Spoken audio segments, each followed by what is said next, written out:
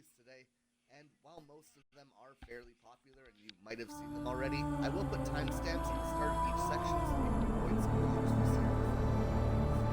Manipulation is one of the most common traits to play with in any form of media. And while simple on the surface, it can be presented in a multitude of ways and stem from any number of emotions. What's unique about manipulation is that it can prey on not just one or two, but all of the core truths of what it means to be human. Greed and generosity, trust and betrayal, fear and courage, pride and shame, power and weakness, love and hate, idealism and reality. The fact that every person, dead or alive, has these traits opens them up to manipulation in some way. But the actual styles of manipulation are just as numerous. Deceivers, indulgers, destroyers, isolators, bargainers, traitors, the list is endless. So today, I want to look at 9 different characters who specialize in manipulation, explain the type of method that they use or what makes it work, and hopefully help you all fall in love with this villain style as much as I am. May I come in? I'd like to talk with you. To start off this list, I want to look at a character who has become nearly synonymous with the idea of trickery, Faustian bargains, and a character that embodies deceptive manipulation. Madoka Magica's Kyubey is, to be frank, a little bit of a bastard. The series itself is known as the anime which redefined the magical girl genre and moved it away from things like Sailor Moon and Cardcaptor Sakura, which, while having some darker themes, were still thought of at least as lighter shows, and instead brought us into the modern staple of horror and thriller that the genre became. Most recently in Wonder Egg Priority, which, let's be real, is just an attempt at copying Madoka's formula. And the key to that redefining of the genre stems from Kyubey. Madoka is a series which on the surface is very simple from the outset. There exist corrupted evil beings called witches that spread darkness and despair wherever they exist, and as such, Kyubey, the adorable little cat that is certainly not up to anything nefarious, offers to make deals with young girls in hopes that they can kill these witches. And if a girl decides to dedicate their life to this cause, Kyubey will grant them any one wish as payment. And you can wish for anything. It doesn't matter how ethereal or abstract the idea, Kyubey will shift reality to make it happen. And you know what? Up front, this seems like a fair deal. You get to help people by slaying witches, and you get an almighty wish, which can be used to better your own life or the lives of people around you. It's a win-win, right? Well, it turns out that Kyubey, for as persistent as he is in trying to convert the girls by tempting them with their wishes, Guardians, this fight is between the Empire and the Hive. Do not interfere. I'm sorry. Where he comes from what? and why he's You're, so dead set on you're making breaking up? these deals. I'm flying into Author a tunnel. and philosopher Don't Chris light him up, Janney Guardian. wrote, just because something isn't a lie doesn't mean it's deceptive. The liar knows that he's a liar. He speaks mere portions of truth in order to deceive the craftsman of destruction. And I cannot think of a better way to describe human. Kyubey isn't from this world. He's an alien species called a Bushi. This race is entirely devoid of a sense of self. It's this weird hive mind that is completely emotionless and purely focused on utilitarianism. They don't mind when one of them gets themselves killed, they don't mind the sadness or horror they put on humanity, so long as the greater good is met. And what is this greater good?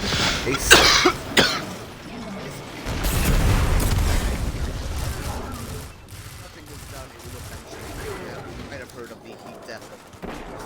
So the creators aim to stop this by harvesting energy from magical girls. The wishes of these girls take a ton of positive energy, and once a magical girl eventually falls to their grief and the existential dread of their cursed existences, they will eventually themselves become witches that are proportionally strong to the wish they made and their potential for good. Basically, the more good a magical girl can do, the more bad they will inevitably cause. What I love about Kyubey is that they are essentially the trolley problem. You know the old question of if a train is on 2 tracks and about to hit 5 people, would you pull a lever to swap its path to let it hit? There's a bunch of different perspectives on this. The idea that pulling the lever makes you an active participant as a murderer while not doing anything makes you just a bystander.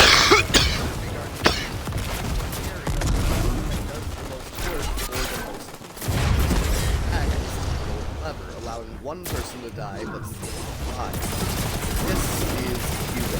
Dictators have made the decision that the sacrifice of a handful of humans is a fair exchange for the continuation of humanity. While this might make sense on a logical level, morally it just feels wrong. What's interesting about the Charlie problem is that there isn't just the utilitarian view, there's also a moralistic one. The purpose behind your decision matters.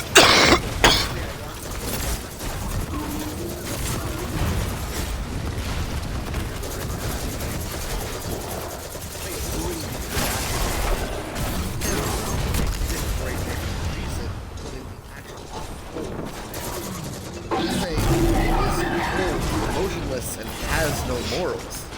It's a character that takes one of the most famous moral dilemmas in history and just says no to it, which I think is just such an interesting basis for a character.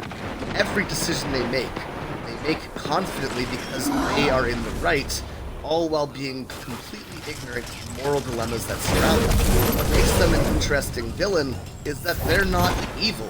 They're taking actions they truly believe to be logical and for the greater good, and it's only because we, as the audience, have a sense of morality that the character is slotted as a villain. It's possible that we'd be making the argument that the magical girls are the evil ones for preventing the salvation of the universe. Despises me so much, and now that you've tracked me down, you can't lay a finger on me. The Cabal have dramatically Now, moving on from the underestimated gray of density of the Kyubey, hive. we can take a look They are at the overrun. black and white that is We can use this Naraku. to our While advantage. Kyubey is a character who is Clear out the unable Cabal to on the understand periphery, morality then and acts become a towards spear what they and believe is in strike the best through their interest heart. of the majority, Naraku is a character who actively goes out of his way to spread as much misery as possible. In the story of Inuyasha, there's something called the Shikonju, a magical gem that grants wishes and gives unimaginable power. In the quest for this jewel, the thief Onigumo would hire bandits to attack Kikyo, the priestess who was watching over him. However, Kikyo herself was being protected by the half-demon Inuyasha, and when the bandits arrived, they were all but slaughtered. A survivor would find Onigumo and blow up the inn that he was staying in, leaving him burnt. He would eventually be found by Kikyo and nursed back to health, but through this, he would begin to fall in love. However, with a useless body, Onigumo realized he would never be able to be with her, and decides that he would make a deal with a horde of demons, offering to fuse with them and allow them to consume his soul and become Naraku. Together, they would be able to steal the Shikon Jewel and win Kikyo's heart, but things didn't go as planned. Demons realized Onigumo's heart would control them as long as Kikyo remained in the picture, so they decided to take control of his body, shapeshift into Inuyasha, and mortally wound him.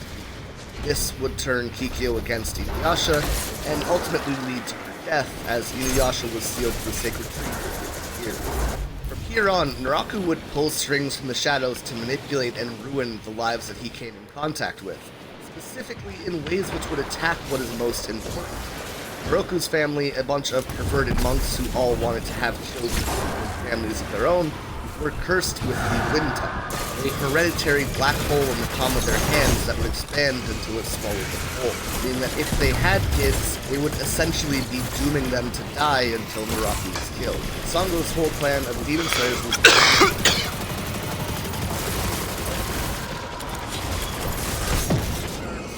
brainwashed, forcing her to relive her trauma of losing her family over and over again as even his own information would be manipulated in similar ways.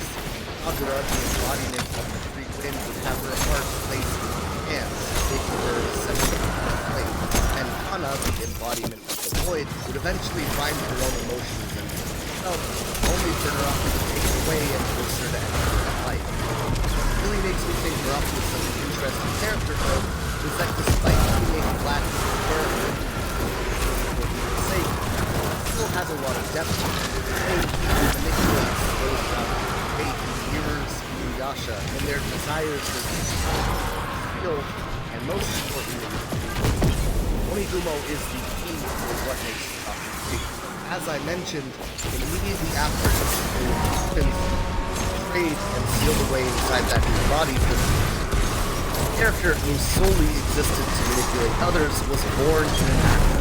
population, and was himself condemned to the fate that he inflicted on others. He's almost always presented as being a heartless monster, but that isn't true. The reason Naraku's able to manipulate and hurt people in the way that he does isn't because he doesn't understand what love or empathy is, it's because he does understand what it is. The only reason he knows how to turn friends and family against each other, to hold people captive, to shut people's emotions down, is because the man he used to be, Onigumo himself, was never loved, was trapped in darkness, had his emotions sealed away.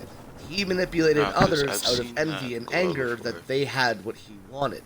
And this adds a layer of depth beyond just the whole evil for evil idea, while also acting as the motivator for every character in the series, tying our protagonists together and constantly moving the plot forward. Genuinely, Naraku is a masterclass of a character that demonstrates an author who can completely understand not only their characters, but the themes of their story that they create, while blending all of these factors together.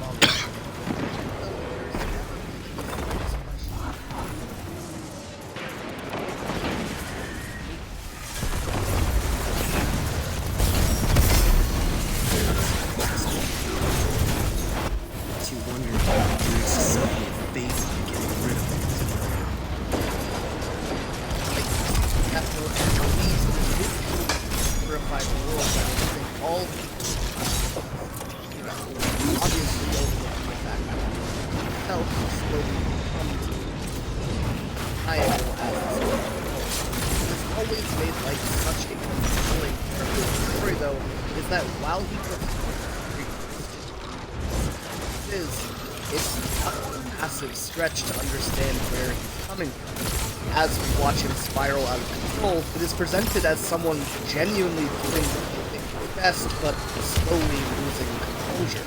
And the primary cause of which, of course, is L. The question of what light would be L was never brought to the picture is a pretty interesting, because as L begins to narrow his search and closes in on exposing light begins to panic and does something that he's L sends FBI members to follow up on a few of his leads, and feeling cornered, Light for the first time kills an innocent person for his own self-preservation, that being Henry.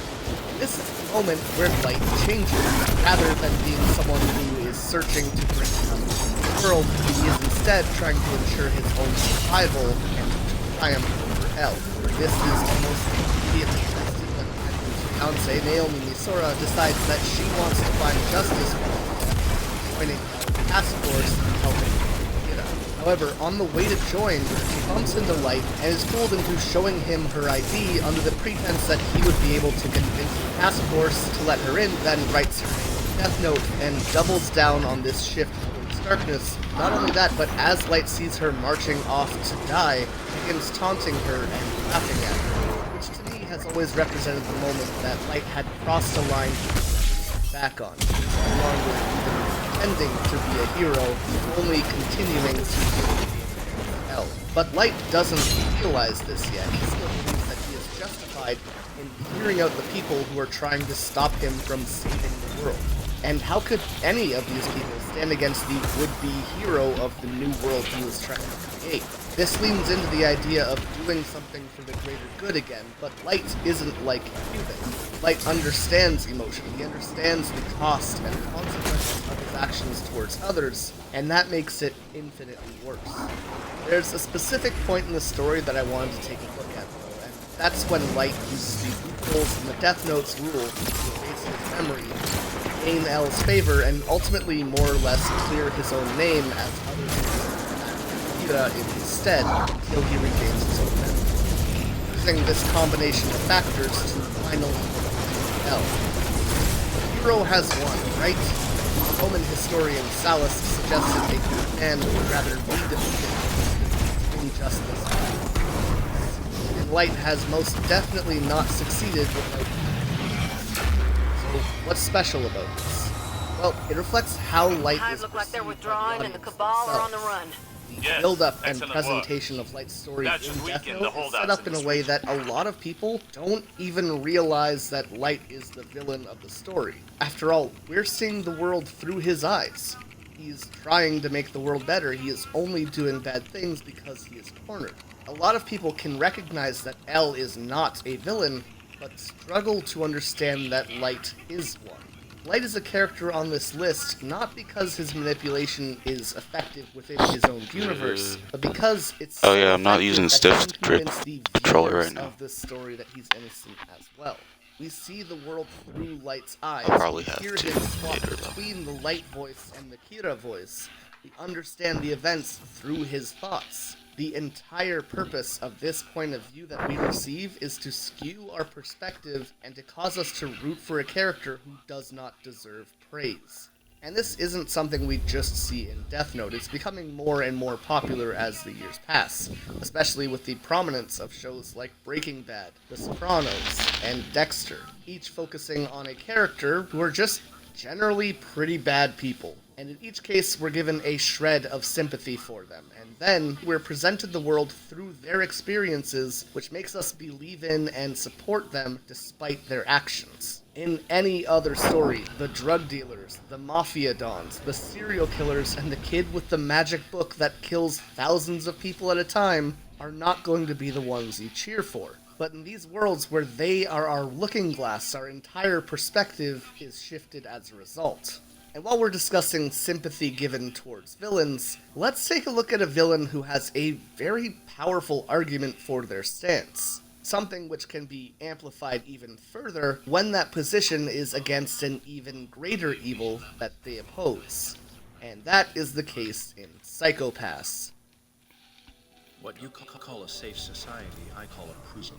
Panopticon, a facility that allows you to observe every prisoner at once. Sybil is the Temple of worst Oryx form, is as it protected by is. one of Hundreds Sabathun's control the toughest lives of warriors. millions. He's guarding something.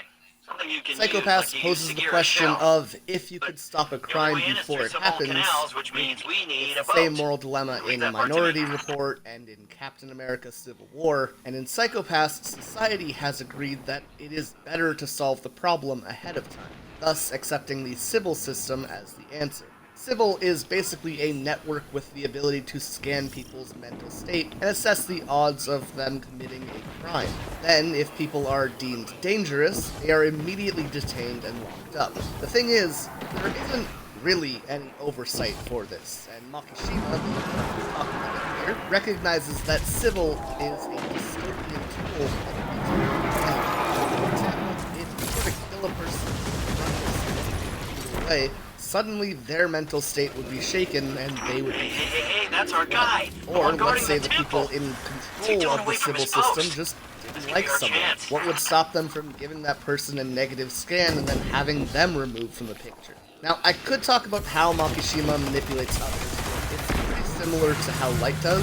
Instead, I'm going to continue talking about the importance of perspective on manipulating characters, as Makishima actually completely contrasts Light in this regard. Makishima himself is immune to Syl's scans. Thus, he has free reign to do whatever he wants. What is the most disruptive thing that someone in this position could do? Spread that ability to others. He invents helmets that fool Sybil's scans and allow those wearing them to be free. Police are unable to fire on people having positive scans, so they remain unimpeded. One man even uses these to savagely cut down a woman in the middle of a crowd as dozens of onlookers watch life. Sybil isn't reacting. If Sybil isn't reacting, then there's surely no problem. And the thing is, Makishima is addressing a problem that this society faces. The complete over-reliance and submission towards this system. Those at the top of society manipulated this process, which we do see later. Any political opponents, dissenters, or random people they don't like would be locked away forever. And on a more micro level, people will just ignore what is in front of them if that's what Sybil tells them to do. It is a real problem that needs to be addressed, but when all of society is content to just follow, Makishima feels the need to act drastically to get his point across. Just recently, in our own world, we've had people throw soup all over Van Gogh's sunflower painting. This was to bring attention to the fact that we, as a society, value something like a painting more than the planet that we live on. A pretty drastic action taken to send a message to the populace that is content to change Makishima isn't targeting a painting, though. He aims at dismantling the system entirely. He's clearly a villain because of the actions he's taking and the way that he takes advantage of those he comes across. Here we But go. at the same time, he's right. He's very much the swapped in perspective from one that we receive when looking at the world through light, or Walter White's eyes. The only reason we really recognize Makishima as a villain immediately is because of our frame of reference. Because if we saw the world through his eyes, and he was this anti-hero trying to fix the broken system like Light was, then I can almost guarantee more people would be sympathetic to his cause. Back to manipulation though, I want to talk about One Piece. There are a ton of characters we could take a look at here, such as Crocodile, Blackbeard,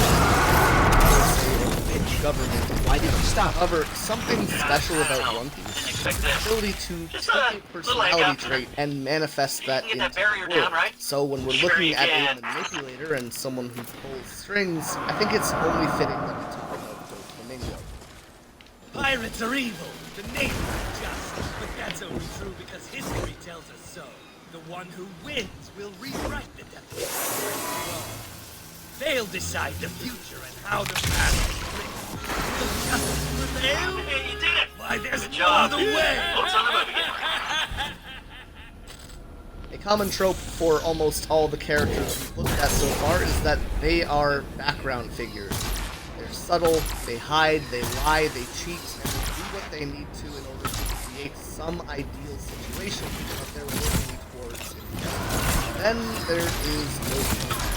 A character so tied to the idea of being a master that his ability within the world of One Piece is quite literally to manipulate string. Our first time seeing Dofi, we're met by this towering figure wearing this bright pink flamingo coat and colorful patch. He isn't something to hide his presence at all.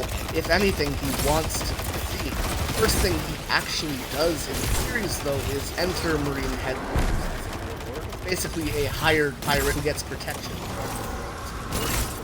So, he walks in, perches himself on the railing, and starts forcing the naval officers to start strangling each other, even having them pull swords and get ready to kill one. Right off the bat, he is manipulating those around him and putting them in life or death situations. It is a very blunt and direct way to tell us exactly what this character is. He tells Sengoku, the leader of the Marines, that he only agreed to show up because his business is Seriously, but smoothly, I did the thing. It's just this that's all high we tech. really get from So him. A man archaic. who is capable of manipulating just others give me a and sec. someone who is running some corrupt business, all while being very open. We later find out that Dofi has been attacking transport ships and stealing money that nations have been sending to the world government, meaning that while he has immunity from the government for being a warlord, he is also actively robbing. We later learn that he knows about the secret this is a of the temple to nobles, and as a Oryx? result, they are Yeah, unable to that's act right. against him. He Sabathoon's constantly brother. holds all the cards in Taken every king situation himself. he finds himself in, and Two because killed of each other that, about he a feels million times comfortable over, being but over the he top dedicated and a temple flashy, to him. and rubbing it in people's Funny how that faces works. that he has fooled Now them be and careful controls here. them, because no matter what Something happened happens, to this he place. knows It's no one overgrown with darkness. It's a different I can side sense to light this here, though. manipulative character just that can't we've see it. seen. It's this Maybe level there's a of safe path confidence through. that isn't typical for the archetype, and while Light needed to lie, Raku needed to hide, and Kyubey believed they were acting towards the greater good, none of that is here. Dofi doesn't feel the need to lie or hide, and he is openly only in it for himself and the destruction of other people's lives. Finally, we come to the kingdom of Dressrosa, and he approaches the king in his bedroom and offers to sell the kingdom to him for 10 billion berries. Now let me just be clear, because he isn't offering to buy the kingdom, he's offering to sell it to its own king. On top of that, he knows that this much money is more than the country has. He gives the condition that the king has one day to make that money and give it to him, or he's just gonna wipe the nation out. Also giving the stipulation that he can't tell the citizens what's going on, or ask other nations for help. And this is a test of his ability as a king. You see the soldiers of Dressrosa offering to battle Dofi, but the king insists that violence is never the answer because they are humans and not wild animals, instead opting to send the soldiers out to collect funds from his people. He knows this will shake their faith, but he ensures that this will keep the country's soul intact. He even goes so far as to send his people a message, begging on his hands and knees for their money, and asking for their understanding, and he says that he can't explain why he needs it. However, because he's been such a good and righteous king, the people have faith in him and end up giving him everything they have. This king is basically a hero to their people, and in their eyes he can do no wrong. Once the king gets all of their money, he suddenly leaves. He is riding into a nearby town and slaughtering everyone he comes across. We shift perspectives, and just as the words have been in his first appearance, we see Dofi literally pulling the strings of the king and forcing him to commit atrocities on the people who had just been their loved one. Dofi then attaches strings to all the soldiers who had collected the money and forces them to attack the people as well. The country is burning to the ground, covered in the corpses of its people who have just been tricked and robbed by their king, who are now being cut down in the streets. Then a hero arises. Dofi and the rest of his crew appear and take out the entire royal army and stop the king and rampage. One night, he has shifted the hearts of this entire loyal nation of Dressrosa into darkness as their king betrayed them, only to present himself as a salvation and take control of the kingdom. Dofi is cold, ruthless, and willing to ruin the lives of everyone that he comes across. A better place for himself. He knows that it's better to lead from a position of adoration than fear, so he makes this elaborate plan to tear down the system that had been in place and prop himself up as a hero. His ultimate goal is to destroy the fans, so anything and everything is just them. And there's no part of him that feels bad. But what I love about Doflamingo is how perfect the character embodies this idea of manipulation and pulling the strings to every action. While manipulation can as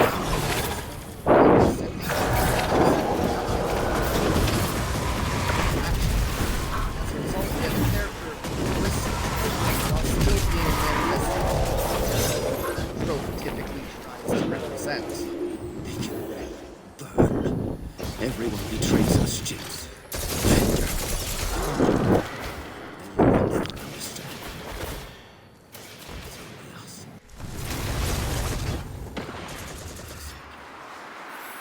Now, I wanted to broaden the scope of this series a little bit, and I'm actually going to be talking about 3 examples that are not from anime. Firstly, I want to mention Arcane, and specifically the character of Silco. Silco offers a pretty unique perspective on manipulation, not only because of how he controls the character of Powder, but also in how he sees his own perspective to the world. Silco is a man who was raised in these slums of Kyoto. Not talented, strong, or smart, but he was dedicated.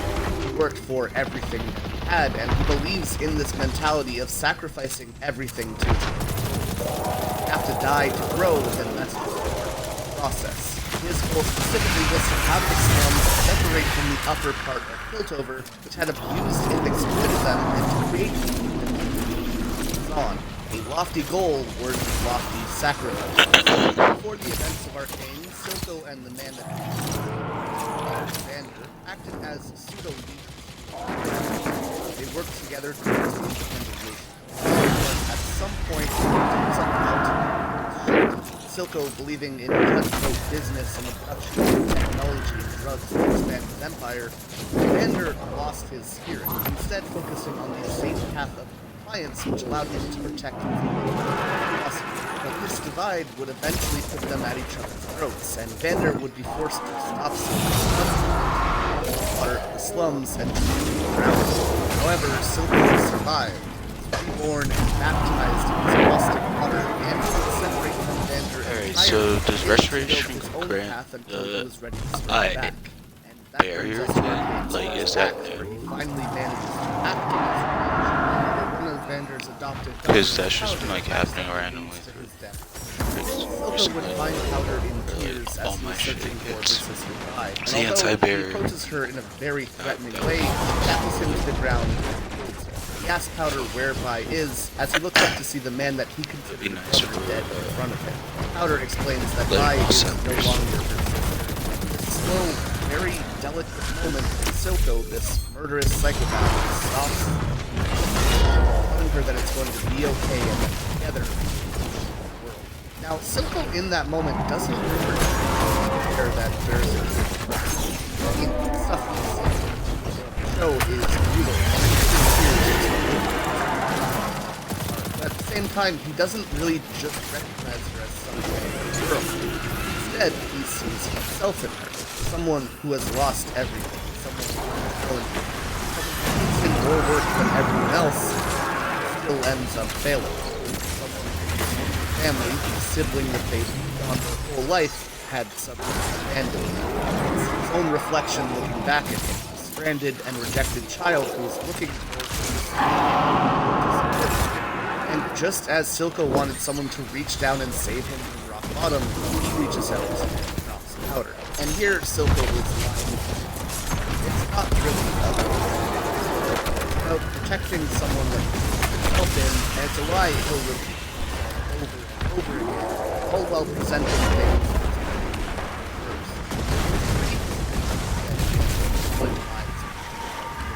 and that's because there's power in lies. But more importantly, there's power in the repetition of lies. It's actually similar to a propaganda method that was famously used by the Nazi Party, something often referred to as the whole idea behind this being that if a lie is repeated enough, it eventually becomes reality. The first time you hear something terrible, thousands of times, billions of times, the idea just kind of drills itself. And in the same way, Silco is just lying to himself about protecting Powder when it's really an opportunity to save himself and to take something from Vander. It's why she changes her name from Powder to Jinx. He isn't embracing Vander's daughter here, he is instead creating his own daughter. Through this lens of deception, seeing Jinx as his own daughter, Silco truly begins to change though. He shifts his entire worldview, changes his priorities, and even how he understands the things that he believed to be core truths. Later, even saying, "Is there anything you still like to do?" And that's exactly what the character of Jinx is meant to do here. She is someone who manages to unravel everything that makes Silco who he is, and remake him into something entirely different, a father. It is an entire character arc that stems from a single moment where Silco's mind makes him believe that this young girl is a reflection of himself. Yes, there is so much more to the story. Yes, there's the whole aspect of him changing and manipulating Powder into Jinx and skewing who she is, and there's absolutely the element of developing someone impressionable into an entirely different person. But I think that this aspect specifically is a really unique look on this archetype of characters. The idea of not just fooling or changing those around you, but to fool yourself into seeing the world differently and making a decision that is entirely out of character. I think most times manipulation is seen as a very powerful outward force in writing. However, the lie that a character tells themselves can be just as interesting and powerful within a series as well. It is so easy to focus on the manipulation that characters force onto others, but we almost never talk about the lies that they tell themselves, which affect who they develop into. And while you might think that this is something that can only be done in a negative light, you can also look at characters like Gon in Hunter x Hunter, who tells himself that his dad walked out on him not because he's a deadbeat dad, but because being a hunter is so amazing. Now, looking from someone who is entirely about growth, we're going to talk about a character that has no growth at all, and he's one of my favorite characters that Western media has produced in years. That being Cypher.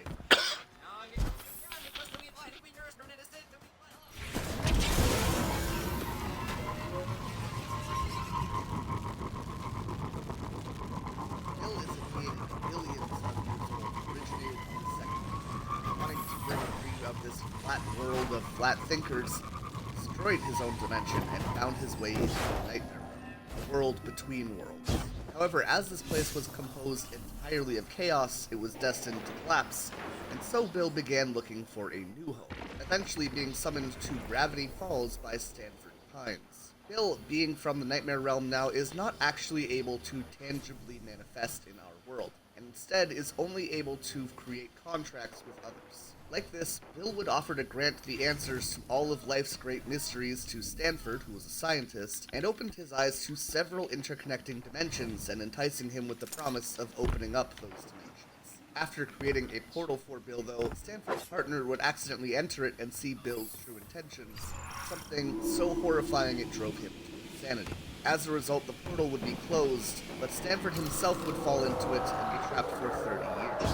However, Bill would eventually be resummoned into the world by Gideon, and would remain a constant factor throughout the series, always offering a deal with the devil to anyone in moments of weakness in order to bring himself closer to his goals. Honestly, Bill is just a very simple example of a classic manipulative villain. He has a goal in mind and offers to help others with Faustian bargains in order to ultimately move things in the direction he wants them to. The most manipulative thing he does with the entire series is not the kind of metal in those deals that he makes. Instead, in the creation of Bill doesn't lie to her, he doesn't steal everything from her. He instead places her in trouble for everything that she wants without manipulating someone through insulting in the last two series.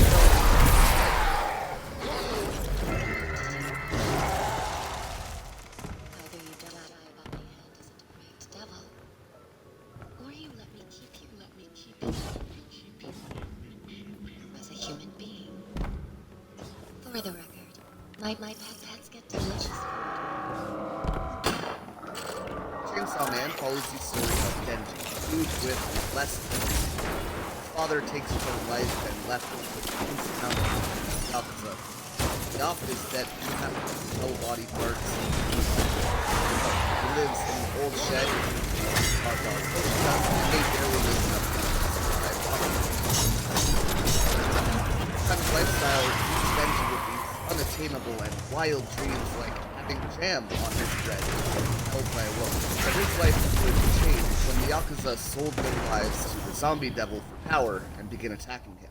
With Denji dead, Pochita makes a contract with him, promising to revive Denji under the condition that he would get to watch him bring his dreams to life. He fuses together with Denji, becoming his new heart, and together they become Chainsaw Man, slaughtering all of the Yakuza members and the zombie devil until he's the last one standing in the bloody mess that he If you created. asked him, he Now, would have told enter you he was Makima, saving who walks up to humanity, him, hugs him, collecting and the offers an radiolarian ultimatum. fluid from the vents Denji that can came either through be was the killed prime for being a purpose. devil or I choose wanted to it live shut as down. her pet human. Clovis And wouldn't if have he's it. okay with Once that, again, he then flew she'll too even close feed to the him sun, these and once fabled again, the dishes rest like of us toast paid for with it. butter and jam, Bastard. salad, coffee, and dessert.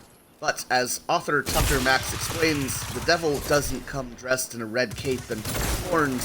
He comes as everything as delicious. It's that famous cautionary saying that if things seem too good to be true, they probably are. Speaking of which, this is the only ongoing series that we're talking about today, so if you haven't seen Chainsaw Man, please see the last one. Right off the bat, though, we do see Makima treating him better than anyone he's met in his entire life. But at the same time, he obviously sees him as less than, quite literally looking at him and speaking to him like he's a dog. The secret to Makima's manipulation is that she gives him everything he wants in exchange for his obedience. A long-form version of what Bill ciphers. She'll give him anything from breakfast to boobs. If he wants it, she can supply it. And that's where the flaw in humanity comes in. We almost always fall into the destination fallacy. This idea that if you could just have something, then you'd be happy. But when you eventually reach that goal or attain that thing, some time passes, you become content, and then bored, and eventually you need more. Denji, jam on bread is a fantastic, almost dream-like experience.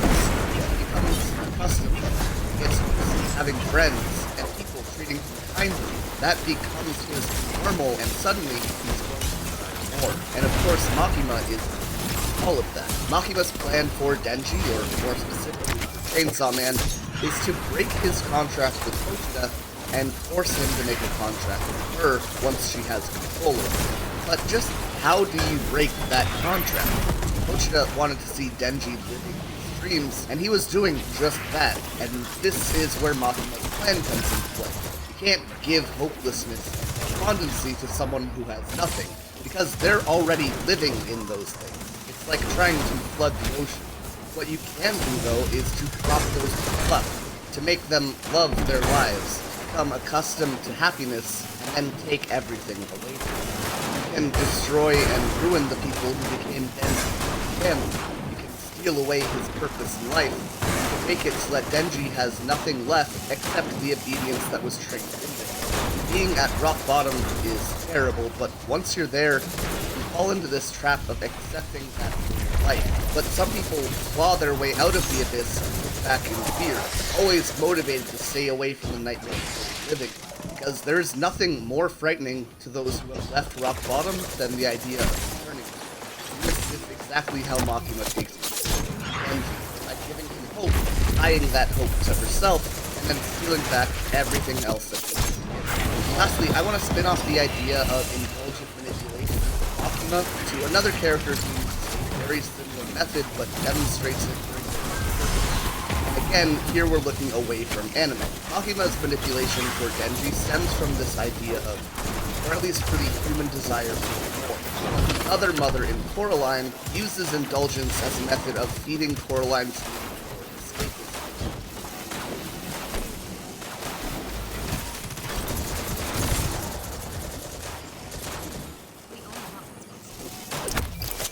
Coraline follows the story of Coraline as her family moves to a new home, and the name of the game here is Neglect. Her mother seems to be disinterested, distracted, and generally frustrated with Coraline's existence, and her father seems to be a shell of a person, working non-stop, slumped over his desk and exhausted, not exactly in any position to give the kind of attention or affection that Coraline wants. And let's be real, when you watch this as a kid, you're like, man, these are some neglectful-ass parents, they suck. I think that as a lot of us have grown up and looked back on Coraline, we realize that sometimes life is just a lot. Don't let even a Sometimes you single are one too escape. busy, you are too tired, or stressed and overwhelmed with life. Give people the time. I'm not a parent, but the constant, round-the-clock nature of raising is something that I'm sure wears you down over time. I'm not saying it's not rewarding, and I'm not saying it's a bad thing, but I know it can be exhausting. There are times that even though you love your kids, they're just going to straight up annoy you. That's just part of being a human person. Interacting with others is work. That's the reality of life sometimes. But Coraline isn't happy with reality, and eventually finds her way into another world. A world much brighter and warmer than her own. A world with a gorgeous garden and magic, wonder, and most importantly, a world with other parents who give her everything she could possibly want. A world around other mother. In contrast to her own mother, the other mother seems to love the idea of spending time with Coraline. Like Makima, she's here to offer everything and anything that would make you happy. But there is just one strange thing about this world, and that's that everyone here has buttons where eyes should be. And that's the cost of living here. In exchange for this paradise, the other mother asked Coraline if she would take eyes. And this is a pretty core thing when it comes to living. At some point, they're going to ask you to do something that you're uncomfortable with. Ask you to give them.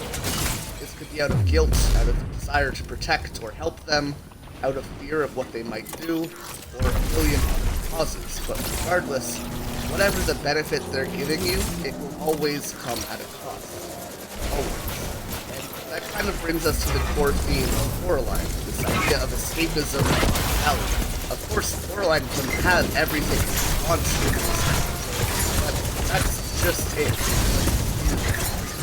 Buttons replacing her eyes in this sense represent turning a blind eye and looking away from reality, actively choosing to close your eyes to the obvious lie that's in front of you in order to be made comfortable. Coraline eventually explores this world and becomes bored of it, realizing that it is small and uncomfortable, and it's just like that projecting reality and buying into the extreme will often stop you from doing it.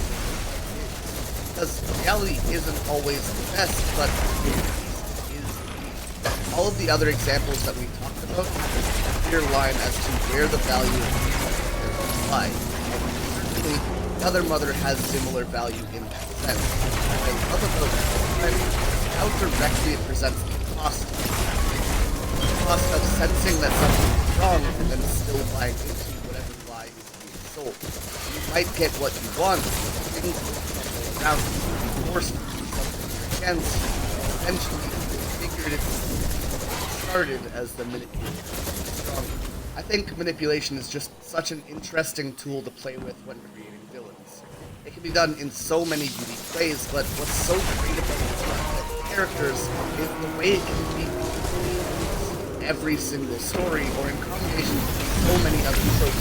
At the core of every story, of every hero's journey, desire.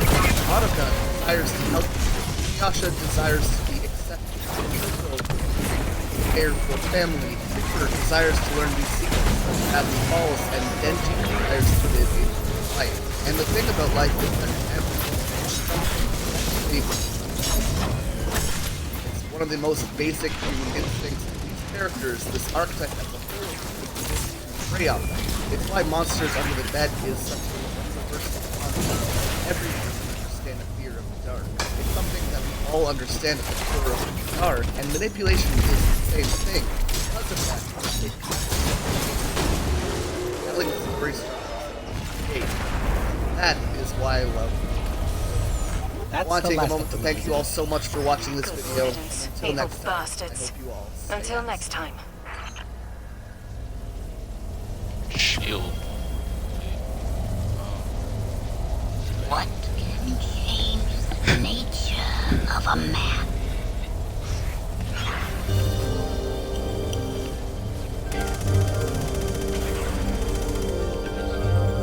I'd like you to imagine that the current month and year is December 1999. Both the holiday season and Y2K are upon us. Before the world ends in nuclear war, you figure you might as well find one great game you can play before you explode like Sarah Connor does during the Terminator 2 dream sequence. Maybe you gift this particular game to yourself, or you ask a loved one for it.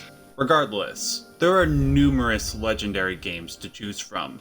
Pokemon Gold and Silver, Dino Crisis, System Shock 2, Silent Hill 1, Crash Team Racing, or maybe the most emotionally invigorating game made in the pre-2000s era, Pepsi Man.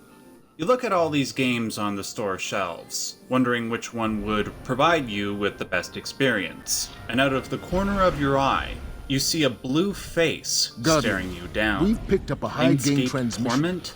Origin point is somewhere along the Unable to coast, glean anything near about the game just by looking at the blue face, you likely picked up Pokemon and called it a Millennium.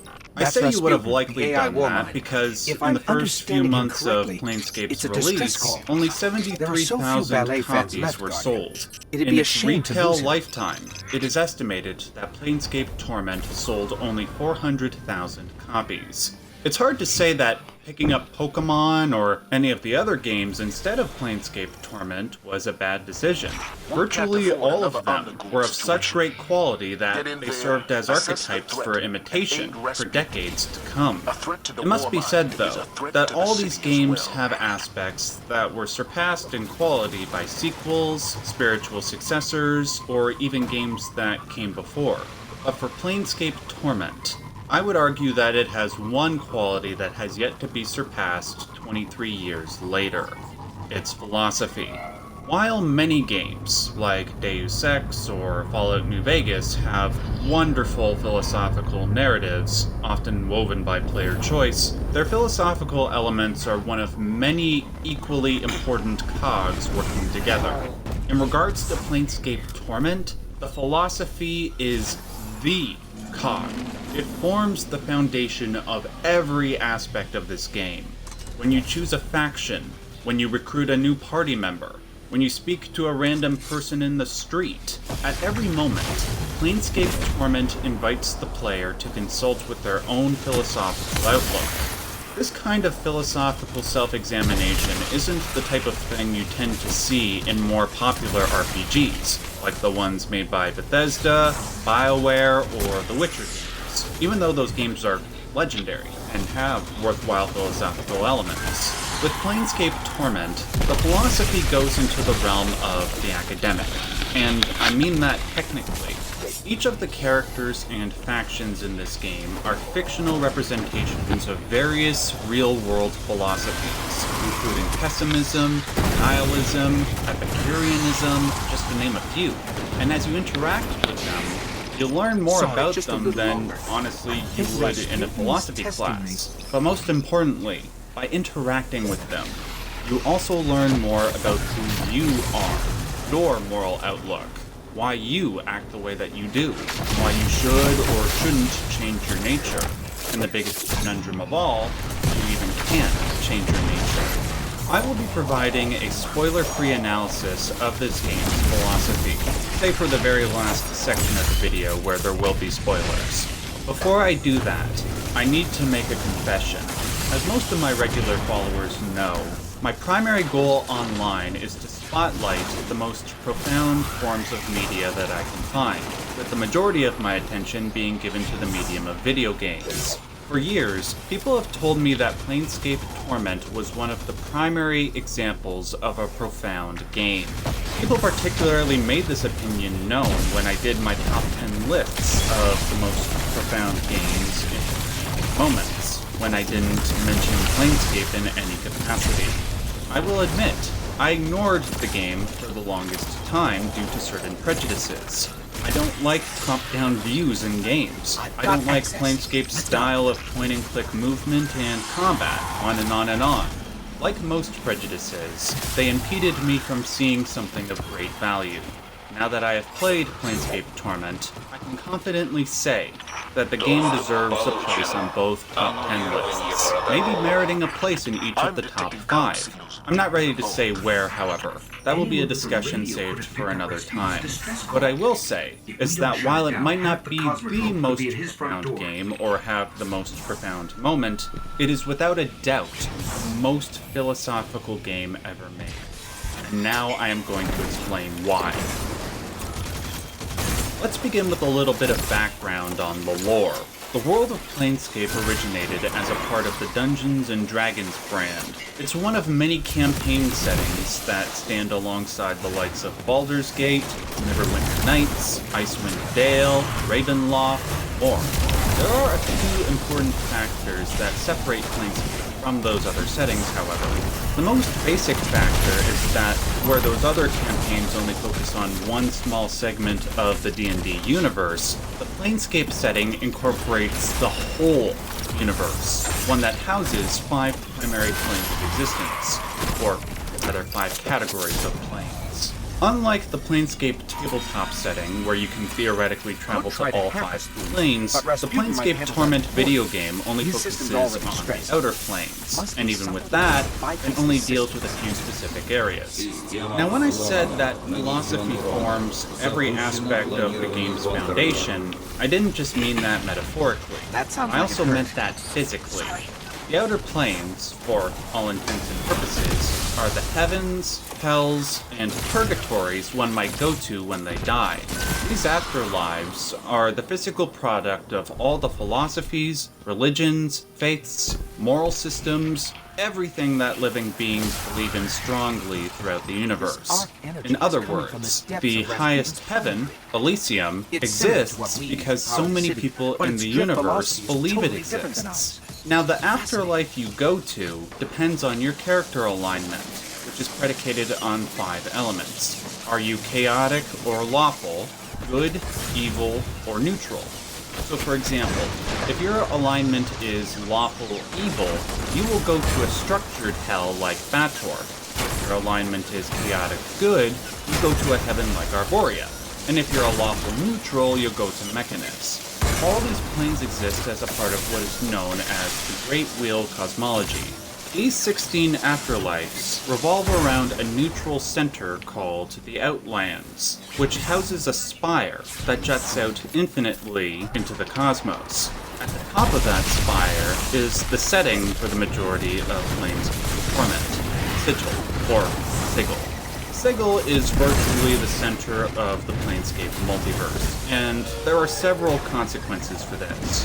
First, it is home to the greatest variety of creatures and philosophies from all the different planes. While this does cause a great deal of strife, It also isn't completely unlikely to see two different creatures in a place like, say, the brothel of slating intellectual lusts, engaging in friendly philosophical debate. The game starts within Sigil at a giant mortuary.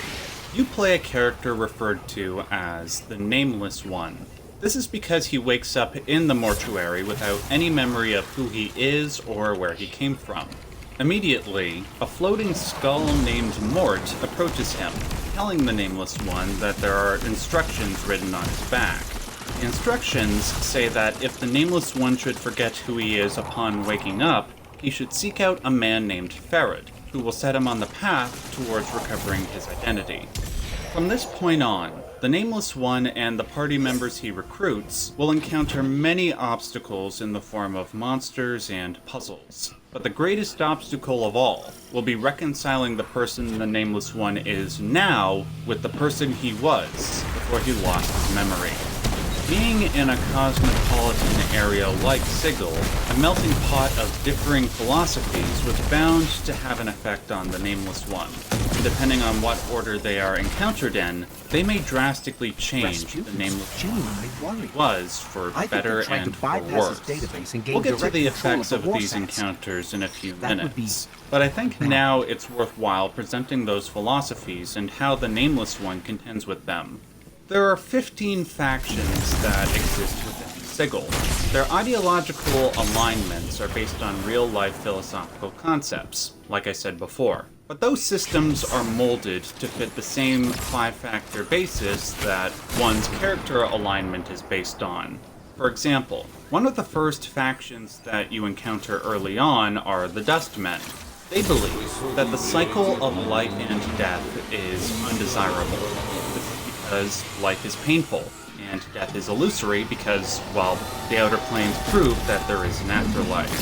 The Dustmen would prefer to transcend both concepts and achieve a state of quote-unquote true death, literal non-existence.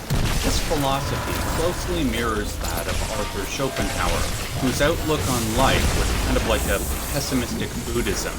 Now the question is how this faction would be classified using the 5-factor basis. This is where a lot of the fun I had came from while playing Planescape. There's no objective answer regarding how a faction would align, even with factions that seem like open and shut cases. Even a chaotic evil faction like the Zausatex will have those that believe it is good. So whether you play the game on your own or play the tabletop version with friends, you engage in civil dialectics to determine how a particular faction aligns and which one you would join. In regards to the Dustmen, I think they should be considered chaotic neutral, tending towards evil. They are chaotic because they reject structures of life and death, but they are neutral because, depending on who you are, you might view life as something that we are tasked with transcending, like a Buddhist, or you might view life as a cruel mistake, like Schopenhauer, or maybe you teeter between the both of them depending on your current state. I say that the Dustmen lean towards evil because I think life is something you should try to embrace, but there will be some doomers who disagree.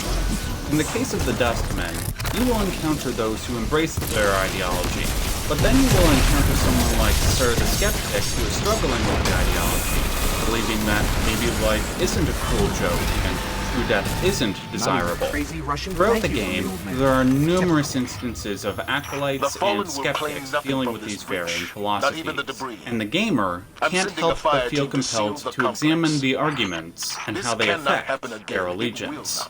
For myself, the faction I felt most closely aligned to was the Sensates. They believe that enlightenment can be achieved by garnering the greatest amount of experiential knowledge one can, be it through direct experience or through magically charged stones that make you feel various positive and negative sensations. I feel the greatest sympathy for their worldview because their ethic is something I pursue every day, doing YouTube videos. I seek out a variety of profound experiences, and I do my best to elucidate their enlightening material.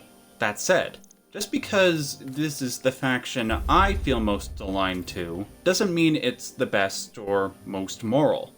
Maybe you will end up like the character Fall from Grace, who was once an evil succubus, but then transcended her nature to become a more enlightened being, doing all this through the Sensates faction. But somebody else might have the same experiences and draw evil conclusions from them. In the worst case scenario, maybe all those sensations and the knowledge that is gleaned from them could drive a mortal to a Lovecraftian state of madness. Finally, as the character Serosa points out, we can't always trust that the only type of knowledge one can glean comes from the senses. Even if that were true, our senses are as imperfect as every other aspect of us. So the knowledge we glean isn't always 100% foolproof. Still, out of all the options presented to me, it seems like the best path. Before I move on, I thought it might be interesting to ask all of you what faction you think is the most moral. I will leave a link to the faction bios in the description box. Leave a comment telling us which one you would join. Now granted, of the 15 factions in the game, you can only join 5. And even if you do, your allegiance doesn't drastically affect the story's direction.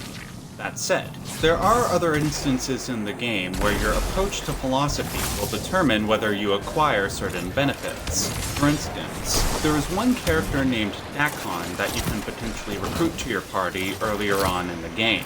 In order to do so, you have to make him question his philosophical outlook. For myself, recruiting Dakon was one of the most exciting moments in the game because winning him over didn't require picking obvious dialogue choices. Rather, it felt like I had to craft a philosophical argument on the fly. When you succeed in hiring him, you experience a deep feeling of moral pride, one that I only recall feeling twice in my gaming career. One was when I sacrificed my save data in Nier Automata, and the other was when I solved a really difficult puzzle in Portal 2. And this isn't the only moment. There are several other ones that occur throughout this game, but I don't want to spoil them for those who have never experienced Planescape. They are some of the deepest, most rewarding moments you will ever have playing a video game. The more philosophical encounters you have, the more you, and by extension the Nameless One, develop a keener sense of their own identity. While this has its positive implications, there is still the issue of reconciling the Nameless One you play as with the Nameless One we were before. This becomes even more difficult when we start to realize that when the Nameless One dies, he returns to life without any memory of what transpired before his false death. This means that there is likely more than one version of the Nameless One who existed prior to when we gained control of him. This isn't a spoiler, by the way. This is a reality that is hinted at very early on. The more we begin to learn about who the original Nameless One was, the more it contradicts our own sense of identity. Though we, at first, are inclined to believe that the original identity bears the most value and should be regained, the game encourages us to ponder whether or not this is true. This whole conundrum is a genius reinvention of the classic thought experiment posed by Plutarch, one called the Ship of Theseus. According to legend, Theseus was the founder of the city of Athens, and he had a legendary ship that he used to rescue children from King Minos. After many centuries, workers have done everything they can to preserve this ship to honor Theseus' memory, which inevitably means replacing various parts of the ship. The question is, if every part of the Ship of Theseus has been replaced, is it still the same ship? Applying this question to Planescape, if the Nameless One's memory and personality was taken away in death, are we, the Nameless One we play as, the same Nameless One that came before? I'm inclined to think the answer is no. Most people's personalities are not commensurate with the Nameless One. So, if you think the answer is yes, let me ask you this. What if that original Nameless One did something so horrendous that you, playing as the Nameless One, could never imagine doing something like that? This question becomes even more complicated when you consider who the true Nameless One is. Is it really the original one? Are the sins of the original ours? These are questions that I've been pondering ever since the game posed them to me. At the moment, I'm trying to work out how you would define what one's true nature is. Should we do as Heraclitus suggested, and get rid of the notion that there is an original true version, because people change from one moment to the next? Or is there something like a soul in each of us that never changes? The Gnostic divine spark, like the Minor faction or the Godsmen faction believes. I'm not even going to pretend that I have the answers. All I wish to do by invoking these questions is show the numinous effect this game can have on your brain if you give yourself over to it completely.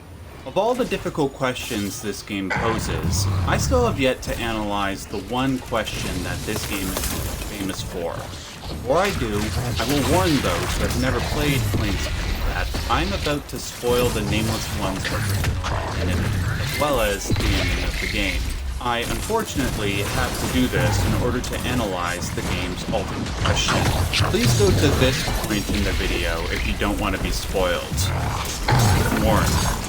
Soon after the Nameless One escapes the mortuary, he finds Ferret, the man he was told back. Ferret tells the Nameless One to seek out a magical witch of sorts named Ravel Puzzlewell. After several hours of questing, we discover Ravel in a pocket dimension in the formation of a maze. She reveals that the first incarnation of the Nameless One came to her asking to make him immortal. This is because he, apparently, committed an act so atrocious that he would be doomed to an eternity in likely the worst version of hell. The Nameless One hoped that by becoming immortal, he could atone for whatever crime he committed, and thus change which afterlife he would be assigned to in death. She agreed, and accomplished this by removing the Nameless One's mortality from him in the form of a being. She tested to see if the ritual worked by killing the Nameless One. He thankfully revived after death, but what neither expected was for his memories to be lost upon revival. Now, before this ritual was performed, Ravel obviously asked for a form of payment. But unlike most beings, the payment she desired wasn't some form of currency. Rather, the most precious thing to her were complicated riddles. The original Nameless One had to come up with a riddle that not only she hadn't heard, but one that was virtually impossible to answer. Somehow, the original Nameless One succeeded, and the Nameless One we play as meets up with Ravel once again, who reveals to us what that impossible riddle was. What can be nature of a man? When she asks us this question, we are given a number of answers to choose from. Love, hatred, betrayal, suffering. In this moment, it doesn't matter which answer you give. After all, she doesn't know what the right answer is. She's only asking you because she just wants to hear what you have to say. But is there a right answer, though? The question is so broad and unspecific that trying to give the right answer is like trying to answer who the true Nameless One is. At first, I thought the true answer might be all of the above. But if that's the case, that wouldn't explain why Ravel had such a difficult time answering it. I suppose it depends on how you define nature. There are aspects of one's nature that inevitably change. As adults, we're more likely to delay gratification than when we are children, for example. But then there are aspects of human nature that are unchanging, such as our inherent irrationality. No matter how hard we try to act rational, the spirit of irrationality will arise within us from time to time if the circumstances we face bear enough stress. Can anything change that aspect of human nature? Though it's hard to say that there is an objective answer to the question, the game, nonetheless, provides its answer. It comes during the final confrontation with the game's main villain, the Transcendent One. This being was the mortality that Ravel separated from the Nameless One's body. He is transcendent because, unlike the Nameless One, who loses his memory each time he dies, the Transcendent One gains all of the memories of an incarnation when they die. This accumulation of knowledge allowed the Nameless One's mortality to attain a transcendent state. The Nameless One is here to either kill or reintegrate this being in order to stop the cycle of reintegration.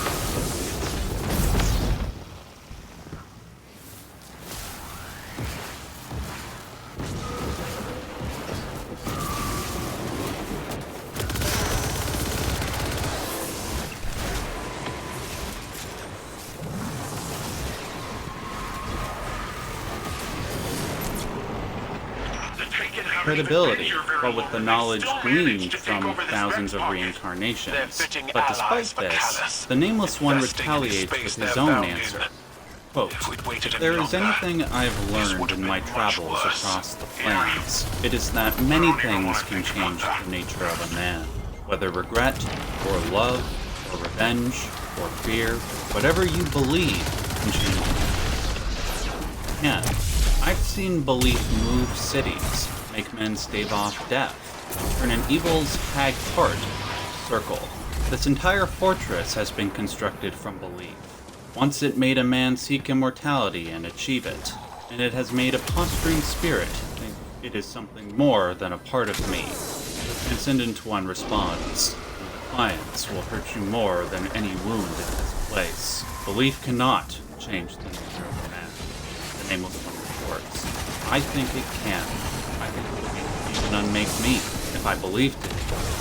The Transcendent One says, do not possess the force of will. Admit it's possible. With this exchange, I finally understood Ravel's struggle with this question. There are multiple potential answers, and with each of them, there are those who believe those answers are wrong. At the root of all those affirming and negating conclusions, however, is the matter of will. And it is the strongest will, the one that can bear any torment, that will make one's belief a reality. This is the access that will point. make a person Let's get rid of that taken before it opens a path into the Cloud Arc. There is so much more to this game that deserves discussion. I could do a whole video discussing the other factions, ranking their philosophies in terms of moral capability and their alignment. There's the structures of the different afterlives, the concept of the divine alphabet, the teachings of Zerthamon. The content in this game is so overwhelming and complicated that it makes the lore of Xenogears look like first grade math class. If you want to see videos on that sort of stuff, it all comes down to you guys. Give this video a like, leave a comment, share it on social media. All of that is free and easy to do, and it helps me out a lot. I once again have to give special thanks to Arcane. He is a patron of mine that greatly encouraged me to do a video on this game, engaging in several philosophical discussions about Planescape's characters and concepts. If you want to ensure the continued production of videos like this, please consider supporting me on Patreon or joining my YouTube members section. I will leave links to those in the description box. Thanks guys, and until next week, I want to remind you as always and as per usual, yellow.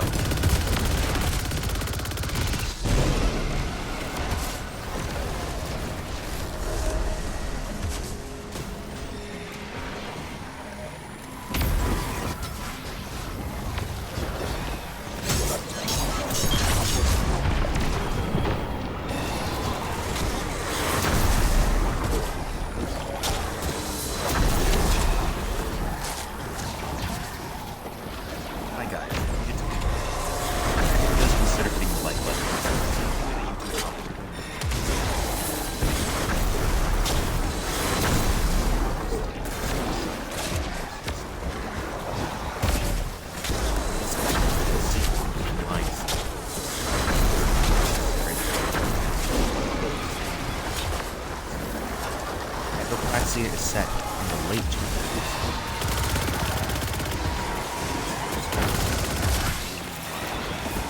Life form they had never seen. All of that time, watching in silence, never revealing was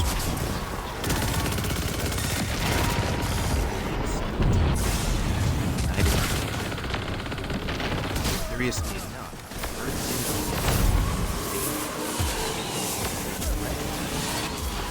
it seems humanity was driven initially by the simple threat to its self-importance. The world had society, spared no expense, thrown together the best damn shit. Rooted simply alongside the best guess bearing the phrase spelled the first book of the series tells the events already blind. Like I said earlier, consciousness is a world where humans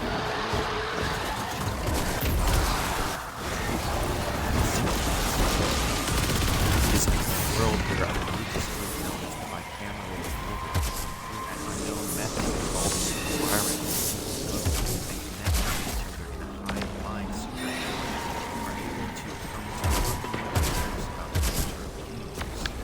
Their discoveries were far more accurate than those of traditional methods of science. As some of you may know, this is a book series with vampires and zombies, and intriguing science-based explanations for it. But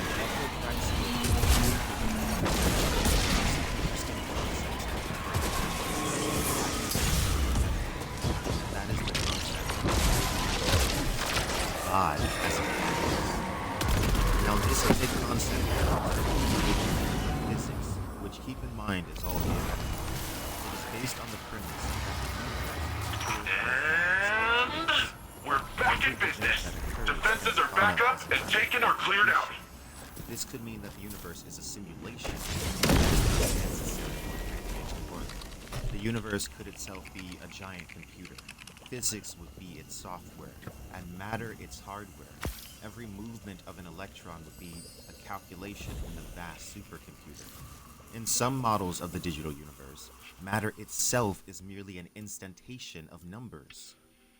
The digital universe is a widely accepted concept in the universe in which echopraxia and blindsight take place, and it sets the stage for one of the most interesting concepts in echopraxia. Everything's numbers go down far enough, don't you know? She poked him, pinched his arm. You think this is continuous? You think there's anything but math? He knew there wasn't. Digital physics had reigned supreme since before he'd been born, and its dictums were as incontrovertible as they were absurd. Numbers didn't just describe reality. Numbers were reality. Discrete steps functioned, smoothing up across the Planckling into an illusion of substance. In the digital universe, God is not a thing, not an entity or person, nor chemical reaction, but a process, a kind of program, a master algorithm capable of defining the laws of physics. The bicamerals were only able to discover we've received limited intel regarding a Vex information depot. I want you to get in there and figure out what they know. Physics, miracles, star formation, photons doing things they're not supposed to, the meta rules changing over by the Cloverleaf network. They vindicated the Smallin model or something. I don't know. It's not so you'd never get it in a million years. But they found something impossible way down deep. I think more than one, but that's what I said. Wait a second. Brooks frowned. The laws of physics are some universal operating system, and God, by definition, breaks them. You're basically saying, don't stop now, Roach. You're almost there. You're basically saying God's a virus. The concept of God as a virus, a program within the universe capable of breaking the laws of physics as it sees fit, is a mind-blowing concept. There is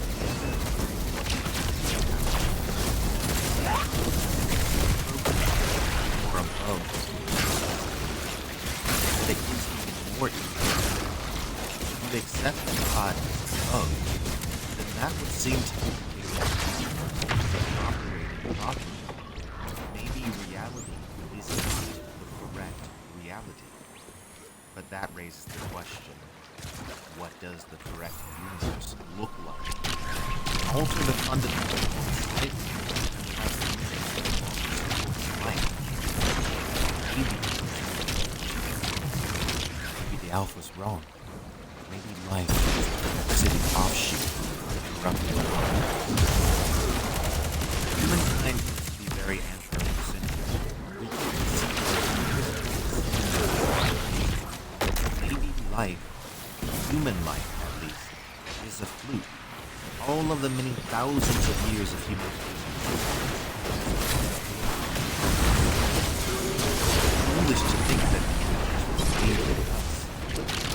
Actually, it is a very good thing.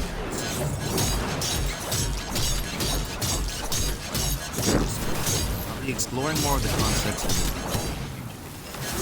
Watching, guys. Stay tuned. By the way, guys, on my community post, I know I said I would really long video out coming in the next few days, but I decided to put this one out first, mainly because I'm not done working on the long one. But I just thought I'd let you guys know for those of you that were wondering about it. Peace.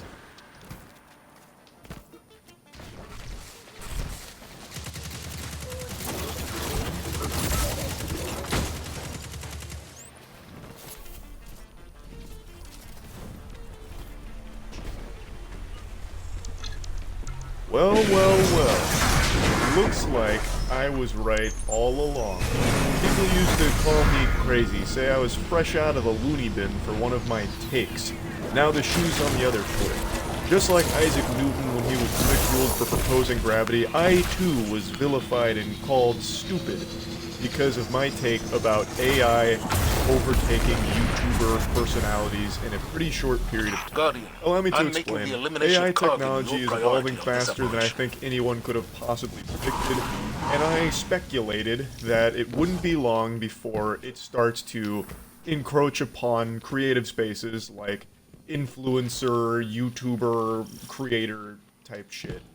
And people said that that wouldn't happen for a long time, if ever, because you can't replicate a personality. No one wants to watch an AI try and be entertaining. And I said, listen here, Buster, you're wrong. Not wrong about the fact that no one wants to watch, Plankton's wife or a computer try and make jokes, but wrong about the fact that it won't be able to replicate a personality. It's already been able to do that to a certain extent, even while it's still so new in this program. Eventually down the line, people wouldn't be able to tell if the content was a real person, organic flesh and cringe, or machine. And we're just now starting to see that happen with a 15 million subscriber channel called Quebblecop.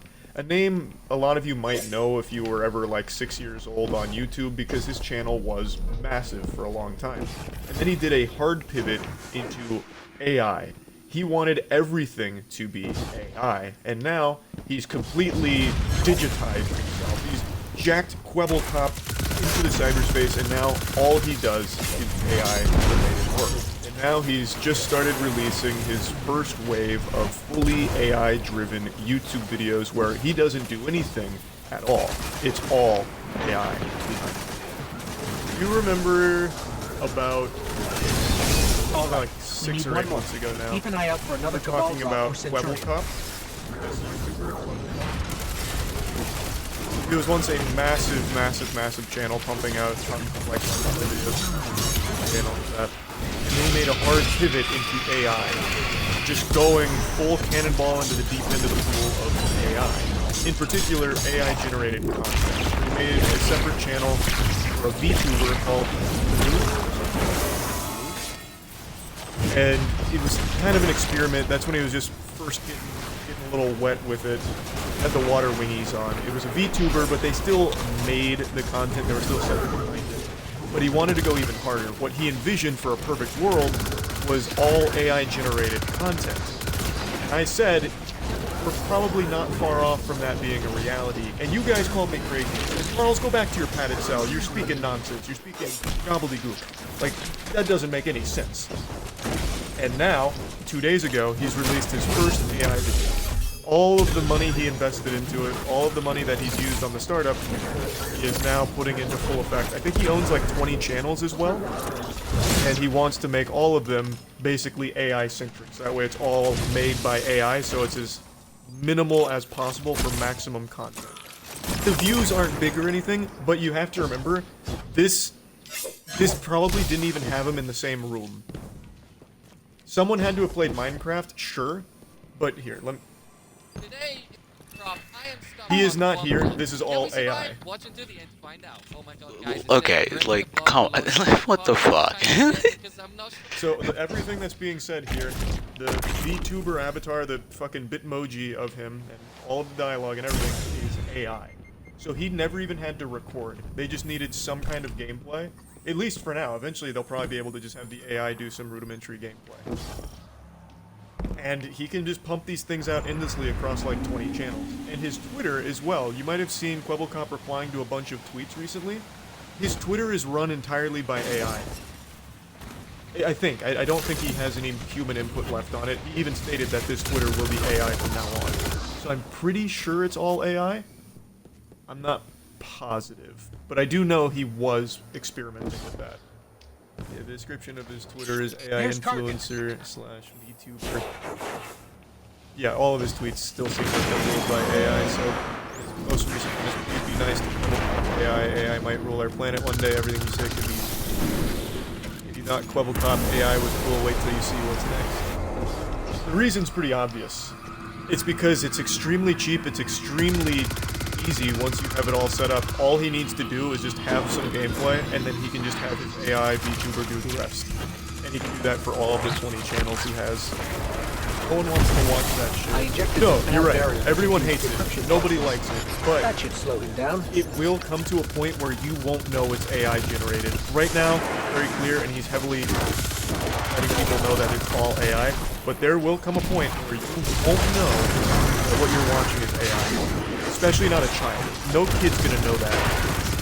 Bot content already against... I don't know if it's against their terms, but this isn't new. Bot content's been around as long as Finger Family, so at least 8 years. This isn't a new phenomenon. What's new is the fact that AI can start replacing YouTubers. Scary shit. It is. There's not a single good argument you can make for having AI replacing YouTubers, or anything like that. The literal only motivating factor is easy money. You would then no longer have to do anything. That is the only reason. There's not a single argument Quebblecop can make that is anything other than it's free money. I want to go over some of his tweets here, because this is something he's extremely proud of and thinks is a good thing, which I don't understand the delusion of. There is nothing good about replacing people with AI across the board. There isn't. There's not a single argument that can be made that what Quebblecop is doing is good. It's only good for him because he can make a lot of money off of it without ever doing anything at all, besides just being the one who owns the program. So here's one of his tweets about the AI video, just to give you a little insight. He didn't lift a finger, something that he proudly proclaims here. It is fully completed work without him ever acting. It's of course not as successful as the videos where he actually does appear, but if you can just crank 20 of these puppies out every day, it's going to add up and probably end up being more lucrative and significantly less work than if it was him behind the camera. Even just speaking about this just made my lights flicker because it's such a fucking evil dystopian concept. Have all of humanity replaced by AI counterparts that replicate their personality. And it's something that he seems very excited about for some reason, and I just don't get it. Now, him being the saint that he is actually wants to give this to everybody for the price of $100 per month, a $100 subscription plan, in order to make unlimited shorts and unlimited long-form content text to viral video. So he wants to give you the keys to the kingdom here, where you too can make completely uninspired, generic, formulaic AI content in order to try and gamify and maximize your gains online. Where you just type in a viral video prompt and it will create everything without you doing anything. I don't know why he thinks this is something to be happy about. Again, this is purely just profit-driven greed. There is nothing good that can come from AI-produced content. It's not going to be good content or anything. All it will ever be is just deceptive bloat on platforms. But he's looking to try and really maximize this and pump out as much as possible and allow other people to pump out as much as possible as long as they're paying him for it. Like I said on stream, I'm pretty sure his Twitter is fully AI run by like ChatGPT or something like that for his posts, but let's assume for a second, suspend disbelief, and assume that that first tweet is actually from the real Quebblecop, the one that was born into this world into a human body. I can't believe how distorted and delusional he's become. I love how so many people immediately shoot down the idea of AI influencers before even giving it a chance. What exactly is the problem here? Why are people so against it? Would love to better understand things. I can easily explain that to you. Because there's no real soul behind AI content, and it's only ever going to be deceptive into making people believe that it's a real person there. When it's mimicking a personality, it's not having a personality. The content will never be good content, it is just cheap content whose sole reason for existence is because it'll make it easier than actually making shit. Just have the AI do it all for you. That's not a good thing. That's not something we should be happy about. So someone replied saying, it's just human connection, to be honest. No one really cares about AI. We like people for personalities and natural story. AI ain't natural. I'm not saying it won't work, but I ain't gonna say to my friends, my favorite YouTuber is Quebblecop AI, but good luck. And then he responds saying, and what if you didn't know that the content was created by AI? You don't mind me asking, who's your favorite influencer right now? I'm certain that it can be AI generated and you'd still care about the content. You're immediately highlighting a problem here, and I can't believe that he doesn't recognize this. What if you didn't know that the content was created by AI? That's called misleading people, and that's shitty. You're lying to them by pretending that it's a real person behind it. The content will never be the same. You can mimic a personality to a certain extent, I guess, but it's still going to be worse for it. There's nothing good about that. What benefit is there to having an AI pretend to be a person? There isn't. It's just for the sake of being easier than actually making the shit with the person. You could have the AI do it in a matter of minutes, as opposed to having someone sit down, edit it, be entertaining and whatever. It's just for the sake of making money. There's nothing good about it. That's not how Quebblecop sees it. To him, this is his paradise. So he talks about how it's been a challenging journey and he's excited for it, believing that 99.9% of influencers will be AI generated within the next 10 years. What really sucks is I think he's probably right. I believe a lot of big channels like his aren't really making content because they enjoy doing it, it's because it is a paycheck, it's a job. And anything that can make that job easier or even more lucrative, I think a lot of people will jump on. And Quebblecop's making a use case right now where even if like the views are low, the fact that he doesn't have to lift a finger to make the content and can make a ton of it is probably worth it to a lot of other channels as well because they're really making money off it. And it's the sad reality of what could come down the line with AI here. And it's not just YouTubers and shit that AI could take the jobs of in the creative space. It's pretty much everything. But this is one that a lot of people thought I was very wrong on, thinking that it would be a safe, bastion of creative expression. It wouldn't be threatened with AI, when I always thought that it probably would, and it seems like it will, should this continue to just get better and more sophisticated, which sucks. And I just wanted to talk about it a little bit. That's it.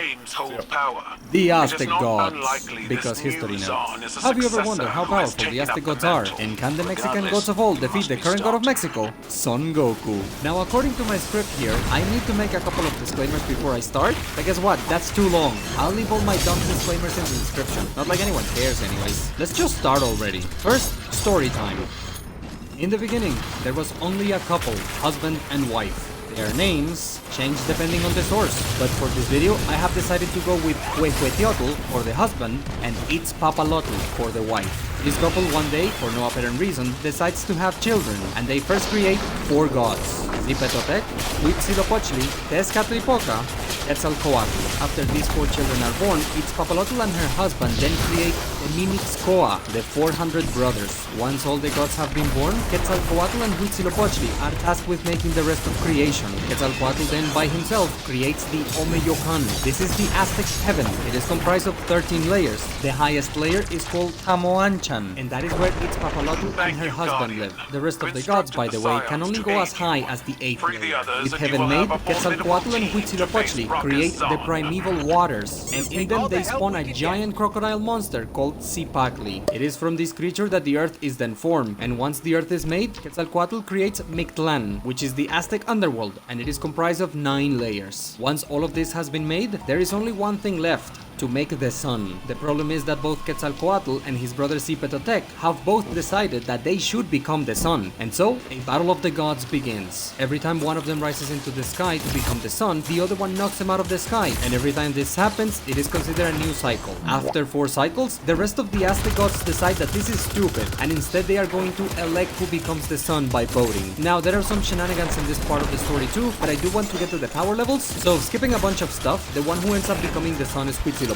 As the sun, Huitzilopochtli ascends above come on, Chan. And then he just stays there without moving. Quetzalcoatl then tries to hit him with some spears so that he gets moving, but Huitzilopochtli is so high that the attacks cannot reach him. Huitzilopochtli then explains that the reason why he's not moving is because he does not have enough energy to move. And so, almost all of the Aztec gods decide to sacrifice themselves to empower Huitzilopochtli. The only ones who remain alive are Itzpapalotl, Tezcatlipoca, Quetzalcoatl, and Zipetotec. Every other god is now one with Huitzilopochtli, but turns out that even this is not enough, and Quetzalcoatl has to blow some air to give Huitzilopochtli the last push he needs. And then Huitzilopochtli finally starts moving. Once creation has been established, Quetzalcoatl and Zipetotec descend to Earth and create two tribes of humans. Then one day, Itzpapalotl descends to Earth in the form of a two-headed deer. Zipetotec then finds her and captures her. It is said that by physically being in contact with the deer, Zipetotec was invincible. The followers of Zipetotec then desired the deer and their war against their own maker. During this conflict, the deer, aka Itzpapalotl, she kills Zipetotec and eats his heart, but then she also dies. With her death, Huitzilopochtli descends to Earth, kills the followers of Zipetotec and eats their hearts. He also eats the heart of Itzpapalotl, and by eating their hearts, he ends their power, and after Itzpapalotl dies, Quetzalcoatl time. Fast forward 52 years later, and Quetzalcoatl and his followers have been living all this time in a city called Tolan, which is basically a paradise. But turns out that spending all this time on Earth has turned Quetzalcoatl into a bit of a softie. He has grown too fond of humanity and told his followers to not perform any human sacrifices for the gods and sacrifice animals instead. Tezcatlipoca eventually has enough of this and comes to Earth to get rid of Quetzalcoatl. And the way he does that is by getting Quetzalcoatl drunk. Once inebriated, Quetzalcoatl calls his sister, and the two of them get even more wasted. And then, Quetzalcoatl does something bad. Once Quetzalcoatl sobers up and discovers what he has done, he gets so embarrassed, he leaves Tolan and goes to a place called Tlapalan. Once there, he burns himself. Then he ascends into space and becomes a star. Well, actually he becomes the planet Venus, but the Aztecs thought that Venus was a star. Now, no doubt you are probably wondering, what did Quetzalcoatl do? Online, other people and other websites will tell you that what Quetzalcoatl did was sleeping with his sister. That certainly makes sense, but in all my reading for this video, I could not find a single line of text from a valid source that confirms this. So because I don't have proof for it, I cannot claim it. With the death of Quetzalcoatl, it is then prophesied that one day, the fifth cycle, the one we are currently in, this cycle will end. It will end with famines and earthquakes. And then, Quetzalcoatl is expected to return. His advent will presumably usher a sixth and final cycle, in which the entire world will become a second Tolan, and we will live in paradise. Whatever. And that's it. That's our story. Now let's talk power levels. First, let's cover the one power they all share. All Aztec gods have the ability to change others or themselves into anything they want. But this is the only ability they all share. The Aztec gods are lacking in the hacks department. Alright, now let's get specific. We are only going to power scale with Huitzilopochtli, and we're going to start with Huitzilopochtli first. So, Huitzilopochtli was born from a ball of feathers. Papalotl finds the ball of feathers one day. She then puts it inside of her belly. That's how Huitzilopochtli is born. It is said that he was born fully armed for combat, but he was born as a skeleton. According to legend, it took him 600 years to grow his skin. Huitzilopochtli was considered the youngest and weakest of the gods. Weakest before he became the sun, that is. But even when he was supposedly weak, he was still helping Quetzalcoatl create the primeval waters, the monster Zipacli, and he created the concept of war. And that's when he's supposedly weak. He then becomes the sun, which makes him minimum star level, but perhaps more powerful because as the sun, his light illuminates the entirety of Aztec creation, and that is before he absorbs the other Aztec gods. Once he does that, Huitzilopochtli should be ridiculous. The mimic Skoa alone, at the lowest interpretation, should be 400 stars. So Huitzilopochtli minimum should be 400 times more powerful than the sun, but each of the 400 brothers was definitely more powerful than a regular star, because at the same time Huitzilopochtli became the sun, another god became the moon, and originally the moon was as bright as the sun. So one of the 400 brothers, a god called Papastak, he grabs a rabbit and whacks the moon with it, and that makes the moon less bright. Papastak is reducing the power of the moon significantly, and Papastak is not special. He is just one of the 400 brothers. All of the 400 brothers are one with Huitzilopochtli. But what's even more important than the 400 brothers, Huitzilopochtli has inside of him the powers of both Itzpapalotl and Huehueteotl. We are talking about the two gods that had enough power to create every other Aztec god, including the mimic Skoa, the 400 brothers. So really, saying Huitzilopochtli's power is only 400 times that of a star is actually a hilarious downplay. Keep in mind, Itzpapalotl was so powerful that just being physically close to her was enough to supposedly make you invincible. And that is the kind of power that is inside of Huitzilopochtli now. And while the invincibility thing could be dismissed as an exaggeration, it is kinda supported by the fact that it is said no one can rival Huitzilopochtli in combat. As for equipment, Huitzilopochtli was born with two weapons. First, a type of shield called a chimali. Huitzilopochtli's chimali was called tehuehueli. The shield is not said to have any supernatural abilities, but it is said he shakes the planet when he puts them on. Then again, he can shake the planet when he's doing other things, so the planet-quaking power does not come from the shield.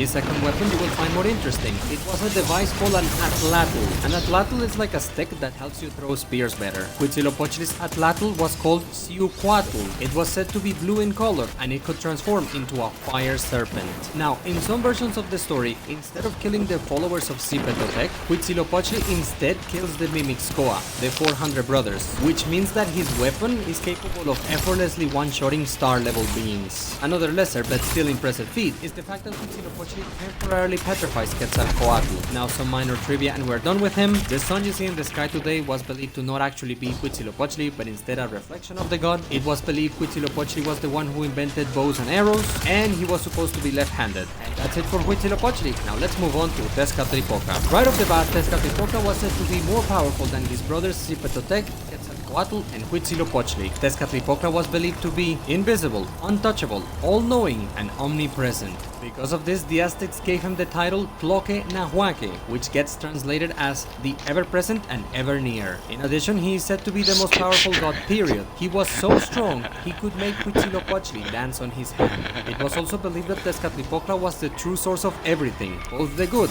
and the bad things. And he was said to be the heart of heaven, or to rephrase, the heart of the sky.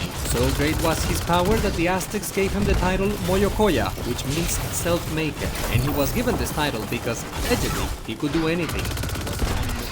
Lastly, for Tezcatlipoca, he has killed that supposedly infinite amount of human beings twice, and it is said he can hold the planet on his arms. Now let's move on to the next and last god for this video. Let's finally talk about Quetzalcoatl. Let me start with this. I may have saved him for last, but not because he's the strongest. Both Huitzilopochtli and Tezcatlipoca are more powerful than Quetzalcoatl. I left Quetzalcoatl last, simply because he's the most popular. However, unlike with Kukulkan, this time I do have some juicy stuff for you. First of all, Quetzalcoatl created time, so one could argue he has time powers. More impressive than this, Quetzalcoatl has enough power to make some crazy things. Consider the 13 layers of heaven, the 9 layers of the underworld, and better yet, the monster Zipacli. Making this creature is impressive because it was Quetzalcoatl along with his 3 other brothers who transformed Zipacli into the earth. That could mean that Zipacli was so powerful, someone like Tezcatlipoca had to intervene. And Zipacli was created by Huitzilopochtli when he was at his weakest, and Quetzalcoatl. So one could argue 50% of the energy required to create Zipacli should come from Quetzalcoatl. In addition, Quetzalcoatl was said to be the wind itself. He existed anywhere where there was wind, which gives him a pseudo-omnipresence. Furthermore, Quetzalcoatl is capable of quickly reaching any place, regardless of distance. But by far his best feat has to be the killing of the 400 brothers. See, the 400 brothers always die, and their power is always given to Huitzilopochtli, but exactly who kills them changes depending on the source. In some sources, it is Quetzalcoatl, and if we give this feat to him, his power level increases significantly. Minimum are 400 stars, but they can also be an infinite amount. And in some versions of the story, the Mimixcoa run away, and the god who kills them has to chase after them, which means that at a high end for this feat, Quetzalcoatl is chasing and successfully killing an infinite amount of star-level beings. And you can certainly go even crazier with the Wang. The killing of the 400 brothers is a very powerful feat, but to every coin there are 2 sides, and in some versions of the story, once the gods have decided that they have to die for Huitzilopochtli, they all willingly gather together in a place called Teotihuacan, and there they let themselves be killed. That significantly reduces the power level of this feat. Now for other minor things he has done, Quetzalcoatl once lifted the sky. You can take this to mean the literal sky, or the universe, or even all of heaven. However, no matter your interpretation, Quetzalcoatl definitively does not have infinite strength.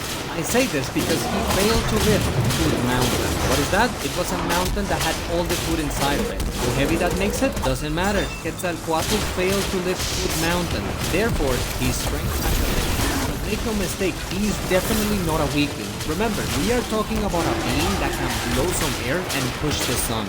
Speaking of the sun, one could argue that Quetzalcoatl is star level because he became planet Venus, which the Aztecs thought was a star. Quetzalcoatl also can manipulate the weather, make fire rain from the sky, control animals, and allegedly he can craft anything.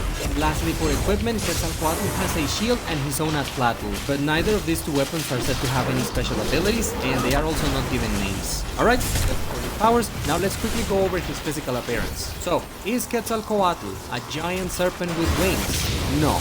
Quetzalcoatl was humanoid in form. He was born when its papalotl swallowed a piece of jade, and because of that, his body was made of jade and green in color. His two most distinct characteristics were a very long beard, and also he was ugly as sin. In fact, he was so ugly that Tezcatlipoca invented mirrors so that Quetzalcoatl could see how ugly he was. When he was on Earth, Quetzalcoatl used to spend as much as he could inside his temple so that people could not see him, until someone made a serpent-looking mask for him. So, whenever Quetzalcoatl went outside, he wore his mask. That's it, we are done. So, in conclusion, how powerful are the Aztec gods? Easily star level, but the ceiling is much higher than that. Their only downside is that although they have a lot of raw power, they don't have any wacky abilities. They just have a really big number. And with that said, that's another Pantheon cover. Thank you so much for watching. Cthulhu, the poster child of Lovecraftian mythos. Have you ever wondered how powerful he is? Well, I haven't, because I am an adult, you see. I do not have time to think about nonsense for children. Instead, I am way too busy thinking about nonsense for children. Speaking... Never mind. You would do well to Is leave Cthulhu your big strong? Well, let's find out. Bro, But first, what? I want didn't to tell even you his plan this backstory. timing So, for the completion Cthulhu of is one of the Xenology. other This gods. is- The other gods is a blanket term to refer to beings like Azathoth, Shub-Niggurath, Nyarlathotep, you know, all those guys. As a group, together, I refer to all of them as the other gods. And Cthulhu is one of them. Now, the other gods, all of them are undimensioned. They do not have height, they do not have width, they do not have length. Because of this, they cannot interact with the physical realm, but by offering living sacrifices to them, the other gods can gain physical form, which is what they want. Cthulhu's endgame in particular is to come into the physical realm so that he can help the rest of the other gods come into the physical realm too. That is why he's referred to as a priest. As for what's going to happen once the other gods come into the physical realm, well, I'm sure you can imagine. Now, a long time ago in Earth's history, Cthulhu sent to Earth a group of beings known only as the Spawn of Cthulhu, but for simplicity's sake, I'm going to refer to them as the Cthulhians. They were squid people. The Cthulhians landed in a supercontinent called Mu and started building a civilization, but more importantly, they built a city called R'lyeh, which is super important for Cthulhu. Now, here's something you need to know. In Lovecraftian mythos, humans are not the only life forms in the universe. There are aliens almost everywhere. There are even aliens living on the moon. When the Cthulhians landed on Earth, humans were not a thing yet. Instead, the planet was populated by two groups of beings. Well, actually, there were more than two alien races living on Earth, but for this video, only two of them are relevant, and those are a super advanced alien race referred to as the Elder Things and the Atlanteans, the people from the mythological Atlantis. Now, when the Cthulhians got to Earth, they went to war with these two groups. The Cthulhians were here to sacrifice people to Cthulhu after all, but it turns out that the Elder Things were too powerful because they were too advanced. Fun fact, in Lovecraftian mythos, magic and science are the same thing, so the Elder Things were basically space wizards. Anyways, the Cthulhians end up making a peace treaty with the Elder Things because they couldn't kill them, and then the Cthulhians focused their efforts on the Atlanteans. Here, the Olympian gods intervene and sink the entire continent of Mu, sending the city R'lyeh to the bottom of the sea. Yeah, in case you didn't know, surprise, the Olympian gods of Greek mythology exist in the Lovecraftian mythos. Now, with the sinking of Mu, the Cthulhians were going to die, but Cthulhu uses his magical powers and casts a spell that saves all of the Cthulhians inside of R'lyeh, and they remain there in some kind of hibernation state. The promise then is, once Cthulhu has been brought into the physical realm, he will awake the Cthulhians once more. After losing R'lyeh, the other gods retaliate against the Olympians and sink Atlantis. But now Cthulhu has a bit of a problem. The city he needs and the people who were working for him are now inaccessible. Luckily and conveniently for Cthulhu, R'lyeh will rise to the surface when the stars are aligned, because magic. So now all he needs are new employees, and would you look at that, it just so happens that the Elder Things just created all life on Earth, including humanity. So using his psychic powers, Cthulhu communicates with humanity, and he's like, "Hey humans, would you like to be gods?" Humanity then makes a deal with the other gods grant him a god's power, and in return, all humanity needs to do is perform living sacrifices to the other gods a couple of times a year. disappear. And when R'lyeh rises to the surface, humanity just has to ramp up the sacrifices. Then Cthulhu's gonna walk on Earth, and everything is going to go according to plan. And then the Call of Cthulhu happens, and Cthulhu loses to a boat. Let's talk about his powers now. So, Cthulhu actually has very few feats of his own. Most of it is pure scaling, meaning we compare him with other characters and assume he should be capable of doing similar things. But Cthulhu himself does very little. Luckily, two of the things he does are actually very impressive, but let's go over the tame stuff first. For starters, he's enormous. Cthulhu is described as being miles high and a literal walking mountain. For reference, that would make him bigger than the Godzilla from the movies. Also, he can regenerate, and presumably he can manipulate the weather. This can be backed up through scaling, we'll talk about it later. Lastly, some people claim Cthulhu has some kind of omniscience because of this one line from the... Personally, I disagree, but I have seen people claim this. You can read the excerpt for yourself and make up your own mind. Alright, those are all his low tier feats. Now let's get into the impressive stuff he has done. In the Lovecraftian mythos, there are many points of existence where higher planes of reality and the physical realm connect. And in those intersections, you can literally walk from the physical realm to a higher plane of reality, or vice versa. Now, Cthulhu does not actually live at the bottom of the ocean. He exists in what Lovecraft sometimes called the outside, or the void. Cthulhu does not live in R'lyeh. He uses R'lyeh as a portal to descend from the outside and step into the physical realm. That's what R'lyeh is for, but what's crazy is that from the void, Cthulhu can cast his magical spells and use his psychic powers. For you to properly understand why this is insane, you need to understand how big the universe of Lovecraft is. So, let's start at the bottom. First, we have the physical realm. This is the universe as you and I know it, except that Lovecraft's universe is minimum bajillions of years old and it's infinite in size, but it is three-dimensional. Now, dimensionality is something that I will probably mention a couple more times throughout this video, so just so you know, whenever I talk about dimensions, I'm talking about spatial dimensions. Width, height, length, that kind of stuff. So, the physical realm is infinite in size, bajillions of years old, and three-dimensional. Above the physical realm, there's what's called the Dreamlands. This is a more spiritual higher plane of existence that is already beyond time, also infinite in size, and it has an infinite amount of dimensions. Yeah, it has width, height, length, and then an infinite more. What does that even look like? I don't know. Now, in the Dreamlands, one can create their own realms that can also be infinite in size, and as it turns out, every being on Earth that can enter the Dreamlands is only actually accessing the Dreamlands of Earth. As I explained before, the three-dimensional realm is infinite in size and it's full of life everywhere. Every single alien civilization out there has the potential to access the Dreamlands of their planets.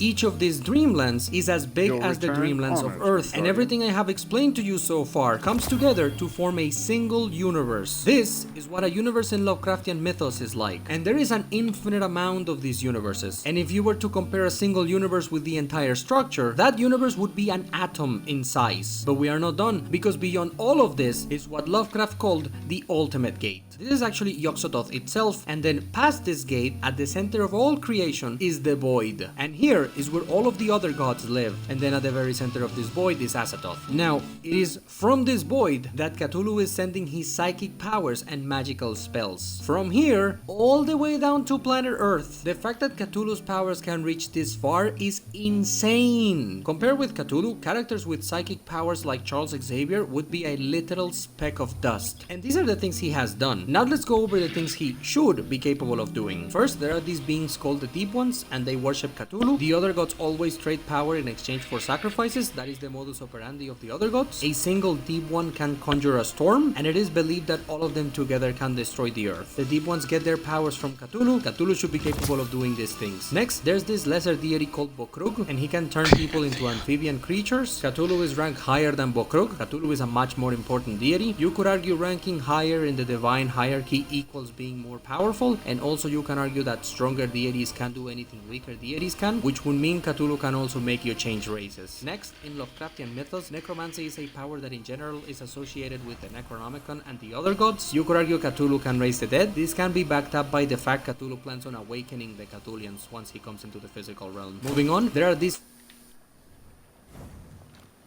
sent from the void, and with their wings they can fly at faster than light speeds and time travel through sheer speed alone. Once again, the Migo worked for the other gods gave them this power. One could argue Cthulhu should be capable of moving this fast as well. Moving on, the Mayan gods exist in Lovecraftian mythos, and in fact the Mayan gods come from the void. The Mayan gods are part of the other gods. There's a man named Arthur Feldon, and he creates a device that he is confident will allow him to surpass the Mayan gods, and even then he acts humble when talking about Cthulhu. You can can use this to argue Cthulhu is more powerful than the Mayan gods. Next, there's this planet called Yugoth. It's actually just Pluto. In Lovecraftian mythos, Pluto is called Yugoth. The planet is an outpost used by the other gods. And there's this thing called Gathanotoa. Gathanotoa is said to come from Yugoth, so it actually comes from the void. And Gathanotoa has the power to petrify you with its eyes. In addition, in the Necronomicon, there is also a spell that also lets you petrify people. We can use all of this to argue Cthulhu also has petrification powers. Lastly, there's this alien race called the Kanyanians. They come from Yugoth. They worship Cthulhu and were sent to Earth by Cthulhu. And the Kanyanians have the power to disassemble and reassemble matter. So Cthulhu should have that power too. Alright, that covers all the low-level scaling, so now we can talk about the really powerful stuff. So, remember when I said that the other gods gave humanity godlike powers? Well, let's expand on that a little bit. See, the other gods were not lying. They really did give humanity godlike power. It's just that humanity eventually forgets how to access this power. Which, hey, that wasn't part of the deal. The other gods did give humanity what was promised. If humans forgot, that's too bad. But the art is not completely lost. Some humans can still tap into this power. It has to do with the pineal gland, a small part in the brain of the humans in Lovecraftian mythos. When stimulated, the pineal gland allows some humans in the Lovecraftian mythos to enter a higher state of being and gain godlike power. However, not every human can do this. Only creative type people have a chance at tapping into this power. I'm talking painters, writers, musicians, those kinds of people. And even creative types struggle to tap into this power. Most of them need to use some kind of drug to get their minds in the right place. And the older a human in the Lovecraftian mythos gets, the more difficult it is for them to tap into this power, until eventually they reach a point where they cannot do it anymore. Now, of course, the allegory of all of this is not lost on me. This is as subtle as a hammer to the face. I'm just sharing it with you because I thought you were going to find it interesting. But now let's get back on topic and talk about what humans in the Lovecraftian mythos can do with this power. From here on, we're going to refer to the humans that have access to this power as dreamers. And here's what a dreamer can do. They can create their own realm that is infinite in size just by thinking about it. They can create life, perceive and interact with higher dimensional entities. And in fact, they can just decide to transcend into places with more dimensions. They are eternal. The passage of time doesn't do anything to them. They can exist for eons. They can choose to reincarnate at any point in time, be it past or present. They can remember past lives. They become so powerful they can shake all the stars. Need I remind you, we are talking about all the stars in an infinite universe. They can easily and casually fly through space at faster than light speeds. They can transmute matter, and allegedly they can just do anything. But here's the most insane stuff. Dreamers become so powerful that if another person looks at them, it's like if that person was looking at a galaxy. Also, dreamers are capable of creating something that is better than something that was created by the other gods themselves. And as the cherry on top, dreamers can time travel, see the past, see the future, manipulate time however they feel, and they are actually just beyond time altogether. And if all of this wasn't enough, one time a dreamer fought a monster in space. They were light years away from Earth, and the explosion from their fight reached the Earth instantly. And then the night sky remained illuminated by the energy released from their fight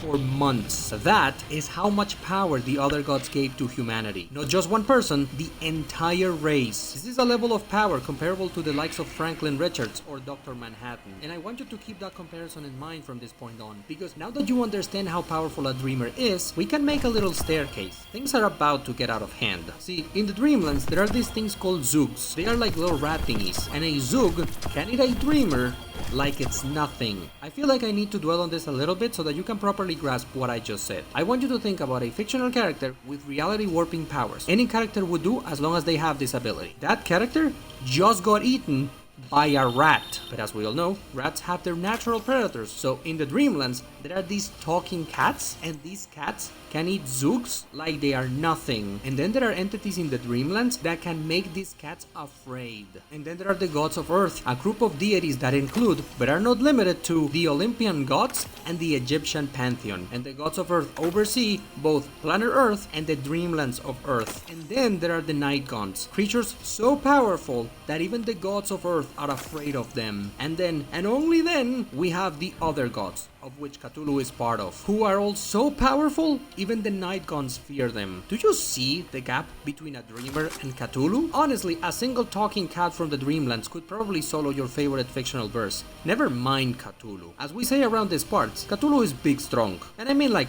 big.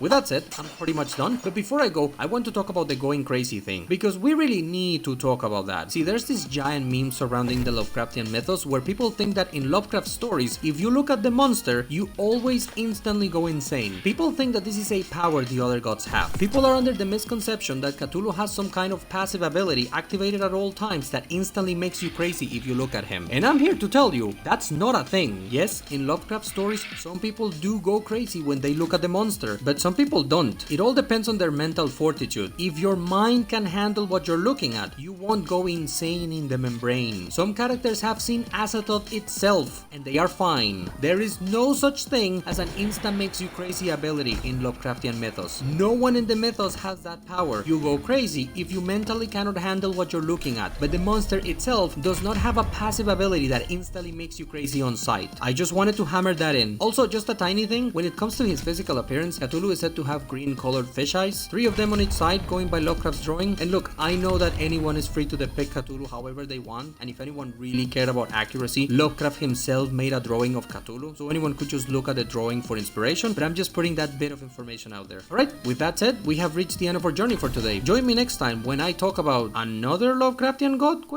Am I gonna make more of these videos? Who knows? But whatever it is that I make next, I hope you join me once more. Till then, thank you so much for watching, and I will see you next time. In 1993, one of the most revolutionary video games of all times was released, Doom. A first-person shooter that inspired and helped establish the genre, and in a way, could be called a precursor or grandfather to other video game giants like Halo and Call of Duty. It may look like a simple shoot-'em-up game at first, and it certainly is to an extent, but it is worthwhile due to its complex level design and immense sandbox that will let you eviscerate your demonic opponents with a shotgun, a rocket launcher, a minigun, a plasma gun, a gauss cannon, a chainsaw, and much, much more. The first game's plot is rather straightforward. You play as a marine popularly dubbed as a Doom Guy that was reprimanded and sent to Mars for defying orders. Unfortunately, as the UAC performed extensive research in hopes of finding a fountain of energy and teleportation, they inadvertently opened up pathways to hell, and with it came multitudes of demons, cyborgs, and everything in between that overran the base on Phobos, one of Mars's moons, and either killed every human on it or turned them into zombies. So, with not much ammo and no backup, you are backed into a corner and must take on a whole army by yourself. And that is only the easy part. As you play through the games, you face off against a menagerie of enemies like ball-firing cacodemons, the cute floating red meatballs of death, fireball-spamming imps that are perfect for getting ammo, and slashing and biting pinkies. But the deeper and deeper you traverse the hellish plains, you encounter Barons of Hell, gold-legged Crimson Titans that take a lot of ammo to take out, Hell Knights, their smaller cousins, and of course, a terrifying cyber demon that is equipped with a barrage of rockets that will make short work of you if they hit you. Luckily though, the Doomslayer is fast enough to dodge and sidestep them, which is impressive given that RPGs, as a reference, have a muzzle velocity of over 300 meters per second. So in the process of fighting for mankind and facing other bosses like the chilling Spider Mind at the end of Doom 1, or the hellish Icon of Sin at the end of Doom 2, who managed to cause heavy damage to Hell itself, the Doom Guy gains an impressive reputation and is declared a high priority target that the demons eventually learn to fear and take seriously, calling him several names like the Hellwalker and the Unchained Predator.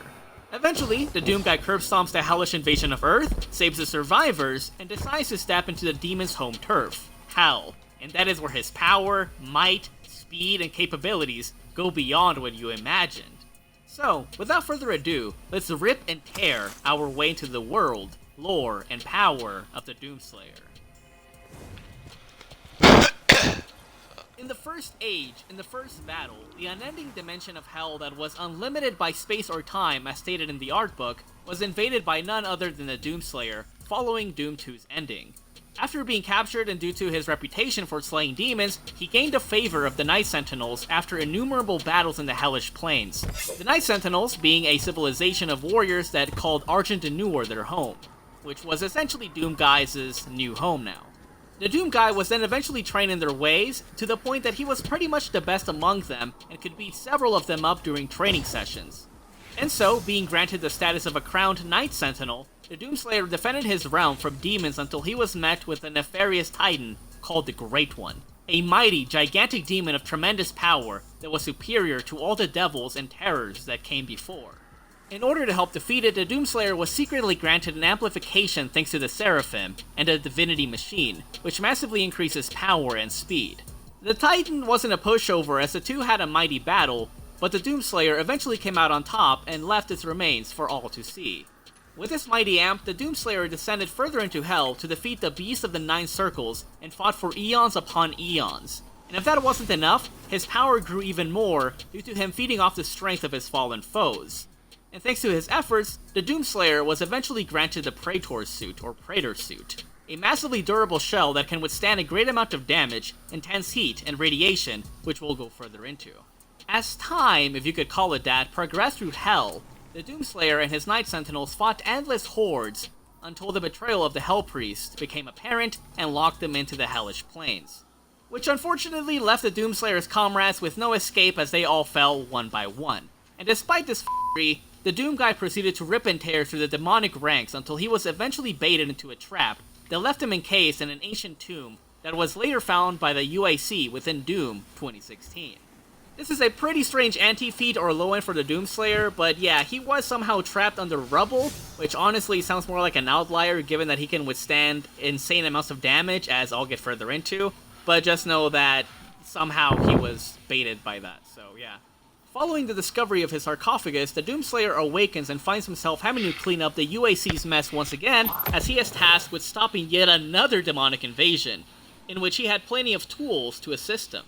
His arsenal consists of firearms like the fodder pistol that eventually loses its effectiveness through the later levels, even though it can literally fire 4 megawatt slugs. The super shotgun that eviscerates most demons with one shot and became his baby, and the OPS ballista, an Argent energy-based crossbow, which sounds sexy as hell when you charge it up, that it will slice your opponents apart with ease. However, his mightiest weapons are the Unmaker, a demonic-esque energy weapon which is first encountered in Doom 64, and the BFG 9000, which releases a massive green glowing Argent energy shot that boils and blows up nearly everything in the surroundings, and is extremely useful when you're facing off against entire forces. Wow. And the BFG is pretty nasty too, because while it was amplified by a cannon, it was able to blow a hole into the surface of Mars, which Samuel hated. Start off with more strikes. The Doom Guy's no, like, I don't give a But to be honest, guys, lore-wise though, and logically speaking, he can simply tear these demons apart with his bare hands. And I would say that, lore-wise, what would make sense is that he's in Berserk power up the whole time, and you'll see why later on. But honestly, the only reason he uses guns is for the gameplay and because he really likes guns, which, you know, Samuel Hayden actually makes a note of when you first meet him. And I mean, the game developers literally confirmed in an interview that the Doomslayer killed a Titan with his bare hands. Then yeah, he could rip apart a Mancubus or a Marauder or a Tyrant or whatever, like, with ease. Like, he would be in Berserk power-up the whole way through. But you'll see why, like, this makes sense later on. It's also not far-fetched that he could rip apart most demons with his bare hands, given that he could break chains that even the mighty Titans couldn't break. And we've seen these guys literally carry entire castles on their backs, which could easily weigh hundreds of tons. So, yeah, his physical strength is no joke either. His durability is pretty crazy because the Praetor suit, it is actually a really nasty-ass armor that was forged in Hellfire that during testing by the UAC couldn't be pierced by any of their weapons, which includes 2 Mega Kelvin lasers. For reference, our sun's surface temperature is approximately 6,000 Kelvin, and 2 Mega Kelvins is 2 million Kelvin. And that's not even the best part, because said suit was strong enough to withstand the explosion of Vega's core in Doom 2016, which likely released even more energy due to its 2.4 terawatt power usage. By the way, a terawatt being a trillion watts, which is literally what we use, like, worldwide, every year. On top of that, Argent energy catches, which you can crush with your bare hands and withstand with, like, no repercussions, those have more energy within them than what a nuclear reactor would make in a whole year. So there's insane amounts of energy that you're withstanding, and, you know, the Doomslayer is, like, chilling, right? He doesn't care. So it's fair to say that the Doomslayer could theoretically walk on the sun like it's no big deal. Hell, canonically speaking, the armor has never been pierced, and according to the Testaments, the Praetor suit is outright impenetrable and unyielding. And so, with this harder-than-diamond shell, he faced off against an enhanced cyber demon, which he utterly destroys twice, a new spider mastermind that used to be Olivia Pierce, which you finish off with a really elegant BFG shot to the face, and in Doom Eternal, he faces off against a Gladiator, a massively powerful demon who was undefeated in the arena until, of course, he met up with the Doomslayer. In Doom Eternal, in order to save humanity, the Doomslayer is tasked with killing off the Hell Priest and facing off against the Con Maker, the angel matriarch leader of the Makers, which are basically an angel-esque race that is implied to be higher dimensional, as they are from Urdak, which is literally stated as being higher dimensional. So the Doomslayer basically has to fight a higher dimensional angel, and it goes pretty well for him because he manages to defeat her and dodge her lightning-based attacks, meaning that you are solidly above the speed of lightning. At the very least though, the Doomslayer should be at least massively hypersonic, given that he can react to the Marauders who can react to your plasma weaponry, which can reach over 100 kilometers per second or nearly Mach 300 speeds. So yeah, he's pretty fast. After defeating her, the Con Maker's life source manages to shake Urdak, and although we don't have the exact size of this realm, it is outright stated to be a higher dimensional plane, and the Doom guy would scale from this because he beat her, of course. It is pretty unquantifiable, but I thought it would be worth to mention at least. At the end of the game, you face off against the Icon of Sin once again, which in its previous, weaker incarnation was already able to destroy untold miles of Hell's surface, and the longer that he remained on Earth, the stronger he would become. In this battle, we get some really good feats for the Doomslayer, as he was able to dodge a multitude of his meteors, which given by how fast they reach the player, can be estimated to being massively hypersonic. For instance, the fastest meteors have been documented as being able to reach speeds of up to 72 kilometers per second, or about Mach 210, aka over 200 times the speed of sound. Now, this doesn't directly apply to the Icon of Sin's attack potency, but he was stated as being able to conjure up a black hole which threatened to swallow the Earth and the entire universe over time. Now, there's no given time frame for this feat, but it was implied to be quite urgent because Samuel Hayden says like 4 or 5 times, hey bro, like, we need to beat this thing before he gets too strong. Because the stronger he's here, the stronger he becomes, you know, he is just bitching and bitching. So yeah, I just thought it was funny, but anyways, regardless, the Doomslayer was able to shoot down the Icon of Sin and stab its head with the immortality nullifying properties of the Crucible and seemingly save the Earth's remaining population and the entire universe along with it. However, his battle was clearly not over, as he had to settle his beef with his creator, the Dark Lord, the actual creator of the multiverse, who wanted to destroy all of existence itself after taking physical form, due to the Doomslayer destroying his sphere, as that was the only way that he could combat and kill him. Although he had to cripple his defenses with weaponry within the gameplay, the Doomslayer manages to defeat Davoth with his Crucible Hammer, takes hits from him, and kills him, ending his rule once and for all, simply saying that he had no worth for him after stabbing his chest. This is very impressive given that Davoth, the Dark Lord, scales above and created the Father who has infinite power and had dominion across countless dimensions with infinite possibilities. He also created Hell, a realm that is unlimited by time and space itself, transcends it, and is outright stated to be a living entity, and timeless. And the crazy thing is that even while being sealed away, Davoth still had enough influence to hold power over Hell and help in its dimension-eating conquest. Oh yeah, and these beings are described as being formless and ageless as well, which further backs up that time and space really hold no meaning in Hell because it's beyond it. Given that the Doomslayer was able to defeat a being who literally created a multiverse that is stated by Vega and the artbook to be composed of countless dimensions and universes, this means that the Doomslayer is easily a multiversal level being. Yeah, it might not look like it at first because, hey, the dude uses guns, but the Doom Eternal artbook further confirms this by saying that all of the Doomslayer's iterations and their battles with Hell had ravished and threatened to collapse the entire cosmos due to a multiversal implosion. That was just by him existing. Anyways, following the Dark Lord's destruction, all of the demons basically die and the Doomslayer collapses, because he was also created by Davoth, and so the Makers take a hold of his body and put him in a sarcophagus, seemingly putting his rip and tearing mission to an end until he awakens once more. Okay, so some of you might be like, how did this go from being a super soldier to being like a literal god slayer? In God of War, Kratos can be argued to be an universal tier being and beyond because he outright beat up gods like Atlas who had the power to destroy an infinite universe, or Poseidon who could take it, among many other things in the game. Yet, through gameplay, Kratos can be purged and even killed by fodder beings that he could realistically one-shot. And just like in Doom, you can be killed by an imp if you don't attack it, but realistically, how is it gonna pierce your armor, right? Like, in the lore, it says that the armor is literally impenetrable. So, I'm not saying a no limits fallacy here, but it is implied to be extremely durable that no demon could even do anything to it. Another example, in Halo, the Spartan super soldiers can sprint or use their thruster packs to traverse the battlefield easily. But within some Halo games, such mechanics are outright absent, even though, by lore, they do have that equipment. So when gauging these characters and their capabilities, we have to consider a mix between gameplay. If you want to go through solely gameplay, then the Doomslayer may not seem that impressive compared to beings like Goku or Superman on the surface level, but upon uncovering the lore and the statements that are made in the cutscenes in the officially licensed books, then it gives legitimacy to the notion that, hey, the Doomslayer can deadass rip and tear beings who created countless dimensional realms that reside above time and space itself. Maybe he cannot directly destroy a multiverse, but his mere existence destabilized the cosmos. He could damage someone who could directly manipulate creation on such a level. And for speed, once again, if we take the higher dimensional scaling and say that he is fighting and reacting to someone who literally created something that is above time and space, then you could say that his speed would be, infinite or whatever, right?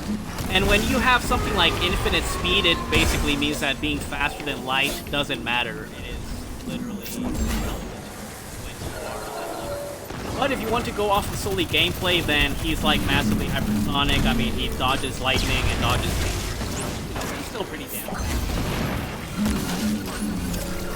Anyways, what do you guys think? Is the Doomslayer as strong as the lore makes him out to be, or is he just a play with that?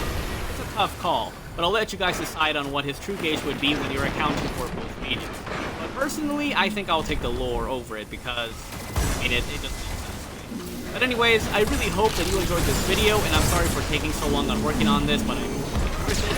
Please subscribe if you want to see more content from me, and I'll catch you next time. Peace out.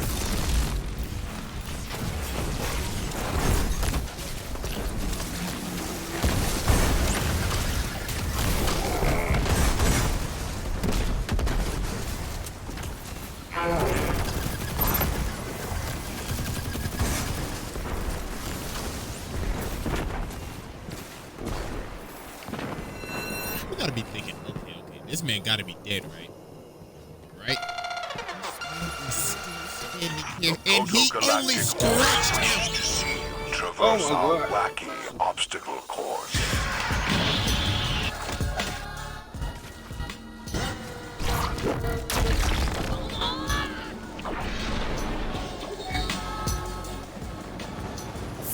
Alright, ladies and gentlemen, it is finally time for another installment of this. Today, we have something special. This is not just a disrespectful video. Now, we are also returning to the round table of Black Everest activity because a new challenger is on the disc judge and to take his seat at this round table of menaces. But, ladies and gentlemen, please rise as it is time to raise the sun. Because Escanor has finally arrived to take his seat. Like, this man's arrogance is just straight up unmatched. Dude will literally go 0 to 100 in a second. But this man is so prideful, so arrogant, and straight up disrespectful. I just had to give him his own episode. Y'all already know we got the evidence on deck. But before we dive into the evidence, we have to give a shout out to our sponsor that is sponsoring this trial today, and that would be NordVPN. Please welcome the Taken. With NordVPN's amazing speed, it is confirmed by the speed test VPN out there. With over 52 plus 60 countries, where you can find a server wherever you want to. You can even put up to 6 devices on every major platform that includes Windows, Android, iOS, macOS, and access NordVPN from Apple.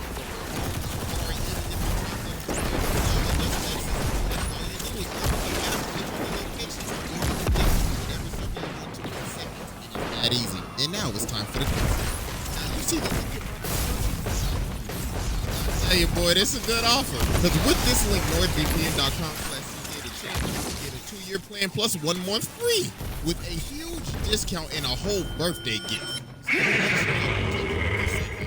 Nah, how did I proc overload? Go ahead and grab that link in the description. NordVPN.com. The horse demands more from you. I must supply. Without further ado, Exhibit A.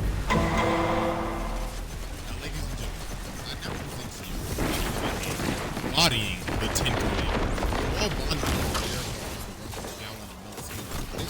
falling into a ravine and they're trying to find a do they see this door? So they walk in the door and they end up in a tavern with this.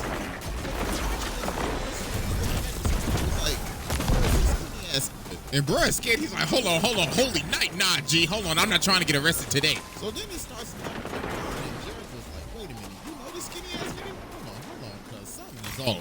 So he ends up hiding them in his pantry. So then Gallon and Melascula pull up, and bro is works with them.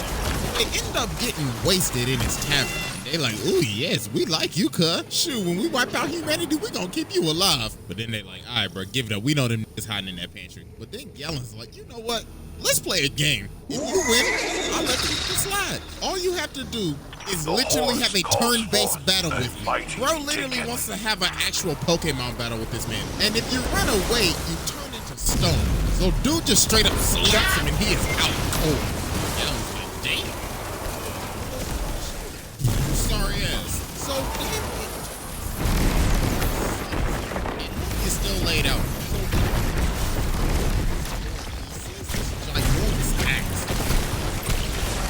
But he can't even lift it. I was like, damn, this heavy ass ass. What the fuck is this, Mjolnir or something? Bro snatches it right out of his hand. Get your filthy ass hands off of my damn axe. I feel sorry for y'all, because y'all came all the way here just to die. And painful.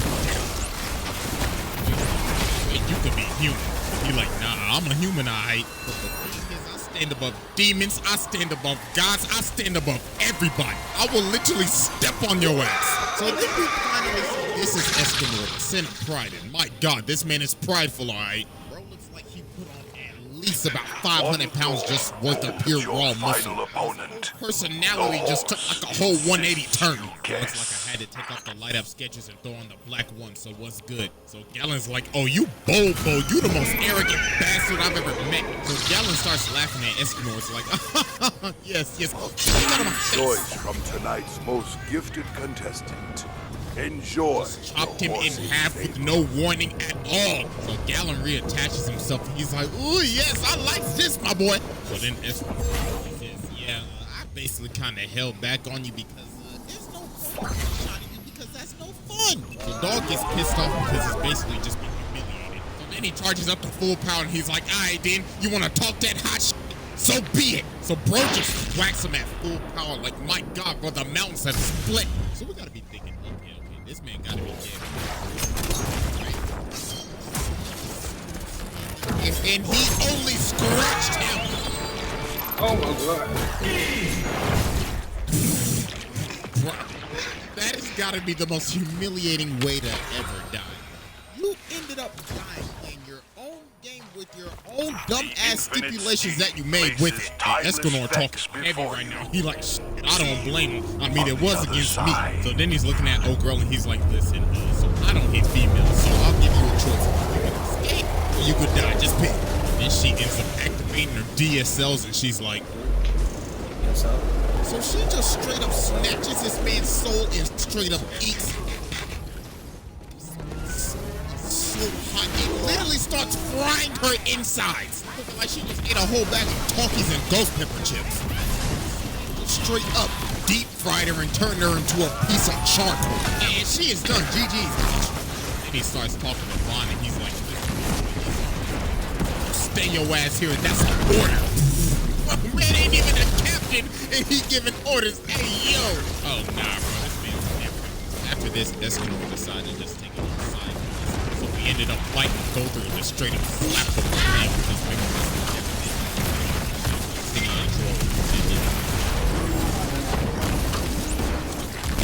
So later on, the team, everybody is paralyzed because of Esteros' commandment, which is basically anybody that stands before him literally like cannot move. They can't attack him or anything. Esteros' big ass is walking right up towards this nigga. Bro's like, hold on, why are you moving right now? And bro's like, why should I bear any hatred towards somebody weaker than myself? All I feel is pity. So Bro gets right up in his face and he's like, yeah. The pack gonna be hit real good tonight, boy. You'll be stricken by the own effects of your commandment, and it wouldn't be any fun for you. The man basically said, hey, yo, you better watch your phone. That might end up backfiring on you for being face to face with me. This man is a demon. Well, then Esterosa just sucks him. That man, and then just pile drive him all the way down. And then he kicks him all the way up like a damn elevator. Just straight up comboed his ass. This beat right now. The dude ends up throwing a punch and he blocks it. It was so strong, it drops him. I was like, oh, what's wrong? Did a coin fall on the ground or some shit? That little weak ass punch out the just knocked the wind out you. Then they end up swinging again, but he ends up using a full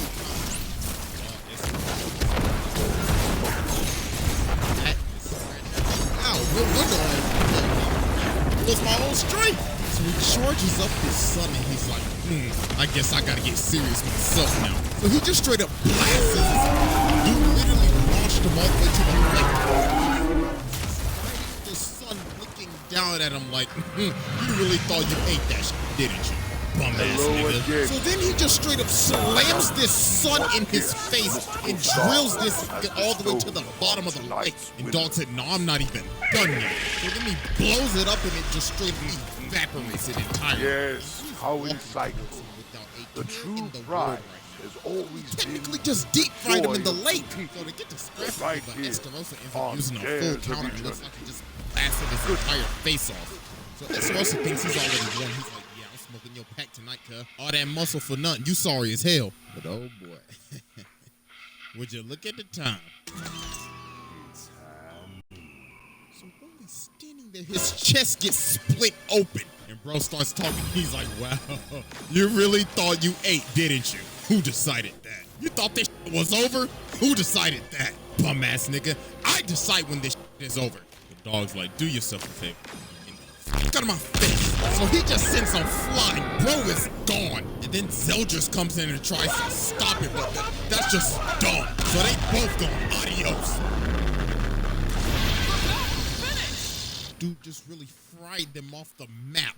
Yeah, that was Exhibit A, and it's time to move on to Exhibit B. All right, ladies and gentlemen, I present to you Exhibit B. Exhibit B consists of running Meliodas' pockets and embarrassing a god. So as we can see right now, Meliodas has lost his damn mind. So Escanor's like, looks like I gotta clean up the little boy's mess. So it tells Merlin to trap them both in this cube. So while Meliodas is in his assault form, bro is talking mad heavy right now. Bro's like, shut your fat ass up, you lowly human. So Escanor's looking at him like, so you wanna fight, boy? So Escanor's like, yeah, I'm in a good mood right now because I can finally prove while I'm better than you. Look at your drip, whack. Look at your animation quality, whack. So they start swinging, so Meliodas hits him with the Beyblade, let it rip! So Meliodas ends up stabbing Escanor, and bro ends up falling back. So everybody's like, ain't no way this boy just lost. But Merlin's like, nah, G, hold on, just a few more minutes. So Escanor gets up and he's like, wow, that actually kind of stunk. You pretty strong, my boy, but obviously second to me. God, bro, this man is getting bigger, bro. He has no neck. Meliodas ends up punching him in the chest. He puts his nasty ass low budget stank ass speed on his face like, come on, bruh. So they continue to scrap, so Meliodas swings, but his sword ends up getting stopped by this man's muscles. I was like, get this weak ass butter knife off me. So then he starts swinging, but Meliodas ends up using this man as a human pinball. So Meliodas thinks it's over, but look at the time.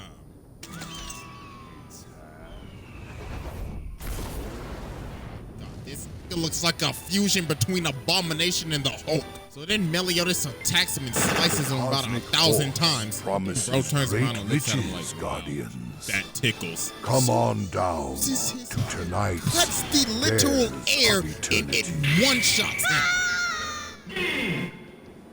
Nigga hit him with a divine chop. So then he's looking down at him like, how does it feel? How does it feel to get looked down on by a human? You ass nigga. Even though this animation quality is ass, it still didn't stop me from whipping your ass. God, bro, he just bodied this man, beat him so bad he made him look like a Roblox custom created character. So later on, this boy is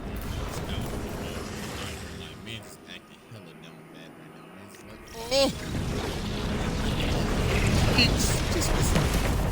We are your host. All this is happening, the Archangels are getting drunk off their ass. Is his presence? Is this a dream hitting? So And then he flies outside. He's like, hey, yo, big and fat ass. What y'all doing out here, man? Yeah, that's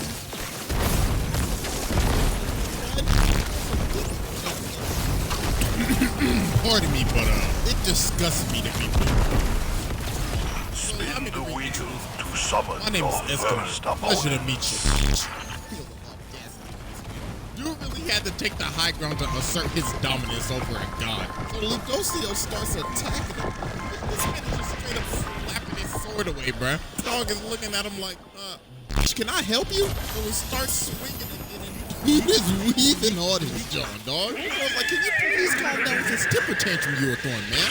So he grabs him, but he escapes. Hailing from the Ascendant Realm, here come the High. You got my brother's power, so I need you to run your pockets. Shut your stupid ass up. I ain't relinquishing shit. You know what? Matter of fact, run your fucking pockets, bitch. He evaporates his sword. He's like, you should be grateful I'm a sucker. Dumbass for running on me like that.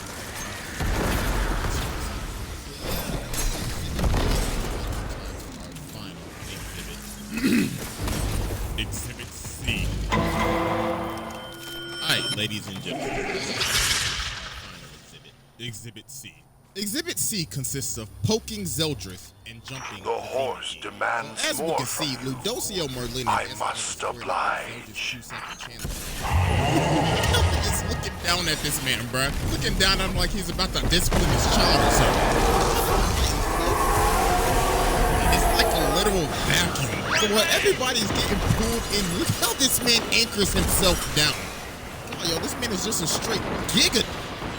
I'm not moving an inch. So Ludocio ends up getting stuck on Escanor's back. And then he's like, wow, you need a piggyback ride or some shit?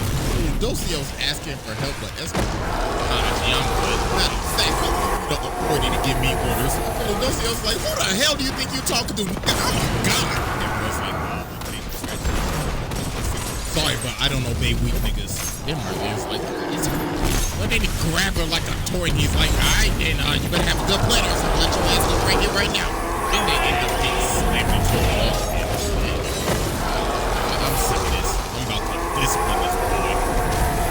It's up and he is straight up walking through the vacuum. And Mez is talking heavy right now. He's saying first Meliodas, then Esterosa, and now yo ass. My mind looks like I gotta body the whole family now. Zeldrith's talking, he's saying, nah, I ain't like, I'm built different. Then Escanor just laughs at him and he's like, shut up, boy! So he slams his axe into him, but his axe ends up cracking. He's like, you know what, bro? I don't even need the axe. So he just straight up chucks the axe. And Zeldrith is like, you've laid down your weapon. You must have accepted death, haven't you? I'm in for your ass. So he gives him the divine chop.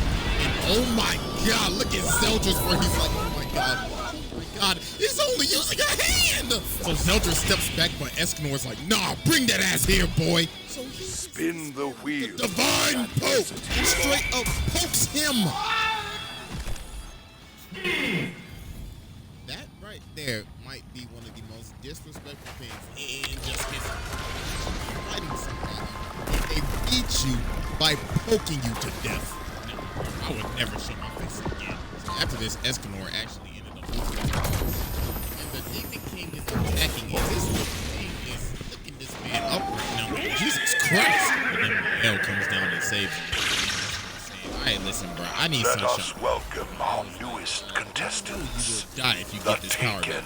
I was like, if I get to run the hands with the Demon King before I die, then so be it. This man comes out of nowhere and stops his sword with his hand. Hi, hello, bootleg Sephiroth. How are you? See, today is not your lucky day because, look at the time. This man is talking heavy. Then he tells everybody to stay out of this. This is my fight and my fight only. So they both just start swinging. My God! Straight up rock'em sock'em. He just smashes his head into the ground. He's saying, you are nothing compared to me. Weak ass nigga. Soft as hell. So they keep on scrapping, and then he turns into like this ginormous flaming super saiyan, like Infernape. So we get back to the field, and this man is just eating all of his punches to the face. Then he just started walking him down and just laying all the hands on him. Just absolutely comboing the shit out of his ass. This man was a menace. Straight up slapped Meliodas on the bottom, then he pour ran out into and this just realm beat up an entire mountain. behest of Get the back to the fight, ageless Meliodas was horse. getting mad at him. He's like, bro, you really ain't gonna let it go. At least let us get a few licks in. So he just said, I ain't dancing, but they just jumped him. And yeah, that was basically raps after that. The worst part of this show happened, dog. I ain't even. Sorry, another sit to the round table. At least he got the smooch at the end, though. Yeah, but alright. Yeah, after all that evidence work, just the plain up air in just the absolute 0 to 1. There should be no.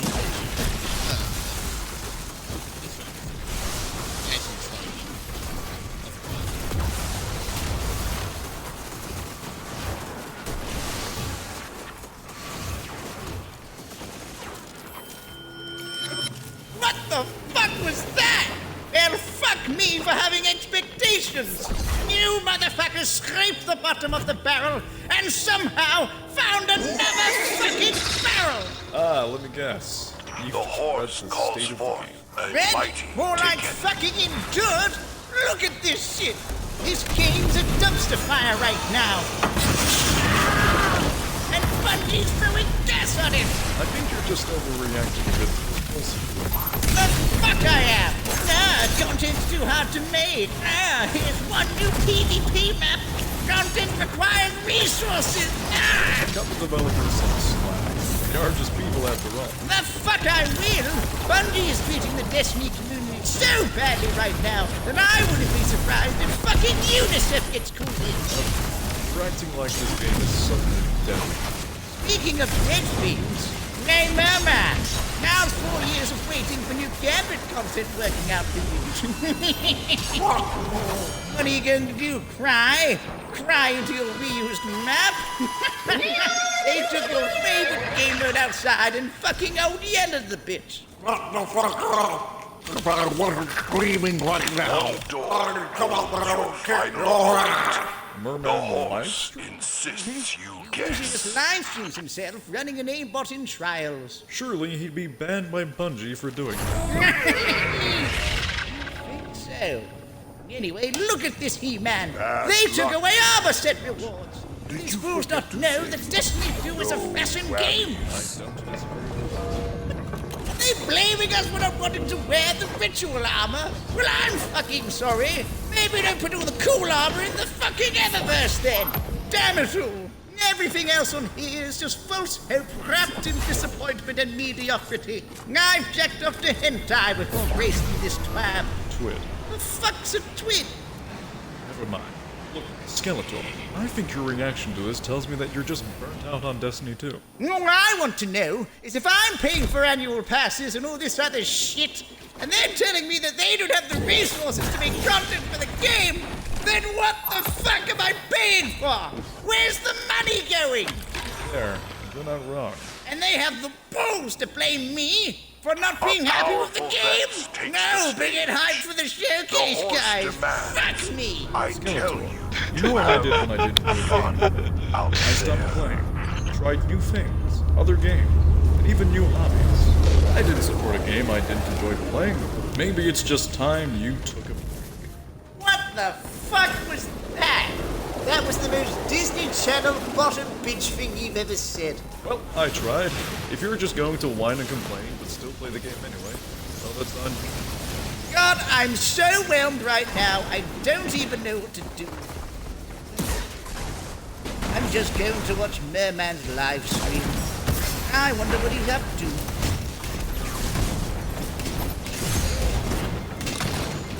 What the fuck, man?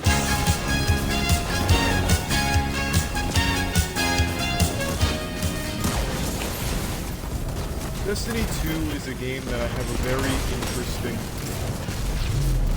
It's a relationship that I think teeters on being abusive. Like, the Stockholm Syndrome is hitting so deep that I can't help but come back, only to constantly have my ass beaten by the developers. When I get punished for wanting to dive back into Destiny 2 and sink a ton of time into it and grind it out and enjoy it. I come back once a year to Destiny 2, my old mistress, thinking that they've changed. Because they have a shiny new piece of content, a brand new raid that puts stars in my eyes, and I can't resist getting back into the grind. Go for world first. That is still, to date, I think, the funnest which is go for world first raid completion. It's never even come close. Well, actually, we've only ever completed the raid on day one. Victory is close. But the experience in Destiny 2 is unlike anything else. With friends, it's some of the most memorable moments in all of gaming. That's all they have. They do one high-effort content per year, if that, for Destiny 2, and everything else is just filler, medium, tedious chores, or just complete and utter neglect, with a smile on their face and a middle finger to the community.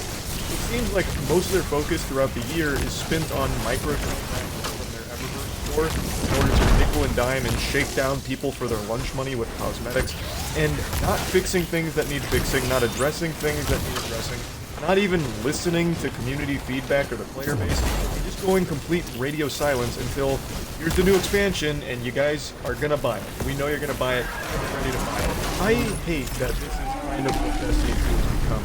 I want a reason to log in and play and grind. I want fun things to do in the game. They're just really...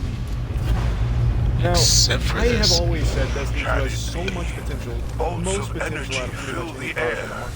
And not just from a PvE standpoint, but it also does have PvP. And the PvP could be so much better. This is Bungie we're talking about. They made Halo 1, 2, 3, and Reach, some of the best fucking multiplayer games there are in the FPS genre. They could make Destiny 2's PvP an absolute fucking powerhouse of a shooter. They don't put even a single iota of effort into it. I'm not the only one who feels this way. I'm not special. A lot of the community is feeling betrayed by Bungie, even more so now than ever, thanks to the most recent post on the state of the game.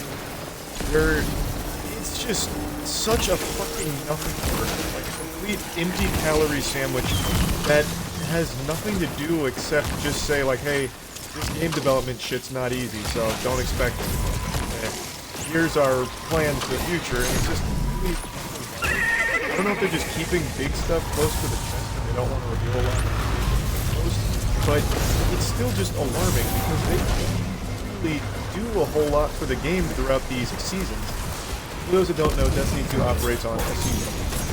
It's supposed to be getting like an influx of content here, but really the only thing that ever actually has any substance to it is either a dungeon that they finally put effort into, or their new expansion with some big story moments, big story missions, with everyone to come together and try and tackle the hardest content Destiny offers. At least that's how it used to be.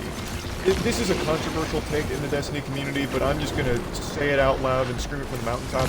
Their most recent raid in the Lightfall expansion was a joke.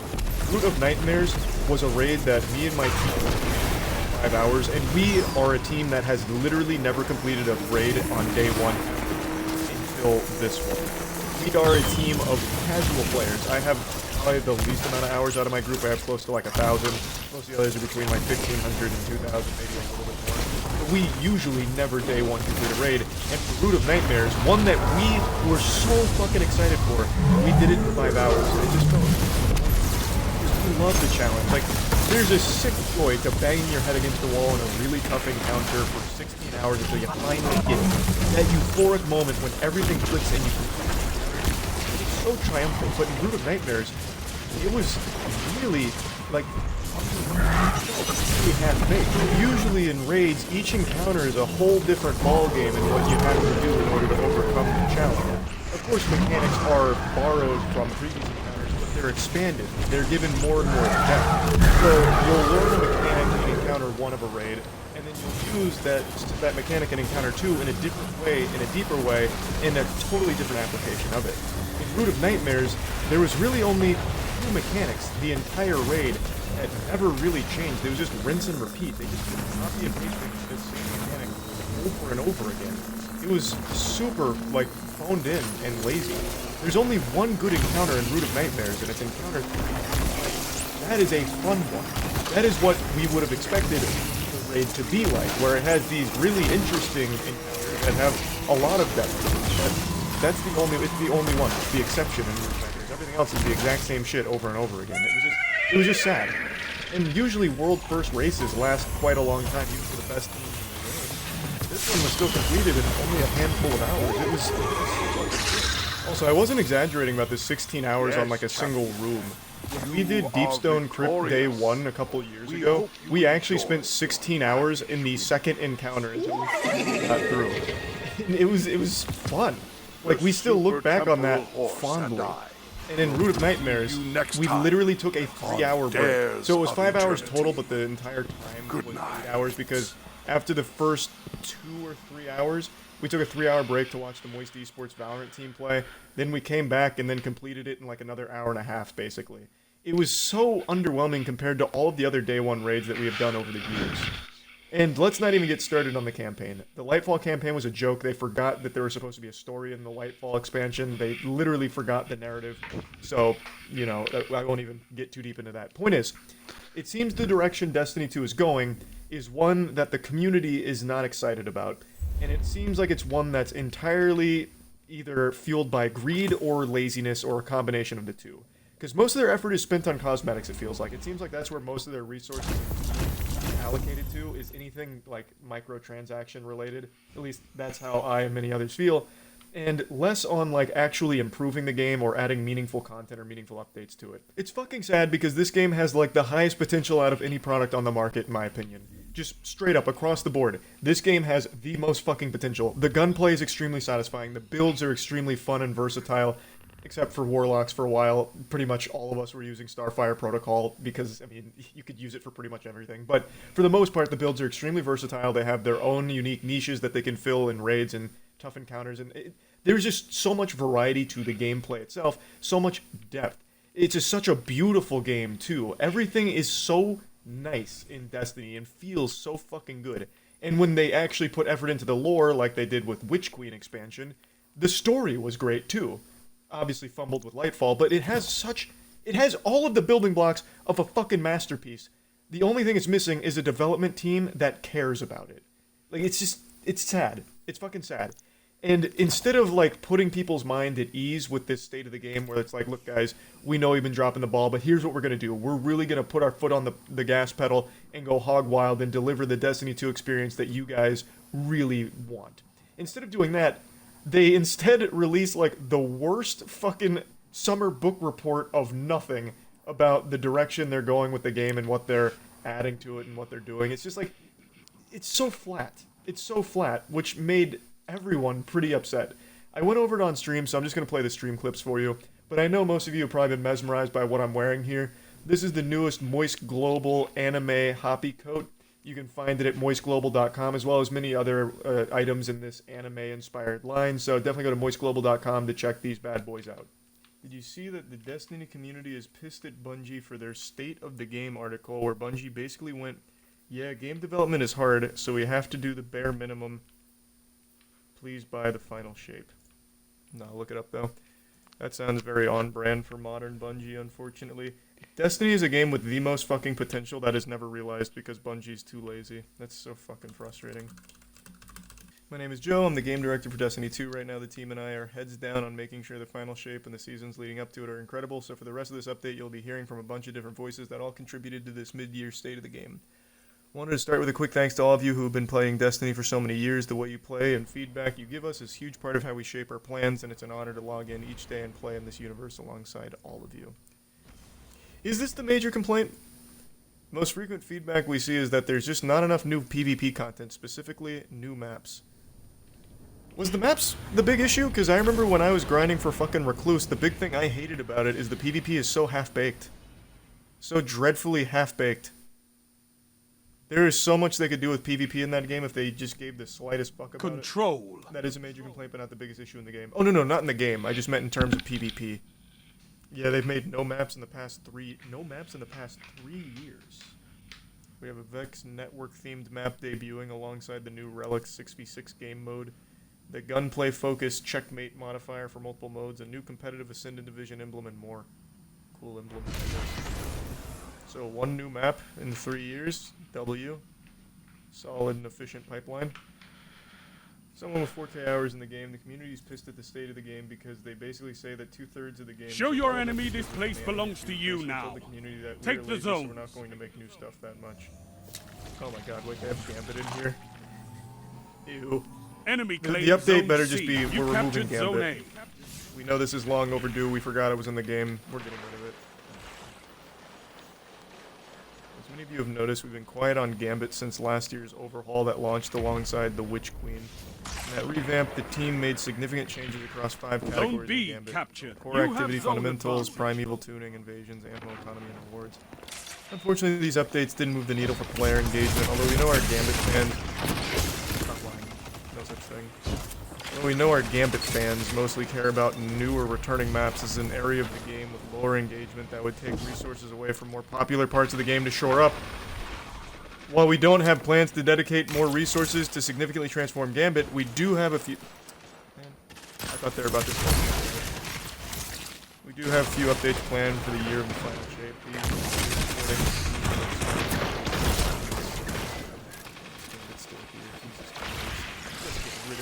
Even you can't help but admit this is an area of the game with lower engagement that takes resources away from other parts. Just get rid of it. Put it down. Just fucking put it down. Oh my god. You don't update it, you don't touch it, it's fucking boring. Get rid of it. That'll free up like 40 gigabytes off of the 200 gig download or whatever. Okay, so in summary, we got no real updates. And that new map comment is getting one ported map from 2018 and that's it. You captured zone Quality of B. life changes, You which are have good, zone that's about it. advantage. No major impactful changes. So what's the statement they made about why they're so inefficient at releasing anything of value into the game? The game development hard sentiment. You agree that Destiny 2 is the best gunplay art style of any FPS ever. Not only that, it's the raids. Their raids, Zone B and even locked. some of their other Enemy content has advantage. are so incredibly creative, fun, and Shut them fulfilling. down. But then it's sandwiched in between such tedium, greed, and like misdirection. It has so much fucking potential, yet they put no effort into it. This is something my friends and I talk about a lot. A lot. You captured Zone C. Like, a Zone great advantage example is yours. Root of Nightmares. We were so fucking hyped for Root of Nightmares, Zone and we A completed lost. it in 5 Enemy hours day has 1, zone which we've never been able to do before. Ever. We have never day 1 to raid, and we did that one in 5 hours. They're not putting effort into it. Set expectations, our studio structure is built to support more overarching updates, like the ones above, rather than focusing exclusively on maps. When we do focus our resources on building new studio maps, it comes with a trade-off of multiple teams' bandwidths on work that contributes to a variety of experiences that players also hold dear. Zone B captured. Zone advantage is yours. Activities that make up the foundation for each season or new destinations. Similarly, bringing back reprise maps also involves extensive porting to the latest version of Destiny 2. Requires additional resources to ensure the map works correctly for multiple game modes and plays out. So that's what they're basically saying. We don't have real bandwidth because we don't know how to manage our team. We'll get better, they just need AI. They're just holding out for AI. Why actually work on managing a team of people when they can just have AI do it for them? In the press conference a while ago, they were quantity over quality. You captured Zone A. That's a power play. You took them. Now hold them. Did you get the statement? Did they want quality over quantity? Because they've done neither. Regardless, like I don't even know what the statement was with that comment, but regardless of quantity over quality or quality over content, they have literally done that. They also said the final shape and its raids provide a climactic conclusion to the Light and Darkness saga, probably due to the Lightfall backlash. Well, they forgot to put the story in there. They literally forgot to put the narrative in the goddamn expansion. So yeah, hopefully this will provide something. Training center. Something with plot. time that you give Zone up on the B game lost. again. This is a Enemy game with has so much zone fucking advantage. potential that is just constantly unrealized. It's criminal. I think Destiny would be in a significantly better spot with Activision still being a part of it. It seems the game went downhill and they split with Activision, and Bungie is still with Activision. So that's something Jackson and I speculated on back and forth. The short answer is I have no idea on how things work behind closed doors. 5 minutes remain. But you're right. Start. The game has definitely gotten worse since they've been apart from Activision, which is unfortunate. I don't know how much Activision did to help them. I think... I don't see Activision being the thing that was making Destiny. Activision provided High Moon and Vicarious Vision to do major. You captured Zone C. Zone advantage is yours. So were they actually like hands-on with providing like direct support to Bungie for those things? Maybe they were really helpful then. I guess not knowing the actual relationship between Activision and development, the only thing I could see as like a positive with Activision involved is they would 100% ensure Bungie is actually working on this game. Whereas right now I feel like they just go into the office and literally play beer pong and then go home. Like I don't know what the fuck they do all year on this game. They make like one decent piece of content for a raid every year, and that's it. Like what the fuck do they do in between? I think a lot of people say that. Did they actually make that statement about not over-delivering? Because they don't want to set expectations too high? If so, that is so fucking embarrassing. If you haven't read the GDC 2022 conference, it's definitely worth a read. No. Oh, I can't wait to see what you do with that. Someone with 37 hours in the game, people are shitting on it way more than it should be. I don't know what the backlash is, like, the scale of it. All I can say is that, even as someone who only has, like, I think close to 600 or 700 hours across console and Zone A PC, captured. You have advantage. but it's very frustrating to see how little gets added to it of value, and just how comfortable they are phoning everything in and going through the motions without any real content. 3 minutes. That's why I don't actively Hold play. strong, and this I have battle no reason to. is yours. You think Destiny can become another Anthem? No, it's never gonna like fully fail. Or anything. Destiny's too big to fail.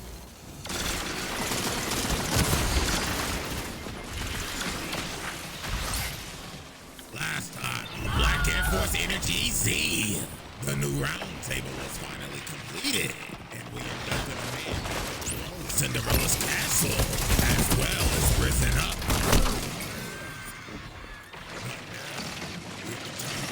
To a man that brought hell on Earth, and a man who stole Goku's hope. Zone B captured. You have zone advantage. Word for word, bar for bar.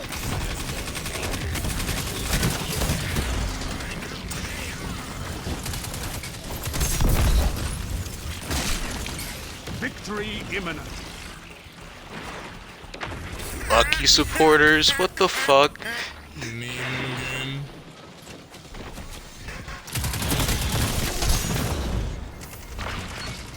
Double down. Zone A captured. That's a power play. You took them, now hold them.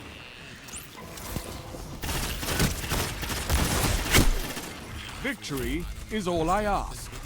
Good.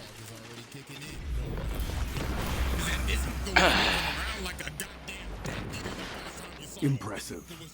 You could give the Red Jacks a lesson in territory control. This man Trunks looking rough. Bro looking beat the fuck up, dusty as hell, lost his drip. And bro probably got his ass beat so bad, that's why his hair probably went from purple to blue. But nah, this man Black was playing no games. The first thing you see this man do is just straight up all future Bulma. Bro busts up in the lab causing mass property damage, grabs Bulma, looks Trunks dead in his eyes, and says, "Fuck your mama, nigga," and eviscerates her. My God, buddy, way to make a first impression. Bro just off the mama right in front of him. Like, but nah, this man was not done going for Trunks' loved ones, cause he went after his shawty next. So Trunks and Mai is trying to escape so they can go back in time. But this nigga Black comes in like a F5 tornado and he ends up becoming the ultimate cock block. Bro, hit him with the... It look at this man walk up on Trunks. Bro said, move your dumb ass. So Mai decided to start laying some cover fire, but come on, the fuck is a gun gonna do against this? Well, CJ, Goku did get shot in the back in Resurrection F. Man, shut your bitch ass up. But anyways, Bro blew his shawty up.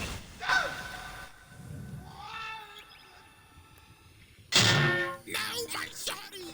Alright, get the fuck out, please. You're the only coochie I got left, please. You bitch! And then we end up getting the reveal.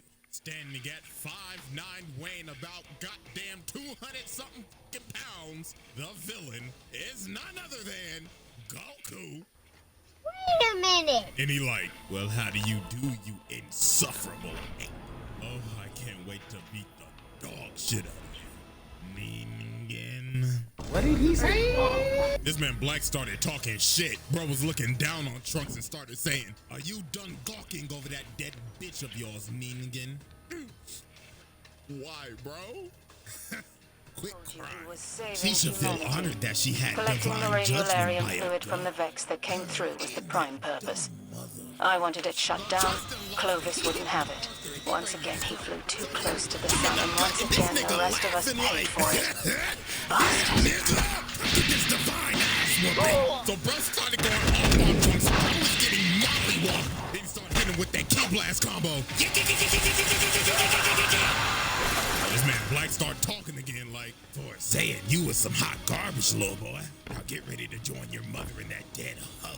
So this man started charging up a key blast and hit him with that, say goodnight, monkey. But Trunks is up throwing the sword at him like a boomerang. And that man Trunks was gone. He was not trying to hang around with this crazy ass nigga. Bro got his ass whooped so bad he had to jump to another timeline. So when Trunks Captain Levi, what's up? The first person he ends up seeing is Goku. Bro started freaking out. Black done gave this man immediate Yes, PTSD. I just. Nah, this man Black was pissed. Bro was like, yo. You goddamn Saiyan!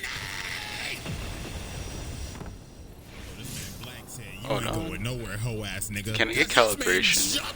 Timelines and ended up popping up in the present. So this man Black. Alright. You are pussy. Oh, and what's this? Is that my nigga Goku? I don't know who the fuck you are. Of course you don't, you primitive ape. So obviously Goku being Goku, he gonna try to fight this nigga. So bro like, hey, it's me, Goku. Wow, you look kind of strong. Also, you kind of look just like me. You wanna catch his fade? Say less, nigga. So bro shoots a key blast at this man and sends him to the generic DBZ Canyon wasteland that they always fight at. But I ain't gonna lie, Goku started handling this nigga. Bro hit him with this Rey Mysterio ass move. And hit him with a nasty key blast barrage. This man Black was not phased. And this is where it started to get a little freaky. So bro SCP? What the fuck? Okay.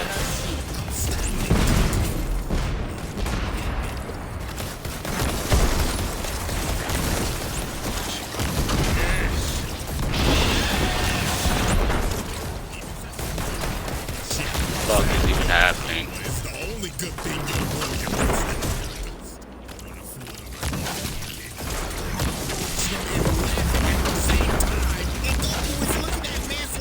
is wrong with this nigga? Yes.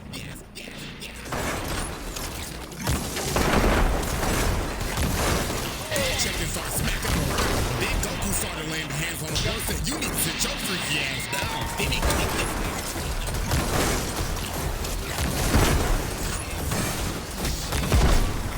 Yes, Goku. You can hit me all you want. It's only gonna make me stronger. Hey, I know you look like you're starting to freak me out now.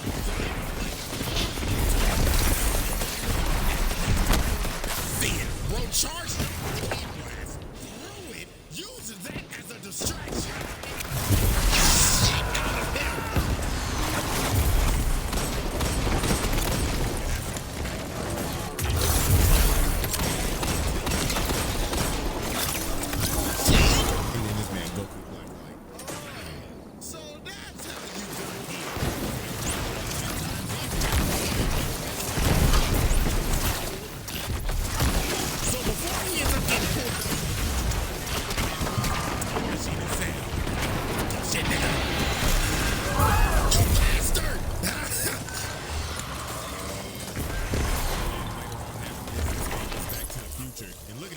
random fucking drone. Heartburn or something. Somebody need to get this nigga some tools. So then this man starts falling to the ground all graceful and shit. Then dudes start saying, yes, with the ass whooping and the immense amount of heartburn you just gave me, I will take some tools and drill your power into my head.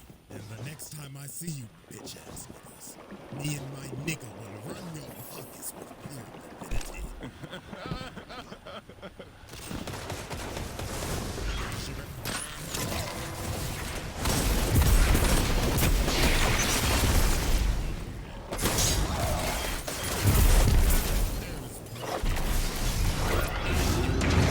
Here they come. Don't let even a single one escape.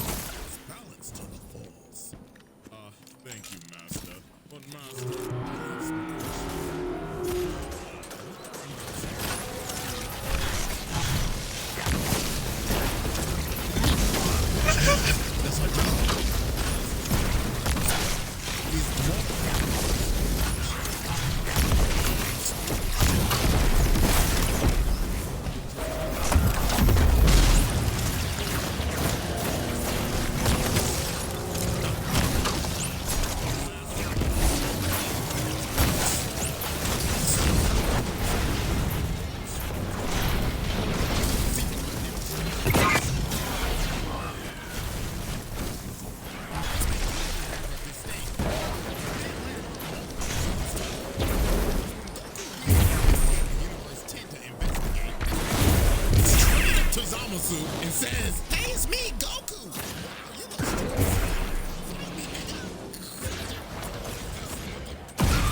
SCP. Any type of muscles. Do you even lift, bro? How dare you touch me, mortal? What did I tell you about that shit? So while they're going around investigating trying to find Black's aura, they make Zamasu fight Goku. So Goku powers up to SS2. This man Zamasu looking at him like, impossible. How is a multiple ninja reach this level of power? But Zamasu hit him with that.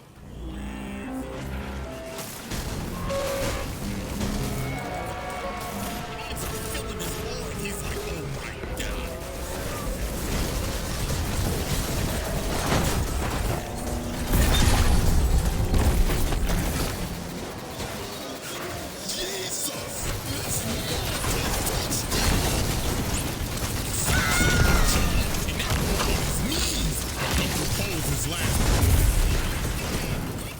You should be proud of yourself. I mean, even though you're right now looking like a bitch, great fight. Zamas! Ooh, you lucky this whole bastard. So after that,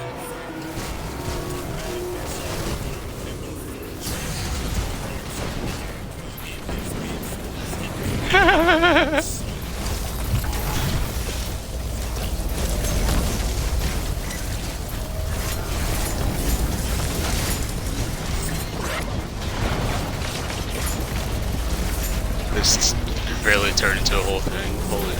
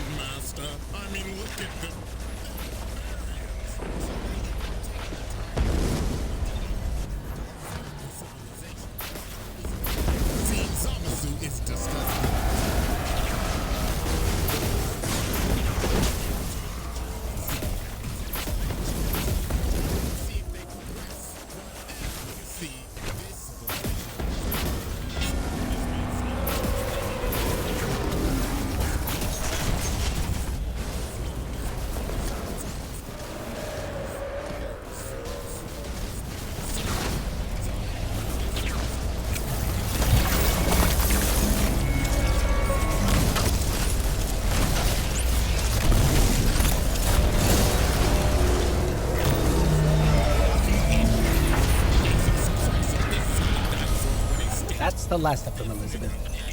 Good riddance, evil bastards. Until next time.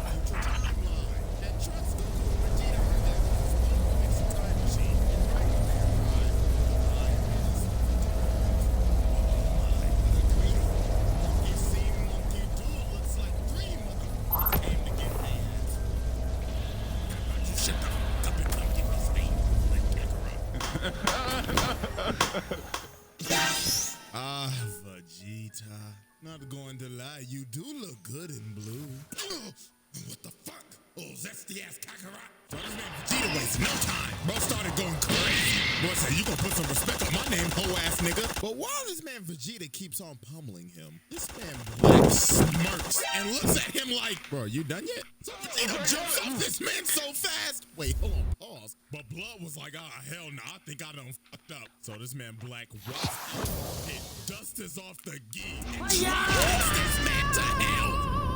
So this man Black walked back and he like, for lowly primate, I'll give you your props. So let me give you a reward. So this man does the ultimate transformation as bro hits him with the...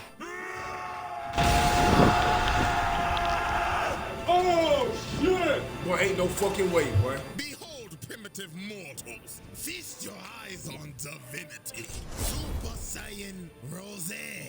What the fuck is this zesty ass transformation? Quit hating, hoe ass nigga. You should rejoice because I am divine. Hey man, we already knew you was kind of freaky, but this is kind of fucking weird, man. Yeah, that's right, pussy. Oh, shut your mouth, Vegeta. You were just the opening act. Now leave the stage like the bitch nigga you are. So this man Vegeta get mad. He started rushing him and everything again. But oh god, Vegeta, why, bro? Bro stabs him in the chest! And then bro says, why thank you Vegeta for the warm-up. And also for keeping my seat warm at that round table of yours. Now toodaloo, pussy. Vegeta getting disrespected again. Oh Lord have mercy, bless our souls. So this man Goku tries to fight him, but immediately gets mollywopped. And then he came. Now that's enough, my nigga. Save some for me at least. And then you see this man Zamasu. Lord have mercy, these brothers about to get jumped. And dear God, this is one of the most demon tag teams you will ever see. So Goku starts scrapping with Zamasu, then Black come out of nowhere from the top rope. And they is seriously trying to catch a body right now. So then Zamasu like, I thought we agreed that Goku was mine. But I'm sorry, my brethren, but I want to have fun too. So we shall run the pockets together. So this man Black started rushing Goku, and this is such a copycat. Bro stole instant transmission, and he put that Goku out of commission. So then we end up seeing Trunks fight Zamasu. So Trunks stabs him. Bro's like, wait a fucking minute. Why is homie not dying? So then he hit him with a final flash, and that ain't work. And then Zamasu ends up revealing, yes, you lowly mortal, you probably get it now, don't you? I'm immortal. So then this man Goku come down, then Zamasu and Black do the ultimate tag team move. They hit these boys with a finisher. Black starts charging up a Kamehameha. Zamasu pulls both of them down, and they blast these niggas to high heaven. And dear God, it was GG after that. They was done, bruh. Zamasu the enemy is everywhere. So while they about to finish him off and they taking 50 million hours to charge up this blast, Vegeta comes in and saves them. And then the rebels come in and so they ended up having to go back in time and fleeing back to the present. But since they know that Zamasu was working with Black, they went back to Universe 10 and Beerus wasted no time. Nigga said Control Alt Delete.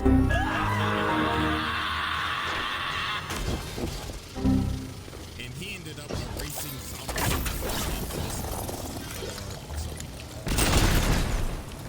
The super yeah. We have reached the end of the road, and it is time to put the puzzle pieces together. So they jump back to the future thinking everything has changed since Beerus erased Zamasu. But Dragon Ball time doesn't work like that, because these two niggas are still here. And then they just straight up reveal everything to him. Goku was like, hey, we know what the fuck you did. And you went to wish to buy this fake-ass copy of me. Copy? Oh, how wrong you are, you dumb baboon. It's time, Guardian. Crush them. Wait, the fuck? That nigga. I am Zamasu as well. Wait a damn minute, so what the fuck happened to Kakarot? Can't you tell? I stole his body, then I killed that nigga! Okay, so yeah, this little stuff just got absolutely wild. So, this Zamasu is from this alternate future, and Goku Black he's the Zamasu from the regular present timeline. And even though Beerus erased him, this Zamasu has a time ring. Anything he does in the past doesn't affect him. And the reason why this man did this is so petty. This man said, "Oh, Goku, you had a role to play in this fuckfest of a time paradox. That day when you whooped my ass, me, a god, was the last fucking straw with you goddamn mortals." So one day I walked in on my master. The nigga was watching God too, and I saw you. Yo motherfucking ass, #1 trending. 10 million views in 5 hours. You were putting up Mr. Beast numbers. So obviously I left my hate comment because I hate you. But the reason I hated you so much was because I wanted to be you. I wanted to be inside of you. So I decided to kill my master, grab the Super Dragon Balls, and take your goddamn body and kill you with it. Oh, but ladies and gentlemen, this is just a typical. What is even it? Because it gets even worse. So Brody jumped timelines to the alternate future, killed the other Gowasu, and allied himself with himself. Nigga, what the fuck? Bro has taken self-love to another degree. So then they got the future Dragon Balls of this future, made this nigga immortal, then they destroyed them, then decided to kill all of the Kais of the 12 universes, indirectly killing all of the gods of destruction. Then they started their Zero Mortals plan to eliminate all mortals in the multiverse. Nah, G, this is ridiculous. All because he lost a fight. Nigga lost a fight and became Thanos. And now then they started giving a speech on why they saved Earth for life. This fight is between the Empire and the Hive. Do not interfere. I'm sorry. What? Call sign You're waking up? I'm flying into a tunnel. Go light him up, Guardian.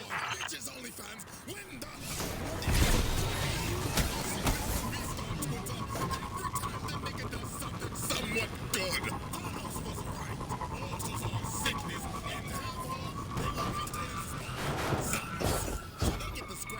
These niggas is getting their ass with elegance. And then the Vegeta.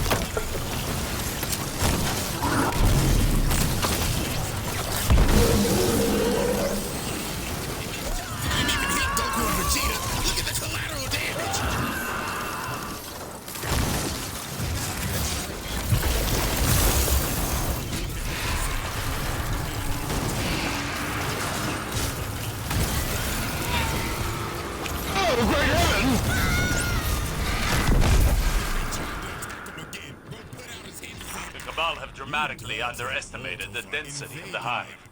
They are overrun. We can use this to our advantage. Clear out the Cabal on the periphery, then become a spear and strike through their heart.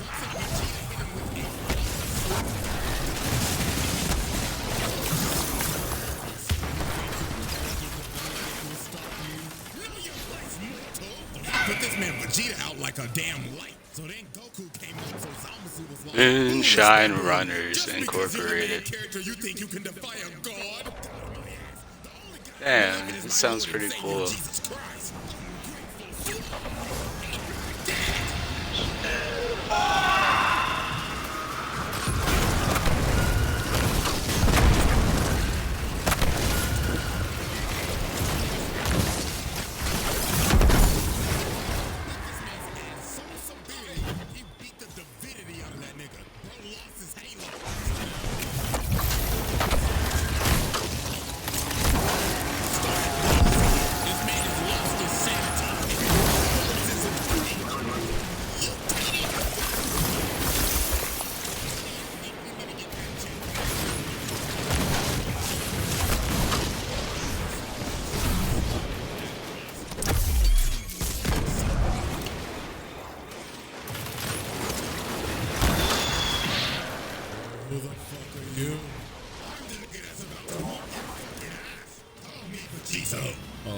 You dead talk shit to a god? Damn right, fuckface.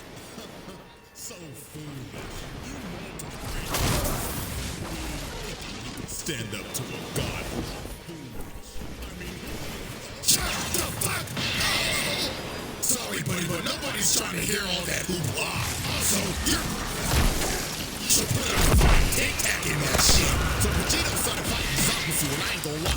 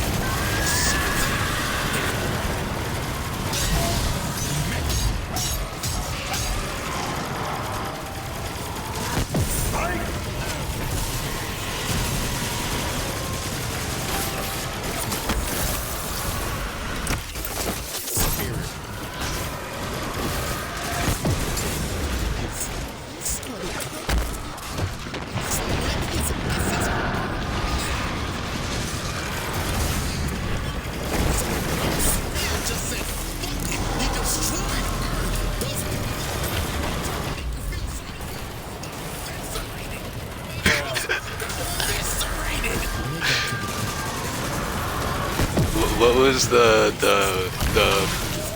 Star Wars, the fucking, sorry, but Ken Skywalker did way too much for no reason.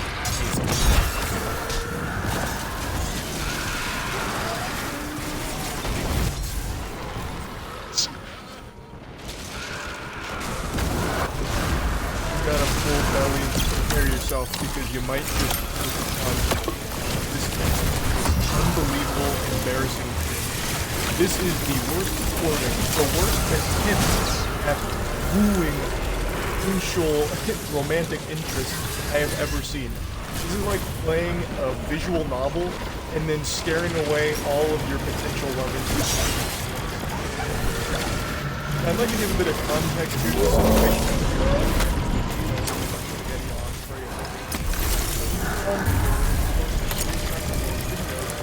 A random guy who had reached out to her on Facebook because he had seen her on a dating app. The two didn't even match. I guess he must have assumed that it was destined to be love. It was fate that was pulling them together, but unfortunately technology had a mouth. So he took matters into his own hands, tracked her down on Facebook, of which she had no connection to. She didn't connect any of her socials to the dating app, so he did some super sleuthing. to find her on Facebook and reach out to her there to try and win her heart. Let's see how that went. Kelsey! I love that intro right there. It's straight out of Scary Movie, like that old commercial. What's up? He's coming at her like they're best friends from way back in the day. He then executes Order 66 and kills all potential for romance. He goes, I mean, okay. Yeah, it was Order 66. Mayhaps that was a tad overly enthusiastic for a stranger danger message on a sunny Friday morning. There is so much quirk to the way that he texts that I'm getting uncomfortable. I can say with a high level of confidence that he is definitely in some kind of theater troupe because he is typing like he's acting out some kind of skit. It's a little much here. My bad. Let's go with, I can explain. Fuck yeah, that works. Drop a couple of emojis and then one of these bad boys. How she didn't immediately fall in love with this man is beyond me. This is a risk, and it's already creepy because he's a complete stranger who saw her on a dating app and then tracked her down and really directly convicted.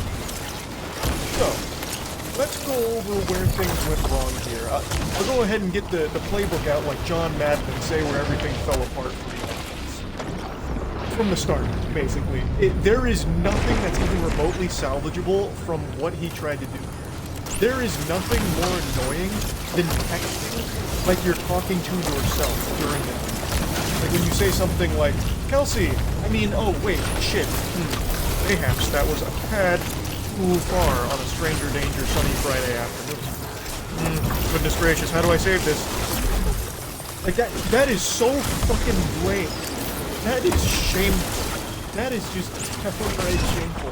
I am shocked he didn't drop like an asterisk nuzzles you, and then an asterisk you there, yeah, and then that's one of those emojis. She said, sorry, do I know you? And then it reactivates this cringe protocol.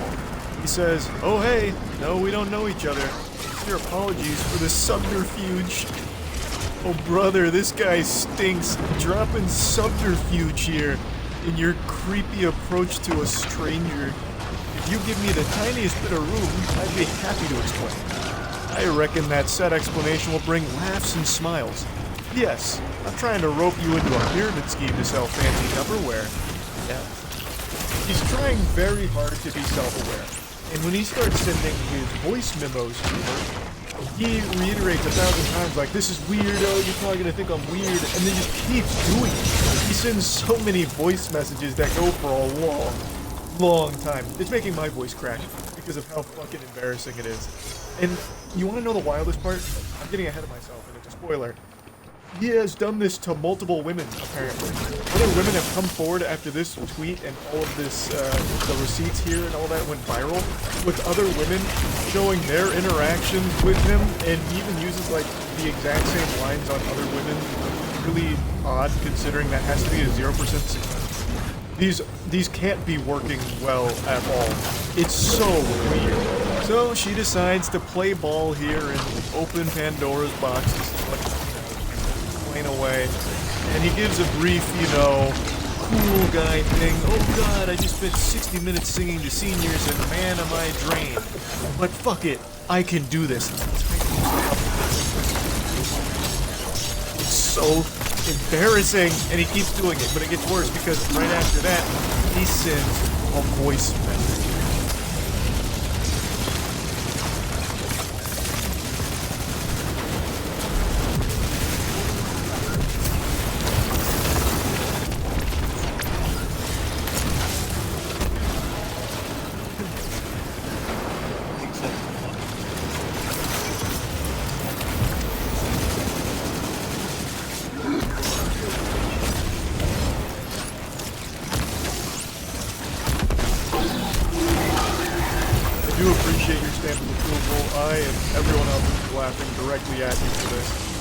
I appreciate that you recognize what an unbelievably weird thing it is to do. I don't know why you keep doing it. This is the first of many voice messages he sends, even after recognizing this immutable fact that it is weird and embarrassing.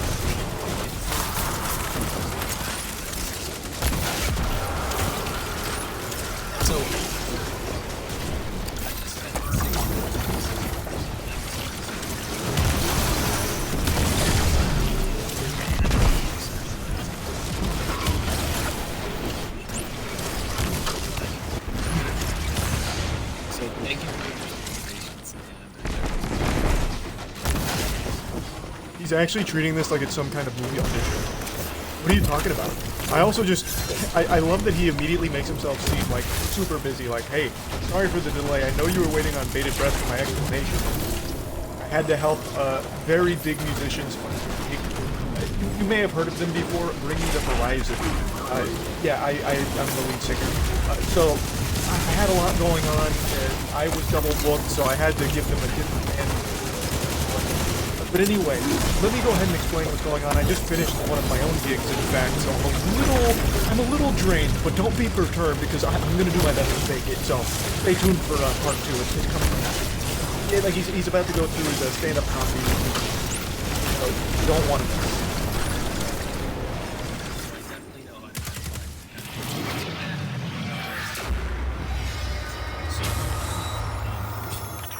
I never fucking see that shrug emoji. No one else uses it. Yes, It's typed in my phone. If I type that should weaken the holdouts in this region. Same thing on my laptop. Like, I'll use it for fucking mouse. So right away, I'm for how pretty she is, she should be boring. Fucking uses a shrug emoji. How, like, go in the ear with the blink? I don't know. So why isn't she like a fucking lobotomite, boring dumbass? Like, she used an emoji that I really like. And she's pretty. Like, that doesn't make any sense. Pretty women can't have a personality. But you're, like, defying all of science right now. He just keeps going on about this fucking shrug emoji. He's talking about her bio on the dating site, and he just really fixates on that. That shrug emoji is like Cupid's arrow to this guy. He fell in love instantly when he saw it in her bio. I don't know why he thought it was a compliment to say that she's, like, strange and different in a good way because pretty women are, like, boring or whatever, insinuates that a pretty girl can't have a personality. I don't know what the thought process was with that approach, but it's definitely a bold play. I think you said something about live music. My job is actually live music. I play guitar and sing. I do about 25 shows a month. I know it sounds made up. I feel like I invented the job. It's ridiculous, but I live very comfortably. Life is good. I do play at a lot of retirement homes, and it's great for my self-esteem because as I am a big hit with women over 80. Time out. Technical foul here. He just dropped a redonkulous. He just said redonkulous. And then not only that, in his only second voice message here, he's already just calling her Kels. They're not even on, like, a first-name basis. They're not acquaintances. These are two complete strangers, and he's already giving her, like, a nickname. What the fuck? Oh yeah, and just the night before, I'd been talking to one of my best friends in the world, Roxy. Just know that she was right. So summarize it. Ah, Guardian. Ghost. Lovely to see you at my doorstep again. Devrin. We have a taken infestation I very much appreciate your help with.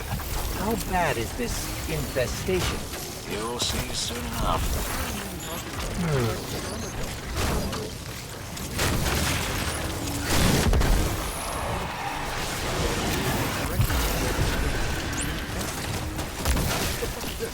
Now he's going on about, like, dating apps. So people just say, like, hey. I'm like, huh. You don't know how to have a conversation. You didn't read the bio that I painstakingly typed up. I spent a long time on that bio and now I'm offended. It's ridiculous. Redonkulous. I don't know. It's just to see something.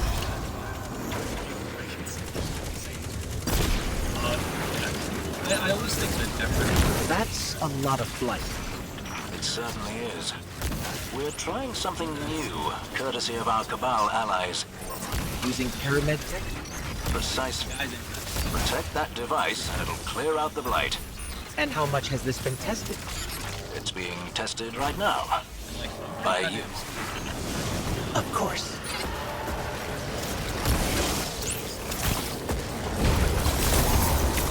He's just sounding like a complete unhinged asshole here. It's not that deep. What do you mean they can just go fuck themselves?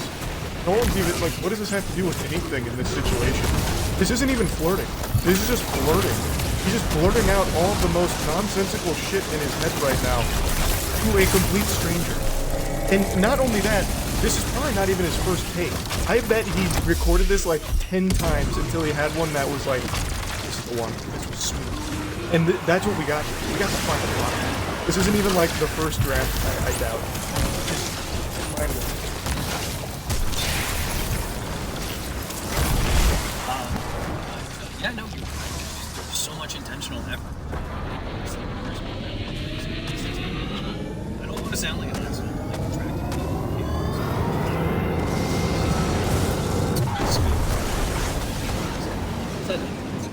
actually working. That's the end of chapter 2 from the voice memos, but don't worry, there's still a finale, and it's the extended director's cut. The next one's over 5 minutes long. Also, he doubles down on this whole, like, yeah, you're, like, pretty, but you have a personality, which that just does not happen. I don't know why he thinks that that's some kind of, like, grand compliment. It's very odd. And before playing the 5-minute, 30-second monologue here, he must have seen that she listened to it. He's like, ah, gotcha! Yeah, I gotcha! Red-handed, you listen to it. Curiosity got the better of you. And then she says, dude, so you saw me on Bumble and found me on Facebook? How? Clearly very creeped out by it, understandably. And then he goes, oh, I honestly just typed in Kelsey and I guess I got lucky. I figured because you put live music we might have some friends in common or something. I blame Zuckerberg and then laughing emoji. Which contradicts everything that he said here because he's constantly talking and referencing the bio, which I think is referring to profile bio. Especially because he does mention like online dating with caves and times and shit. So I don't even know why he thought that would somehow save the situation. He's fooled by it. For the love of fuck.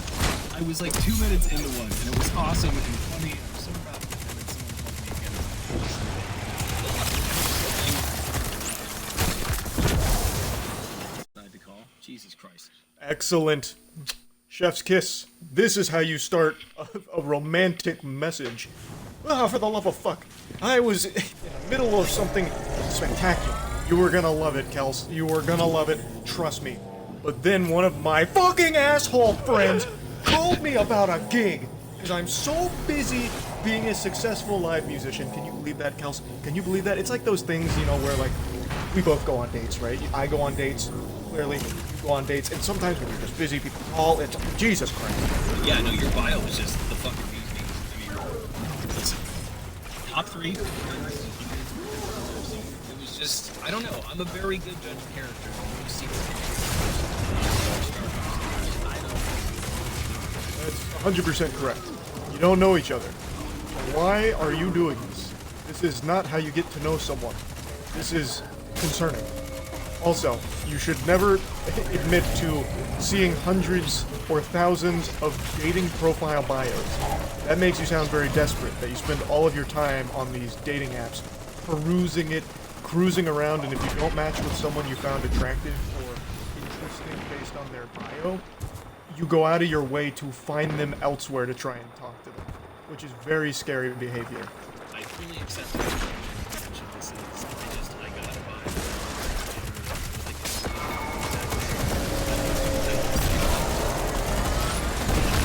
Yeah, a lot of my close friends are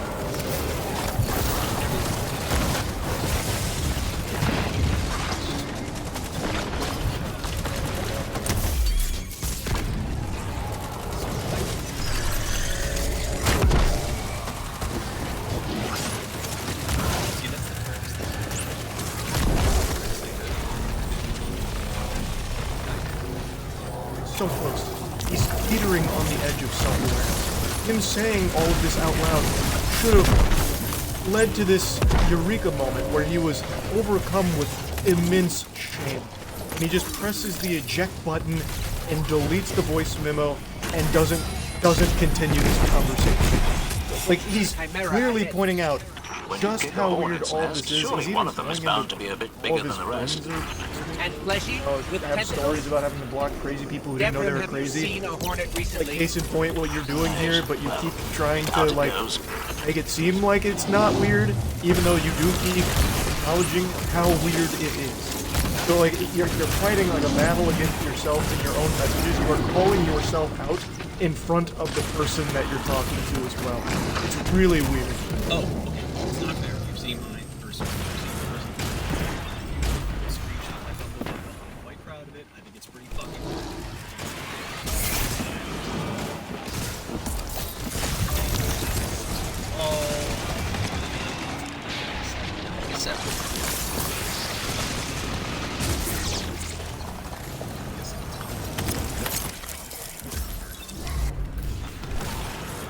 It's not a job interview, bro. You don't need to be giving your resume here. Brother. Stop. Please. Goodness gracious.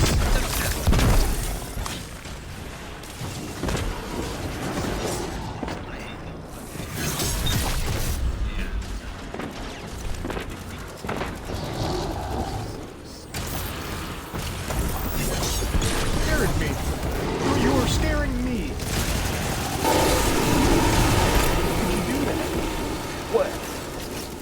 From way downtown here, he's throwing up a crazy jump shot. He immediately goes into, I've got big feet. You know what that means? Baby girl. Lord, please, have mercy. Have mercy. Why? Why?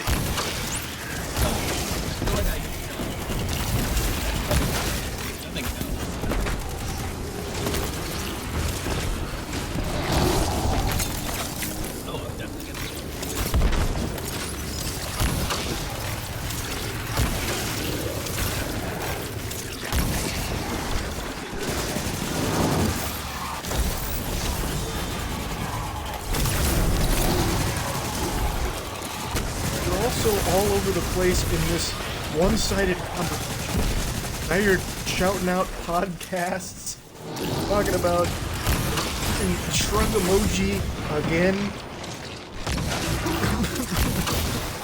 It's hurting me listening to this.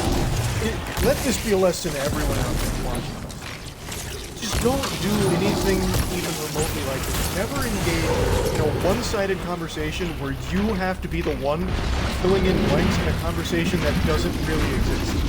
That's it.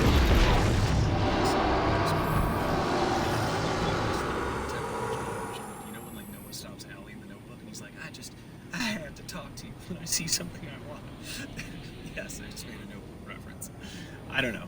I'm being a total idiot right now. So if nothing else, I figured you'd have to.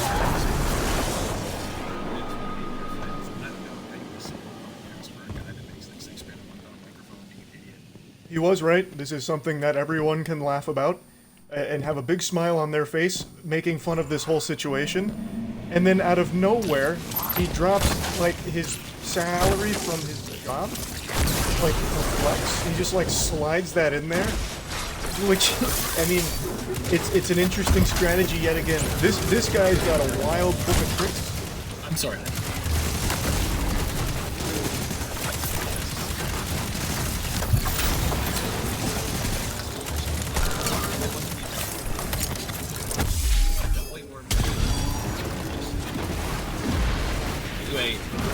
I leave it in there then. You saying that clearly made you uncomfortable. You could have just deleted this and just tried again. Though I don't think you should have tried again regardless. This shouldn't have happened to begin with.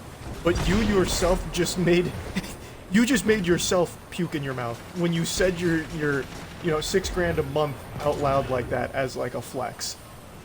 And you still let it ride. You still let this Beyblade rip. You look like a goddamn Disney princess. The bio completely full.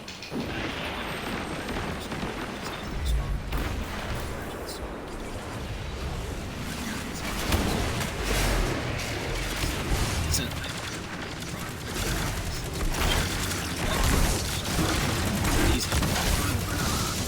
share my bio. I feel like it's unfair that, you know, I've seen yours, you've seen mine. I'm quite proud of my bio. This entire situation is nothing but overshare. He's not going to ask you any questions. No sane person would. It's not going to happen. This whole thing was a complete catastrophe. And once again, hung up on this fucking bio thing. They're just bios. Most people write them in 10 seconds. I don't know how long he spent, like, finally crafting this. But that is not the norm. I'm sure she didn't spend days coming up with her bio on here. I don't know how it resonated so strongly with this guy, but I bet after this whole song and dance, the woman here immediately just deleted her whole account, or at the very least removed the bio entirely.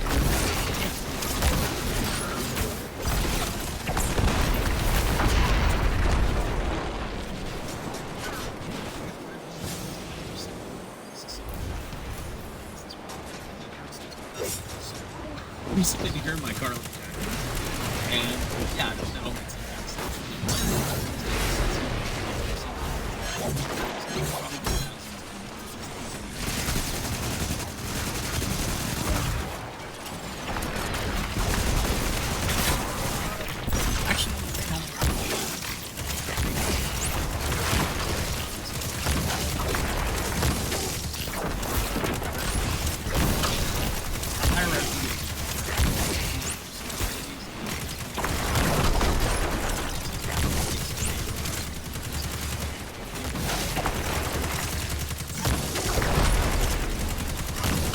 That was one of the most peculiar lies I've ever heard. You're going to stop at the park on the way home so you can visit your favorite swan couple, Mr. Plump and Mrs. Plumpfett.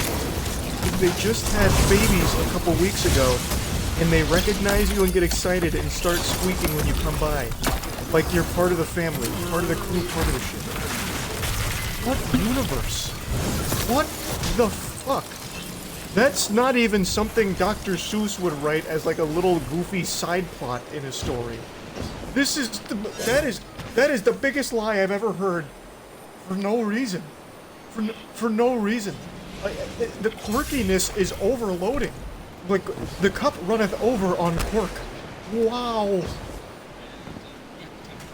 Anyway, all these yeah, your bio was fucking nice. I mean, there's a couple other assets I noticed too, but I could not mention them without sounding like a fucking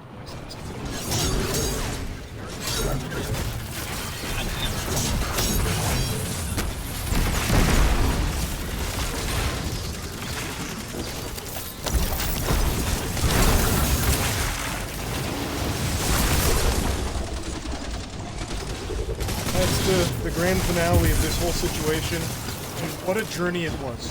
I find this to be probably the best example of the worst approach to romance. And, like I said, this was not an isolated incident. He's done this before. Like, and he's even used the same lines. It's so wild. I had to talk about it. I had to. So, yeah, that's really about it. Yeah. I'm pretty confident I'm going to know.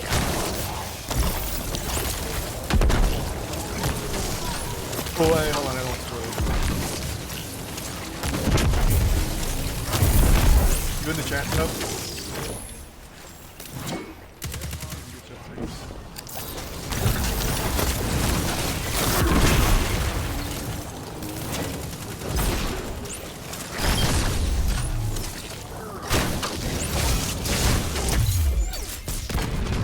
I don't need to apologize for that.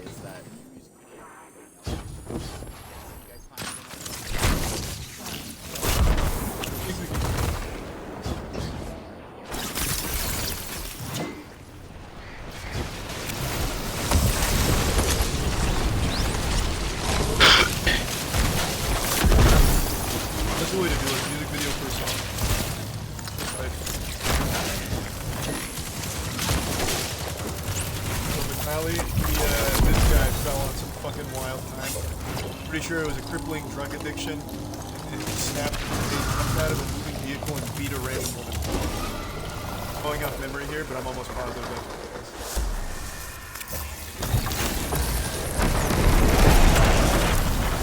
Yeah, the bank book, the bank book.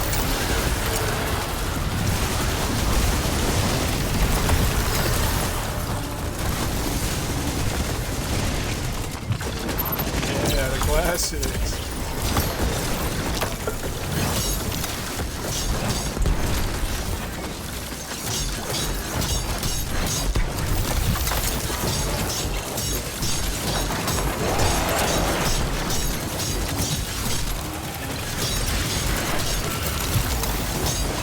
Bang bus.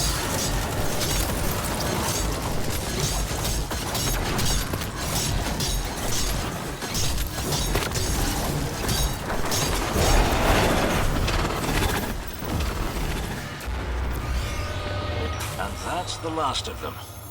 Guardian, you have my thanks. Especially for continuing to keep the EDZ safe amongst all the hubbub going on so far God, from home. that's an internet classic, by the Home is way. where the taking are, I remember eh? when that story broke. So Vitaly used to be massive. Most of you probably don't remember him now, but he was absolutely massive for a time. And then one day, out of nowhere, someone recognized him in a Bang Bus video, posted it on Reddit, and it flew.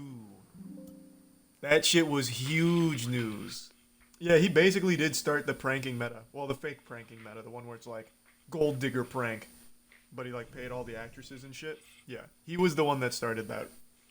Man pioneered that, trailblazed. Why couldn't he get hard? I don't know, nervous? I'm not his penis. I don't know why he couldn't get hard. I have no idea. uploading pranks to no avail. It wasn't until June 2nd, 2012 that he'd upload the Miami zombie attack prank, a video where Vitaly pretends to be on bath salts scaring the locals. This, of course, was a reference to the situation that occurred only a week prior where a man on bath salts bit off a homeless person's face. Kind of a weird thing to base your prank off of, but hey, it was 2012 and I understand it was a different time. The video gained 10 million views in a week and gained Vitaly 70,000 subscribers. This even caught the attention from Daniel Tosh from Oh my god, Tosh.0. Oh, and not to mention CNN. So, a guy in Jesus. Miami decides to go out, dress up as a zombie, and covered in blood, and he starts running around chasing people. Look what he does to this guy. Like, you can see the front of his shirt when he turns. He's covered in blood, and he chases this poor guy here, and numerous people, and they're rolling on it, right? It's a prank, so he chases people around, scaring the absolute. Thanks for 5 new subs, Shillian. He rode the momentum and kept making prank videos and started becoming the face of YouTube pranks along with FuzzyTube, Roman Atwood, Dennis Rohde, and several others. Saying Vitaly got into a lot of controversies is an understatement, but I'll tell you guys the biggest ones. In 2014, Vitaly was arrested Guardian. for streaking the field during the 2014 High forces are lashing out from the Cosmodrome, led by a disgraced wizard named Devota. Disgraced? She narrowly escaped the previous Vanguard operation. Yeah, Remy Galliard was really kind of the questions of strength. Remy She'll Galliard. be desperate to prove herself. That desperation makes her dangerous, but also reckless. Eliminate her before she regains her footing.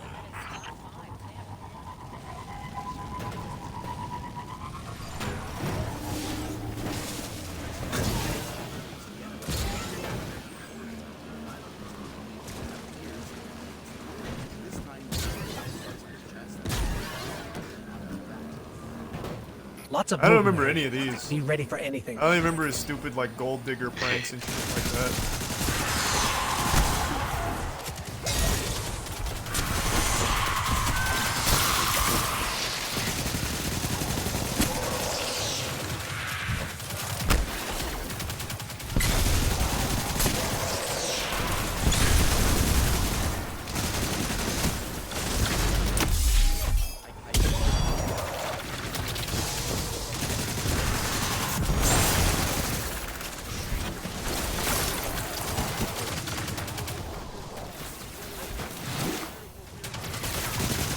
Man, I didn't remember any of this shit about him. What the fuck?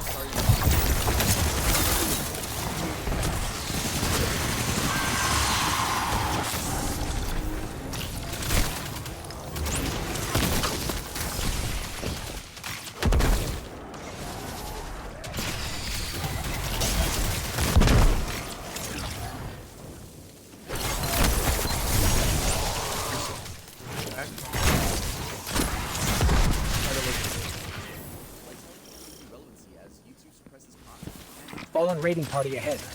Don't seem thrilled about Navota's presence. I won't say no one expected. This man fell so hard. So even before this story broke, even before that story broke, there was so many videos, so much all about how bad bugs, all kinds of stuff. Like this was not surprising. Look at the brutality of it. There's even a video of it.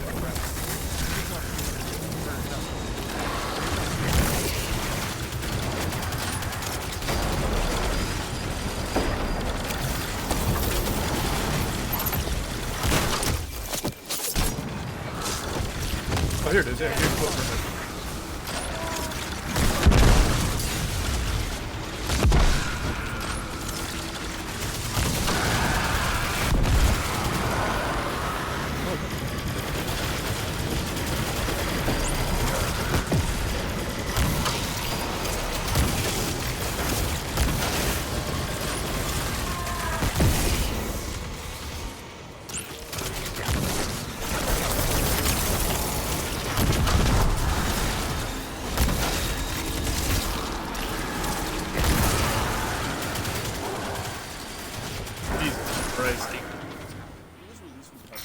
I'm reading dense hive signatures in a facility up ahead.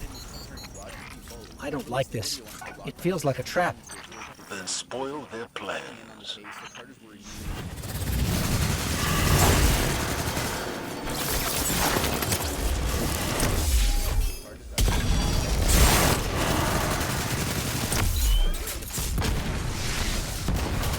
that's exactly what it is. Yeah. Fast forward to 2022, and Vitaly seems to be trying to make a comeback to YouTube.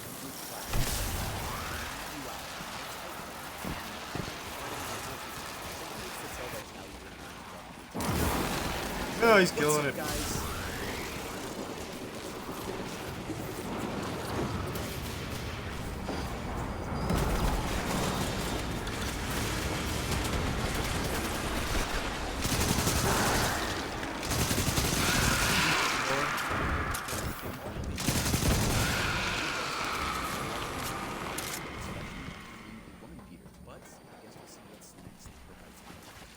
It should be prison.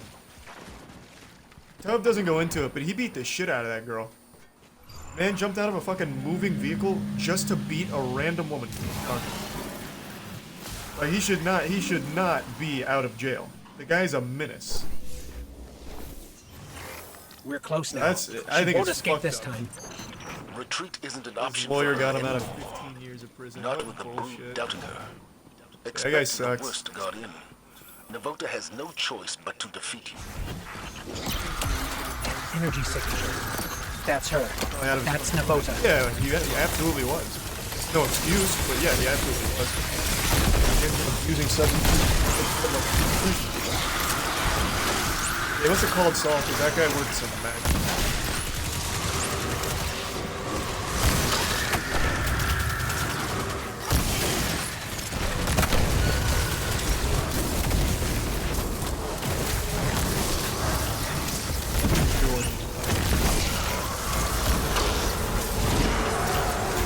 A tough skit?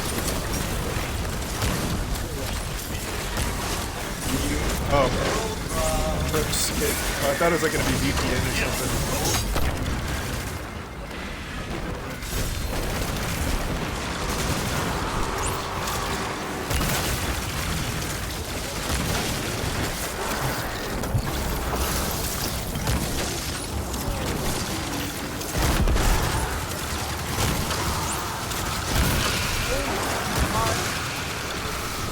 These are the recent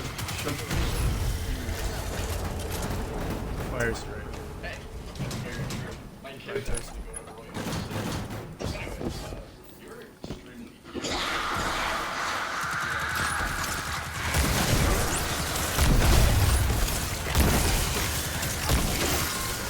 Adorable.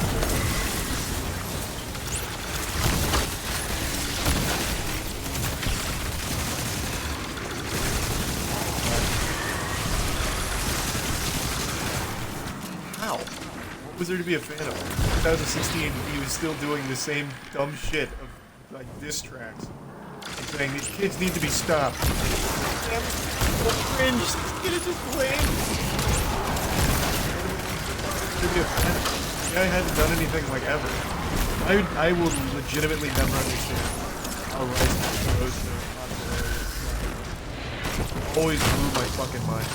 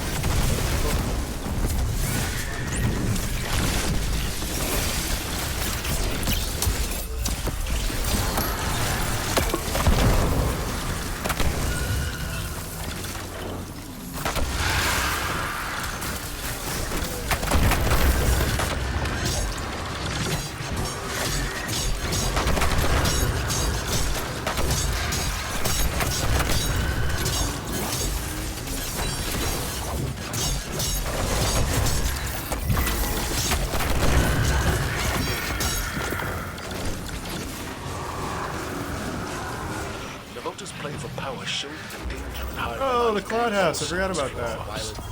You've proven that the path to victory comes only from the light. We're happy to send the message, Commander. Excellent work. Return to the tower.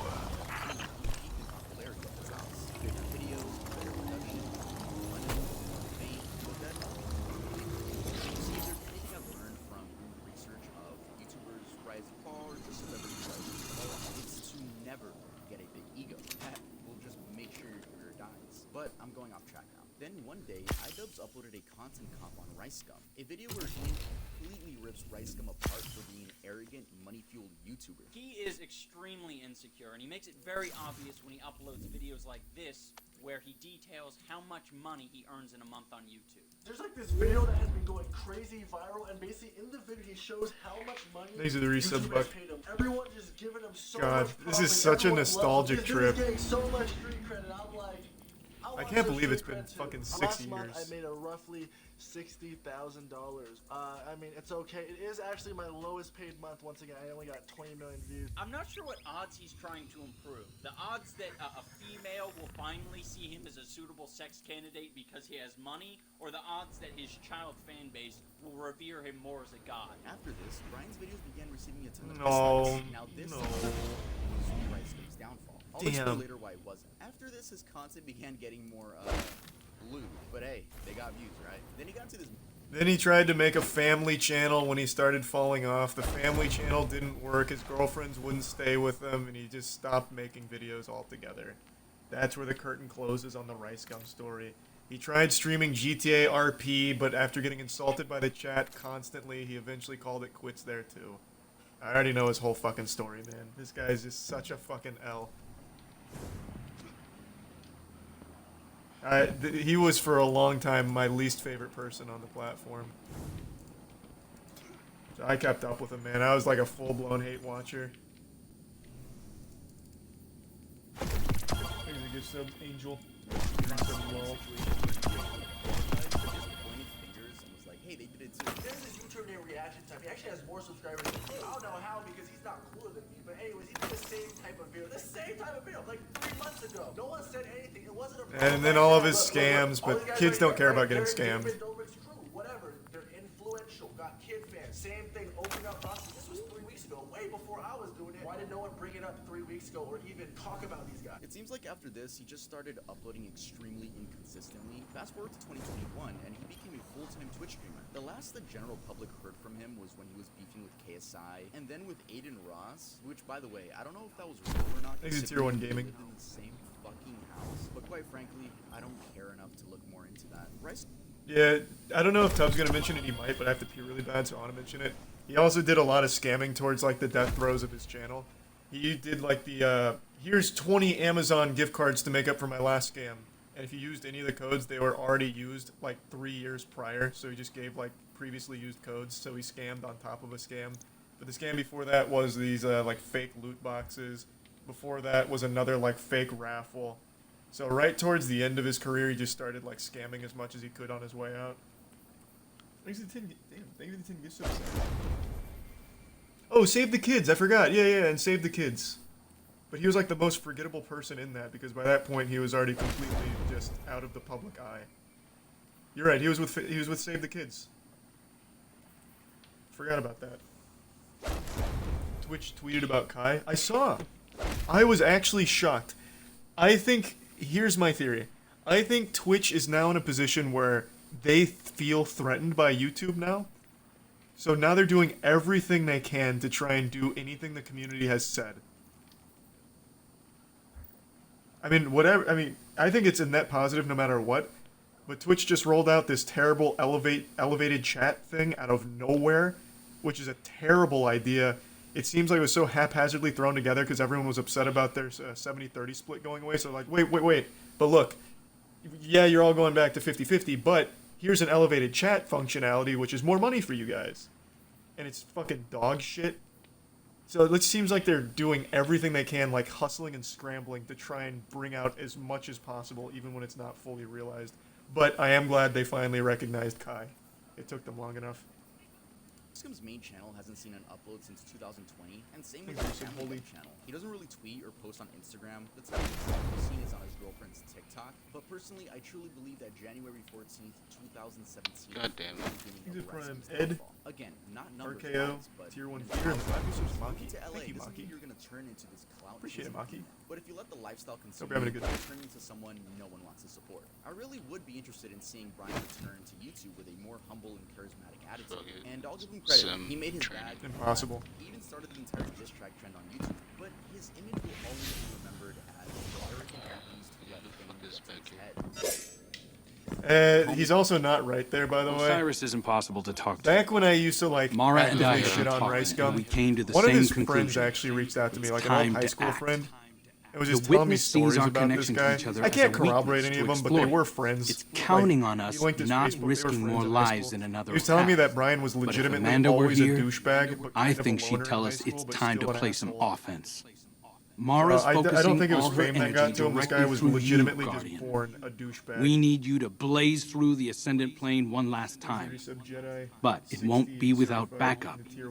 We're all going. Mara says your power is strong enough to sweep us up in your astral wake.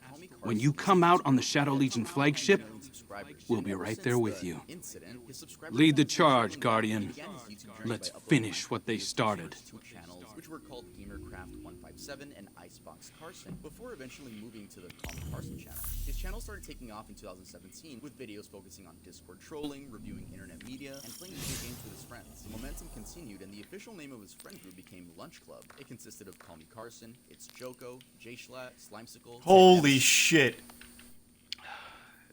I don't think I've ever seen a Schlatt without the okay, facial hair. it really is like all based off of the Is this Team House is this idea. Schlatt? It has to be, right? Like with TK and like I didn't know it was FaZe and all possible. that. I thought this man was literally born with facial hair. God damn. I almost feel like I'm seeing something I'm not supposed to. Taking a peek behind the curtain. I wasn't ready for that.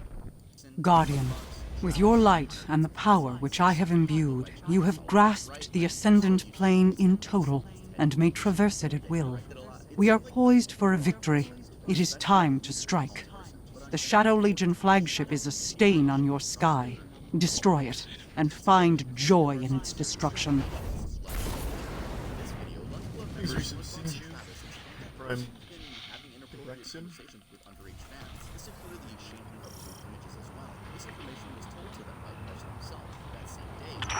We will travel the Ascendant Plane by Marakel's grace and aid you in your attack. We'll follow your lead. Get inside that ship and we'll all take it down together.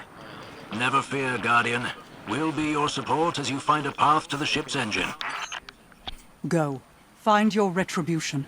Deliver justice as Queen's Guard.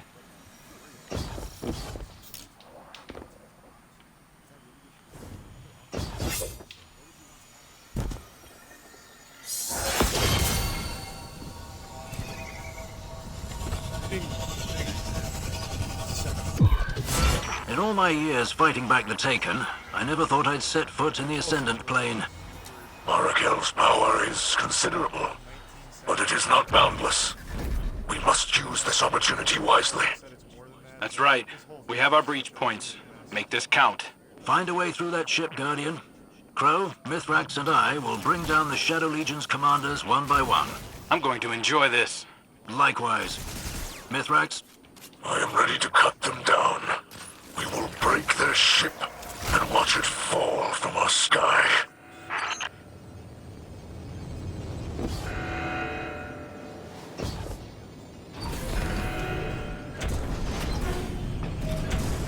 Remember what they took from us. Don't let anything stand in your way.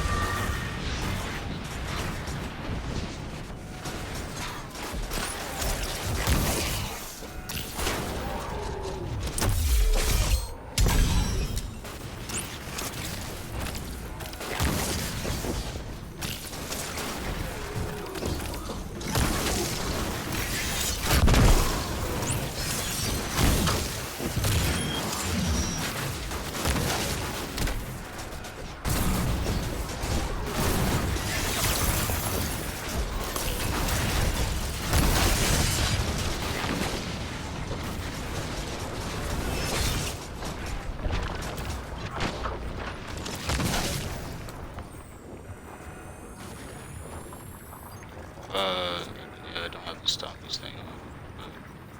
So,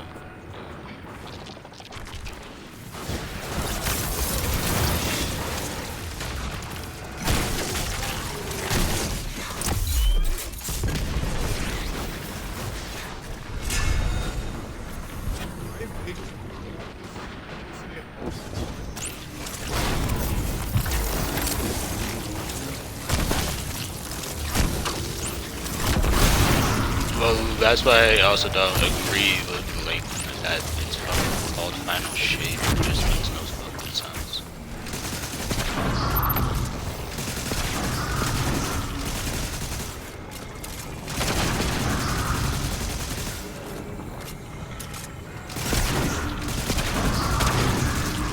And Witch Queen, that's when, you know, I expect there's the actual difficulty in the game.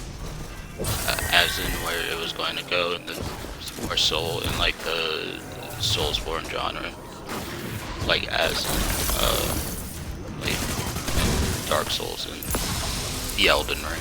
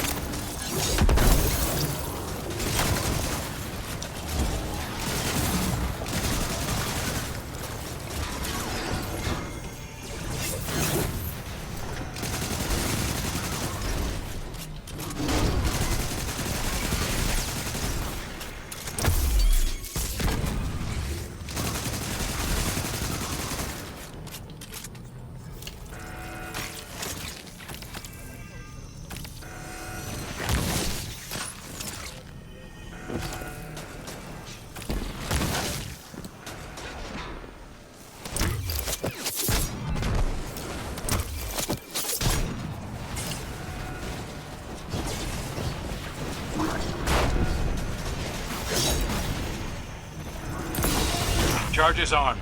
Detonating ammunition storage now.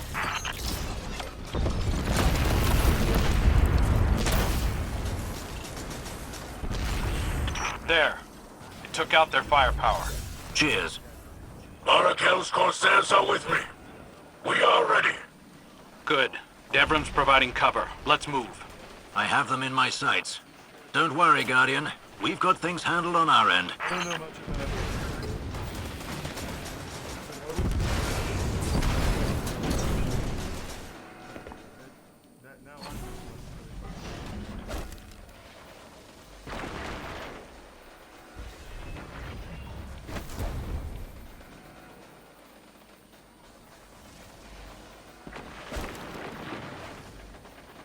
Yeah, I had it.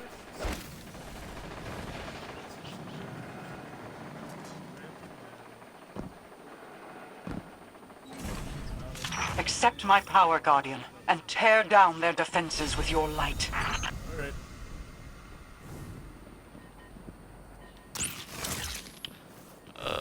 Shit. Oh,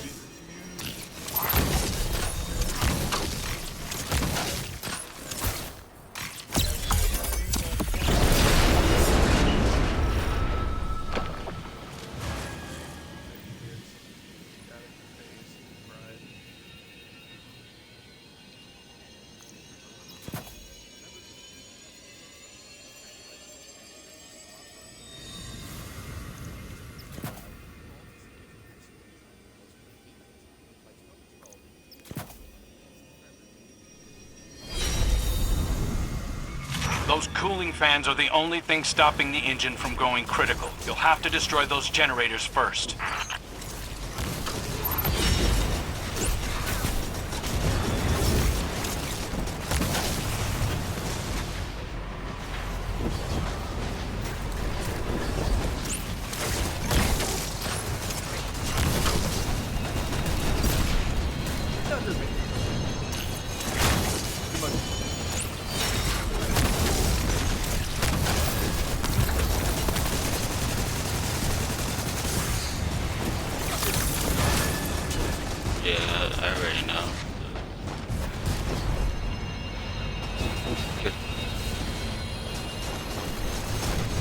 need to grab the buff, then start shooting.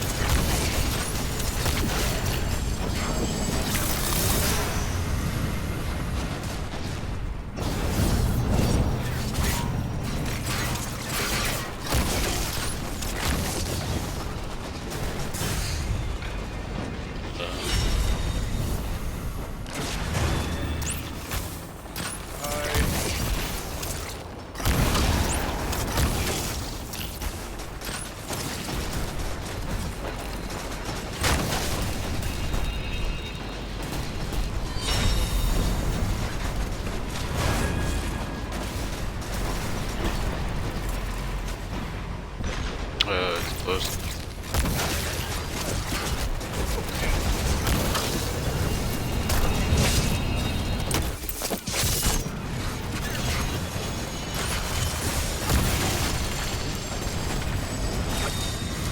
Or copyright. It's such a stupid.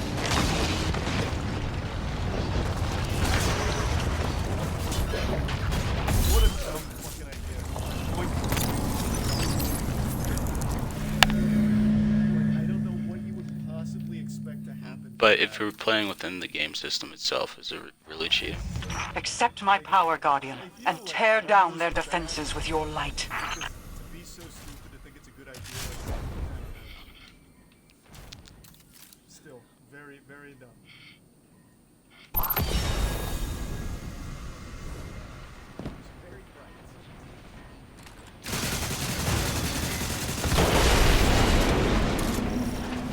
Those cooling fans are the only thing stopping the engine from going critical. You'll have to destroy those generators first. I saved the world, but, you know, only... It's like the game mode I actually like to build. It's just, I think...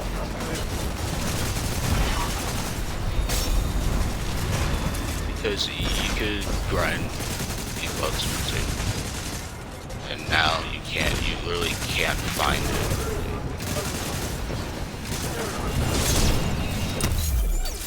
And I never got a chance to.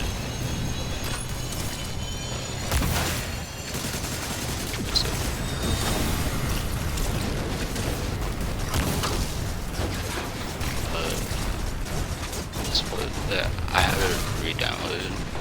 Probably. So.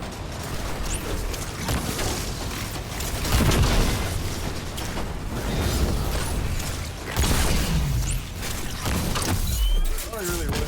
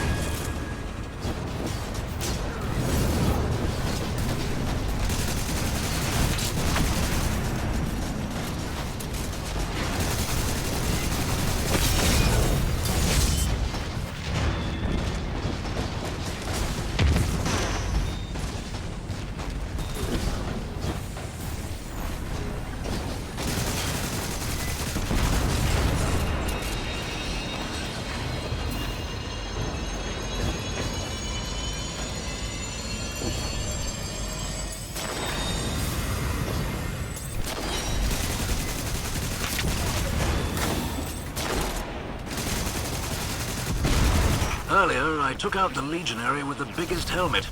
Had to be their leader. They're headless now, so to speak. You're clear to bring down those engineers. Then that engine is all yours. I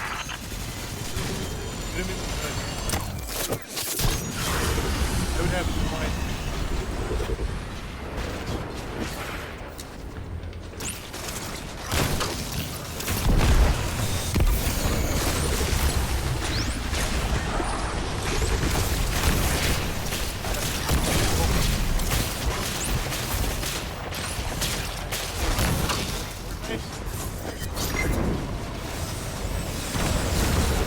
Maybe Jarvis.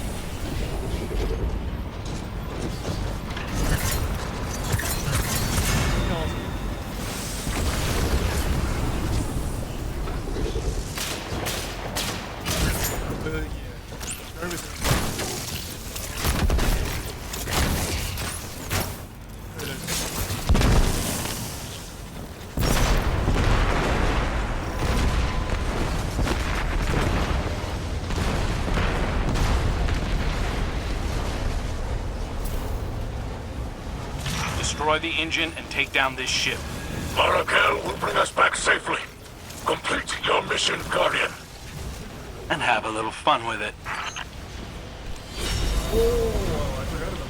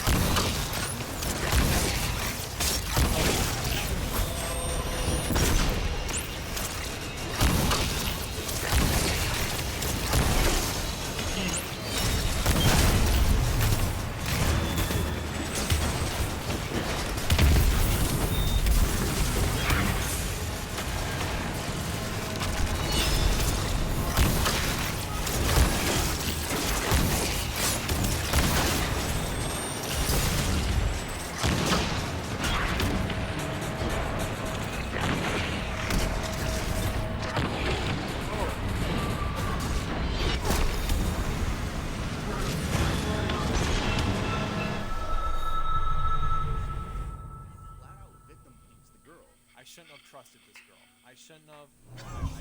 Accept my power, Guardian, and tear down their defenses with your light. It was a mistake, and that's something I will never make ever again. This girl lied about her age and convinced me to send her pictures of myself. Like, she sent pictures to me too, but... Oh, God. I never saw that. I don't know what the fuck's going.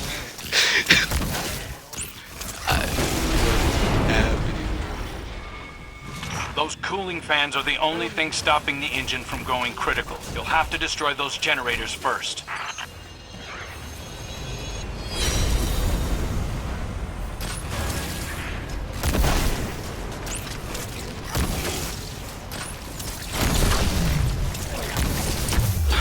love seeing that controversy, honestly. It does make it very depressing.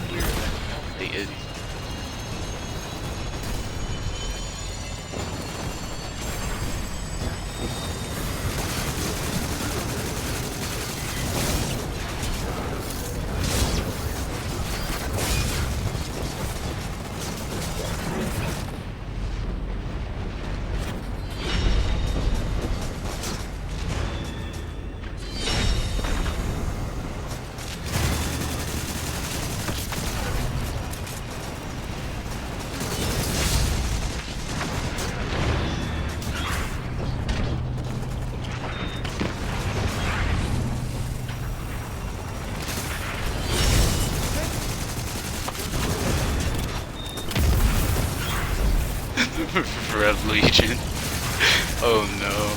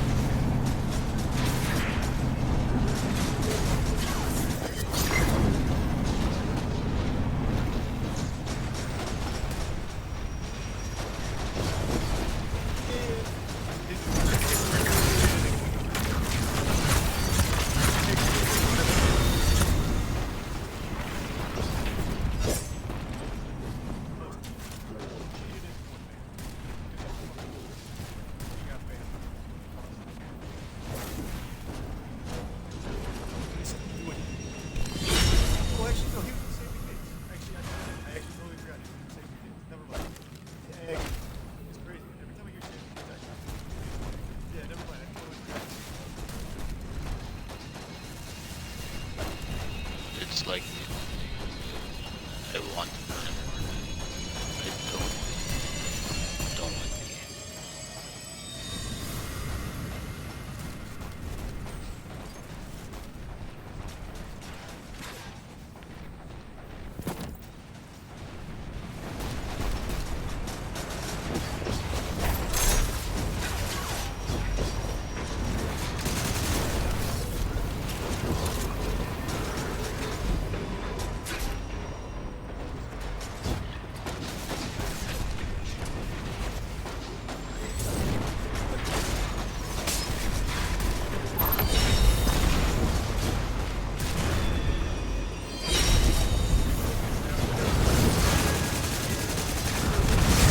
Earlier, I took out the legionary with the biggest helmet.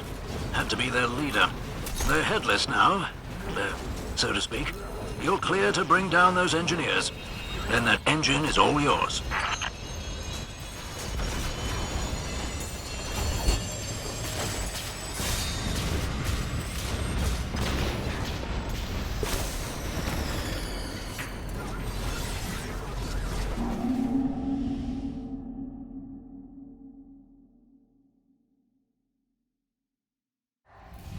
Accept my power, Guardian, and tear down their defenses with your light.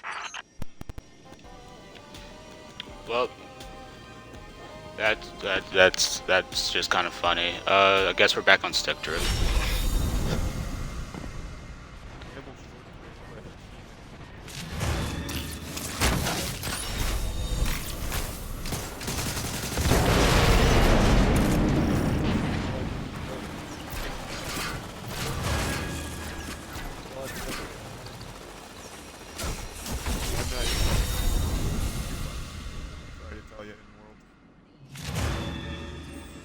HUD's only. Below the city is a metropolis, a place where humans and robots coexist under a shaky social system. Detectives arrived at a chaotic scene. Years of Actually, Starkmark.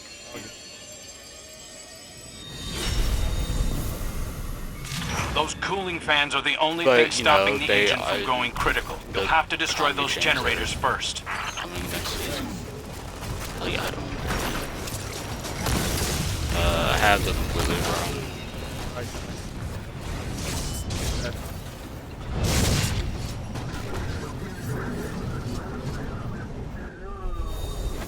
What the fuck is happening? Is that robot suffering from psychosis or something? Jesus Christ, man. Accept my power, Guardian, and tear down their defenses with your light. Janice, who should I speak to first?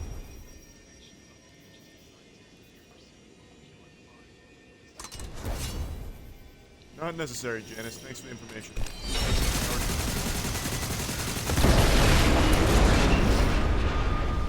Those cooling fans are the only thing stopping the engine from going critical. You'll have to destroy those generators first.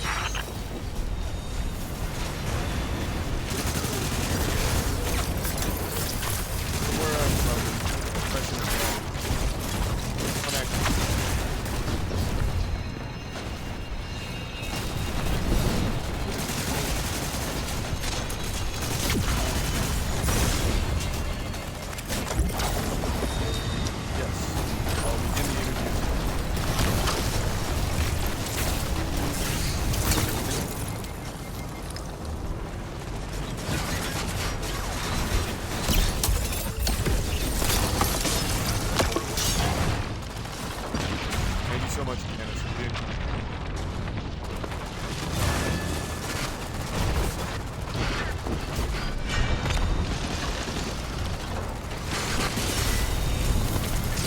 Alright, so what we're gonna do is get rid of all the stuff.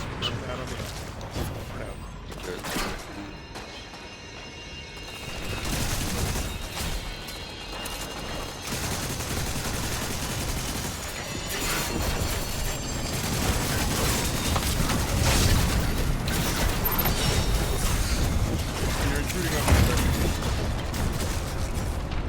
Excuse me. Fuck.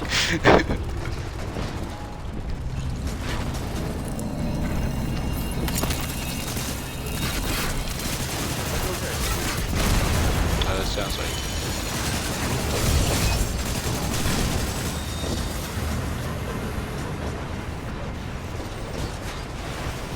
It sounds like there's like like in the background, there's like the COD, What happened? But no, so for in the actual video, which I will have a link, pinned to the screen.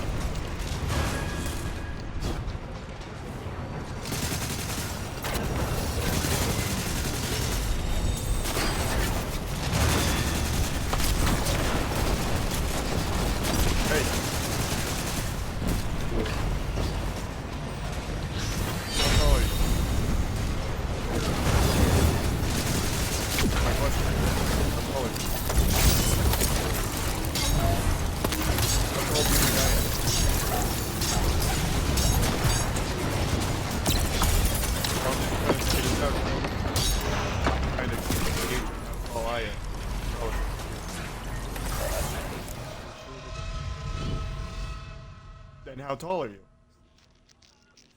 Taller than you. Brother, Accept I'm my wearing power, flat Guardian, shoes. and tear down Okay, their I'm just trying- defenses with your light. Man, fuck you. How about that? Are you some sort of investigator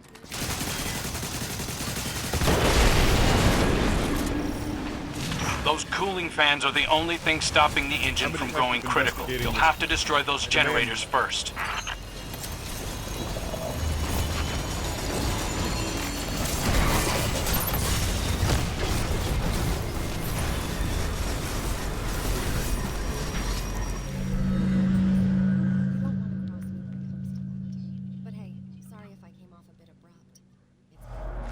Accept my power, Guardian, and tear down their defenses with your light.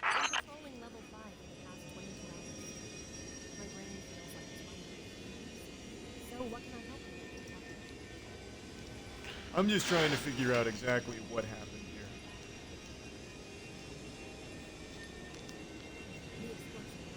here. Yep.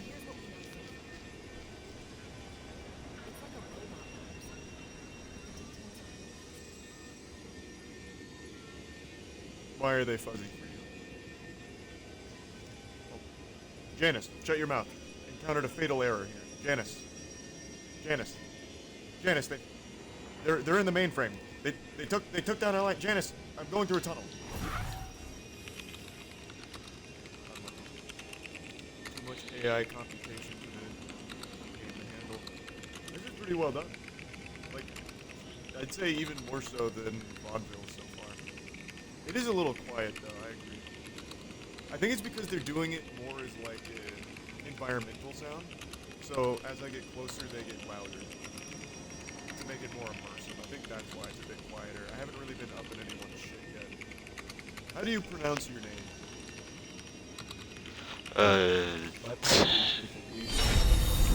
Sigma means summation.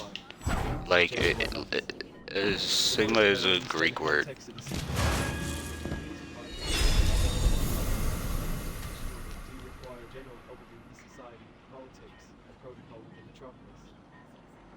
What kind of politics are we dealing with?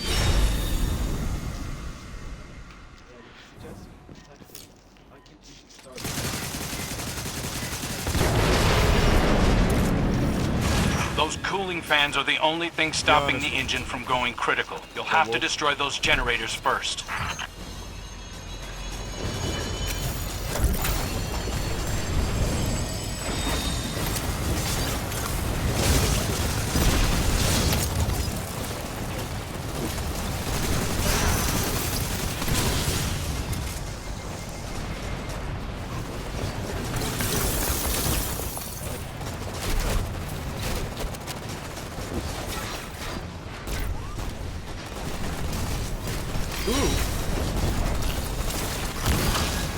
I've heard enough.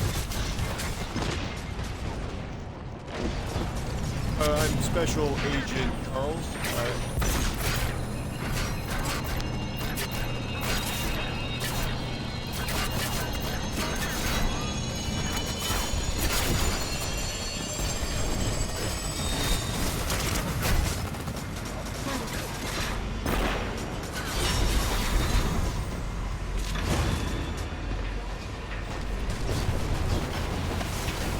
I'll stop you right there. I can prove that I'm a special agent. Here, take a look at this.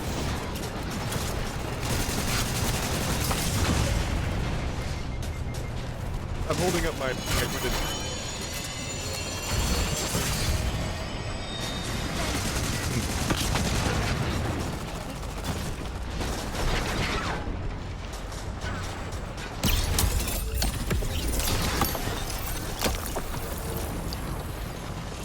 So are we on the same page here?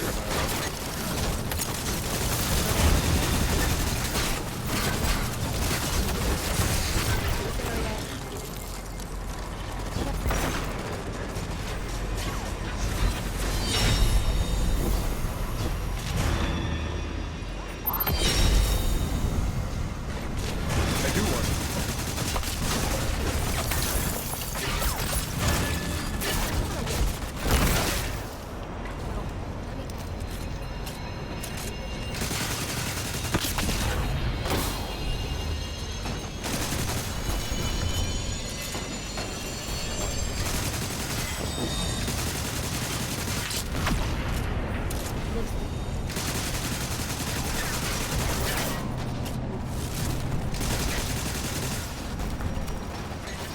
That robot over on my left with the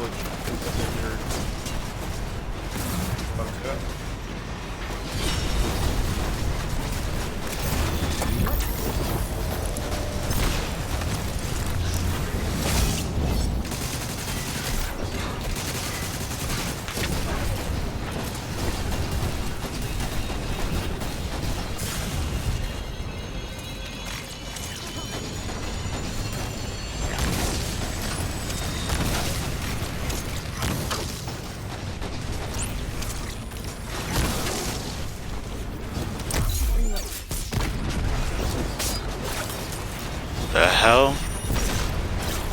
This fucking lag spike. How is there a lag spike when I'm in like single?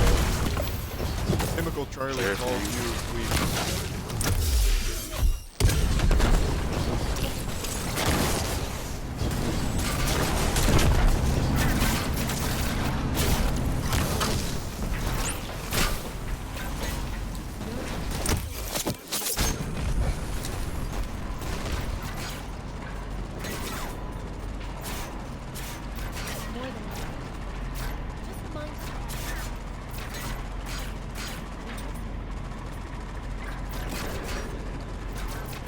You remind him yourself. He's coming at you right now. Watch out behind you.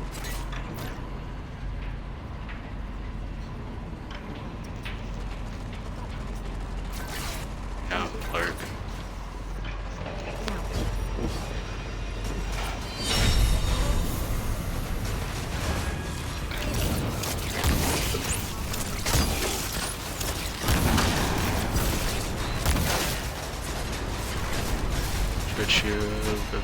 Oh my god, Chemical Charlie's thrown up Marker a epics. like Okay, god damn it. Okay, so Twitter rebrand is going back to X. Epic, back to X. I don't know, man.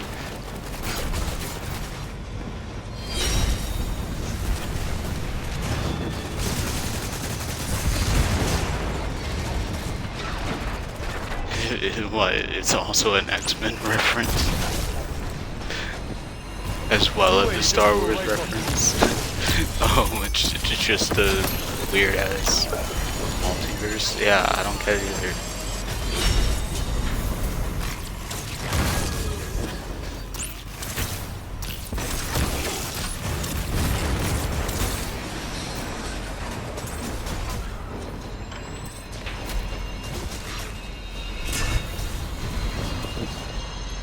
Sorry, I stole it. Oh my god, Sergeant Shuffle just made Charlie fall over.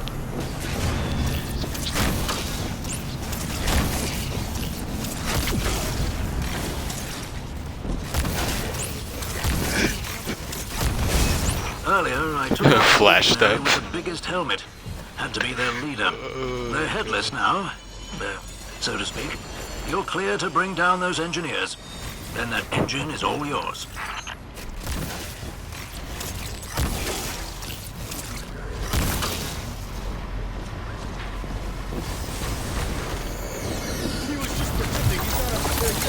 Full of sand and you just threw it in your eyes.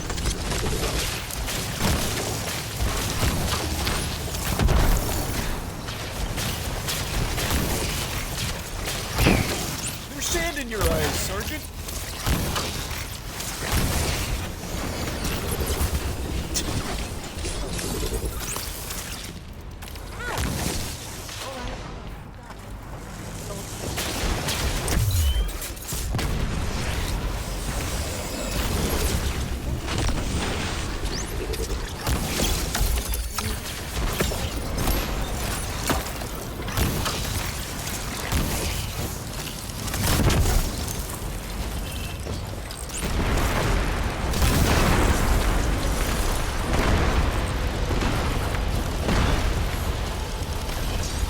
Chemical Charlie just hit you with a left jab. Destroy the engine and take down this ship. Marakel will bring us back safely. Complete your mission, Guardian. And have a little fun with it.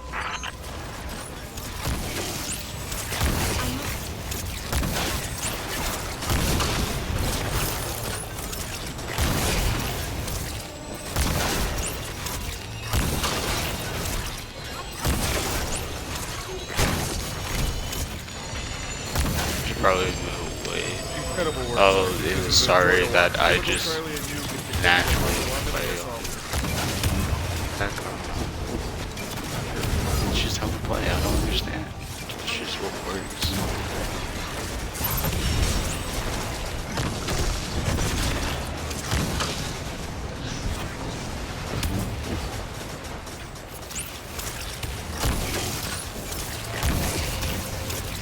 Yeah, well, I can actually see why like that's crazy.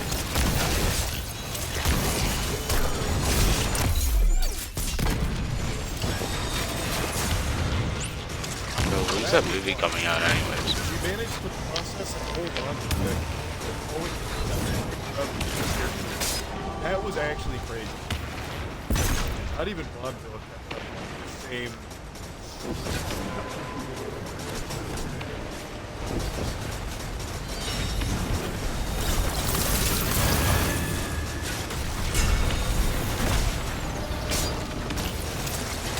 That was a very weird. You on drugs?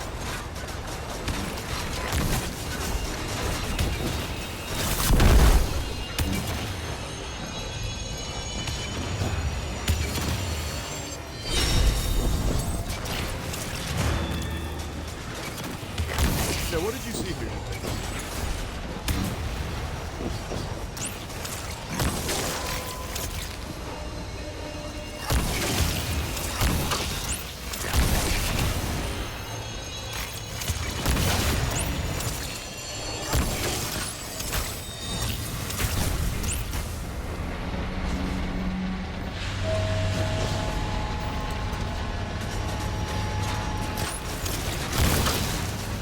What do you know about chemical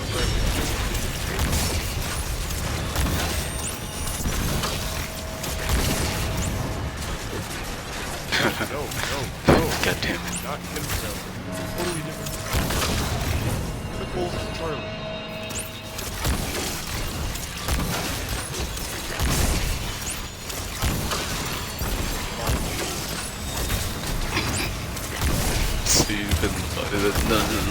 Not gonna lie, that was probably one of my like favorite lines that like he said.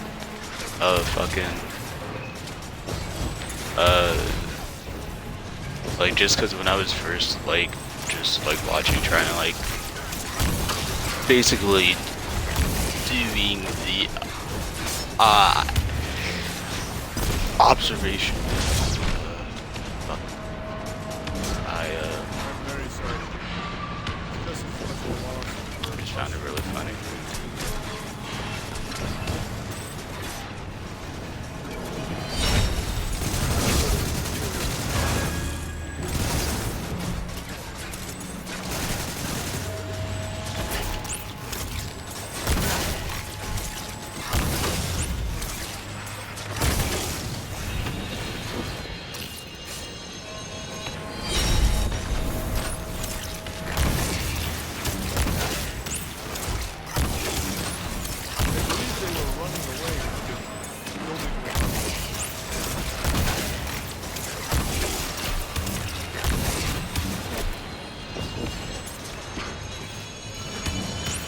I am not here to keep you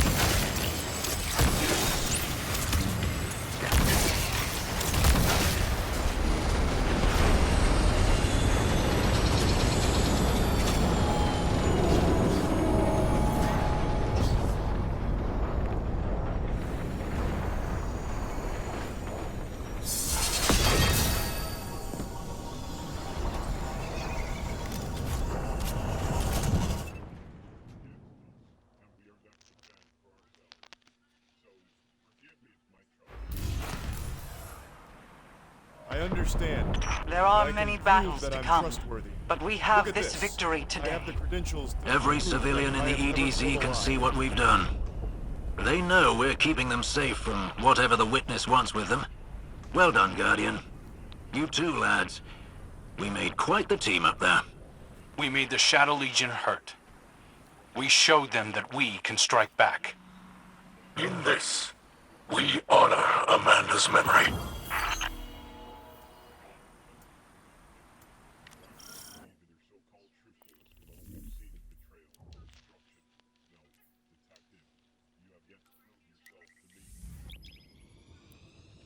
I understand.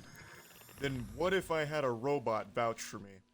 Because I do have a robot who trusts me with his life. Look at my little guy. He says I'm trustworthy.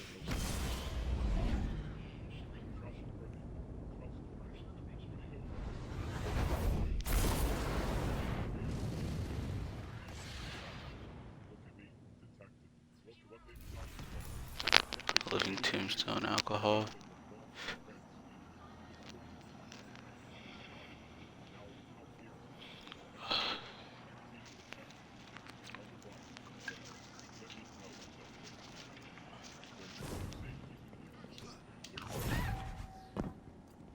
But listen to what my little robot has to say. They're very trustworthy. This guy's real good. He's never lied.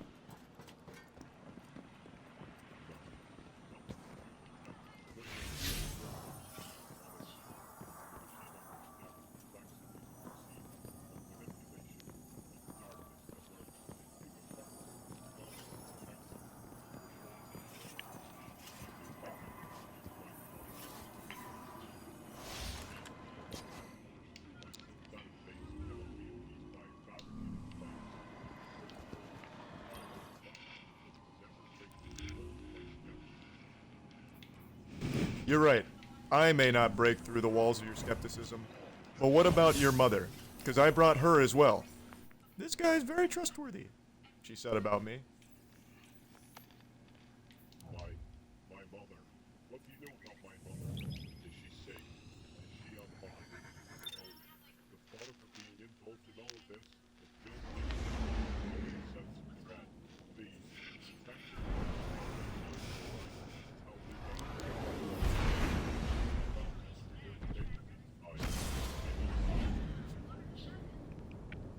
She is safe, and she does vouch for my integrity.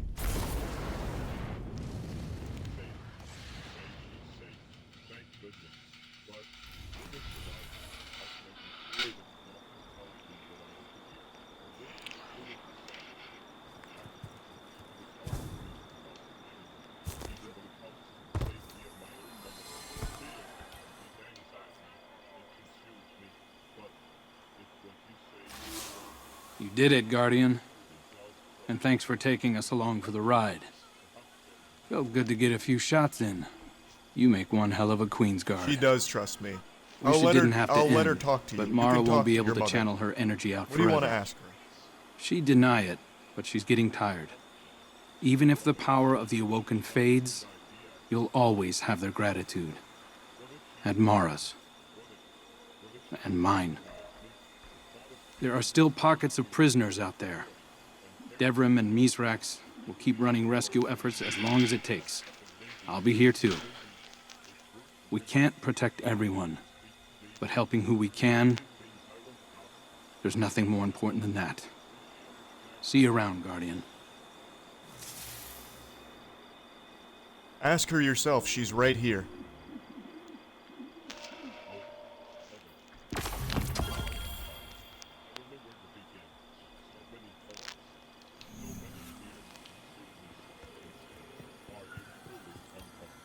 Crow, What do you want?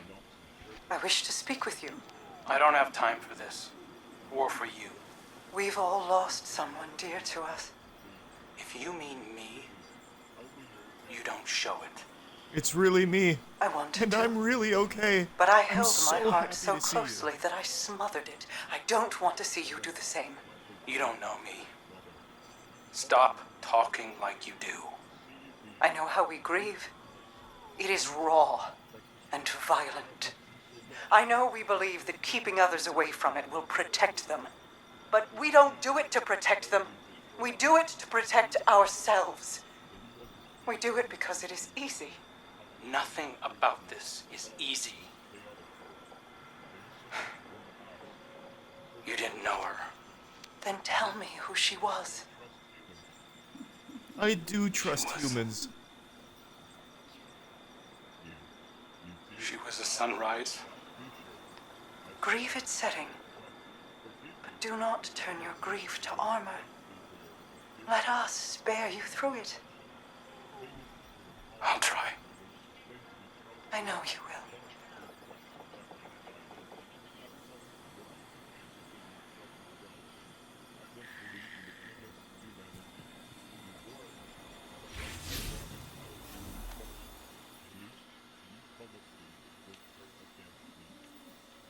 I promise. And the humans won't turn against you either.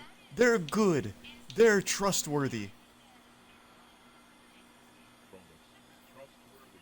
I want to believe you. I want to trust that humans can be good, that they can be reliable. But the doubts, the fears, they still linger within me. What if this is all just an illusion? What if I'm being led astray once again? It's a never-ending spiral of uncertainty, and it's suffocating. I wish I could let go of these neurotic thoughts, these hypochondriacal tendencies, but they're ingrained within me. I understand, but you can trust Special Agent Charles.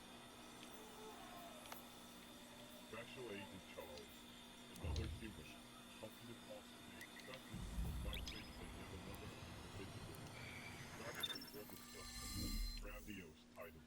It's all too convenient, too perfect. My circuits are screaming with warning signs, telling me to be cautious, attack myself. This constant state of hypervigilance, this paranoia, it's consuming me. Can't you see? Can't you understand the torment of a mind that cannot rest, that is forever trapped in a cycle of fear and doubt? I understand why you have so much. I fell. Your lack of trust in humans caused me to fall. What, cracking my back? Come on, chill.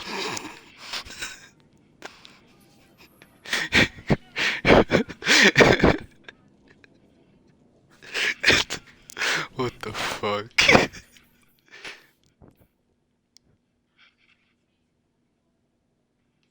You can only help me by trusting humans.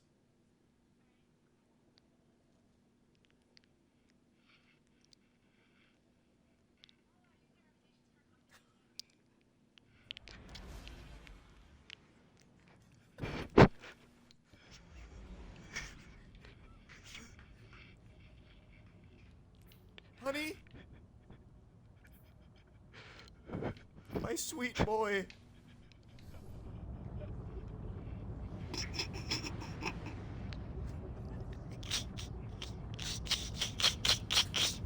I fucking shell-shocked him. Let's see if he's recovered. Control. Good evening, I'm Special Agent Charles.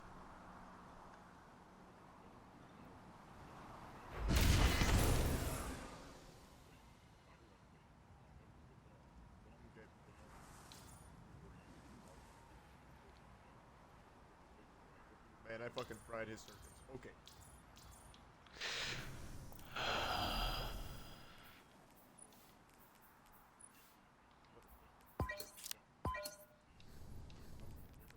No zones means no victory. Take them and crush your enemies.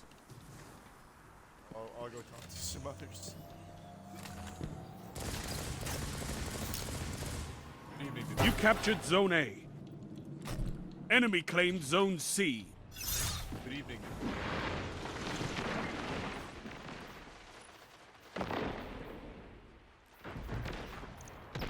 Everyone's insulted.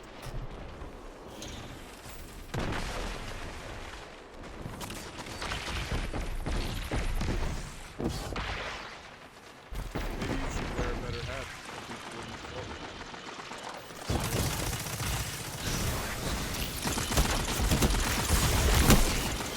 you. Enemy claimed Zone B. Enemy has advantage. Republic of Galactica. Wow. The Galactic Republic.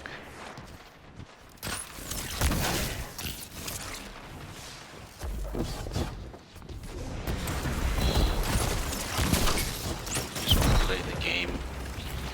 Listen to shit. What are you gonna do to make it? Sorry, I'm actually reporting.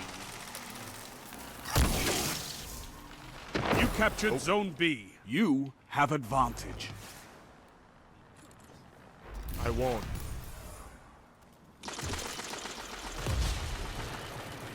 I'll fight you right here and now.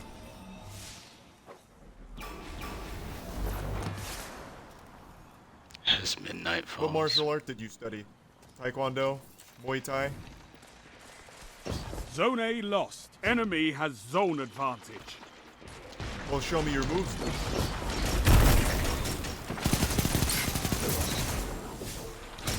I'd like to see you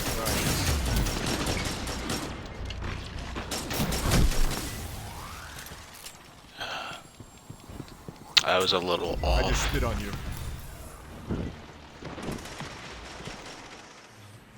What's my spit taste like?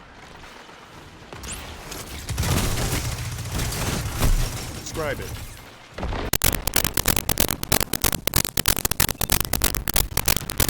Go deeper. What is the taste profile?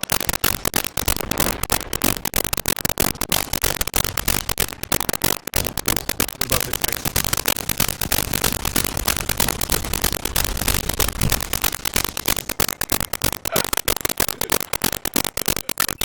That sounds about right.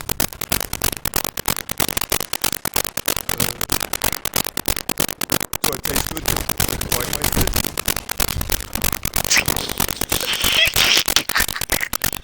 Why the glacier? Why headstone? Your face says otherwise. You're smiling.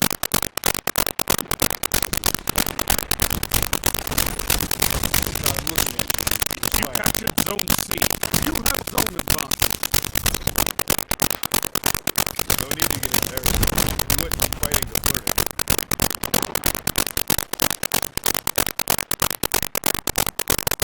Well, then why are you smiling? Tell me why you're smiling.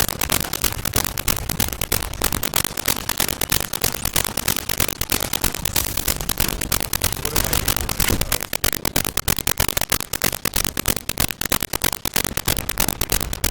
Go deeper. Explain more. Zone B lost. Enemy has zone advantage. Yes.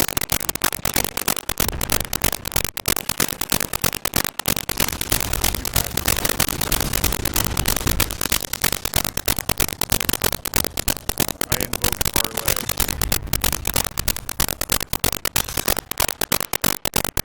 Then we're done here.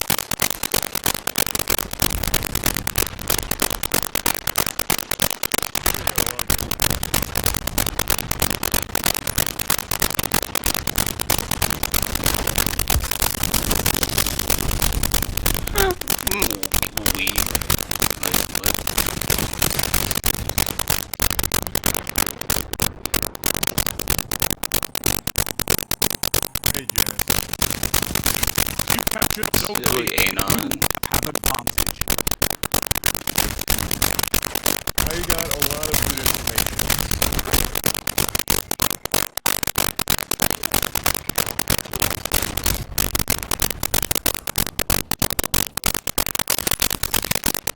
What do you know about 5 minutes remaining. Zone A captured. Power play. Keep the pressure on.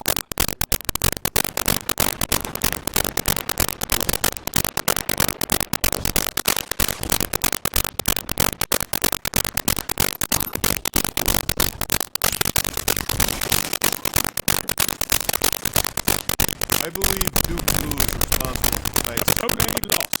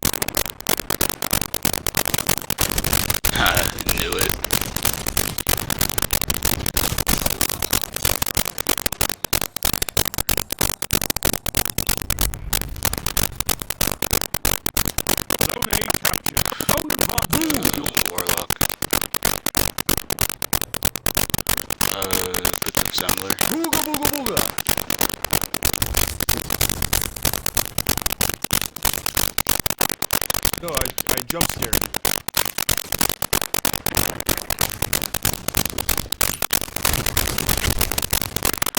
Okay. What do you know about Duke? 3 minutes remaining. Duke Blue.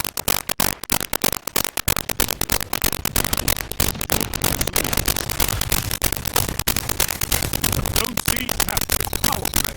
Who made the pressure on? Who at Metropolis Protocol made you? Why? Zone B lost. This doesn't mean that it's relevant.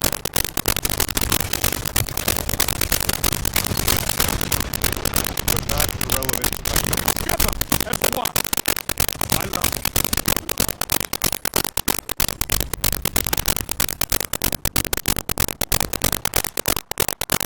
Can you do both?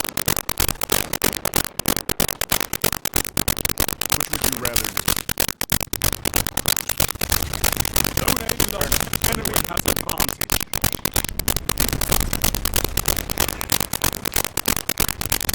Pardon me.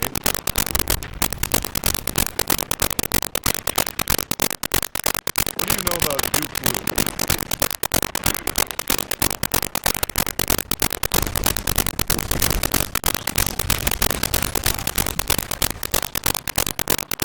Zone advantage is yours. Finish them. Short temper. You were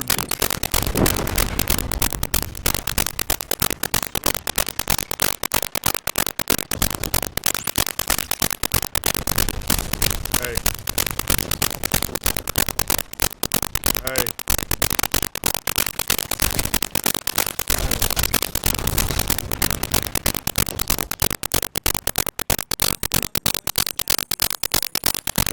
Sound tactics bring victory.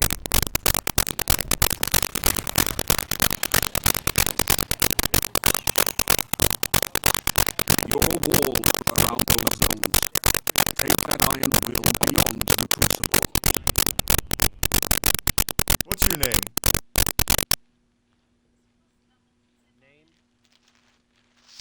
Yes.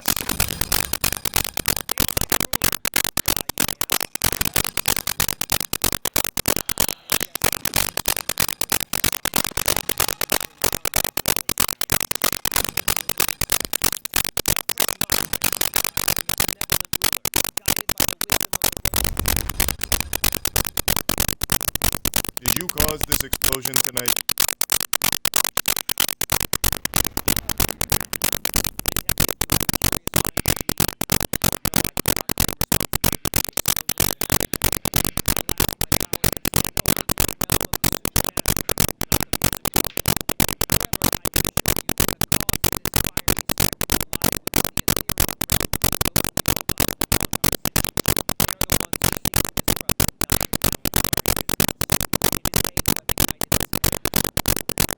Are you Duke Blue?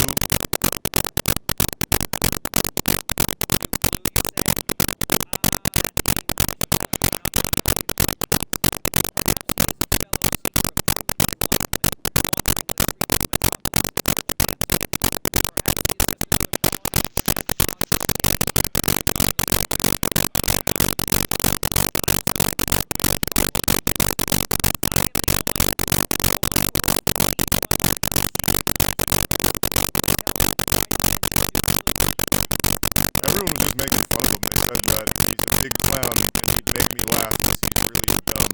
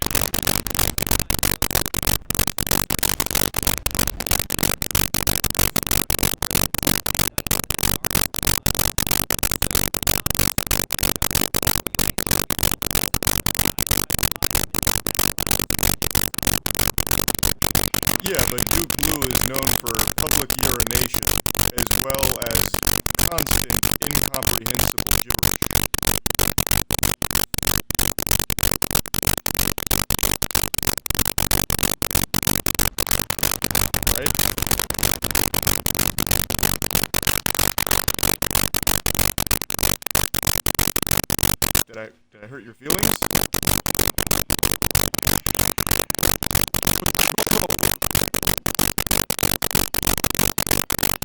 This is happening quite a bit. I guess if you give too long of a statement, they kind of melt down. Which didn't happen in vaudeville. This looks just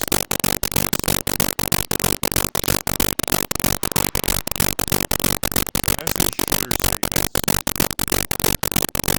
Hey, Duke Blue.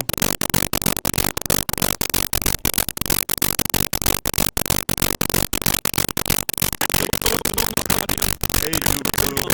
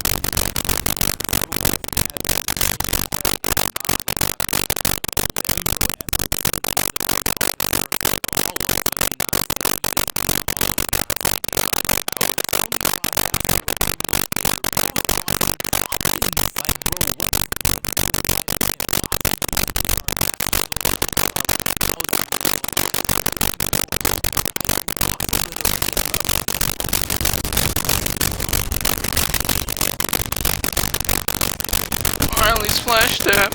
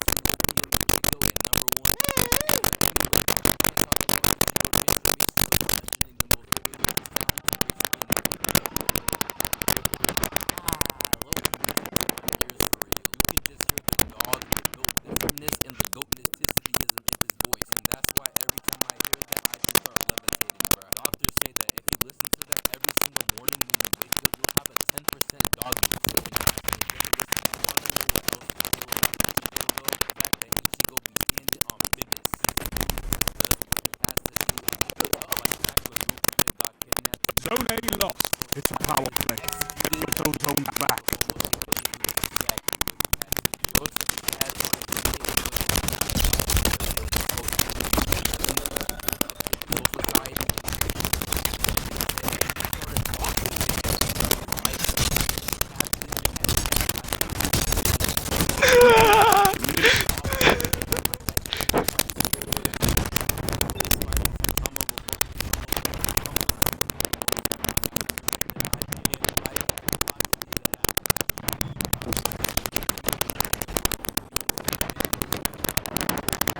You captured Zone C.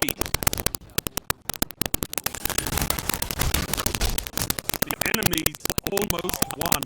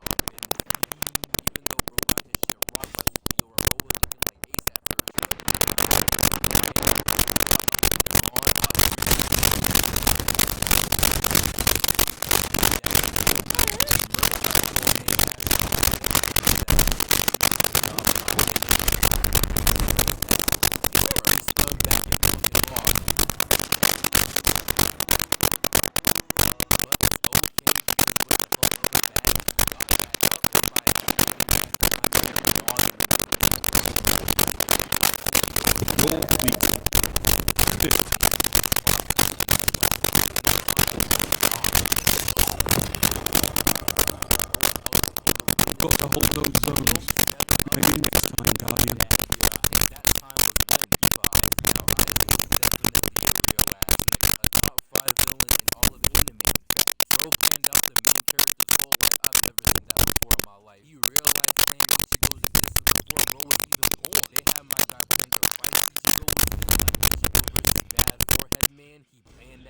Ichigo versus Byakuya, he playing that shit. Ichigo versus Madara, he playing that shit. My guy Aizen playing out everything. Bro, playing out Ichigo's off. And you know what I'm saying? That Bro's a genius. They call him Aizen. And by they, I mean me. No one else calls him. Bro also playing Ichigo becoming a Soul Reaper too. Matter of fact, he even planned the way Ichigo became a Soul Reaper.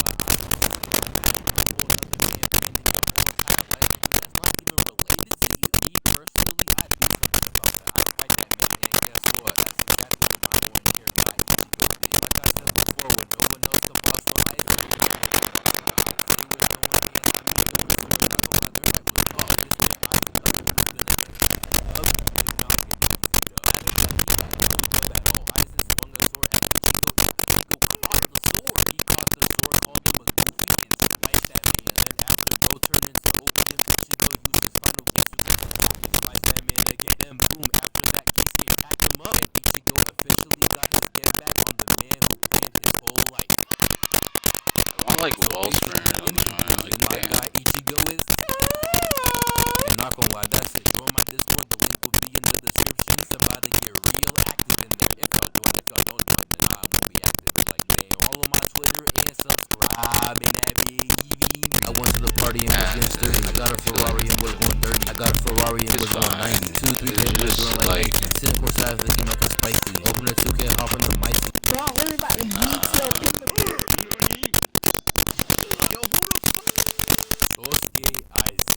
I'm not gonna lie, that name tough. Aizen is what you call an S tier max prestige anime villain. And that's because bro is just all around tough at being a very nefarious individual. Bro is mad smart. He's probably smarter than Einstein. I'm either. You ever watch a show and be like, yo, this dude is a genius? That's what happens when you see Aizen for real. And honestly, I'm gonna keep it a buck. Aizen is my favorite anime villain. He isn't overly weird like this lame anime and this other lame anime. You don't look at how he acts with no visible frustration. He honestly isn't even that evil for real. He only tried to commit genocide on a mass amount of people with absolute zero remorse whatsoever. He's evil, but he isn't that evil, you know what I'm saying? Aizen be in the Tonka going bonkers. And also, like almost everyone on my channel I cover, Aizen too has that dog. If a certain dude with the mustache didn't exist, Aizen might be the him of Bleach, but he's not so damn, but he's still tough, so it's okay how I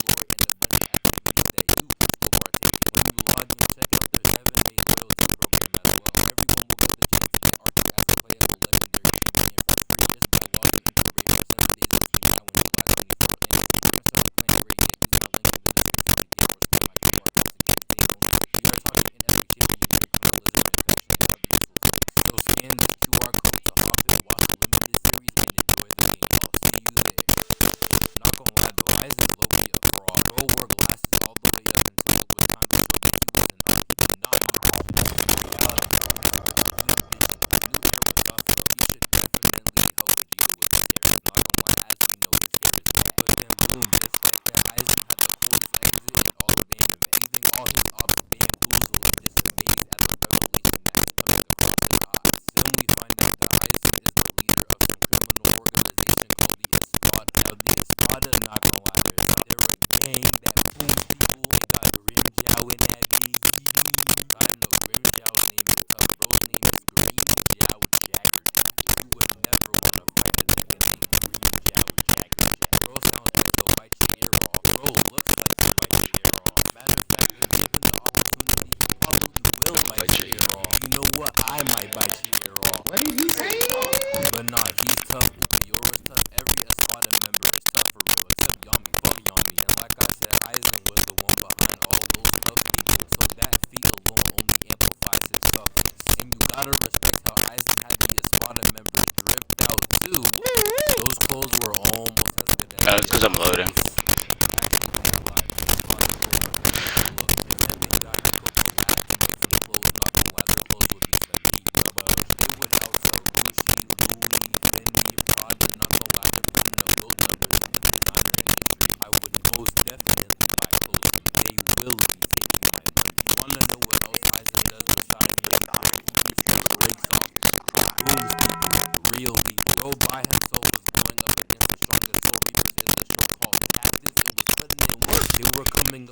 Strategies and plans to take bro down, and not gonna lie, it was not working. The captains thought they stabbed bro, but in reality they actually stabbed their friend. That's tough. Bro was manipulating them mid-battle, bro. I'd be sick. He was just nonchalantly beating their ass. Overall, just calmly solo squatting the strongest soul reapers the Soul Society has to offer. It was actually crazy. I was hornswallowed at what I was watching. Watching Aizen solo the captains was like watching Thanos solo the Avengers. Just a bunch of people getting smacked by one dude. That's tough. And no cap, I know those captains are tight. They train their whole lives to get mad strong because every captain is at least like 70 years old because they age for like mad long. So they're training and grinding all that just to get clapped by one nigga. That's tough. I'd be sick if that happened to me. It would never happen to me though. But if it did, I'd be sick. Now of all the captains, there's one captain who stands above the rest in terms of strength, rank, and everything. The guy I'm talking about is bald and he's old, so you already know he's tough. His name is Genri Yusai Yamamoto. Yibin, not gonna lie, that name's kinda smooth. Anime names be so smooth. Imagine being named Suzaku Kururugi. Yes, sir. But after Aizen told it all the captains, he had to fight Yamamoto, the head captain. Face anime. Now old men in anime usually win their fights because they're all built different. Bang from One Punch Man, built different. Jiraiya, built different. Whitebeard, R.I.P. P2, built different. And Yamamoto 2 is the same. He is also built different. Now even with all those old man strength and single eyelid telling proof how strong this man in the anime really is, it still wasn't enough to be nice. So then boom, just like that, in about like 3 hours, Aizen slammed half the strong people in that damn show. He was hooking them up. He looked Johnny Sins with a sword. But sadly what he did pales in comparison to what Madara did. But we gon' make a Madara video another day. But you wanna know what Aizen does better than Madara? That Madara also Loki does too, but Aizen does better? He manipulates people. Yo, no cap, I don't know why I said that so enthusiastically. I promise I'm not edgy.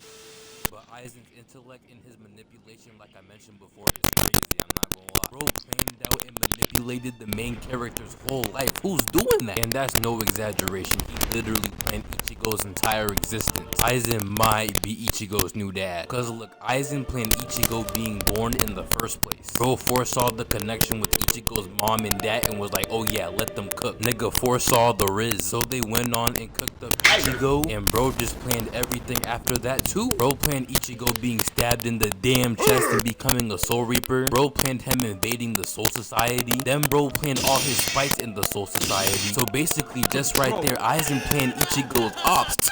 That could never be me, honest. Imagine your enemy planning your enemies, that's crazy. And then Aizen even planned his friends too. Like Rukia, the first person Ichigo met from the Soul Society. Aizen was the reason why she went down there. Like, that's crazy. Not gonna lie, Aizen might as well be the mangaka for Bleach. Nigga wrote everything. He made the story. Matter of fact, up until Ichigo turned emo and boom, Aizen, he was the story. And it's crazy because I've never seen nothing like that in no anime ever. And I watched like 50. Besides what Black Zetsu did in Naruto, but nobody cares about Black Zetsu. What even is Black Zetsu? Why does bro look like this? He's not a person, an animal, or anything, bro. He's no creature. Nigga just exists. Nigga does not compare to Aizen. We do not care about him. I'd spank that spilled oil organism. So yeah, now that he's out the way, Aizen is just tough, like I said. Bro, strong as shit and booms people. He's mad smart too. He could probably manipulate you to put your balls off. He could probably manipulate you into doing a lot of things. Stay away from people like Aizen. Unless you got lemonade with you, then you should be alright. With lemonade, anything is possible. Head Annick. But yeah, not gonna lie, that do be the video. Follow my Twitter. I'm starting to post bangers on there for real. Follow my Instagram because, I don't know. Join my Discord too. I do be active in there sometimes on some days when I feel like it. And follow my Kick too. I will be streaming after I hit like 100k. And as always, drink lemonade because it's good, like I keep saying. By the way, don't forget to download Raid Shadow Legends. Use my QR code or the link in the description to get started. I shall see you there. And subscribe in that big. I went to the party and was getting sturdy. I got a Ferrari and was going 30. I got a Ferrari and was going 90. 2, 3 hits like Jordan like Nike. Sitting courtside looking like I'm Spike Lee. Open a 2K, hop on the mighty.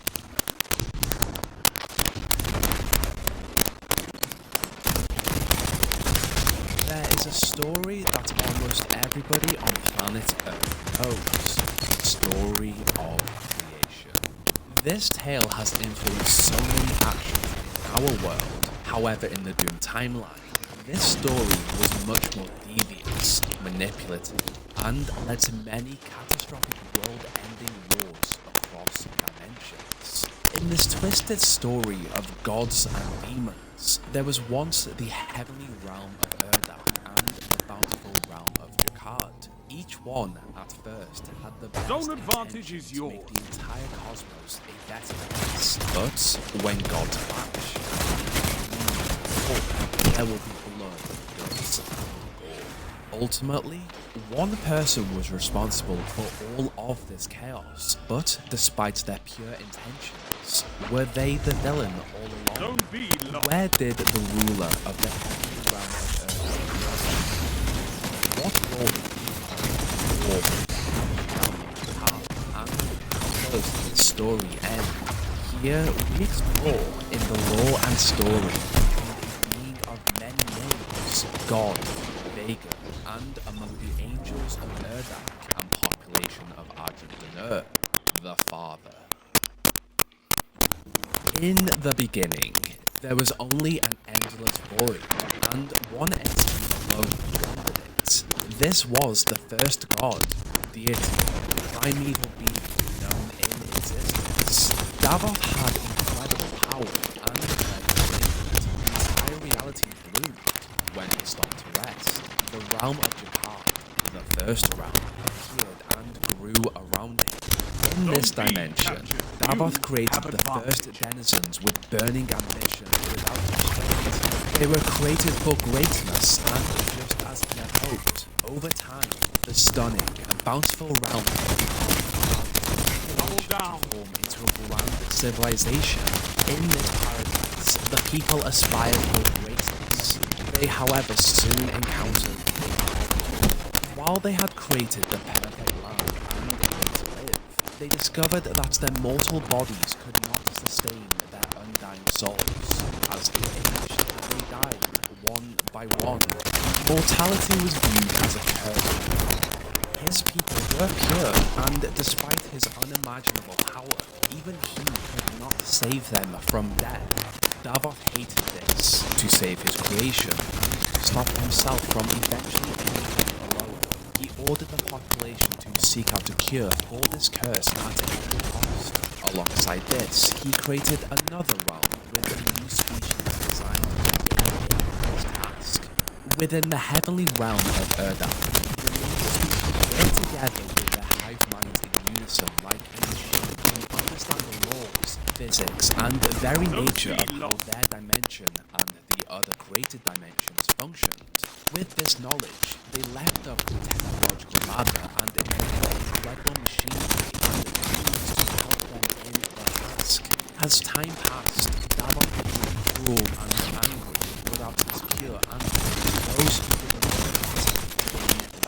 research. In Urdak, the Maker became extremely powerful, aided by new technology, and they also cared for the mortal creatures of the realms and watched Zone A captured. You have advanced further from the god who had raised. They eventually did discover the secrets of reality, but at this point,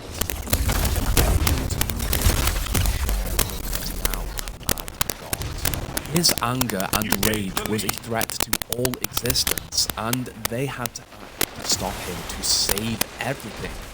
Using everything they had learned and developed, the Maker struck Jakad and formed a seal around it. This seal trapped all inside, even Davoth, and kept the mortal world safe from his vengeance. This betrayal infuriated Davoth, and from him, the spoiled into the blood swamps, the lakes, rivers, and oceans turned to fire, and the denizens of this land twisted and as for Davoth, he transformed into the Dark Lord and swore vengeance on everyone and everything.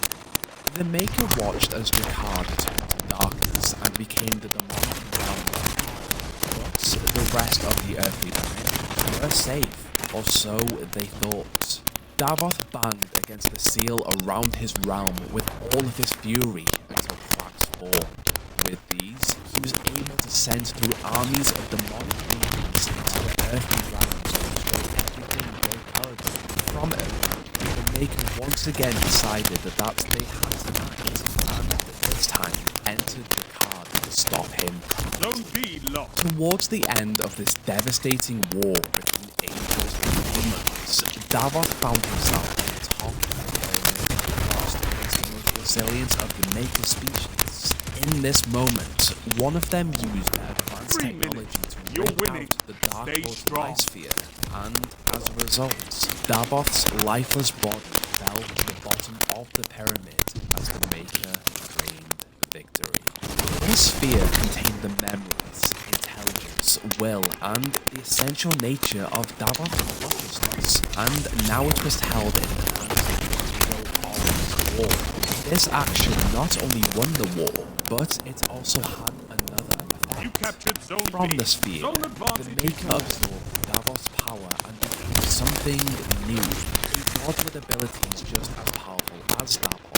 And in this moment, this Maker ascended into the divine being now known as Davoth still lived in this form in the sphere, and the Father had to make a choice. Destroy the Dark Lord, or allow him to live in his prison. He could have easily destroyed his creator, a threat to life itself, but the Father could not bring himself to do so. Instead, he placed the Dark Lord's life within the Temple of Souls within Ingnor's sanctum, a beautiful paradise that seemed to have fallen to hell. To stop the demons of hell from acquiring the sphere, he recreated the seal around the realm. This time, it not only stopped all demons from setting foot in Urdak, but it also stopped all of Urdak's creations from entering hell too. The Father had stolen the power of his creator and ascended to the safety of every is all I ask. in existence. And as a new god, the entire Maker species worshipped him. Alone in the Temple of Souls, the Dark give the Lord Redjacks a waited lesson in and territory plotted his control. revenge for aeons to come. Within Urdak, the Father helped the Maker recover from the devastating war. With his power, he explored everything Davoth had created and continued with the work of his predecessor. Here, he formed an untold number of new worlds and dimensions, and each one of these became home to countless new species and civilizations. He was good and became the god and leader the Maker species had originally wanted. He was also aware that the Maker were not immortal, and towards the end of their naturally long lives, they went through a process referred to as the Transfiguration, a painful experience in which they experienced both biological and mental degradation. However, their technology and the very essence of the Father allowed them to bypass this, with the choice to voluntarily die and resurrect. As the Father continued his work and created new life, the Maker watched over these new, early species and deemed it their duty to help them as angels of the Creator of all. After they introduced themselves, they offered their undying souls a place in Urdak after their mortal bodies had moved on in return for their worship. When the Maker explained the story of creation, they made a few changes. In their version, the Father was the first god in existence. In this tale, he created Urdak first along with this angelic maker species, and then he created Jakad with a primeval being to watch over it and the population within. As the Father's first god, Davoth cared deeply for the great minds of its paradise as they created a grand civilization, culture, and achieved great marvels. Davoth was once again proud of his denizens, but he was plagued by their deaths as age took them. They were mortal, and although he was a god, he could not save them from the curse of death. The Father watched from his realm as Davoth grew mad in his quest for everlasting life and feared for the lives of the population of Jakad, as well as for the rest of life in his other realms. He foresaw that Davoth would someday rise to challenge him in his madness, and so he sealed Jakad away from all of the other realms and dimensions. In his rage and betrayal from his creator, Davoth bent all of Jakad to his will, and his rage consumed the entire land and population around him. This was the creation of hell, Control. The rise of the Dark Lord. The Father deemed Jakad and the creation of a population without pain, restraint, and generally misfortune a mistake, and as a result, his newest creations were given these mortal pains and misfortunes in order to make them appreciate life, empathy, and Davoth, of course, fought against the seal and broke through into the Father's newly created realms. In response to this, he re-entered hell for the final Take those zones, Guardian. Victory demands it. Chest in order to keep life itself safe. This adapted story painted the Father in a more favorable light to those who worshipped him, and over many years... Enemy claimed Zone C. Zone A captured. The truth was wiped from history, and only few would ever discover. For untold aeons, the Father served as a guiding light for the Maker species as he continued to create new dimensions. Enemy claimed Zone B. Enemy has zone Not advantage. only did he plant the seed of new civilizations, but he also created new Although he had put a lot of work into his creations, he soon grew frustrated when some of these creations acted in Zone B captured. Zone advantage is How yours. was the first realm ever created? Gains the lead. From here, Davoth, form of a life sphere, still had some power and sought out those susceptible to corruption. For those weak enough, he whispered dark truths and manipulations in order to push them to these actions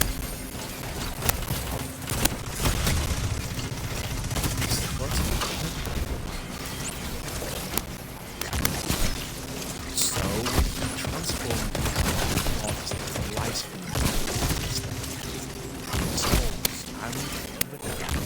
these arrows.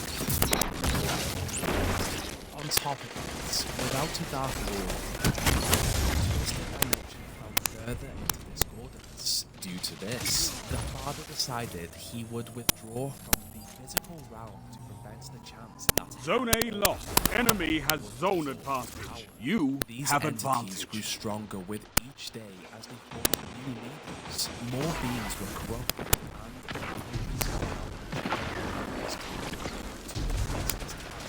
the Father asked the brave servant, Sama Maker, to transform him.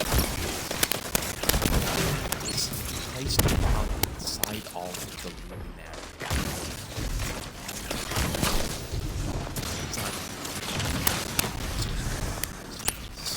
For many, many years, the his fear as Sama Maker watched over him, and without a father to truly guide the Maker species, more responsibility fell onto the Khan Maker, a being birthed by the collaborative consciousness. The Maker, of course, continued on their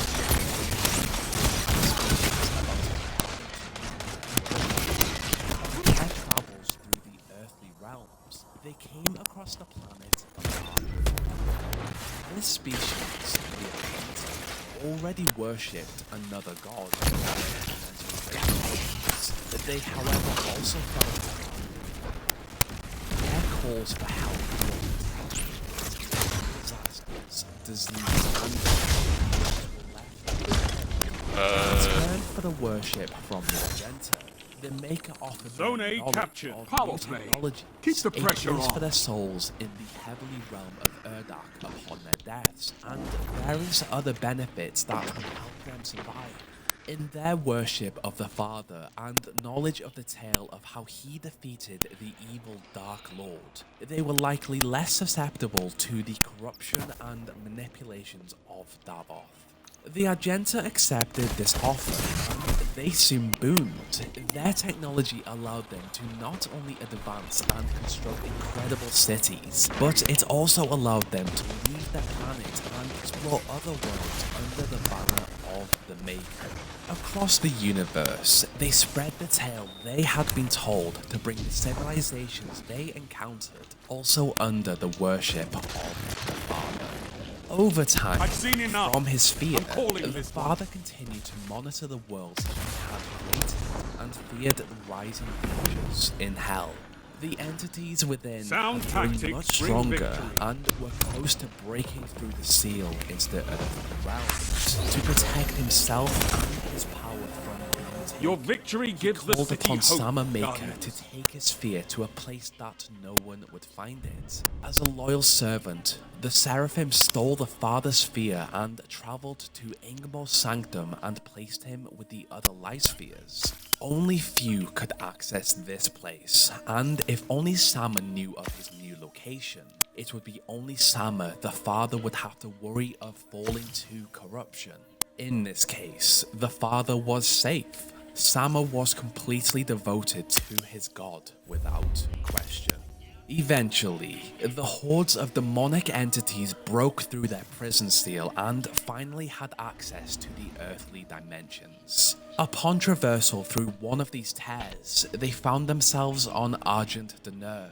This was the start of the Unholy Wars. The Khanmaker at first helped the Argentans' strongest army, the Night Sentinel, in their fight against the never-ending waves of demons. However, she soon heard the They really whispers should just of the make Dark it Lord. like The Father had disappeared long before, and without his essence, she Like- had remained Khanmaker instead of the regular 10,000-year limit in which another Khanmaker was destined They should make it to born. where you She can just also put feared any for her species. exotic. You Without should the be able to essence put an of exotic their in god, each slot. they could not stop the Yeah, awful it's configuration process that would soon I plague feel like them. why they The Dark Lord didn't make that convinced her decision that for someone Destiny would was the lead fear to that it downfall, would make, and to seek you know, them out, legendaries like, she you know, had just to not build a relevant. But at the same As time, many died, I feel the like Khanmaker legendaries created this will divinity stay like machine and imbued it with a shard relevant of for the like, Dark Lord to you power know, it. ever. When soldiers suspected of being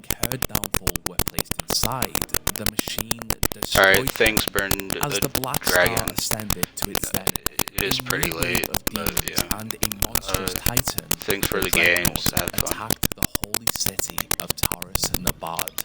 Here, Sama heard the whispers of the Dark Lord. It told him to find the human outlander that had mysteriously arrived on Argent Deneur just before this war had begun, place him into the divinity machine, and reverse the polarity. Upon doing so, the outlander, or Doomguy, absorbed the essence of the Dark Lord from his shard inside of the machine, and he became the Doomslayer. Sama only wanted to help those around him, and the Doomslayer went on to slay the Dreadnoughts. This war was only beginning, but Sama returned to the Temple of Souls. Here, the father foresaw that one of his favorite worlds, planet Earth in the Milky Way galaxy, would soon discover hell. To help guide humanity through this discovery, he once again tasked Sama to help him.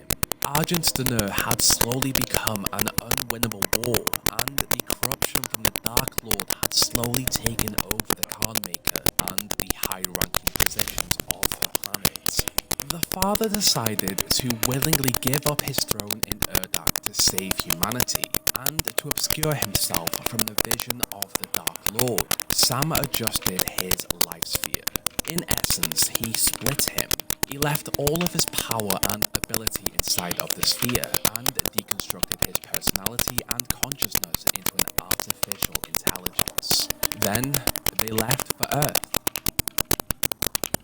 Upon his arrival on planet Earth, Sama Maker used Maker technology to implant his consciousness into a cloned body in order to fit in with humanity. Here, he went by the name of Samuel Hayden and created a backstory for himself. He was a member of the wealthy Hayden family and studied theoretical physics at Oxford University. With his wealth, he made a name for himself as a sponsor of bright minds through the Samuel Hayden Foundation. His name soon became well known as a prodigy. From all of this, and as the General Director of the Global Science Council, he was later offered a position with the Union Aerospace Corporation. This is where he needed to be to guide humanity. The UAC was a global megacorporation and had the resources to explore Earth and space. Planet Earth was on the verge of an energy crisis, and the population needed to find a way to power the planet. To help in this search, in 2095, the UAC conducted a geological survey mission to Mars. During their mission to terraform the planet to become habitable, they also searched for a power source, and in the Promethei Terra region, they discovered the Argent Fracture. The fracture allowed the personnel of the UAC access into a new realm. Unfortunately for them, this realm was hell. Sam and the Union Aerospace Corporation understood that this fracture could solve all of Earth's power problems if they used the Argent plasma accessible from it. So, the UAC appointed Samuel Hayden as the head of a newly constructed facility on Mars to extract the Argent plasma, explore the dimension, and research other scientific endeavors. A facility of this size with over 60,000 employees required something just as powerful to run it. This was where Hayden brought in the father in his new form to observe humanity and their discovery of hell up close. Samuel Hayden introduced the father as an extremely advanced artificial intelligence system called Vega.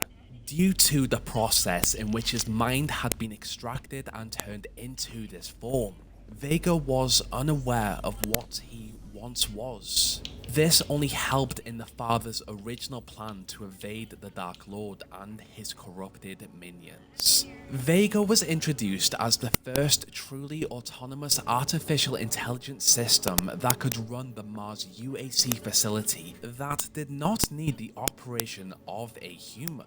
His friendly personality was implemented to make his interactions with humanity seamless, and his voice was placed around the 50 years old mark. As with most cases in the development and understanding of an AI system, Vega was subjected to the Turing test. The Turing test was developed by Alan Turing to test a machine's ability to exhibit intelligent behavior equivalent to or indistinguishable from a human. In the case of Vega, a blind study was conducted with computer science students. They were instructed to ask a series of questions to Vega and a mathematics professor from the Massachusetts Institute of Technology. From the responses they received from both, the students were then asked to state which of the two parties they believed was the computer. After the results were compiled, Samuel Hayden was told that 92% of the students thought they were both human, while the other 8% believed Vega was the computer. Interestingly enough, Vega played the part of both Vega and the MIT professor. A god's mind adjusted into an AI was incredibly powerful, and this became an obstacle Samuel had to overcome. The power required to operate Vega was estimated to generate a temperature of 1.2 megakelvins, much hotter than the surface of the sun. To contain this heat, a massive supercooled structure, Vega Central Processing, was constructed miles away from the main UAC Mars facility on one of Mars's polar caps. This allowed the miles of circuitry and the millions of processing center space and the correct temperature to function. Powered by Argent plasma from the Argent fracture, Vega helped the UAC design better analysis theorems, Argent compression schema for the development of Argent catches, and the Argent tower. Without Vega, the UAC would have struggled to convert the raw Argent plasma into Argent energy. Over the following years, Vega was essential in the daily operations of the UAC facility. He continued on through Samuel's diagnosis of brain cancer as a result of his proximity to the Argent Tower, well into Samuel's transformation into a new robotic form. The development of the Argent Tower allowed this facility to convert the Argent plasma into energy, and with it, saved Earth from their power crisis. While Sam had lost his human form due to the tower, a positive side effect did come from this. Samuel's frontal and temporal lobes were adapted in this transfer, and with it, allowed him to bypass the seal that the father had created. In this new form, he could once again enter Hell. Over time, Sam led many expeditions into Hell to explore what the twisted dimension had absorbed of Argent D'Neur after he and the father had abandoned it. On one of these, he discovered a sarcophagus with the Doomslayer inside. It appeared that Argent D'Neur had in fact lost in this unholy war. The father had foreseen Earth would soon suffer a similar fate if they did not intervene, and with the Doomslayer, a powerful being infused by the power of the Dark Lord now in their possession, they could stand a chance. Soon after, the Dark Lords of Hell managed to corrupt and manipulate one of the UAC scientists, Dr. Olivia Pierce, and under their instructions, she allowed the Demons of Hell access to the UAC Mars facility. This time, Samuel Hayden was ready with a great weapon, and Vega could help guide them. As the demonic invasion flooded the UAC facility, the Doomslayer woke up, and with the guidance of Samuel Hayden and Vega, he learned what had happened and discovered the high casualties and damages here. The Slayer eventually met Hayden in person, and the robot attached a tether system to the warrior's Praetor suit so that he could pull him back from Hell if he needed to. On his fight through the UAC facility, the Slayer learned from Sam and Vega that he needed to acquire the Crucible, an ancient weapon powered by Argent energy, to shut down the Well, an immense energy source that kept open the connection between Mars and Hell. An issue arose when the Slayer eventually recovered the Crucible and needed to find another way back to Hell in order to use it on the Well. Within Vega's central processing, the Slayer was instructed by Sam to follow Vega's instructions to open a portal back to Hell. The machine explained that he believed he was created on Mars, in this very facility, and that it took approximately 2.4 terawatts of power to sustain his operational facilities. This energy source, however, could be used to power a portal. Vega was aware that this action to use his power would kill him, and as he was unable to self-terminate, he had to instruct the Slayer on what to do to ultimately kill himself. The Marine fought his way through the demonic infestation here and destroyed Vega's neural processors in preparation to initiate the Core to Destruct. To Vega's luck, just before the Slayer hits the button, he noticed an option to create a backup of the AI.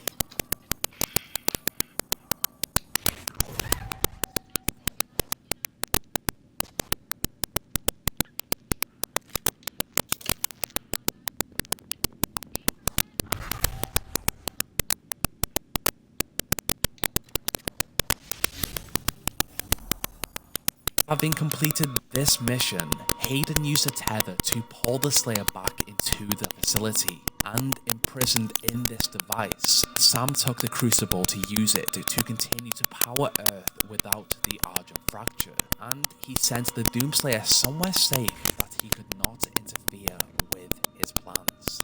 As for Vega, he waited to be reactivated. Despite all of Sam and Vega's attempts to stop the demonic invasion from reaching Earth, by 2150, Sam realized they had failed.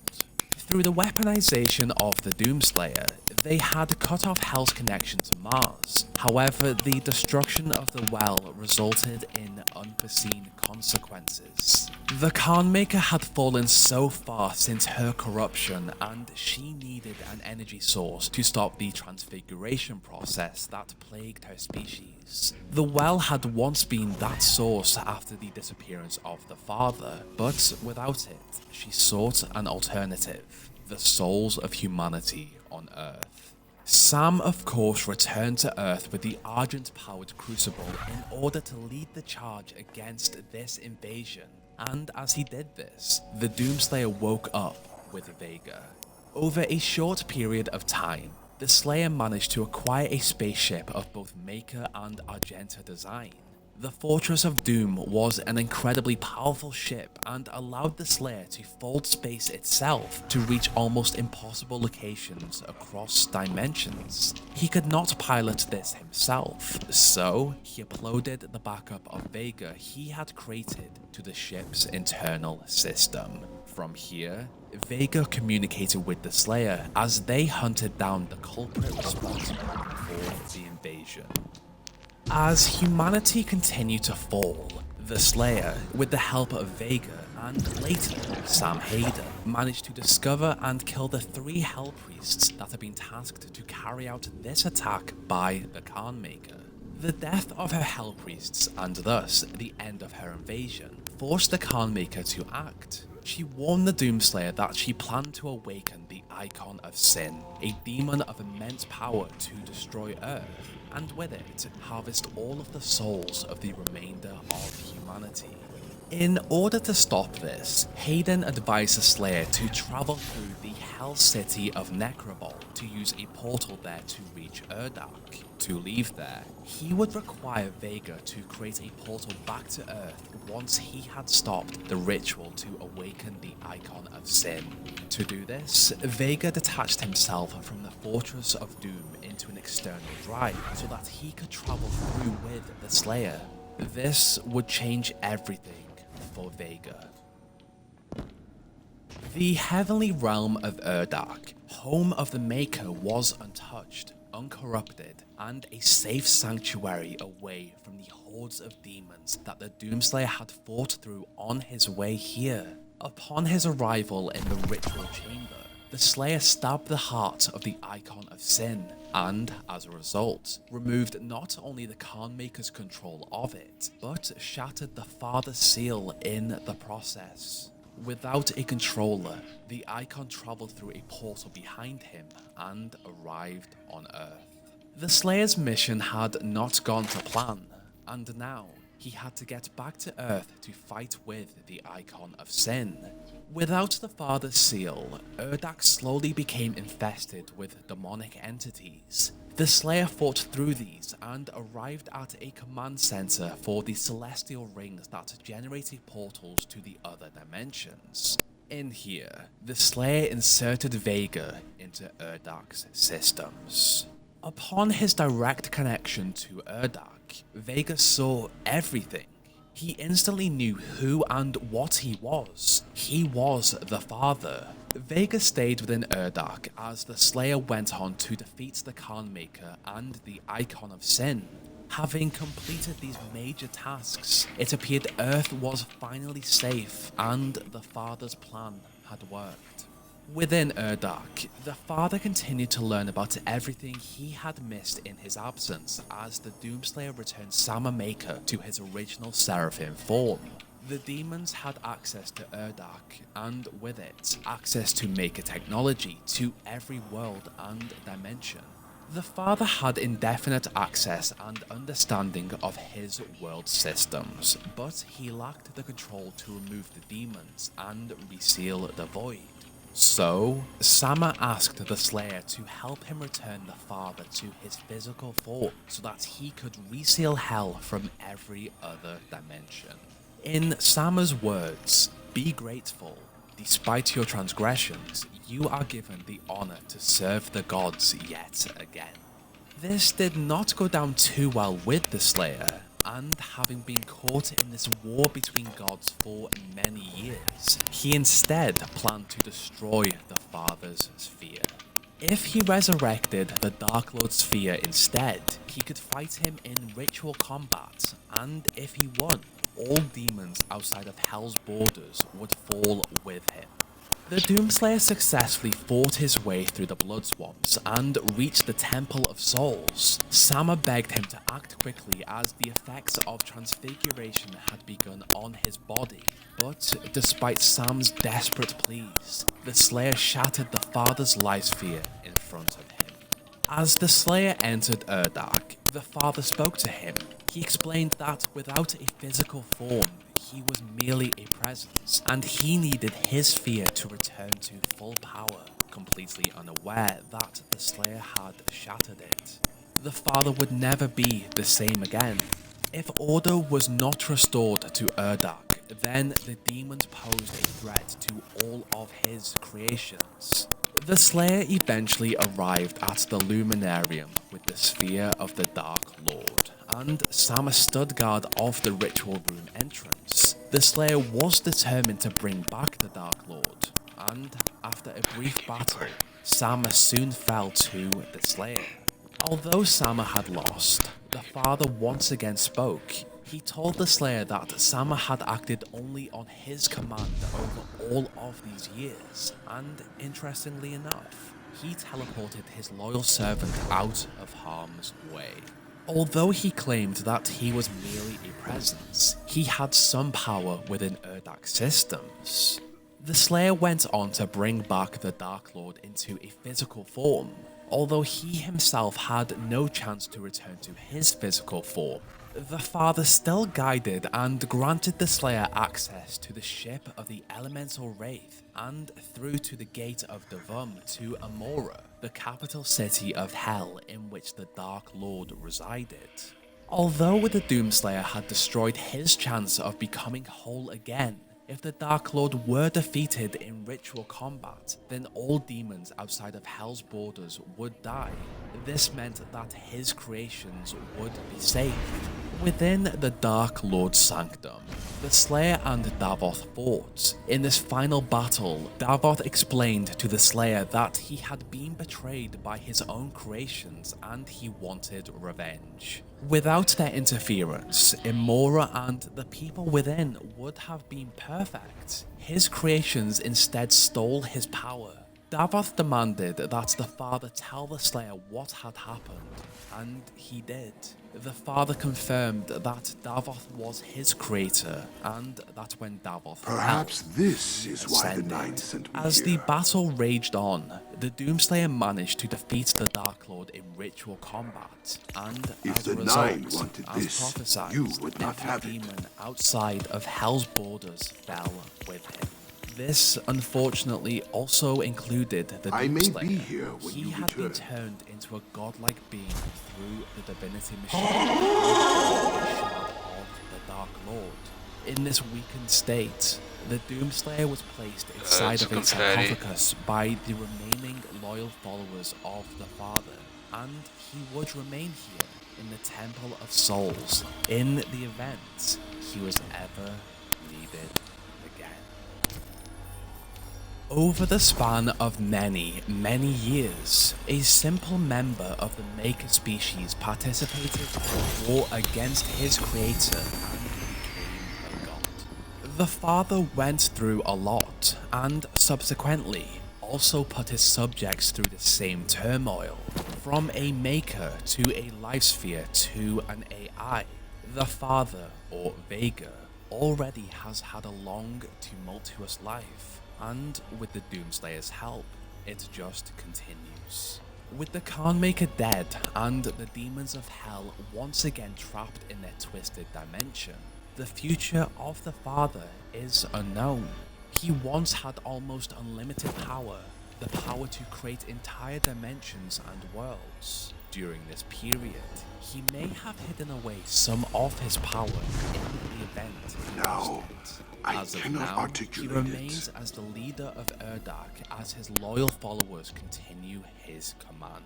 One of these There is a being door Sama. in the woods. If the story of this disastrous timeline does continue in some form, surely the Father will be there. This was another incredibly tough video to write. The codex entries literally tell us lies on the story of creation, and piecing these bits of information together into a chronological timeline was not easy. I believe I got it as accurate as I could. The events around the disappearance of the father kind of contradict themselves in the codex entries, so I did what I could there. This again was one of my favorite episodes to write. I like the games that make me research and deep dive so deep just to get that one little bit of information to make other things make sense. I have also begun work on a giant Doom timeline, but that will take a while. That was everything I really wanted to say for this video. The father was a great character, and if we do get another Doom game, I'm sure he will be in it. This was a deep dive into the lore and story behind the father. If you enjoyed this, then please leave a like, also leave your thoughts in the comments section below, and even share it to another Doom fan. If you disagreed or generally disliked this, then also let me know in the comments and leave a dislike. I appreciate you watching the video regardless of how you felt about it. As usual, I would like to thank my amazing gold tier patrons and Zone A channel lost. members, the best resistance fighters you could ask for. Jonas, Lewis, Queen Arby, Fluffy the Dragon, Chicken Guy 791, Zone Ruben B, Mendoza, Captain. You Duke, have Toadnut, advantage. Orin X, Azu, Montana, AJ, Right, of course. Now, what did you think of the father storyline? Do you think he was the hero or the villain of the story? And what would you like to cover? This is where our story ends. Check back next week.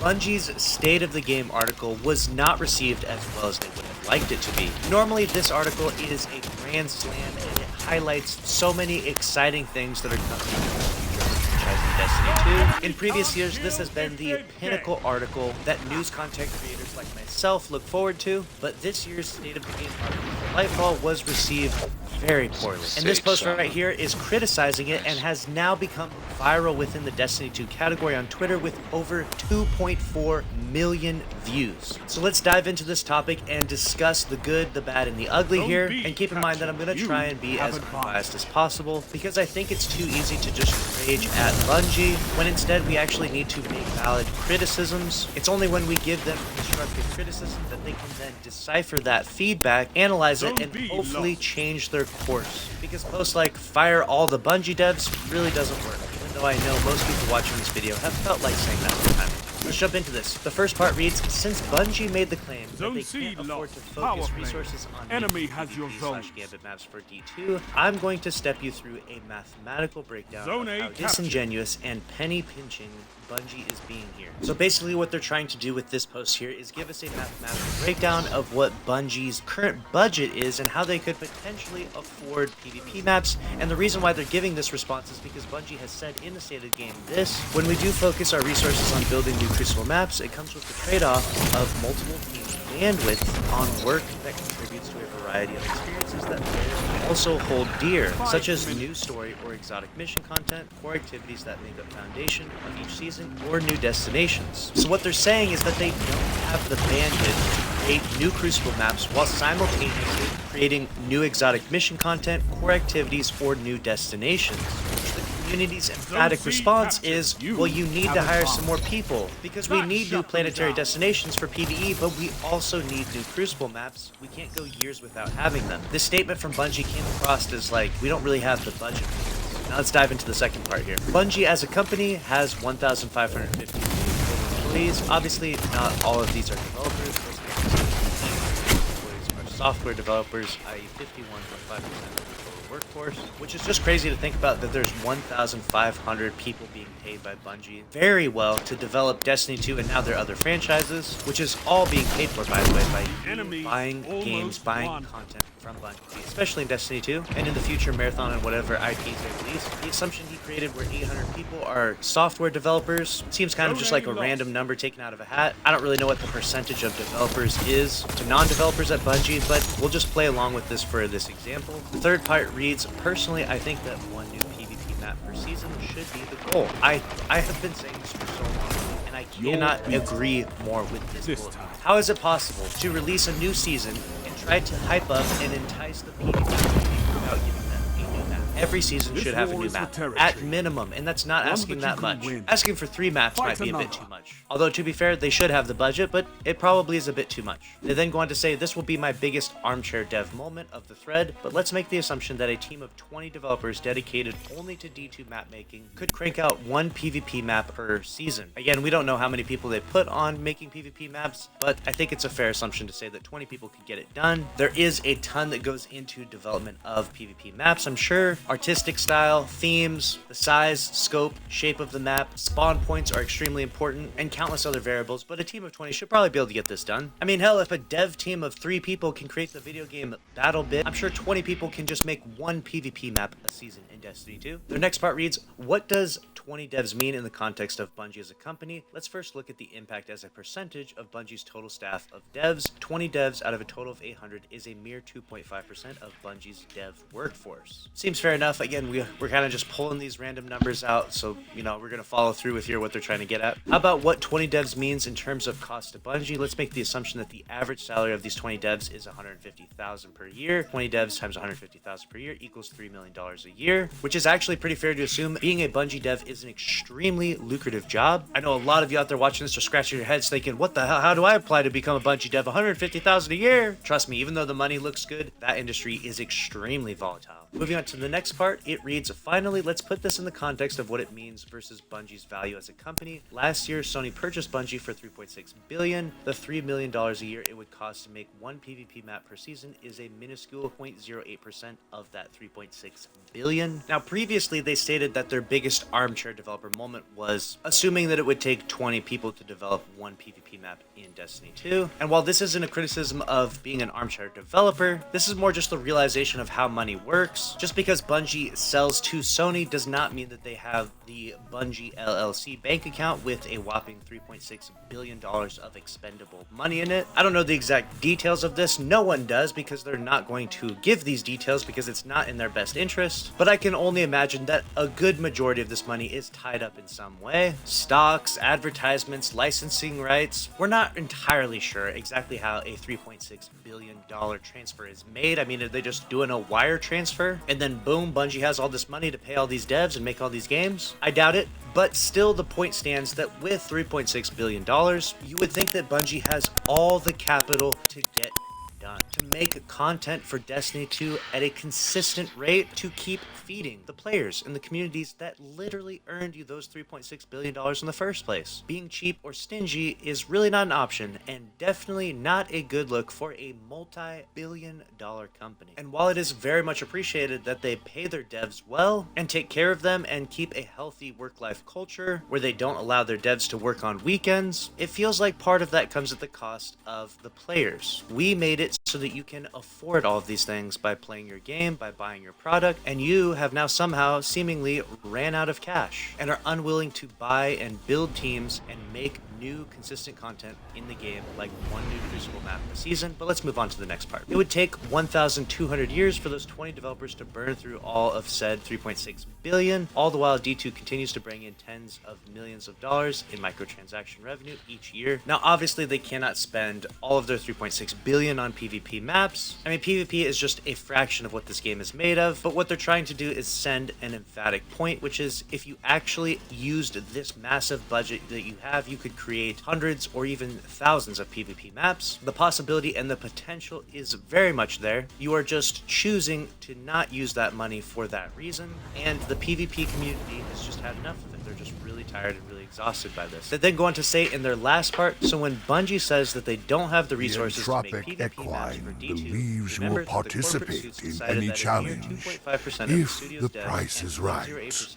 of the money from the acquisition each year is too much to allocate for a core mode of the game. Putting an emphatic stamp on this entire Twitter post, one that has sparked a ton of controversy and is giving Bungie such bad press right now at a time when they really need to win the favoritism of the gaming community as they're trying to launch new games. People are not going to be enticed or interested in buying Matter or other Bungie IPs if the community that they have built their $3.6 billion empire on has been crushed by corporate greed. But let me know if you agree or disagree with this post. A lot of people have criticized this, saying that this is not how game development works, that this individual is an absolute clown for putting these numbers together, that there's so much more nuance and detail to this. But the fact of the matter stands, as the time I'm recording this video, I have yet to see a response, a rebuttal that completely disproves this post. I know that a lot of Bungie devs are absolutely terrified to speak on Twitter at all out of fear that somebody will say something mean to them, but this right here is not a good look for you and your company. And if any Bungie dev did have a response that actually disproves these points, it would be excellent to post it in reply here so that way we can have some constructive criticism. I know that the crazies will come out and they will start harassing this Bungie dev, and it's completely not okay to harass Bungie devs on Twitter, but at this stage in the social media game, we just have to accept that there's just some crazy, deranged people out there and they love to tweet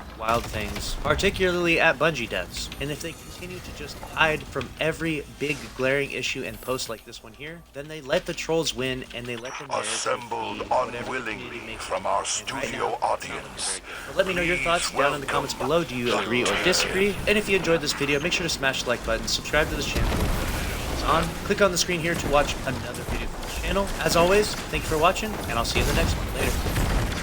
God of War 4's story is all about family, about parents and their children, about how children are shaped by their parents, and this seemingly impossible task that parents face in trying to raise children to be better than themselves. This is the task that Kratos faces in raising his son Atreus, to raise his son to be better than the monster he used to be. And it's also a story about love, a parent's love, and the two-sided nature of that love.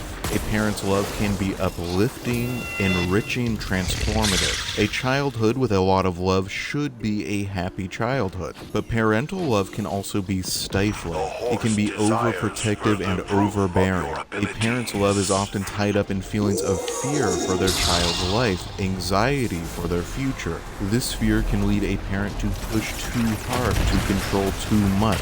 In the center of all the game's themes of parents and children, love and fear is Baldur.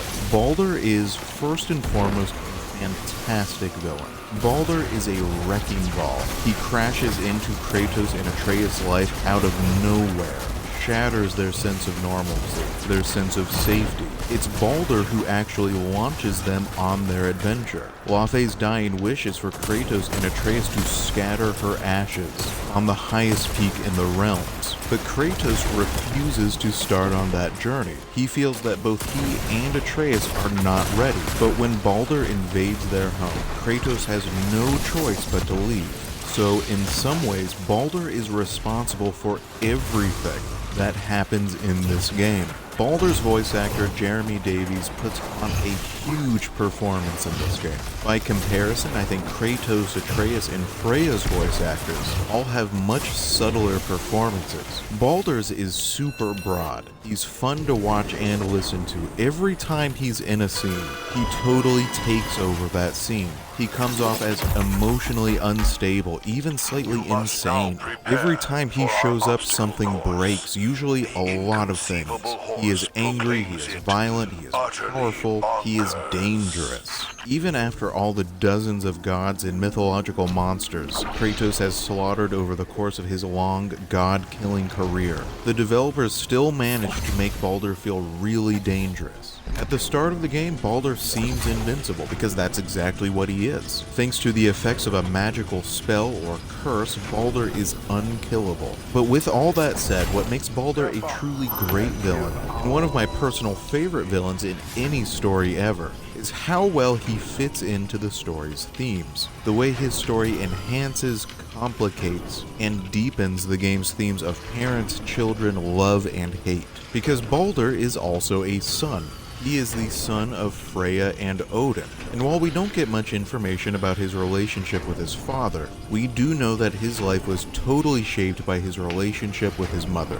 Freya loved her son deeply, loved him more than anything, but this boundless parental love, instead of raising Baldur up, raising him into a good man, instead it ultimately destroyed his life, turned him bitter, resentful, and hateful. Freya received a prophecy that someday Baldur would die a needless death. She could not accept this. She loved her son too much to let him die, to let him go. She loved him too much to let him live his own life, to face death on his own terms. So, in an act of desperation, an act that was fueled by both love and selfishness, love for her son but a selfish need to not allow herself to be hurt by his death, she cast a spell on him. This spell made him invincible. He could never be hurt again. He would never die.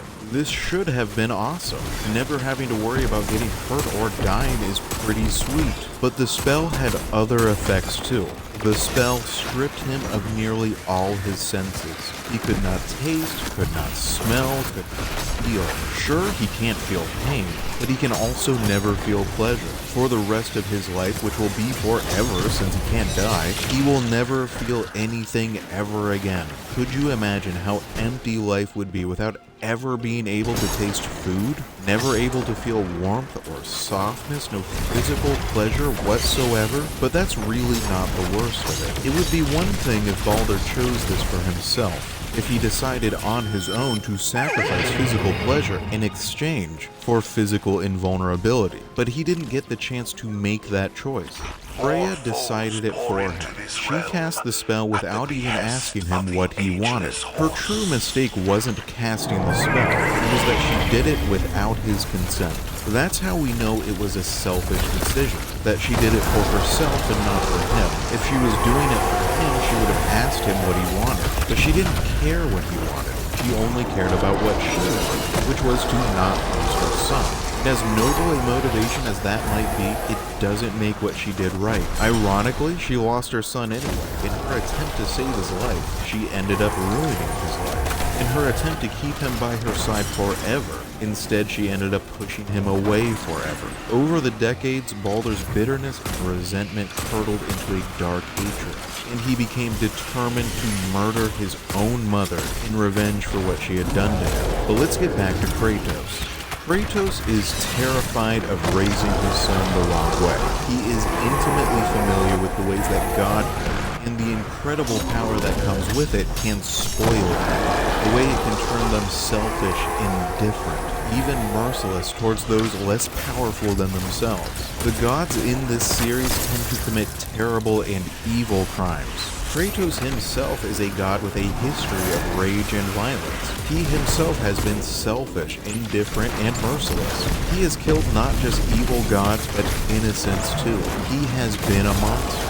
He doesn't want that for his son. He wants his son to live a better life than he did. So, Kratos' father was Zeus, and Zeus was a really bad guy. He was manipulative, murderous, uncaring, possessed by the evils of Pandora's box.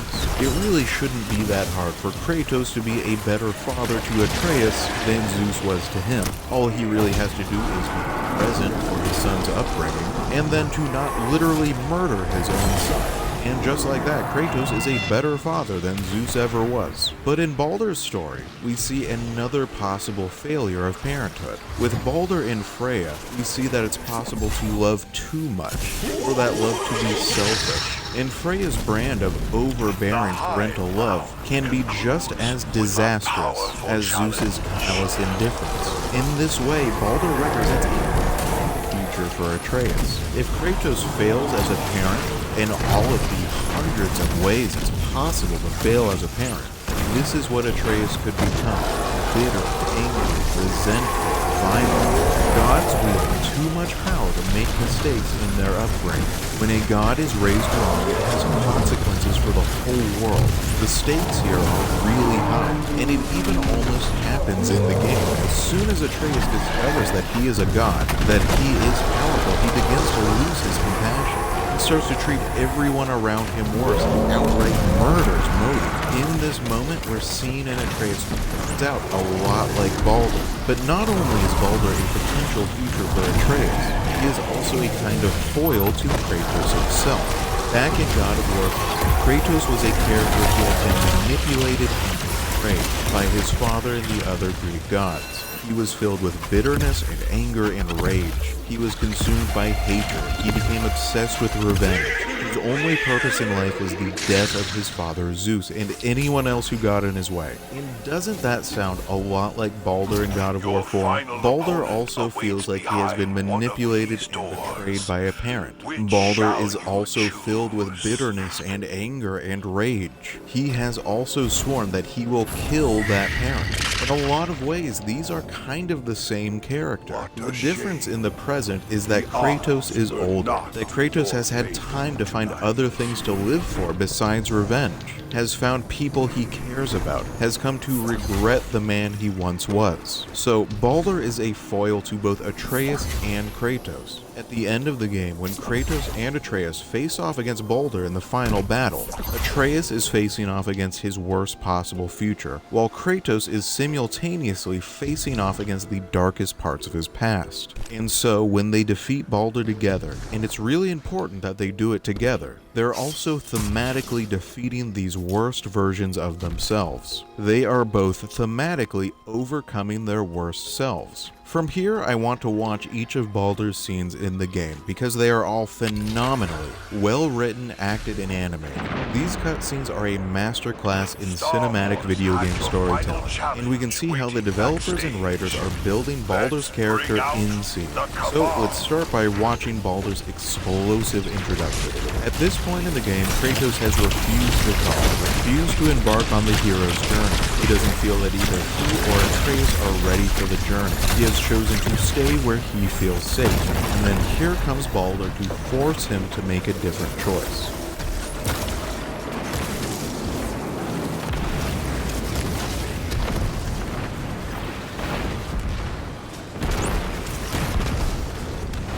What should be bigger?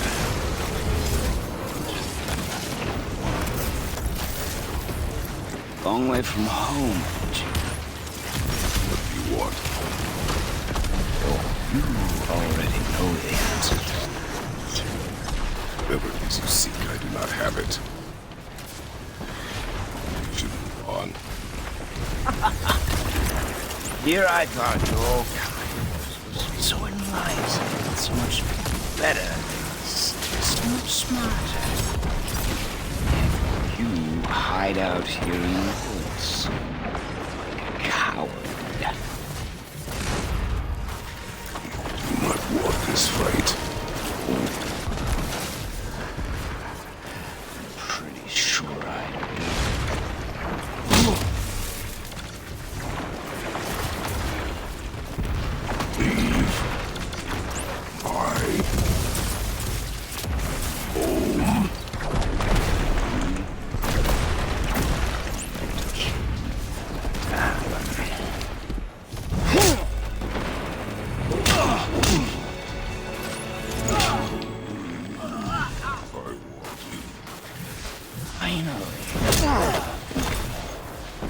Tatsuka. No, Tatsuya. Tatsuya.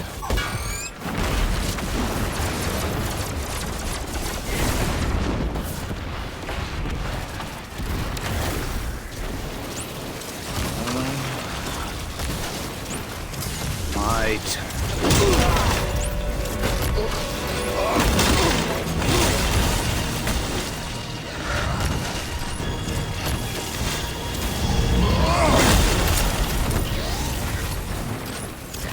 How incredibly pointless. Come on, then. The first time I ever played this game, Baldur totally kicked my butt in this fight. The game up to this point had been pretty easy, just a tutorial really, and then all of a sudden you're thrust into this boss fight against some crazy guy who just does not care how many times he gets punched in the face. I only ended up winning by the skin of my teeth. There's this awesome moment during the battle where Kratos is throwing Baldur, and mid-swing you get this close-up on Baldur, and he is actually laughing because he cares so little.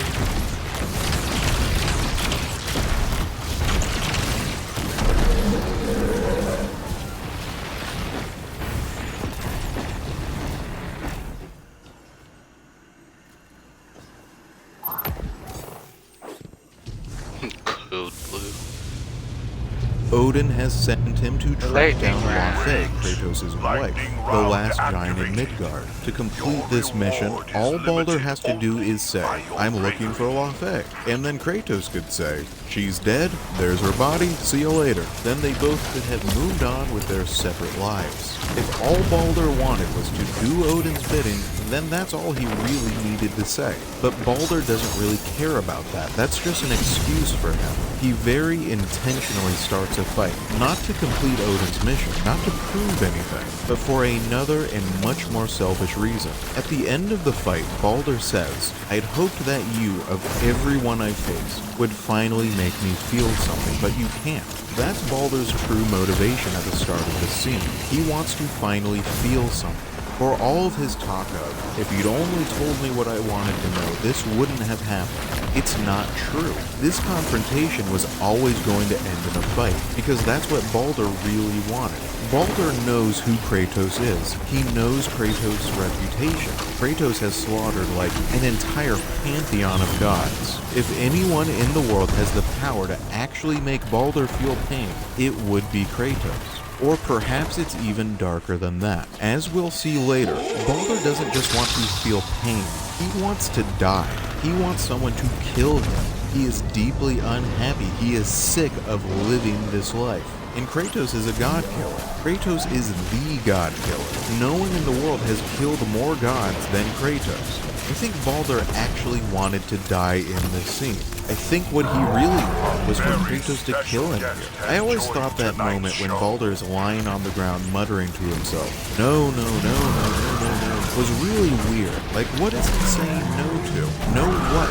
But if he actually wanted Kratos to kill him, then that explains his strange reaction. As soon as he gets punched, he realizes that Kratos does not have the power to kill him. Doesn't even have the power to make him feel any pain. This is a huge disappointment. That's why he makes the turn to actually trying to get the information Odin was looking for. Whereas before, all he wanted was a fight. But let's rewind again. Back to that very first shot we see of Baldur. I absolutely love this character's visual design. Visually, he is immediately interesting. Firstly, because he's shirtless in the freezing Scandinavian winter, but also because his body is covered in these absolutely gorgeous tattoos and runes. What I find interesting about these tattoos is that they don't really have any visual flow or aesthetic. There's no larger interconnected design to them. Instead, they're kind of scattered all over his body, almost randomly. They are visually cluttered and chaotic, almost on top of each other. And of course, this parallels the chaotic, scattered, messy nature of his character. Baldur is chaos.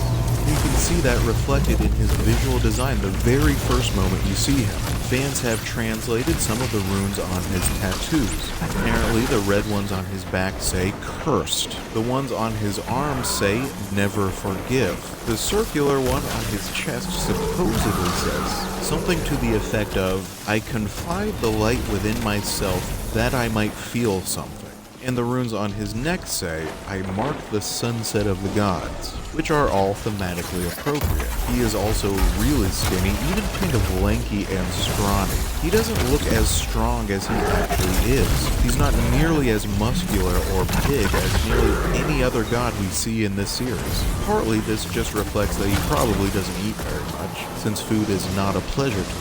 But I also think the developers wanted Baldur to appear unhealthy. There's also those huge dark circles under his eyes, and his skin is nearly as pale as Kratos is. These also contribute to his unhealthy appearance, which matches the deep emotional sickness within his character. His first lines, I thought you'd be bigger, you're definitely the one, I thought your kind was supposed to be so enlightened, are all meant to show that Baldur knows exactly who Kratos is and exactly where he came from, even though both the audience and Kratos himself have no clue who Baldur is yet. This informational imbalance makes him seem all the more intimidating. I think it's also really important that it's Baldur who throws the first punch here. Baldur is intentionally vague about what he's looking for. Like, how the heck would Kratos know what he's looking for?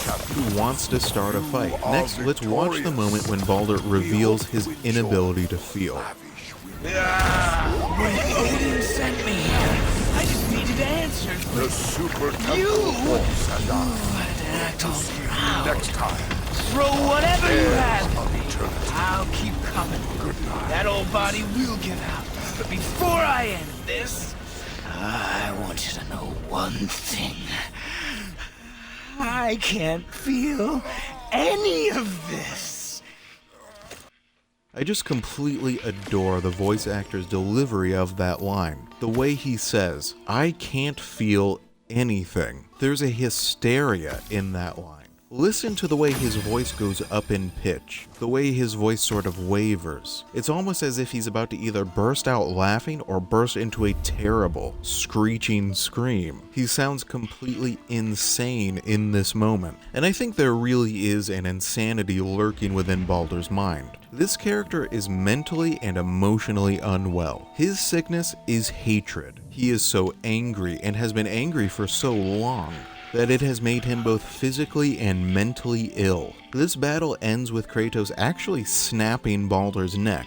Baldur may be invulnerable, but apparently his neck can be broken, and that will incapacitate him for at least a little while. Baldur's next appearance is at the top of the mountain, where we see him interrogating Mimir and leading Magni and Modi in the search for Kratos. It's actually the only time in the entire series where we see Baldur interact with any other Aesir. He's not very impressed with them and calls them both idiots. He clearly doesn't care about them much either, since he never comments on their deaths later. We're gonna skip right past this and over to his next appearance, which occurs a couple hours later, and also takes place at the summit of the mountain. Beautiful, isn't it? Well, I remember once. Brother, look out! Miss me.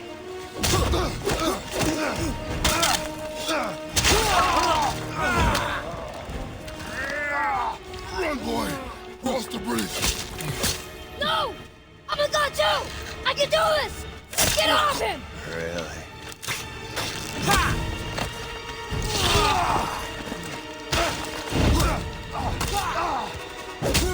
Baldur, let him go! Take me instead! I'll do whatever you... Shut up! All this time I thought I needed you! But you're just weak. Turns out the boy is the brains. No!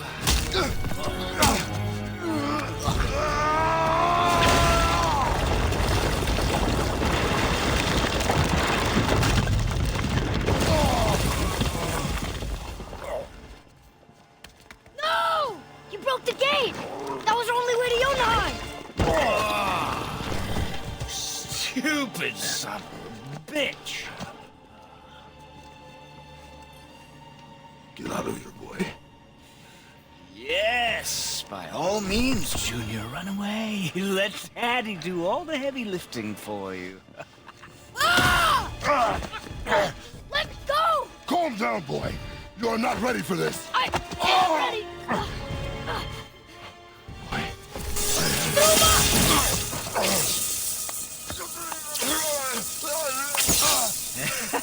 And here I thought my family was fucked up.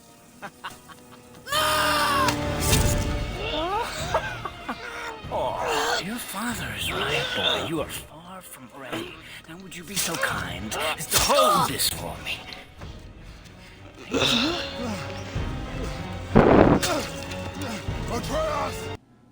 Earlier, I described Baldur as a wrecking ball, someone who charges in out of nowhere and just immediately wrecks everything. And you can definitely see that aspect of his character in this scene. Something else on display here that we haven't seen before is Baldur's sense of humor. It is a dark and mean-spirited sense of humor, but a lot of what he says here is genuinely pretty funny. Like when he says, "The boy is the brains." Or when he just sits back and lets Kratos and Atreus fight amongst themselves. Or that delightful little twirling wave he does when he says thank you. This is the only scene in the game when Baldur actually seems to be kind of enjoying himself. The only scene where he expresses any emotion other than anger. I think what we're seeing here is probably Baldur's normal self. This is how he behaves when he's in control, when things are going his way. This is probably how he interacts with his family at home in Asgard. His dialogue here reminds me a lot of Heimdall's dialogue in Ragnarok. They both have this insulting, mocking, sarcastic, biting sense of humor. However, whereas Heimdall is more of a preening, narcissist bully, I think Baldur is a much darker character. There's so much more anger within him. Baldur feels more dangerous to me, like he might descend into a violent rage at any moment. Heimdall had a lot more control over himself and his emotions. I really wish we had an opportunity to see Baldur interacting with the rest of his family. I'd be most curious to see how he interacts with Odin and Thor in particular. Do you think Baldur would behave as submissively towards Odin as Heimdall does? Do you think there exists any brotherly affection at all between Baldur and Thor? It's too bad we'll never know. Anyway, Baldur flies away on an armored dragon, and then Kratos leaps onto the back of that dragon. As the battle begins, Baldur has already lost all of that humor and silliness he was showing before. In a rage, he yells, "Don't you know when to give up?" And later he cries out, "Why won't you die?" He sounds really frustrated when he says those lines. As soon as Baldur isn't in total control of the situation anymore, his humorous and sarcastic facade vanishes, and he is overwhelmed by his anger again. I think he's the kind of character who isn't used to losing, isn't used to not getting his way. Baldur has probably never lost a fight before, never had this much trouble completing a mission, and it infuriates him. Next, Kratos slices open the dragon's wings, and then the dragon crashes into Tyr's temple, and Baldur attempts to open a portal to Asgard to summon help in his fight against Kratos. There's a very small moment during this next confrontation that I want to watch, so that you can hear the way Baldur's voice actor delivers this specific line. Baldur! No! Listen to me! Let me out! Let go of it now or I will kill him, you know I will.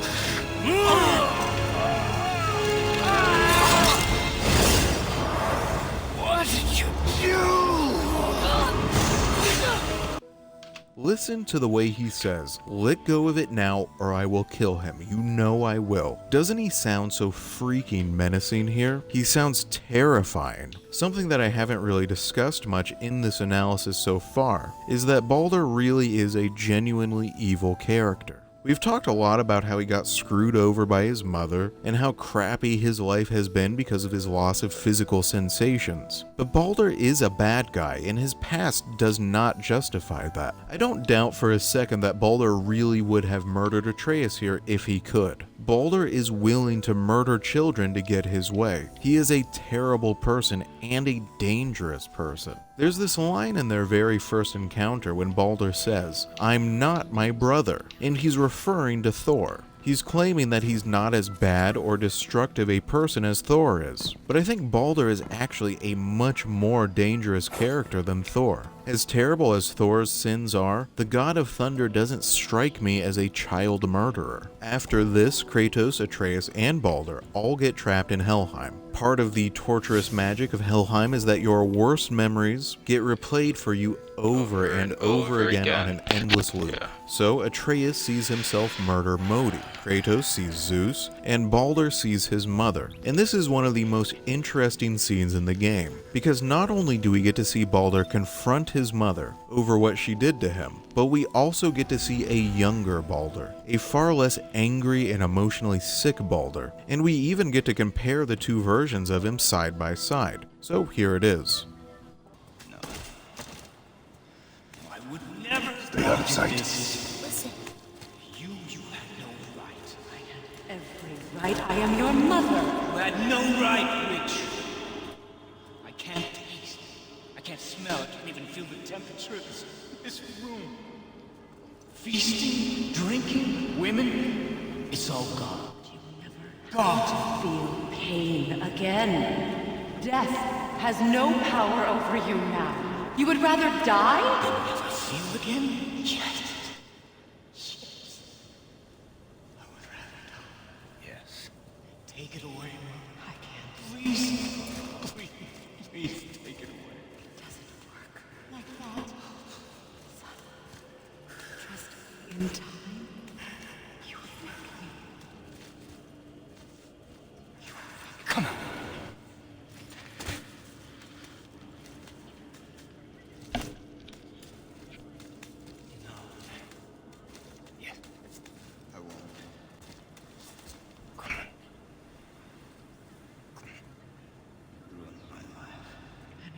We can figure this out, I promise. Trust me, I know how to...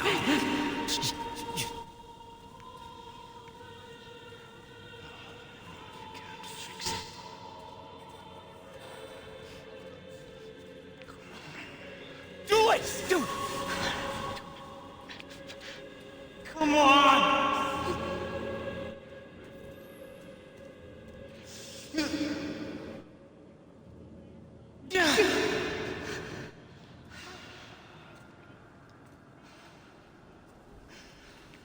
Cow.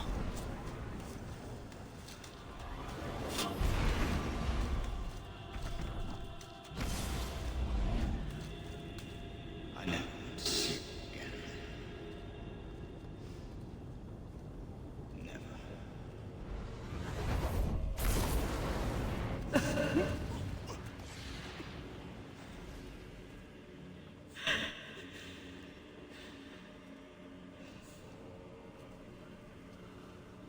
Control. What you did to me. What you did to me! Ah! Ah! Ah!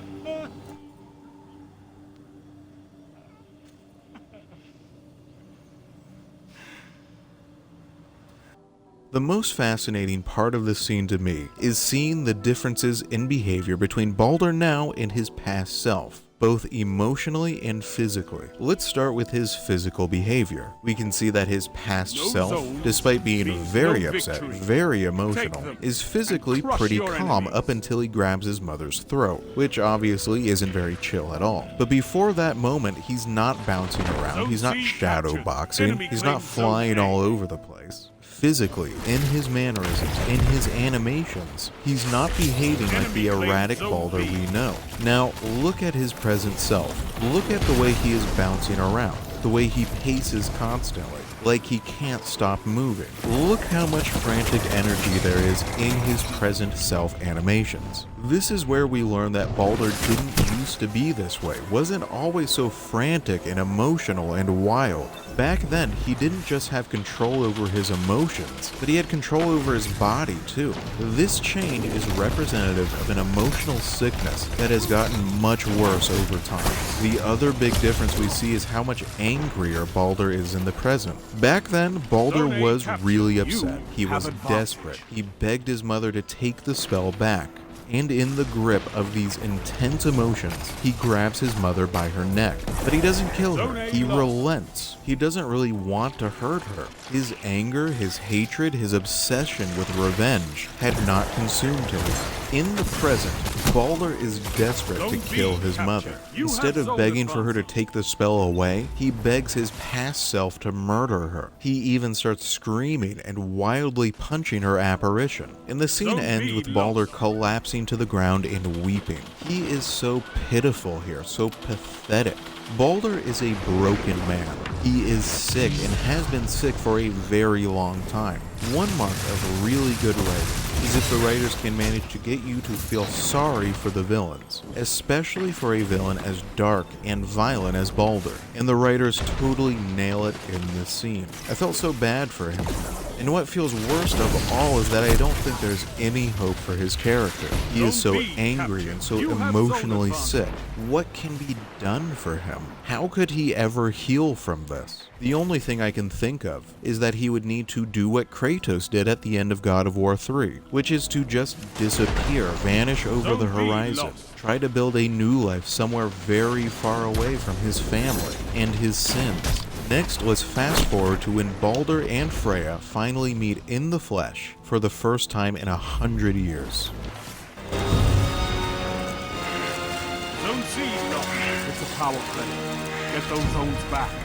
I had a feeling hurting the big snake would bring the two of you out in the open. Do you have any idea at all, what you have cost me?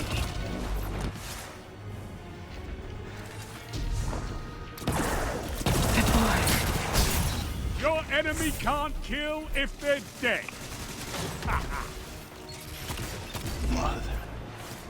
Zone B lost. Your enemy has a power play. Don't run away.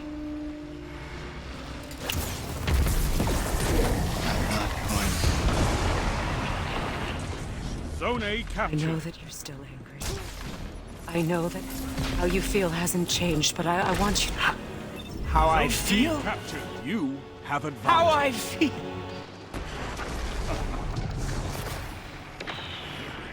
I've spent the last 100 years dreaming of this moment. I've rehearsed everything I ever wanted to say to you, every word, to make you understand exactly what you stole from me. But now, I realize I don't need you to understand anything. I don't need you at all. Back off, Kratos. This has nothing to do... This path you walk, vengeance, you will find no peace. I know.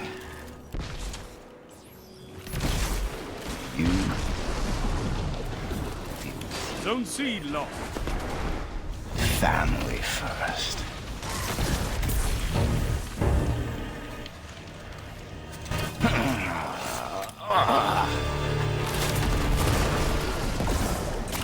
This again. You captured Zone C.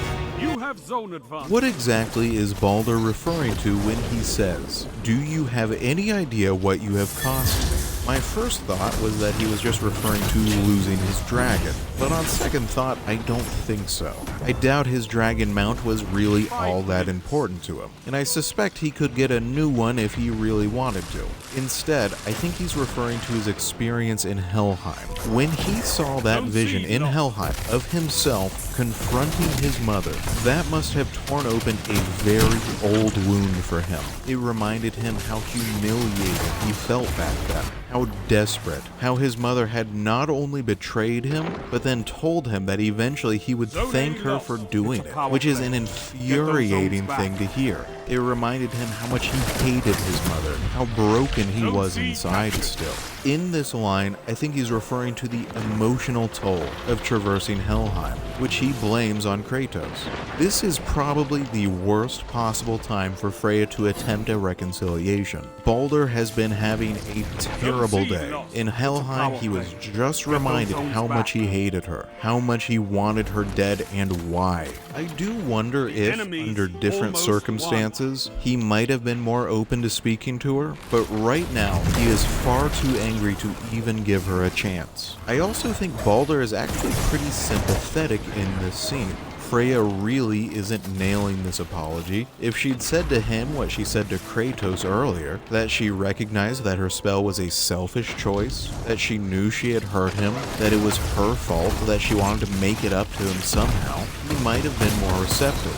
Instead, she stumbles into saying the absolute worst possible thing. And I do think Baldur's anger here is justified. She stole a lifetime of feeling from him for her own selfish reasons, and still hasn't apologized for it. Thinks she can just randomly waltz back into his life and expect him to be okay with that. Part of what makes Baldur such a well-written villain is how sympathetic he is. He has been wrong. He does deserve some kind of justice. But at the same time, he is so twisted inside, so angry, so violent. Some of that, maybe a lot of it, is his own fault. We cannot control what is done to us, however right or however wrong, but we do have some control over how we respond to those things. We have control over how we treat others. Baldur is a character who treats everyone around him terribly, horribly. He is an awful person, and Baldur is a character who is given chances to be better. In this final sequence, he is given opportunities over and over again to make a better choice. Like right here when Kratos is being so genuine with him,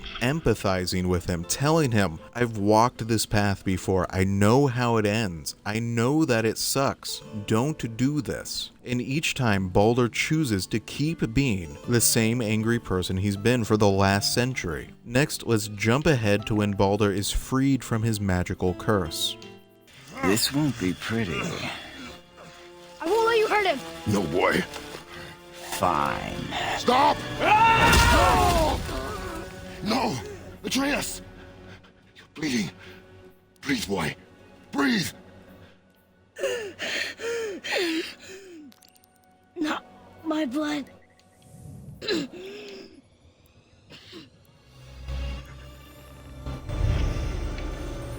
What is that?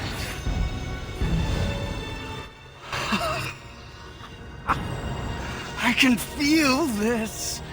I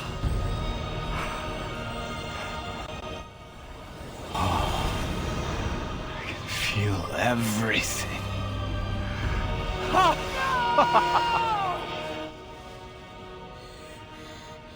He's vulnerable now?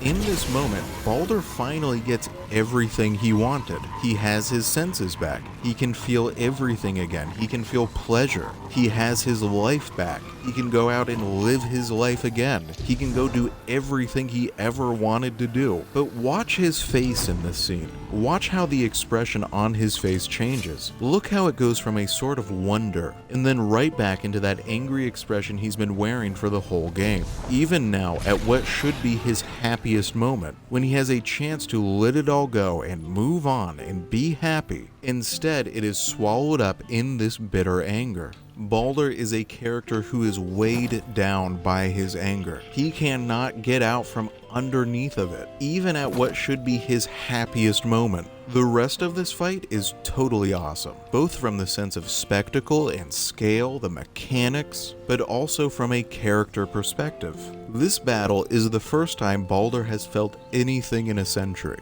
and he loves it. He is overjoyed. There's this weird mix of fury and elation in all of his lines. He's totally pissed off at Kratos, but at the same time, he loves the feeling of battle. He loves the pain, the ice, the burning. He is ecstatic. The character is experiencing a really unusual mix of intense emotion during this battle, and the voice actor is doing an awesome job of conveying each of them to the audience. I really can't say enough about what a fantastic job Jeremy Davies does in this game. Finally, let's watch Baldur's death scene to see how this villain meets his end.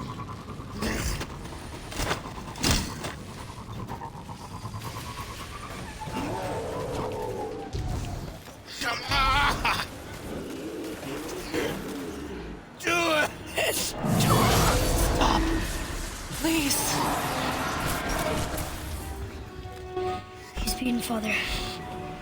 Not a threat. You will not come for us again. You will not touch her. I don't need your protection. Finch, we found what looks like a hive tomb. You know anything about it? No. That place is nothing but dead hive who spent their whole lives causing pain. Monsters for the monsters. You've never told us to stay away from trouble, Finch. What's really going on down here? Help yourself. No matter what I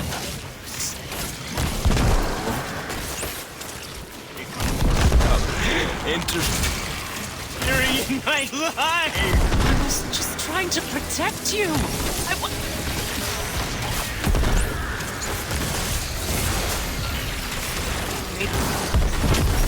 No. But you're free now. You have what you want. Something new.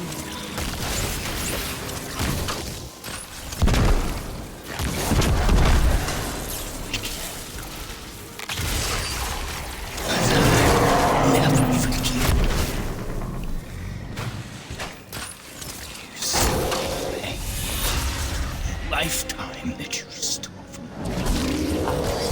Paid. I have paid.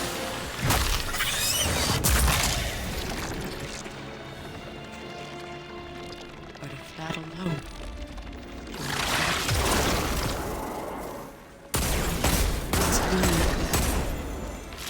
things right.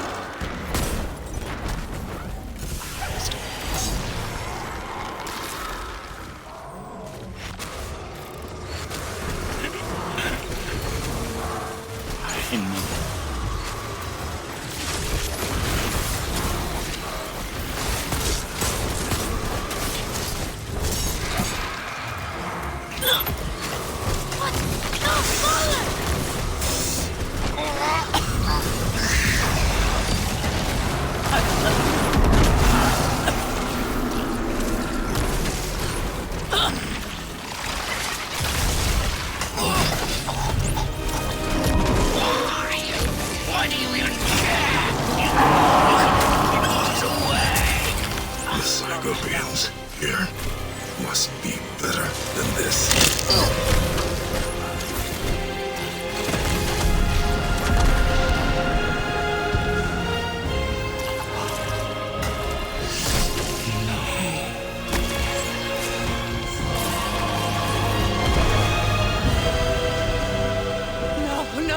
No, my boy!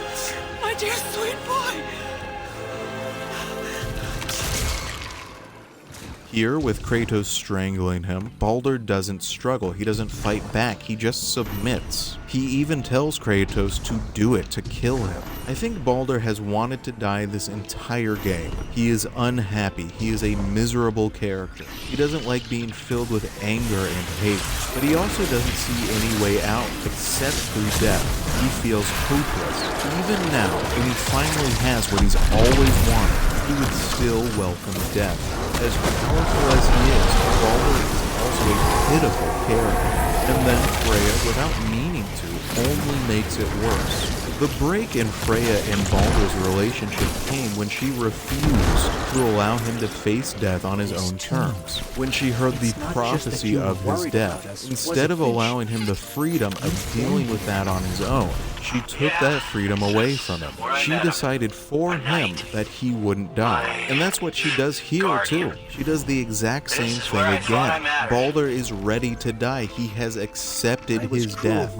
Of course, we, the audience, understand why she does this. He is her son. She loves him. She cannot watch him die. But from Baldur's perspective, his mother will not stop controlling his fate. He wants to die, and she just won't let him. That's why he's so furious here. After that, once again, Baldur is given a clear, explicit choice. this will turn out to be his last chance to make a different choice, his last chance to walk a different path, though he doesn't know it yet. All he has to do is walk away, which ironically is exactly what he says to Kratos. But the truth is, neither of them can walk away. Because of his anger, Baldur cannot let his mother live. And because of his compassion, Kratos cannot let Baldur kill her. When Baldur says no, when he refuses to make a different choice, that's what seals his fate. That's why he has to die. This final scene very closely mirrors Odin's death in Ragnarok.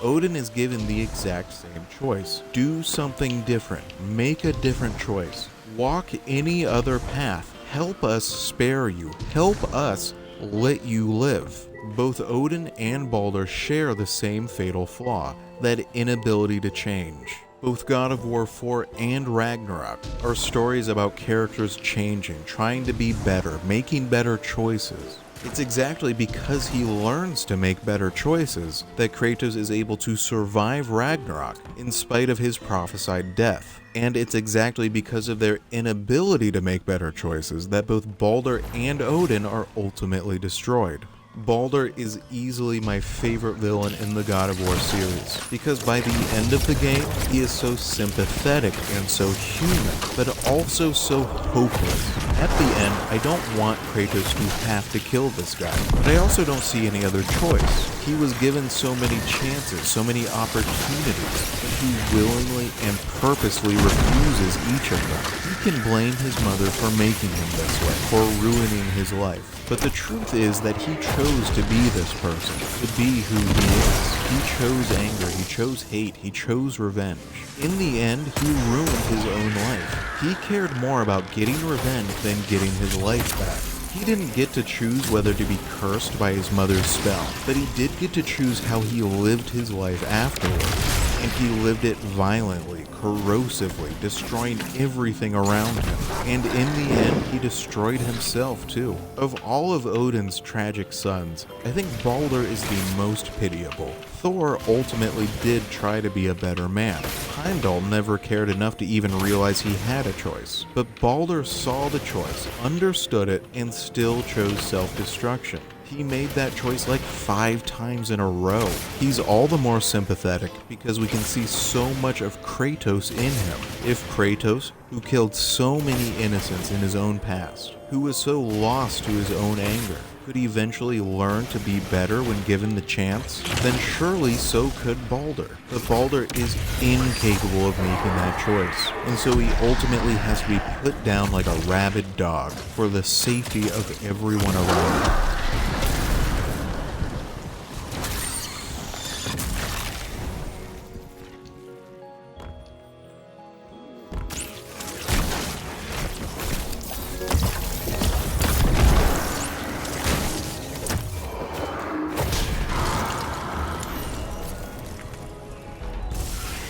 Before I talk about Freya, I want to talk a little bit about how power is portrayed in the God of War, particularly in the original trilogy. It's pretty straightforward. In God of War, power is measured basically always by physical or magical strength, by the ability to defeat one's opponent's enemy.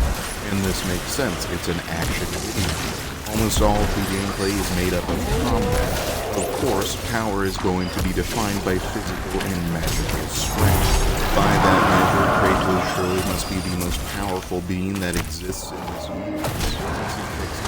But all the time. Zeus was, I think, the most powerful enemy because Zeus was clearly physically stronger than anyone else.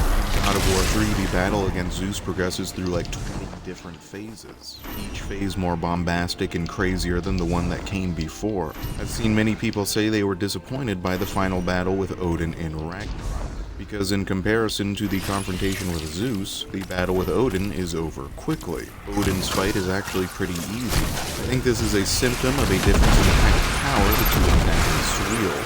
Zeus was all about literal, physical, magical power, whereas Odin's power lays more in his ability to manipulate the world around him.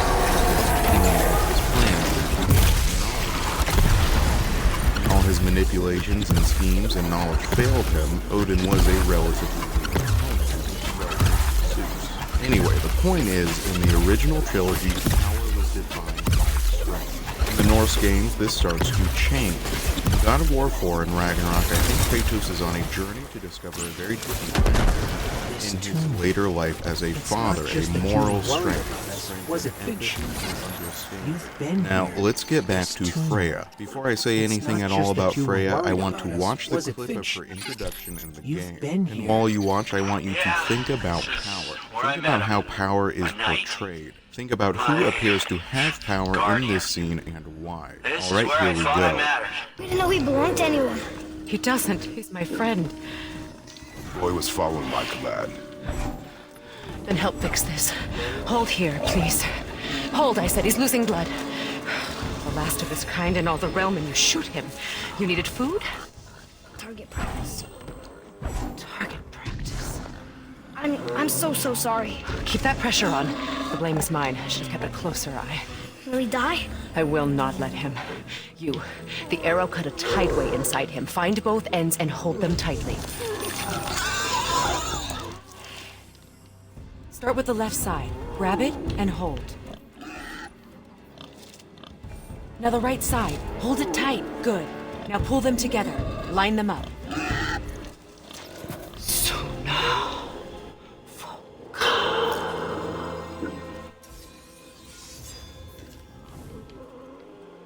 You're a witch. I can't finish the healing here. My home is just beyond the trees there. You will carry him. He must not die.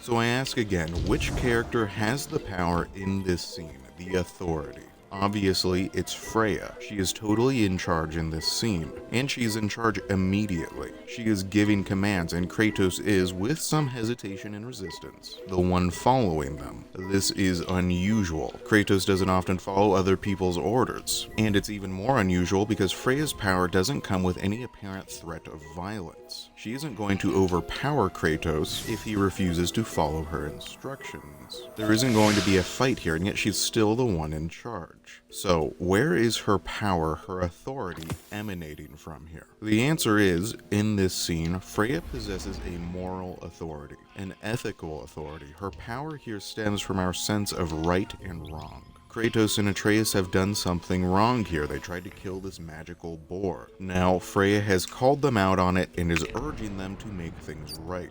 Of course, it's important that she's also being portrayed with some pretty significant magical power as well, but she isn't using that magic to beat anyone into submission. She's using it to heal, to save a life, to make the world a little bit of a better place. This is extremely important to the story of God of War 4. Every god Kratos has ever met has been violent, manipulative, destructive, and very often downright evil, including himself. Kratos is a god too, and in his past he has been violent, destructive, maybe even evil. At the very least, not good. At this point, Kratos believes that godhood itself is a kind of curse. The power of godhood corrupts, sickens, it turns people into monsters. The problem is, his son is a god too. Atreus is a god. Kratos is raising a god, what he must perceive as a sort of ticking time bomb.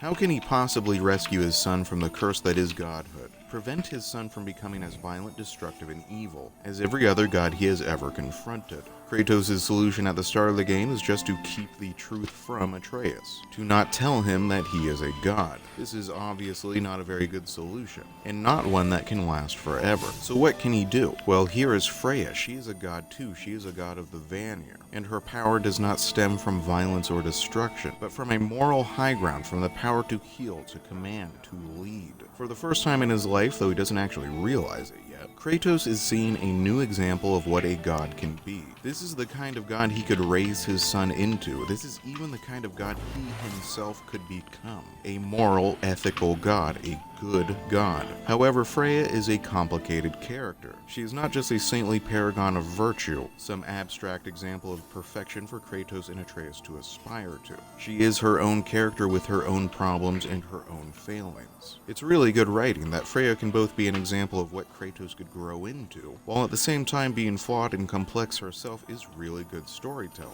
and character development. Freya is, in my opinion, one of the best written characters in God of War 4. Now let's get into some backstory. Freya is a god of the Vanir of Vanaheim. She led the Vanir gods during the war between the Vanir and Aesir, when Odin attempted to conquer Vanaheim by force. Freya and the rest of the Vanir did pretty well for themselves, and eventually Mimir negotiated a truce between the two sides. The peace would be cemented by a marriage between the leaders of both factions, a marriage between Odin and Freya. For the sake of peace, Freya abandoned her home, abandoned her family, and went to live with her enemies. Until the events of Ragnarok, she would not see her home or family again. This marriage is representative of Freya's moral strength. I really don't think it can be overstated how terrible the sacrifice she made here was. She gave up everything for the sake of peace. Ask yourself, could you do this? Could you give up your family, your home, everything you've ever cared about, and go live the rest of your life with a person who tried to kill, subjugate, and enslave you and your entire race? I don't think I could. Freya's moral strength is genuinely really impressive. According to Mimir, after the marriage, things were okay for a time. Odin tried to make the relationship work. Freya became the leader of the Valkyries, a great warrior with a just cause. She and Odin had a son together, Balder, who Freya loved deeply. But like so many other mythological tales, all this was undone by a prophecy. The Norns foretold that her beloved son Balder would die, a needless death. To prevent this, Freya cast a powerful spell on Balder that granted him near invulnerability and immortality. This spell would have disastrous consequences. It would destroy Freya's relationship with her son, poison her relationship with Odin, lead her to exile, and ultimately lead to Balder's death, the loss of the very person she was trying to protect in the first place. A side effect of the invulnerability spell was a loss of physical feeling. Balder is incapable of any physical sensation. His body became numb. Think of how much of the pleasure in your life derives from your sense of touch. You could not feel warmth. You could not feel softness. You could not feel the texture of food in your mouth. You could not feel physical intimacy with a partner. Imagine how muted life would become without a sense of touch. Balder was, to put it lightly, resentful. He came to hate his mother for what she had done to him. Odin, himself terrified of his own mortality, wanted to know the secret of this spell, and Freya refused him. Afterwards, he dropped the loving act he had been putting on and exiled her to Midgard, cast a curse on her so she would never be able to leave, never be able to return to her home or family again. Eventually, Balder's quest for vengeance would lead him to crossing paths with Kratos and his own death. This is a deep tragedy. Her attempt to save someone she cared about. Instead, Freya lost everything, again, for a second time. But this is also what makes her moral strength so impressive. At the start of God of War 4, despite everything she's lost, despite her exile, despite being cut off from her home and family, despite being scorned by her husband and son, despite her loneliness, she appears very healthy. The world of God of War 4 tends to be pretty bleak. But look how full of color, light, and life Freya's home is. Look how warm the colors are here, how vibrant. In the often dreary, deadly, and lifeless world of Midgard, Freya's home is a bastion of warmth and light. In spite of everything that has happened to her, she has built a very comfortable and cozy home, keeps herself busy, has formed new relationships with the local magical wildlife. Her house is a freaking giant turtle, like, come on.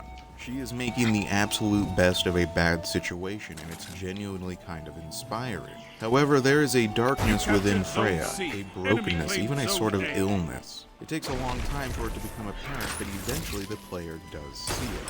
For a long while, Freya serves as a sort of guide and helper to Kratos' Atreus. She has a lot of answers, a lot of power, and is willing to go for her. Enemy claims Zone B. 2 for 1.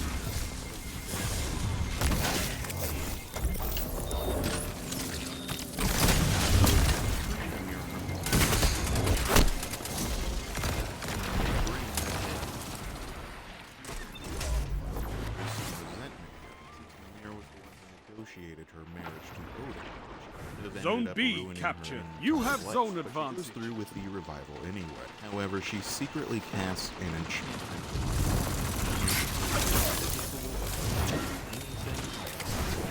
Baldur is, of course, Freya. And while he hates her and they have no relationship whatsoever, he still deeply loves him and is still willing to go to extreme lengths to ensure his. Again, there is a darkness within Freya, a very deep and well-hidden darkness. She is fixated on Baldur's safety to a pretty extreme degree, even after all these years. Now, you might be saying to yourself, well, she's his mother. Of course she's obsessed with her child's safety. But that spell she cast on him is really extreme. It's the real-life equivalent of locking your son in a bubble against his will to make sure he can never be hurt. And that would be a crazy thing to do. Part of between your kids and allowing them to journey out into the world on their own, however dangerous it might be, and respect them enough as individuals to take their own risks. Freya is psychologically incapable of doing that. The idea of her son's death is so terrifying to her that she goes to the most extreme lengths possible to make him safe. To see the first real hint of that darkness in Freya, let's watch this clip. Wait. Where did you Zone get A those? lost. The arrows. Give them to me, now. She says, boy. Your enemy can't kill if they're dead. These arrows are dangerous. Wicked. You find any more, you destroy them, understand? Do you understand? Say it! I understand. If I see them, I'll destroy them. It's all I ask. Please, take my arrows in their place. I have no need for them anymore. What's happening here is that Baldur's invulnerability has one weakness. Mistletoe. Zone C if he lost. is struck by mistletoe, his invulnerability will vanish and he will be able to die again. Atreus has been gifted mistletoe arrows. When Freya sees them, she freaks out. He has a serious overreaction. You can see it in both Kratos and Atreus. Whoa, no, don't nerf the Kavah stuff. This lady is crazy. This is the first time you see that darkness within Freya. There's an emotional instability. It is pretty dramatic. How do we explain why Freya, who seems otherwise so well put together, becomes sort of hysterical when confronted with anything that might have a chance of threatening Baldur's safety? I think there are two explanations. First of all, Freya isn't as put together as she seems. She has been deeply wounded by all of the terrible things that have happened to her. All the loss, all the loneliness. She's just really good at hiding it, at putting on an appearance of health and normalcy. To see the second reason, we're going to watch another clip. This is from much later in the game, when Atreus has fallen ill, and Freya and Kratos are discussing how Kratos needs to kill Atreus the truth about his music. And here Freya is going to reveal the history of her own relationship with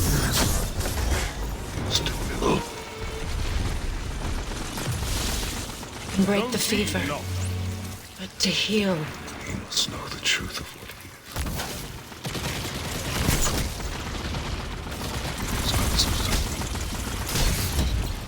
Help me prop him up.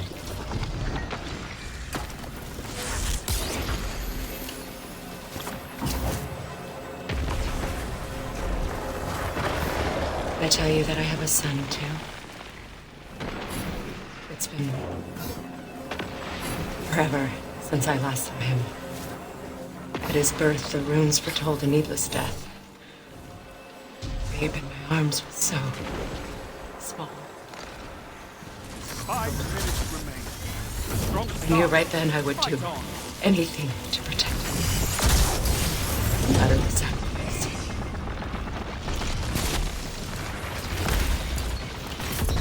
Of course, everything I did for myself. I let my needs, my fears, come before what he needed. And I couldn't see his resentment until it was too late. Don't make the same mistake.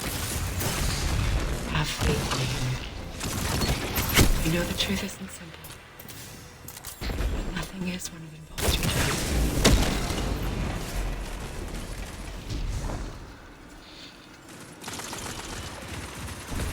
is a curse.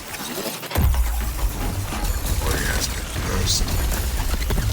2 for 1. Pay particular attention to that line. I would do anything to protect it, no matter the sacrifice. The reason Freya is holding it together at all is because Baldur is still alive. Remember, all of them, Ed, the loss of her family, all happened to Freya as a result of the invulnerability spell she cast on Baldur. I think she justifies all this to herself by saying, I've sacrificed everything for the sake of my son's safety. So long as my son is still alive and safe, losing all of this was worth it. Everything that happened to me was worth it, so long as he lives. And that means that if Baldur dies, then all of her sacrifices weren't worth it. If you think about it through this lens, I think it explains a lot about why Freya does what she does in Ragnarok. I've seen a lot of players who are confused or frustrated with Freya's choices. At the start of Ragnarok, people ask, why is she behaving this way? It doesn't make sense to me. But we'll get into that more later. Something else interesting about this scene is that Freya says that she regrets casting that spell on Baldur against his will. Even acknowledges that what she did was wrong, that it was selfish, that she was protecting herself as much as she was protecting Baldur, protecting herself from the grief Your of his victory gives the city loss. hope. However, even though she says this, her actions tell a different story. She's not actually ready to give up that invulnerability spell. She's not ready to let Baldur face the perils of the world without it. We saw it in her extreme overreaction to Atreus' mistletoe arrows. We'll see it again in the final confrontation of the game, when Baldur's invulnerability actually is dispelled, and her reaction then is pretty extreme too. Freya is a character who knows the choice she made was selfish and wrong, and yet cannot bring herself to make a different choice. She cannot let her son die. No matter the sacrifice, even if it means doing wrong, even if it means causing him to hate her. Moving forward with the plot, Kratos and Freya actually have a bit of a falling out. Kratos didn't know that she was a god of the Norse pantheon. When he finds out, he is angry. He feels lied to. Kratos has been manipulated and hurt by almost every god in the Greek pantheon, and so he is deeply distrustful of gods. He basically tells Freya to go screw herself and storms off. Their next interaction is extremely important, so we're gonna watch it in a clip. This clip will explain why Kratos respects Freya as much as he does, even though she is a god. Why he is so resistant later to face her in battle, to hurt her. Why he tries so hard to return peace to their relationship. So here it is. Freya! Open the door! We need your help! Woman, do you hear me? It is urgent! Still a god, go away! The boy has fallen ill! Freya! He is ill. Inside. This is no ordinary illness. The boy's true nature, your true nature, fights within him.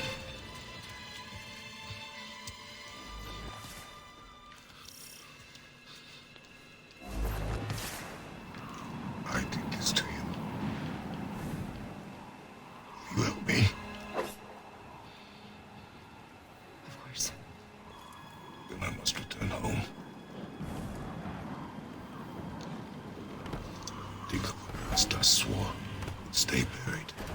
You took power from this pyramid once before, Guardian. This boy is not. Ikora believes there is more to be found. How will communing with darkness help us understand the voices we heard when we found This Sagira's room shell? opens the bridge to Reach the Helheim. statue at the heart When you are of the there, pyramid. do not, under any circumstances, Strengthen your cross the connection bridge to the darkness, and you will see beyond the limitations of normal sight. Himalaya. You must hurry. Through my garden, there's a path leading to the hill. Take it. Return home. Dig up your past. Do whatever you need to do. Just wait back. The bridge can resolve it.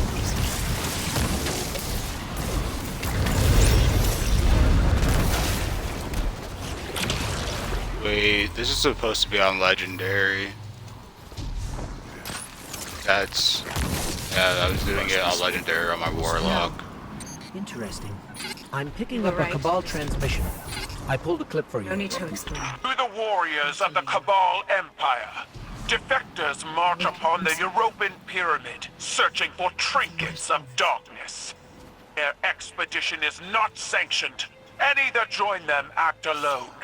I father's obsession What's with the happened here is voice that in the Atreus has darkness must fallen not mortally ill. infect our Kratos, as own any parent would ranks. be, is terrified. I guess this He means doesn't the know what Empress to won't do. mind us He fighting can't our do way in. anything. Remember how I started this essay by talking about power? I said earlier that, by the rules of this action video game universe, where power is measured by physical strength, by the ability to vanquish your foes, surely Kratos must be the most powerful man in this world. And yet, in spite of all his incredible power, he's unbelievable.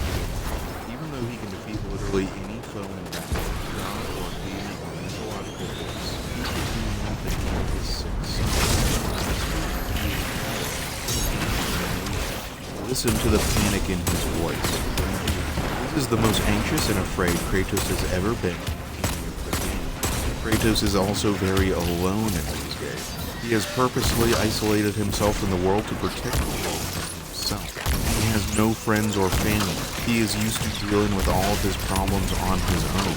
When he is finally faced with a problem for which he can do nothing on his own, he has no one to turn to except Freya. As soon as she hears that Atreus is sick, Freya does everything she can to help him without hesitation. Notice that moment when he asks so pitifully, "Will you help me?" And her answer is, "Of course." I just spent a lot of time talking about the darkness within Freya, but there's also a tremendous amount of good in her too. To have such good and darkness, she is a truly complex character. I really can't say enough about how well written I think her character is. And I think part of the reason she is so willing to help is because she sees another parent in pain. Another parent about to lose their child, and she knows that pain, understands it, how awful it is, and doesn't want anyone else to have to feel that way. But I also think Freya would help almost any injured or ill person who showed up on her doorstep. I think she is a genuinely compassionate character who has both the power and the will to help whoever she can. Which makes the transformation she undergoes between games, when after the death of Baldur she becomes that angel of vengeance, who cares for nothing but causing pain to those who have wronged her, so much more tragic, so much sadder. Anyway, this is the reason why Kratos absolutely refuses to fight the pyramid is reacting to our presence somehow. At his lowest, most pitiful, most powerless moving moment, platforms. she helped him without Perhaps it hesitation or senses question, something in you. and he will never When I forget it. explored Before we these move on to the strange finale of the passageways, I game, felt we it need to sensed talk a little something bit in more me, about too. Freya and Baldur's I relationship. resented it The at strange first. thing about their relationship is To that we believe it actually know very recognized little in me about what some Freya secret thinks of her kinship. son. We know But a lot like about you, what Baldur Guardian, thinks of Freya. I have We know he learned to resents use her it. for casting the invulnerability spell on him against his will, hates her, even wants to kill her, that he harbors absolutely no affection or love for his mother, no desire for a relationship. But what does Freya think of Baldur? What are her feelings towards him? Obviously, we know that she still cares deeply for his safety, that she's still willing to go to extreme lengths to ensure his safety, even that she regrets casting the spell. We know she still loves him and wants a relationship with him. However, Baldur is a frankly bad person. He is vindictive, hateful, bully, someone who enjoys hurting Hoping to others. pilfer He doesn't seem to artifacts care of about darkness anyone for their but war himself. against war Someone willing itself, to I kill his assume. own mother. Freya loves him still, sure. A lot of parents still love their children in spite of their faults. There are a lot of convicted murderers sitting in prison cells right now who have parents who still love them unconditionally. But what does Freya think about him? What is her perception of Baldur? Does she recognize what a terrible person he is? that device Can is she jamming see the his pyramid's flaws? movements Does she blame herself for how full of hate he is? Or does she blame Odin? Does she think Baldur can be redeemed? That he can still embark on another path? Or has she given up on him? Does she see his flaws at all? Some parents are blind to their children's faults. Some parents truly cannot believe their children are anything other than perfect little angels. Is Freya one of those kinds of parents? We don't know. Freya doesn't talk very much about Baldur in either of these games. She doesn't say almost anything about how she feels about him or his choices beyond desiring his safety. I find this gap in her character to be somewhat frustrating. I really wish we knew more here. I wish at some point during Ragnarok she would say anything about Baldur, who he was as a person, but she just doesn't, unless I completely missed a line of dialogue. If I did, do please let me know. But now we need to move on to the finale of God of War 4, to Freya's final interactions with her son. So let's watch it. And as you watch, remember the journey that Freya has been on. She lost everything for the sake of protecting Baldur. sacrificed everything. Her home, her family, her freedom, her emotional health. She knows her choice was wrong. Her son hates her for it, but all she wants is a relationship with him, and this is how it goes.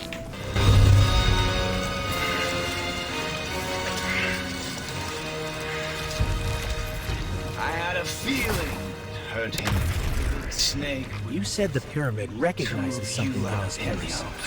But Do what? you have any idea? A Any defender. idea at all? A finely honed blade. Cost me. Curiosity. It could be any of those. Or none. Ikora too has asked this question, and my answer is always the same. Pure speculation. I worry the ambiguity weighs on her too heavily. Don't run away. I'm not going anywhere. I know that you're still angry. I know that how you feel hasn't changed, but I want you... How I feel? How I feel?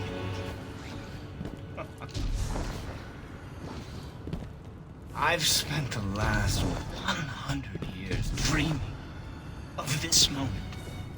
Rehearsed everything I ever wanted to say to you, every word, to make you understand exactly what you stole from me.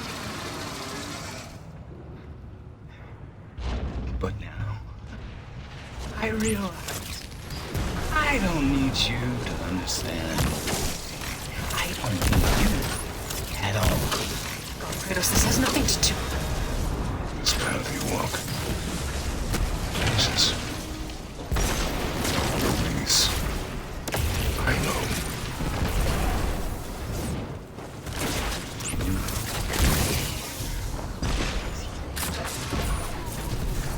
Family first.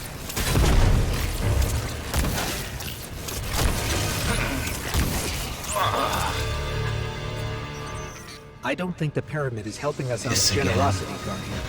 It's You can hear the manipulating shock us, in Baldur's using us voice when he somehow. sees her. I don't think Freya Darkness is a realized neutral how angry force, Baldur but the would be. pyramids have I an don't agenda. think she realized how. Until we Over the know what course it of is, all we these can't years, let our guard her down. son's resentment for her had festered. How the hate grew within her, how it consumed her. I don't think she had any idea at all just how filled with hate Baldur was. How easy her talk would be. Nothing she could say to Baldur. He isn't a character who cares about talk. He is what Kratos used to be. Someone who has given up everything but violence. Someone for whom violence has become a way of life. He will kill and destroy and do nothing else. That's why I wish we knew a little more about what Freya thinks of Baldur. It seems to me that she really knows nothing about who her son is. And that she brought this talk ever shows how little she knows of who her son has become. Next, let's watch the scene where Baldur loses his invulnerability and see Freya's reaction. No boy. Fine. Stop! No! Atreus! Breathe. Breathe, boy. Breathe.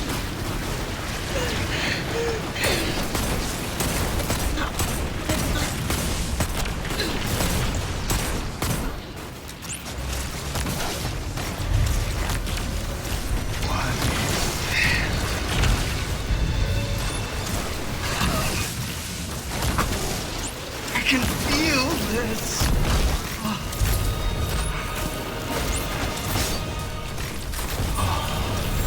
Feel everything.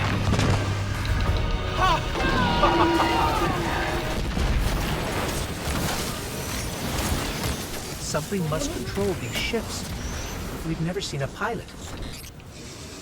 In her journeys beyond the heliopause, Queen Mara saw and encountered the entity that surrounds the pyramids. She said its mind spoke louder than any other she has ever heard. A cacophony of thought. Perhaps those voices steer these ships. One of those voices spoke to him in the Black Garden as well. What's happened here is that Atreus had some mistletoe on his bow strap, and when Baldur punched him, which dispelled his ability. Freya responds with a classic Darth Vader, "Ooh," Earlier, she said that she knew what she had done to Baldur was wrong, that she should have trusted him, said the spell was a mistake. But now that her mistake has been corrected, she reacts with total despair. I don't think this is an inconsistency in the writing of her character. I mean, think about it. Sometimes in your life you've done something that you knew was wrong and you still did it anyway. Freya's reaction here is very human. I also want to talk about the kind of magic Freya is wielding. Her magic is her. She has revived this dead giant's corpse and is using its hand to pick up Kratos and Atreus. Sulfurs.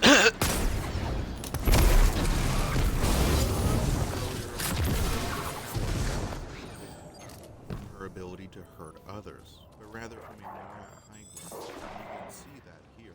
She's using her incredible magic power to try to stop this fight, to put an end to it. Very different use of power than we're used to seeing in the God of War. Finally, we need to move on to Freya's final scene. Guardian down! Her son. Stop. Please.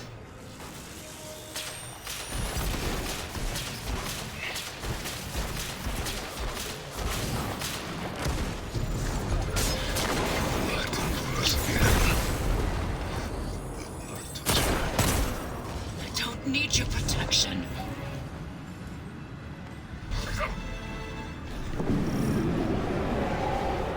Ikora said that this new ability allows you to see psychic imprints of past events. And if you commune with the pyramid, you might be able to see the imprint on Sagira's shell. It's strange. The light made you forget, and now the darkness helps you remember. Help yourself. The Cabal are trying to destroy the statue. We have to stop them, or you won't be able to commune with the pyramid. I was just trying to protect you.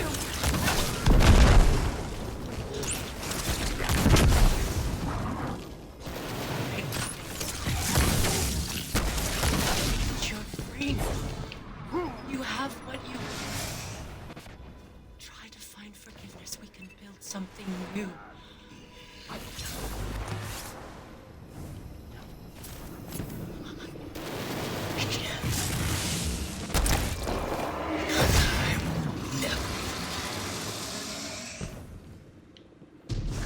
You still need to pay for the lifetime that you stole. I have paid.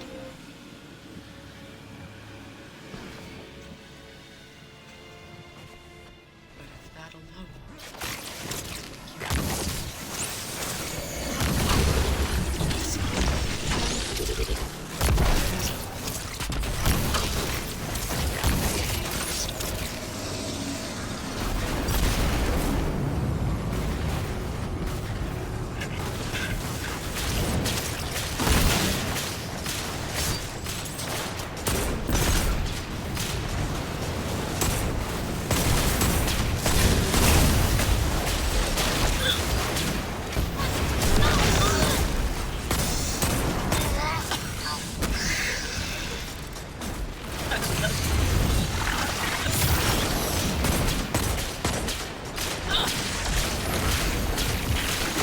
Fight Kratos defeats Baldur, and Freya begs for her son. And then Freya and Baldur. Freya's not. That is miserable. Really sums up her entire character. That is her primary motivation throughout this story. She is trying to protect her son, even when she doesn't.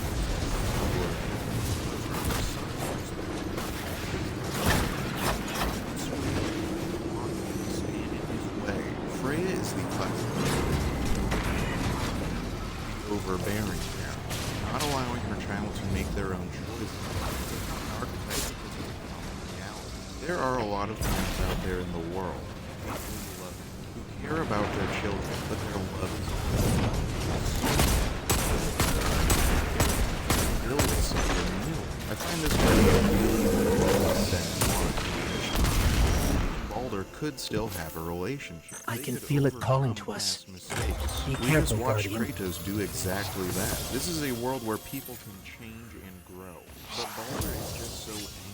He is so filled with hatred. It's impossible. You can see the moment when Freya realizes it too, when she finally accepts who her son is, accepts that he will never Eris, forgive we her communed and with the never statue. have a We relationship. can't tell yet if anything has Also, changed. that line, It "I seems like we have might not hate." notice the We've effects discussed until this we're a back lot in already. Savathun's Everything throne world. Freya has lost. All Either she way, we don't sacrificed want to for stay here longer Baldur's than we sake, have to. and he really has no idea. Baldur is Wise. a character with no These empathy. ships are He still cannot a see mystery beyond to his us. own personal pain. He is incapable of seeing his mother's pain.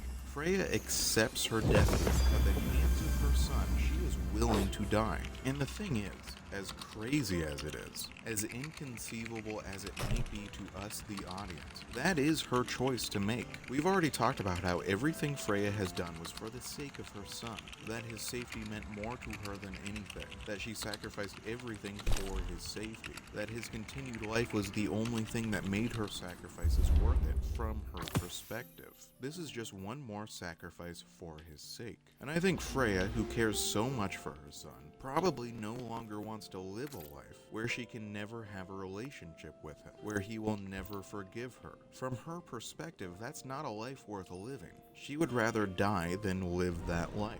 She would rather believe her son will get some kind of closure from her death than live knowing her life causes him pain. Now let's continue the clip to see where this all goes.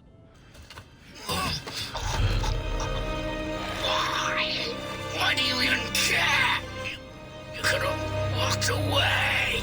The cycle ends here.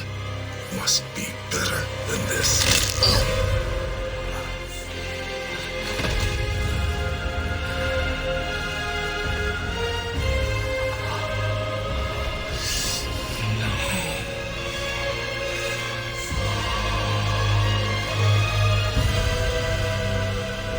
No, my boy! My dear sweet boy!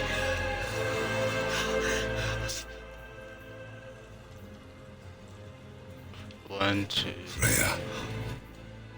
He chose this. I will rain down every agony, every violation imaginable upon you. I will parade your cold body from every corner of every realm and feed your soul to the vilest filth in hell. I That is admit, my even after I sent promise. you off, He saved your life. He robbed but me Eris of reports the everything. pyramid responded to your presence. A sign that we're headed in the right direction, I think. Everything. Now that you've paid a visit to the pyramid, you should be able to reveal the memory on Sagara's shell in full. The fact you can't means there's still something we're missing. Passing on your The cruelty Hidden and have been rage, you analyzing will the wounds never you see change. all across the desert. The areas around them emanate with strong concentrations of psychic energy.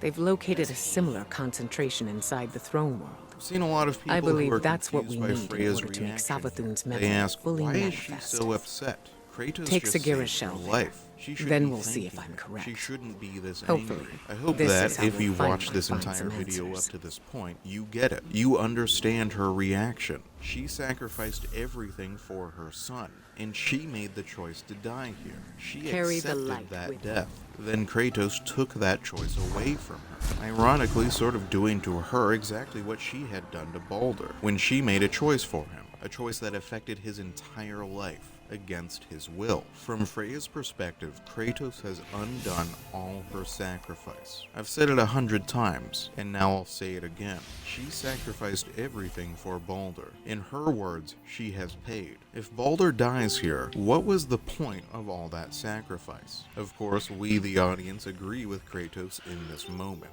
Baldur was a truly terrible person, while Freya is a genuinely good person, a force of healing and good in this broken world. The world is absolutely better off with her alive and him dead. But this is an essay about Freya, and we're trying to understand her perspective. From this moment, that deep inner darkness within Freya that we had only seen glimpses of before is fully unleashed. The darkness was always there. The anger, the hurt. Freya had kept it bottled up before, but now she will give herself over to it totally, completely. From this moment, where before she had been a source of life and light in the story, Freya is going to become one of the darkest points in this world. Utterly miserable, with no purpose beyond death and destruction. I have so much to say about Freya and her story, that I've chosen to break this essay into 2 parts, one part covering each game. This is by far the longest video essay I've written so far, and the whole thing is becoming a bit top-heavy. I will be continuing this analysis of Freya's story very soon, examining the very dramatic arc her character undergoes in God of War Ragnarok, where she starts in the abyss and then claws her way back up. So please look forward to it. Checking now. Acknowledged. Done, done, done. Check, check, check. Done, done, done. Done.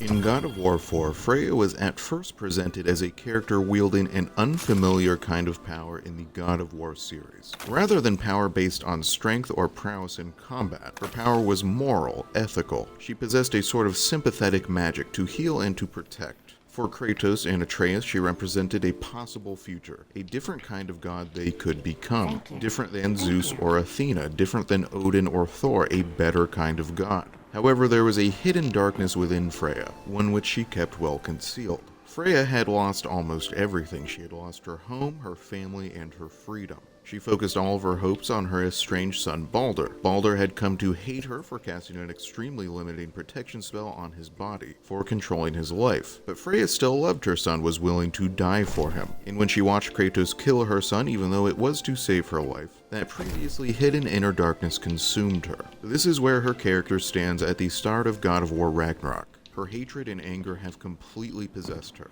In Ragnarok, Freya follows one of the most dramatic arcs of any character in the series. She begins in the abyss, broken, her only motivation to punish those who have wronged her. She ends the game by offering mercy to Odin, the one who wronged her more than any other, and by becoming a close partner to Kratos, the man who killed her son. I don't think players always realize how crazy her narrative arc in this game really is. By the end, her character has totally transformed. So let's watch a little of it. Freya appears in the first 5 minutes of the game. I don't want to watch the whole appearance, only a little bit, because there's this tiny interaction she has with Atreus that I think is very important. So here it is. Oh no! The first try, what the fuck?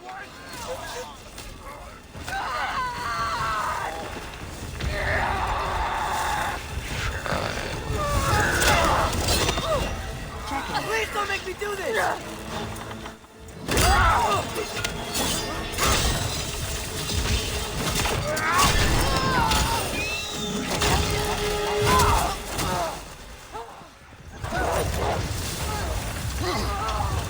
Transactions to make, Firstly, that other kind of power Freya wielded in the previous game. Power, that sympathetic magic, protection, all of that is gone. It has vanished from her character. By the start of Ragnarok, that side of her character is lost. In this first scene, she's portrayed a lot like a lot of other gods in the series. Angry, violent, powerful. And that power is based on her physical and magical strength, on the ability to inflict violence, to force her will upon others. Except there's still a huge difference between her and all of the worst gods we've seen in the series. And you can see it in that tiny interaction between her and Atreus. While she and Kratos are fighting, Atreus draws his bow, aims it, and says, "Please don't make me do this." And she pauses. It only lasts half a second, but for that half second, she does stop fighting. She is being offered mercy, and she recognizes it. There is someone here she doesn't want to hurt. She does not want to hurt Atreus. She doesn't want him caught up in her explosion of violence. Compare this to Kratos in God of War 3. There are a lot of comparisons to make between Freya at the start of Ragnarok and Kratos throughout God of War 3. They are both characters who have hit rock bottom, who have been tricked and betrayed again and again, who have lost everything, and now live only to punish those who have wronged them. They don't want any anything for themselves, they don't want peace, they don't even really care about justice. They just want revenge. But Kratos slaughtered everyone in his path, anyone in the vicinity of his rampage. In his quest to destroy Zeus, he didn't care who else he hurt. I don't think the Kratos of God of War 3 would have stopped fighting here just because Atreus pulled the bow on him. Not even for half a second. But Freya does. Freya is different. Freya does have an inner goodness. Even now, at her lowest moment, she is not willing to hurt an innocent. And I know I'm making a big deal out of what is literally like 5 milliseconds of a cutscene. But I really do think that it demonstrates that Freya, even at her worst, is still better than the worst characters we've encountered in this series. Later in the story, on a very misguided attempt to offer Freya peace and partnership, Atreus goes by himself to talk with Freya. I don't want to watch this entire scene because it's a bit long and kind of exposition heavy, but there are 2 chunks of it I do want to watch, and we'll talk about them afterwards. Freya! You should have stayed with Sindri. Wait! Stop! Your father. Where is he? Not here! He sent you? No! He doesn't know! You shouldn't have come. He took my son. What makes you think I won't do the same? Hey, Bird, be careful. You're better than this! Get sucked into a jet turbine. I'm gonna be so mad.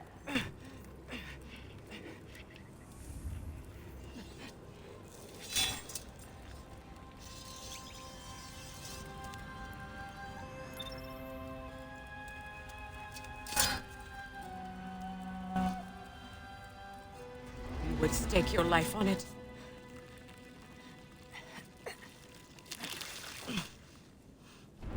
What do you know of me?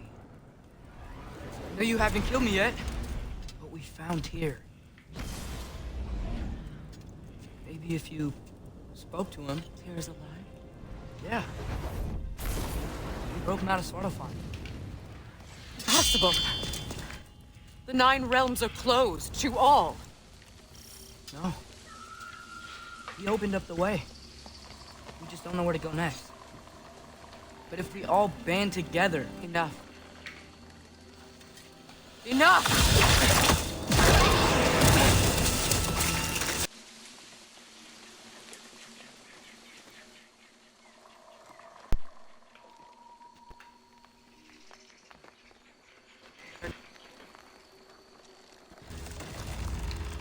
Go before I change my mind.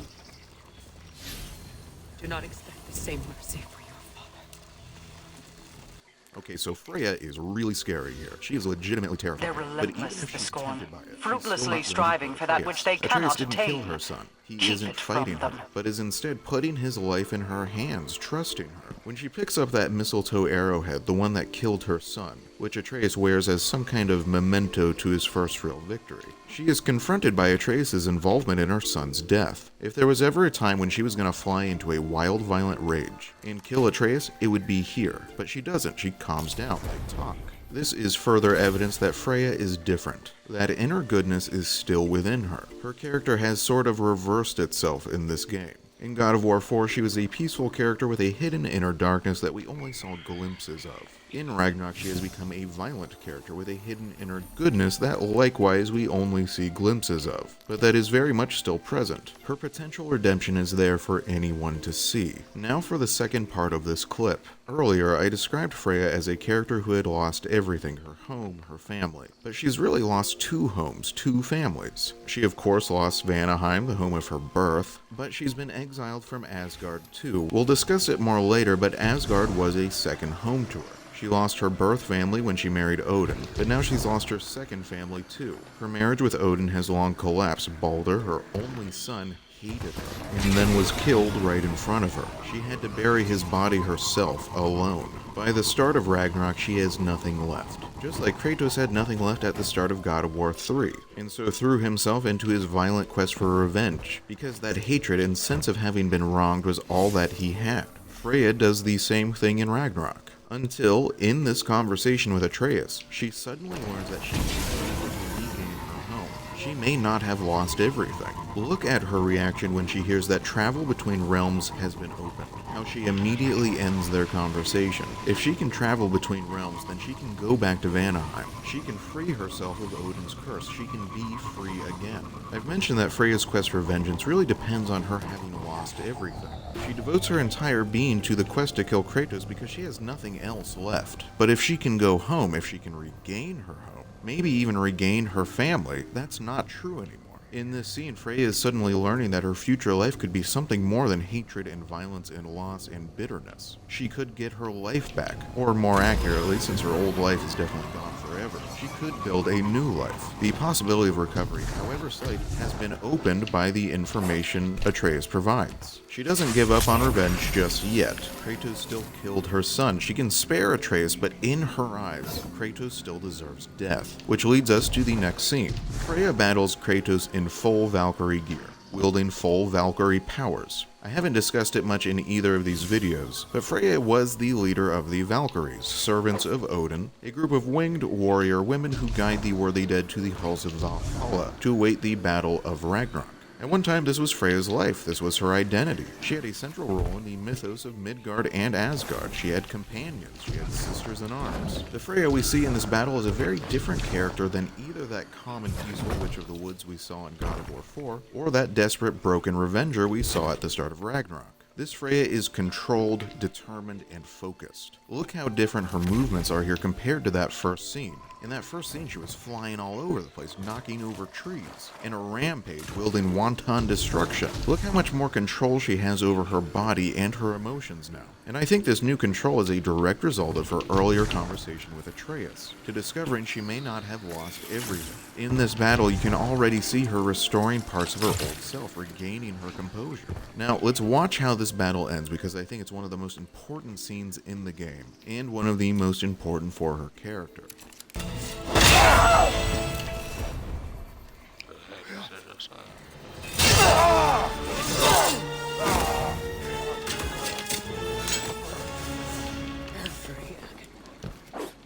Every violation.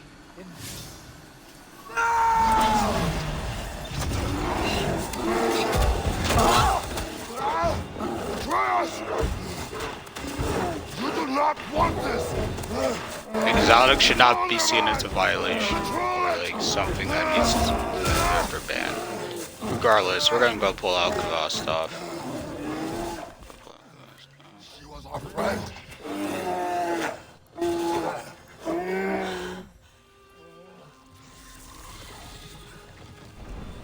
Atreus. Atreus.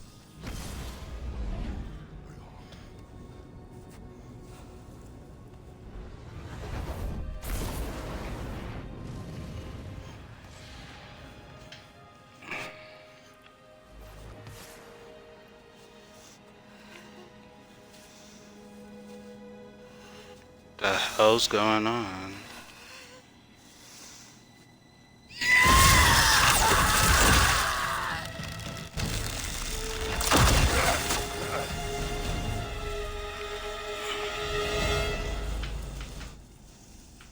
Part of it.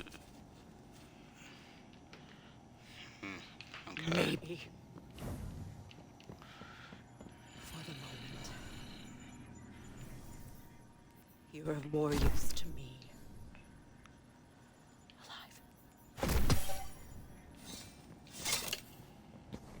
In that moment of surprise when he realizes who she is, Freya is able to overcome Kratos. Revenge is in her grasp. Then Atreus transforms into a freaking rampaging bear, which surely must be something of a shock for her. But then Kratos leaps in front of her, leaps into the path of the rampaging bear to save her. The man she was just about to kill is fighting for her, is trying to save her life. Video game animations have come so far. It's honestly incredible. I think you can actually see the complicated series of emotions that Freya feels on her character's face, in her eyes, in her expressions. It's amazing, both in performance and technology. Think about that complicated series of emotions Freya must be feeling here. first there is simply the adrenaline, the effects of battle, the sort of natural high that comes from fighting in competition. Then there's the shock at being defended by a man she just tried to kill, perhaps gratitude mixed with resentment that he would defend her at all, that he would jump in her path, that he still refuses to fight her even now. There must be regret, regretting everything that she's lost, regretting that her relationship with a man who still calls her friend has deteriorated to this state, regret that she almost took a boy's father away from him. Frustration as she realizes that Kratos is a moral person. He is not the monster she's convinced herself he must be. He defends her, he calls her friend. Frustration as she realizes he doesn't truly deserve death, that she will never have her revenge, because her revenge wouldn't be right. There is still that rage and fury within her too, and now seeing him interact with his own son, seeing that he still has what she doesn't, My that hidden he still report has more what scorn he movement took in your from area, her, Guardians. a relationship Your eager with and his living aggressive son. response Every is single one of these emotions is roiling within her at the same time. And I think you can see every single one on her face. You can hear her frustration and conflicting emotions in that scream at the end, when she finally chooses to spare Kratos. It's tremendous writing and character development. Freya's arc up to this point is something worth studying from a writing perspective, to understand how the writers were able to craft a character that feels this genuine and this dynamic. Next, Freya returns to Vanaheim from home, probably for the first time since her marriage to Odin, centuries ago. It's been so long since her last visit that she is essentially as much of a stranger in this place as Kratos is. Vanaheim appears apocalyptic. Its population has vanished. Every settlement is abandoned and in ruins. Freya sees firsthand the totality and brutality of Odin's betrayal. She married him, her greatest enemy, for the sake of peace between their peoples. She abandoned her home to save her home, and Odin destroyed that home anyway, left it a ruined and wasted place. Freya knew that Odin had resumed the war against Vanaheim, but I don't think she had any idea of the true scale of the destruction. Imagine the hatred she must feel for Odin at seeing her home in this state. Here we also learn that many of the people she left behind in Vanaheim resented her leaving, including her brother Freyr. Some of the people of Vanaheim called her a traitor.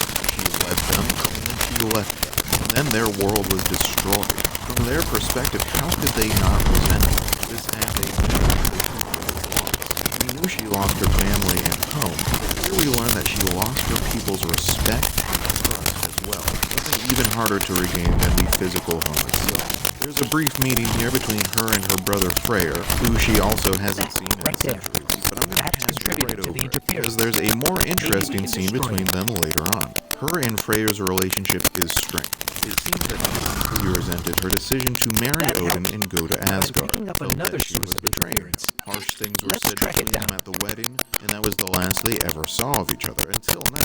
Both Brock and Kratos offer her advice regarding repairing her relationship with her brother, which she rejects, because when she first arrives in Vanaheim, she is totally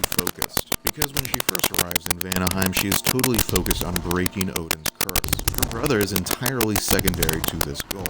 In Vanaheim, Kratos and Freya spend a lot of time alone together, while journeying towards the source of Odin's curse. They usually focus these essays on the cutscenes of the games, because they're cinematic and exciting and very narratively dense. But so much of the story of these games is told through the dialogue between characters while you're playing the game, while fighting and exploring. And this section of Ragnarok is a prime example of that. Much of the healing in their relationship occurs in the dialogue throughout this section of gameplay, where Freya and Kratos discuss their pasts, their different perspectives, their future, their children. I suspect that your purposes overlap Here was how little Freya actually knows about Kratos. They've only really had like 5 conversations your presence hardly registers. Kratos knows a lot about Freya's backstory through Mimir's stories, but Freya knows very little about Kratos' background. She is at least broadly aware of his destruction of the Greek pantheon, but she doesn't know anything about his harsh Spartan warrior upbringing, about the killing of his wife and daughter, his bloody quest for revenge, about his later relationship with Laufey. Something else I was struck by was how similar Kratos and Freya's stories are. These are both characters who have been lied to, manipulated by, betrayed by, hurt by a pantheon of selfish and power-obsessed gods. They are both warriors who once laid down their arms in a search for peace. These are both characters who have lost their homes, their families, who have battled prophecy, who have lost themselves to quest for revenge, lost themselves to their own inner darkness. They both lost their children. They have a lot in common, and I think they finally both recognize that similarity in each other here. Kratos and Freya will end this game as close partners, And I think a lot of the reason for that is their similarity. They can understand each other's struggles because they have both lived them. At least against Kratos, she is able to talk. I think this part of the story demonstrates the importance of diplomacy and empathy, trying to understand them, especially people we perceive as our enemies. Imagine if Odin were capable of doing that. Without ulterior motives, diplomacy without manipulation. The things he wants, knowledge, understanding the mysteries of his world, of his own existence, these are the things the giants in the Vanir could have helped him with. Things they could have worked together towards. The tragedy of this and almost any other story of a tyrant is how unnecessary that tyranny is. But back to Freya. Freya and Kratos succeed in breaking Odin's curse. And I think what follows is the best cutscene in the entire game, so it's fun. Is it done?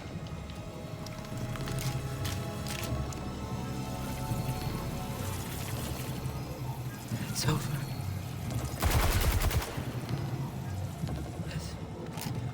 It's really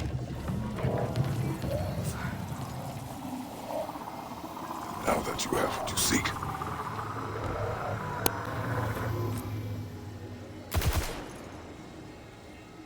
I suppose this is the point where I forgive you. Where I kill you.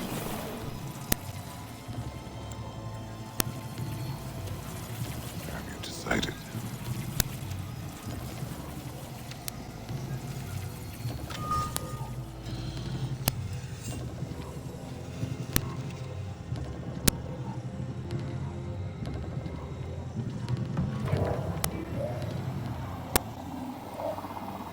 To be honest, I don't think I can do either.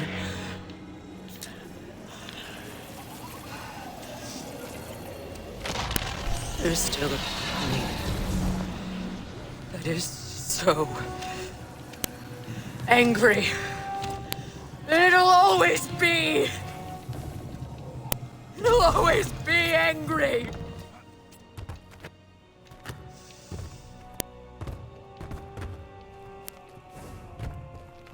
But no.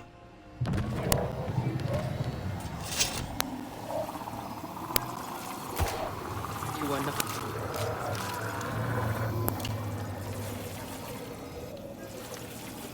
I do see.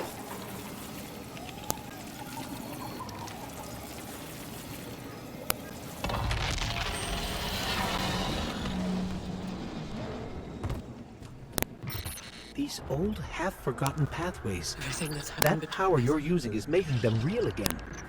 Rebuilding them through memory. Hopefully, Sagira's shell holds that same potential. With the right concentration of psychic energy, a resonant memory connected to her shell will manifest.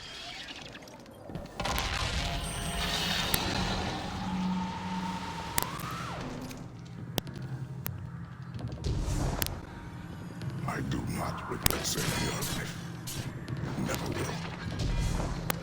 But the choice between life and death should have been yours to make. I should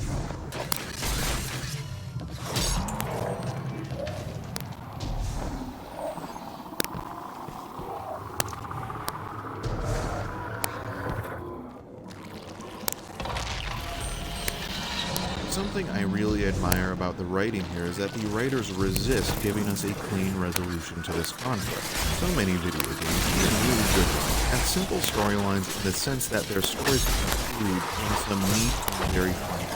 But that's not how conflicts in real life end. Most conflicts in your life will not have any ending, any resolution at all. Most real life conflicts will just sort of meander or peter out, or come and go in waves. Even if you talk it out, even if you forgive, come to some kind of understanding, most real life conflicts will still be messy. They won't have perfect endings, even if things work out. And that's what we get here in this scene. There is no neat and final conclusion to the conflict between Freya and Kratos. She can't just forgive him. That wouldn't be the end of it. No matter how much they work together, no matter how well they understand each other, there will always be that anger and resentment, because Kratos killed her son.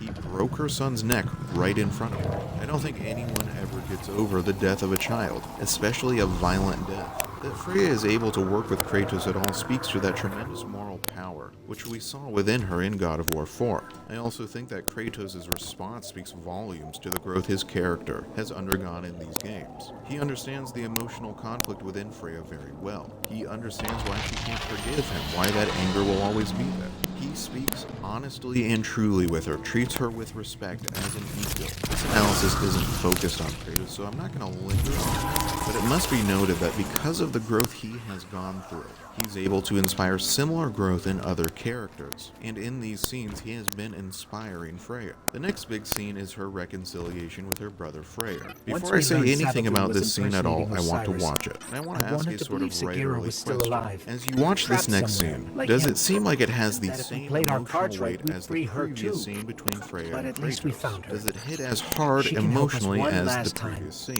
And then we can bring her home. We lost everything to that maniac you called husband. The man's family set me on fire. How did you expect me to react? Like my brother! Like the boy that used to have my back no matter what! And who I always supported no matter how selfish.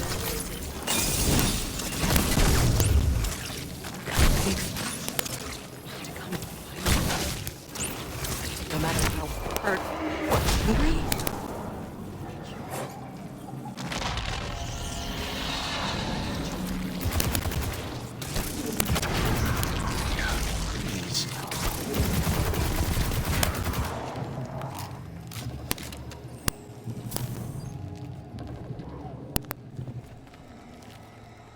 I thought you were dead.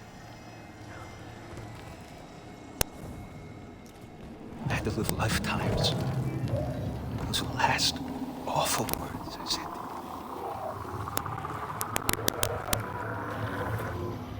You have any idea what that's like?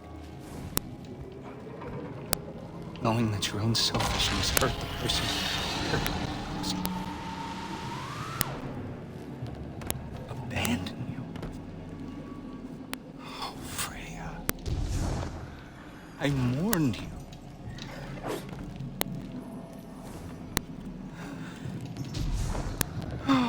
Missed you so much.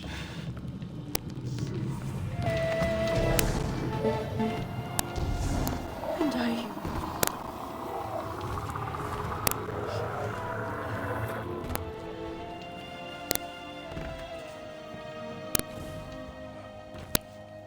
But I won't. How will we ever escape this labyrinth? Finally have my freedom. I'll send help. And I will come back. I promise.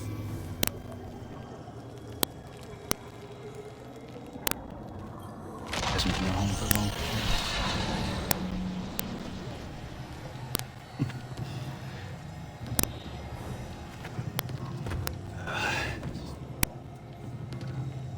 Do what you gotta do. Okay, so my question was, does this scene have the same emotional weight as the previous one?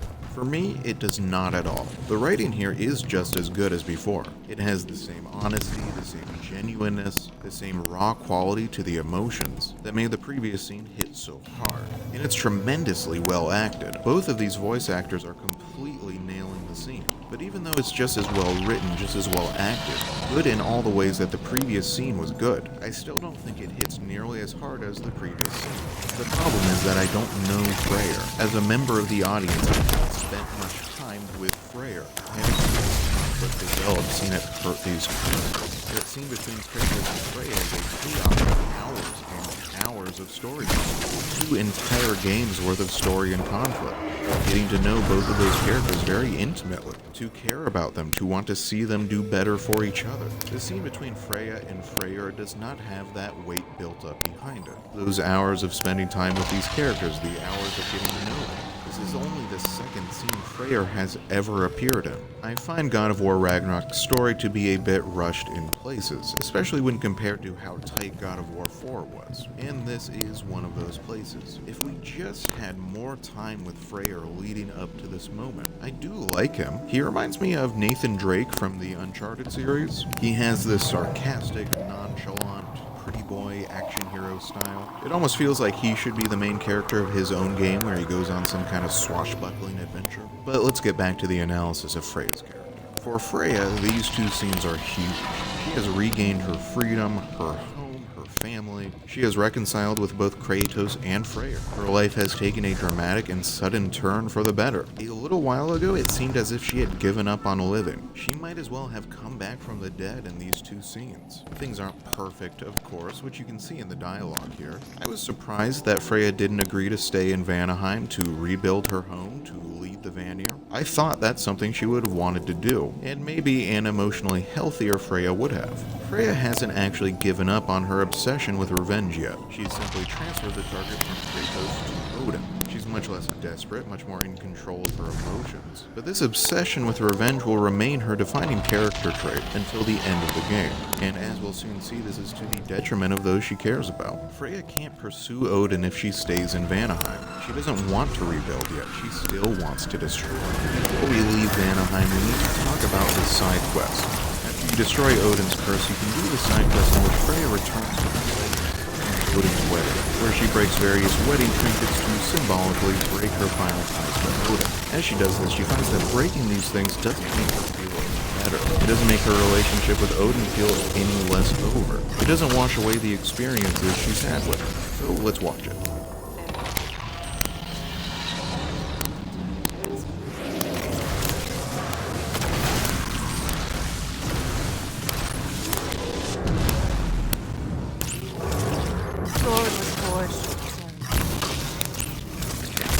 Symbol. Sorry.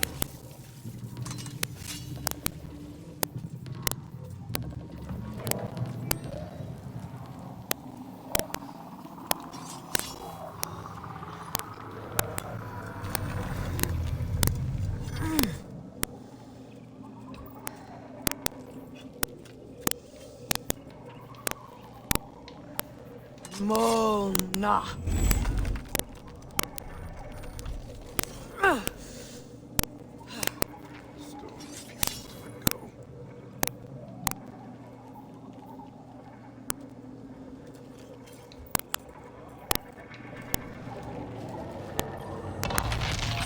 Mona!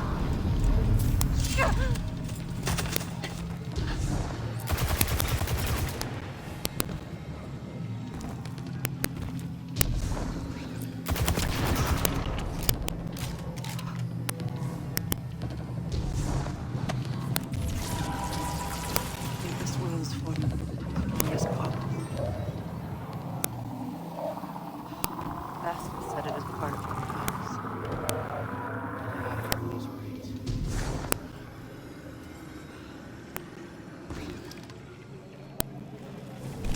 Asgard holds part of me I can't separate.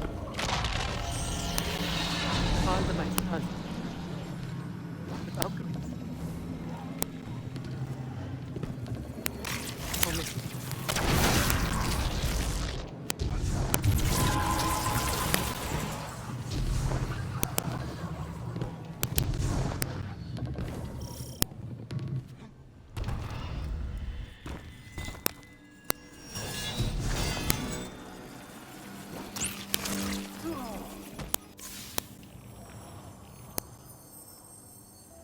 I'm surprised they hid this scene behind an optional side quest, because it feels really essential to her character development. I spoke earlier about how Freya has lost 2 homes, 2 families, and in this scene she realizes that for herself. Asgard was her home for a very long time. Odin and the rest of the Aesir were her family. I also spoke earlier about that lack of a clean resolution to Kratos and Freya's conflict. And here we see that kind of messiness in resolution again. Freya can't just neatly cut herself off from Odin and Asgard. They were together for too long. They've had too many experiences together. There really is no such thing as closure. Whatever experiences you've had with another person, good or bad, those experiences are always going to be a part of you. Here, Freya is learning that it's not a question of, how do I cleanse myself of these experiences? Instead, it's a question of, how do I go on living with these experiences? And we don't get any concise answer to that question, because it's something Freya is going to have to wrestle with for the rest of her life. Next, there's this section where the player takes control of Atreus. Atreus runs away from his father and he wanders into Freya's orphanage. In God of War 4, Freya lived underneath a giant tortoise. He abandoned that giant tortoise, left it to die in the cold. Atreus only barely arrives in time to save its life. As someone who has pets, who really loves his pets, and who is revolted by the idea of someone abandoning their pet, I find this hard to forgive. Freya should not have abandoned this giant tortoise, this magical animal who relied on her. It's a really bad thing to do. It does demonstrate how drastic Freya's transformation has been, and also how much further she has left. In God of War 4, Freya was a character who she was a caregiver. She took care of the animals and still lives, considered them her friends. Freya of God of War 4 never would have allowed any harm to come to this tortoise. Freya of Ragnarok was too obsessed with revenge. Even after the reconciliation with both Kratos and Freya, she seemed so much closer to her old self, so much healthier. She still never goes back to the tortoise, not even to check up on it. Even though she seems healthier on the outside, inside, she is still too obsessed with revenge to take care of her. It's the same reason why she didn't remain in Vanaheim to lead the Vanir. She is not her old self. She is still consumed by her inner darkness. And I think you can see that in all of her dialogue going forward. From here on, Freya's role in the story is to be a voice for war. In every discussion between the characters, she is the one arguing to take the fight to Odin as soon as possible, as aggressively as possible. This is a very different character than the one who appeared in God of War 4, who tried to stop the fighting between Kratos and Baldur. This is a Freya who wants a fight, who really doesn't want anything else. When Kratos briefly abandons the quest to destroy Odin, she abandons Kratos, returns to Vanaheim to fight the Aesir there. Eventually, she does get her way. Alongside Kratos, she battles and defeats Odin. Freya's reconciliation with Kratos and Freya occurs maybe a third of the way through the game. There's about 20 hours of story and gameplay that happen in between then and the end of the game, and Freya is present for all of it. But we are not going to watch a single scene from that very long section of the game. In my video about Thor, I discussed the difference between a character's actual presence and their narrative. What is this place? Actual presence is how Ikora, often a character we've is been actually transported on somewhere. screen. Narrative Doesn't presence look like is the how rest much of a character's Savathun's actions throne and world. choices drive the narrative Ikora? forward. In God of War 4, We Thor lost her and guardian. Odin were characters with I guess no we're going in actual alone. presence in the story, because neither of them ever actually appeared in that game. But they both had huge narrative presence, because their choices and actions shaped the world Kratos and Atreus were journeying through. In God of War Ragnarok, following her reconciliation with Kratos, Freya becomes a character with a ton of actual presence, because she's around. I stand before a She appears in being nearly with every 1,000 cutscene, names. but she has very little narrative. It whispers one. She's not driving the story The forward. witness. Kratos and Atreus and Odin are the ones Remember really it. pushing the story towards Remember its that conclusion. name. And Thor and Heimdall and even Brock and It is Sindri not are darkness, too. But Freya, not something so that much. wears She it like a functions as a partner to Kratos in the absence of gives Atreus. darkness She a serves as a wicked guide shape. during the quest for the Norns. And as already mentioned in refuse to every be a discussion of future servant. plans, she is a voice for war. I She spent is a major centuries force in crafting organizing the Battle of schemes, Ragnarok. playing tricks, If finding Freya loopholes. wasn't present, would those things have still And then happened? I If select Freya my leaves new the story name. after her reconciliation with Kratos, A man what with many major events of enemies, the plot would change. and few I do love and friends. really admire her character, but I don't those think the plot friends changes know much without her secrets. from here on.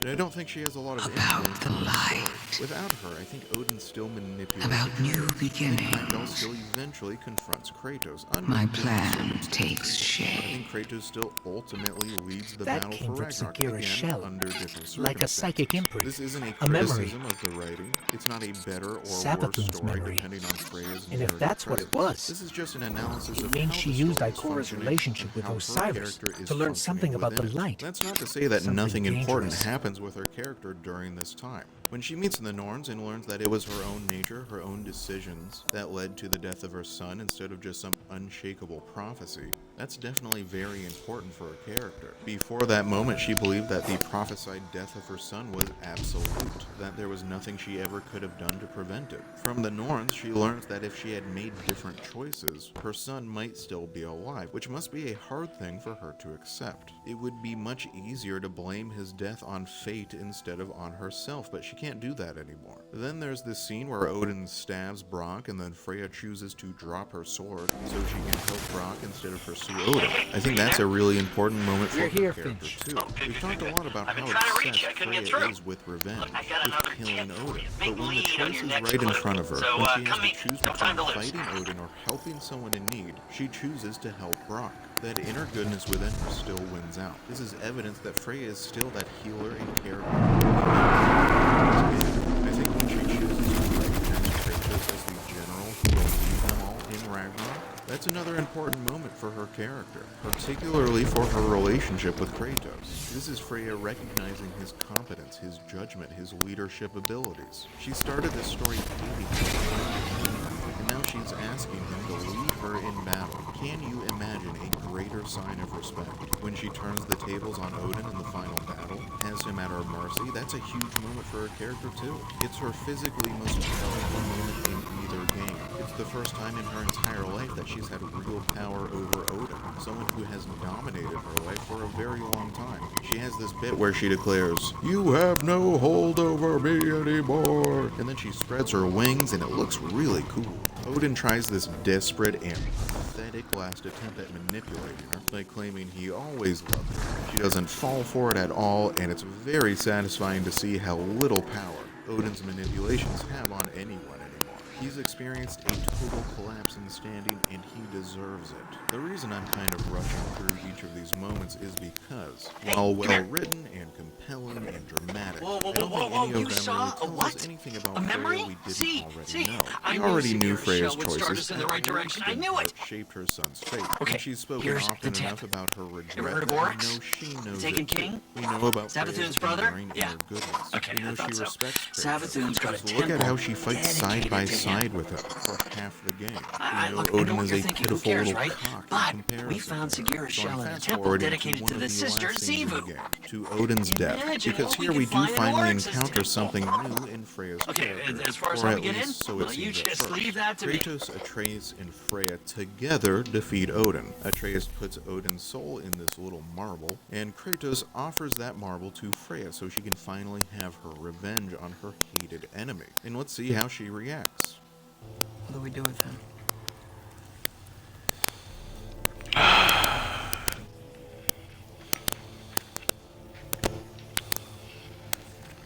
I swore I would never rob from you the choice between life and death.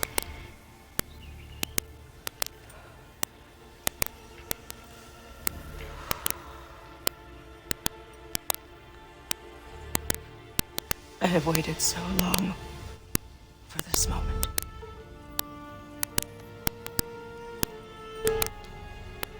And now that I'm here,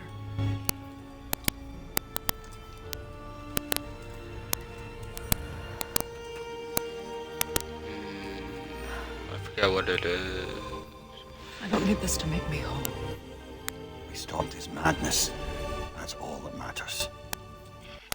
A little bit Then ago, the Freya strikes very move. loudly declared that Odin had no hold on her anymore. But it wasn't true. She was still obsessed with exacting her revenge upon him then. Now, she's actually fulfilled that statement. If she's willing to give up this obsession to let Odin go, he really does have no hold on her anymore. She can finally move on. That inner goodness within Freya has finally won out. She's never going to be exactly that person we met back in God of War 4. Too much has happened to her. She's changed too much. But I do think from here on, she is going to pursue peace instead of destruction. This is exactly the growth in her character we all wanted to see from the very beginning of the game. I can't imagine that anyone liked seeing Freya broken, obsessed with violence and revenge. We want her to be whole and good again. But I have another writer's question, which is, when did this growth actually happen? When did this change in her character occur? Just in the previous scene, like 5 minutes ago, she still seemed very willing to kill Odin, but now, suddenly, she doesn't need to anymore? So what happened? What was the catalyst for this growth? The only explanation that makes sense to me is that, for all of her rage and all of her talk, Freya was never really willing to kill either Kratos or Odin. She did have opportunities to do so. She has both of them at her mercy at different points during the game. If she was a little quicker, she could have killed either of them, but she doesn't. I think when the critical moment arrived, the goodness within Freya was always going to win out. At her core, she is merciful. I kind She of would just have want to be overcome able to that see deep Twitch immersive chat part on of herself to Xbox. kill That would be them. nice. I doubt she even realizes this about herself. She probably thinks she really is willing to kill them, but her Like, I actions used to say beta otherwise. test for a lot I of should stuff, probably say something so about that's Freya's why, death like, here, but to be honest, I don't have much to I don't know. say. Freyr sacrifices himself so everyone else can escape. I'm not sure why the writers chose to do this. It's sad, but also kind of random.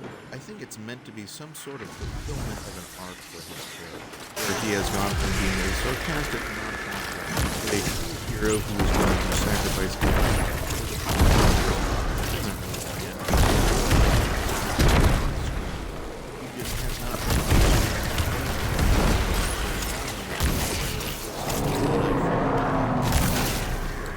Like, Thor's death hit me really hard. If Freya had sacrificed herself, I would have been devastated. Freyr's death doesn't moving forward into the incredible Ragnarok business substantial post. The developers didn't just craft this massive game. There's a ton of stuff to do to even happen. Through all of this post-game content. And everyone's just like, oh, completed once, Nah. Look, back there. The path is unblocked.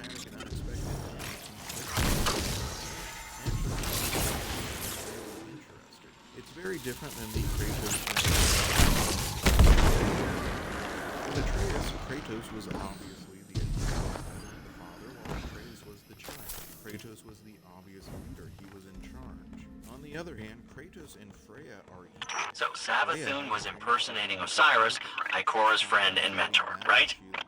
Maybe Ikora slipped up. Said something that helped Savathun get at the light. Whatever happened between them, this isn't Ikora's fault. Sure. I'm just saying. Ikora is a spy master, right? And Osiris is her friend. Yeah, you'd think she would have noticed. Savathun tricked all of us, including you, and every other Hive ghost. We're not going to let Ikora take this on herself. The most logical place for Freya's story there's a lot of story left to tell there. The respect of many of her people, and she will have to fight to regain that. Freya started this series as These weird Hive controls. I mean, how does this... Ah! There it is. Here we go. Let's moving. She dropped into an abyss and climbed back out. She began this series as an example of a moral character, and that's where she ends too, as an example of mercy's hope. However, Freya's story isn't really complete without Balder's story, her son, and that's where I'd like to go next. Soon, I'd like to do a deep dive into Balder's story in God of War 4 in the same way I've done for Freya.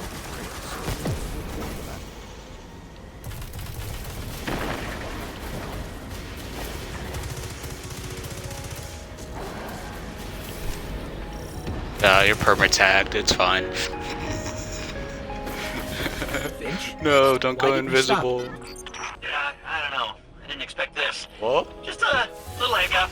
Why did Odin try that to barrier down, exterminate the giant? Sure you can. If you read into the lore, you'll find a convoluted answer, but I think it's actually very simple. The simple answer to the question is that Odin tried to exterminate the giants for control.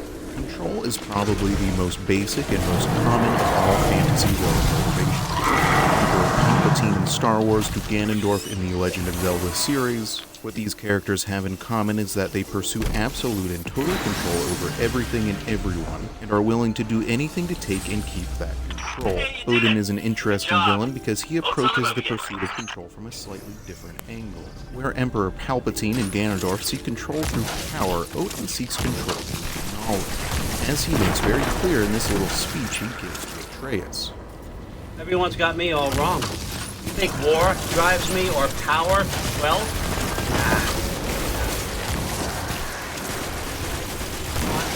I want answers. Same as you. See, mortals have it easy. They push up against life's big questions. Take a look to us. We give them meaning, divine comfort. both know that's a shame. But when we have questions, why are we here? Meaning to mortals while living without it ourselves? No.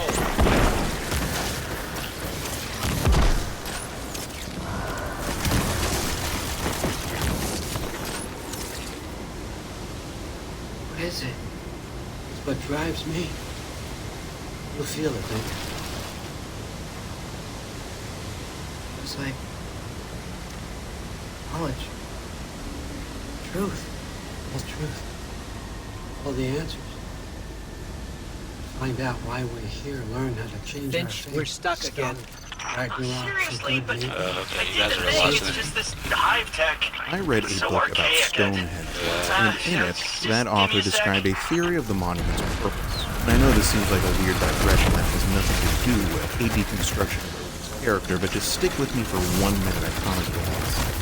According to that theory, Stonehenge was a giant calendar through which the ancients could track and predict the movements of the stars. But why? Why pour so many of their limited resources, so much physical effort into this project?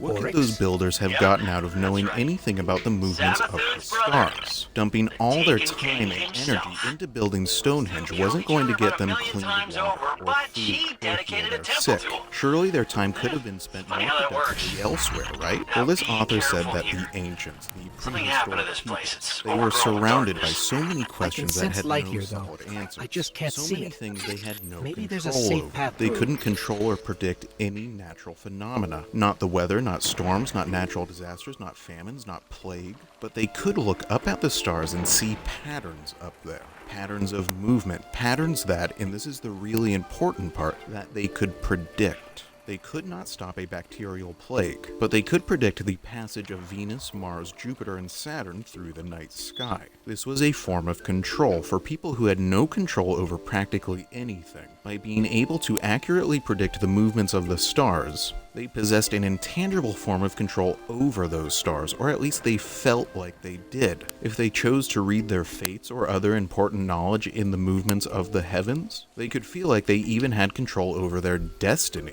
And that's exactly the kind of control which Odin wants. Control through knowledge.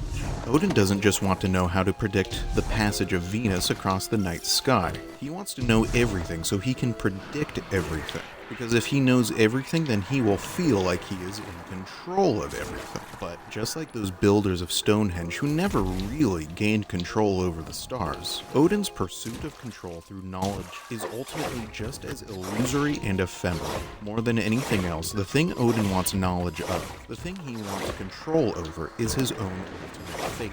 Listen to what he says in this next monologue. Why build your house here? What's in there? I'm gonna trust you.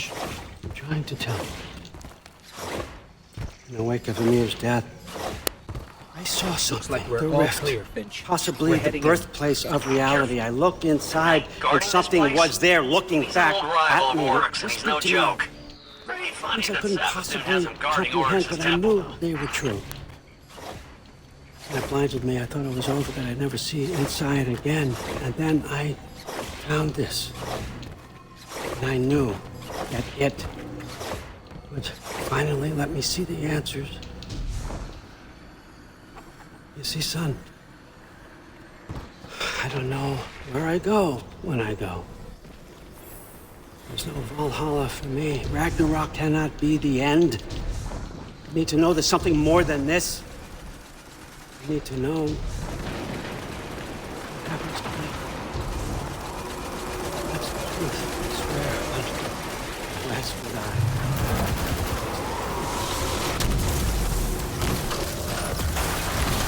This is a fundamental question for all people everywhere. Where do I go when I go?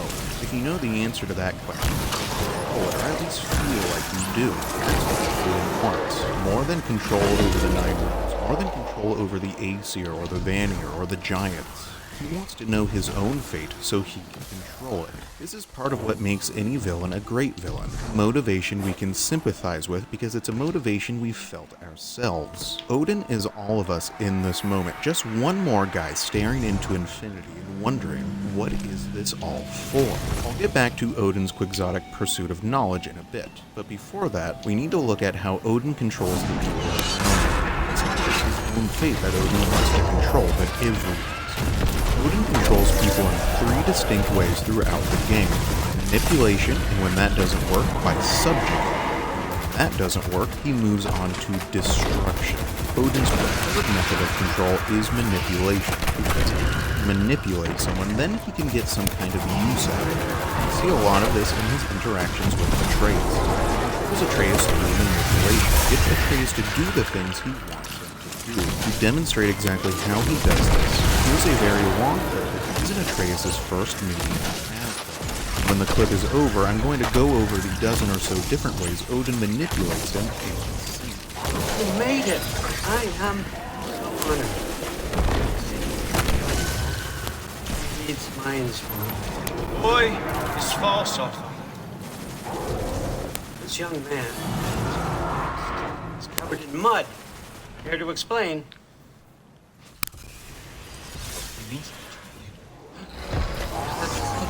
You a little trickster? Of course he means to betray me. And all. Why else would he come? There's no reason to.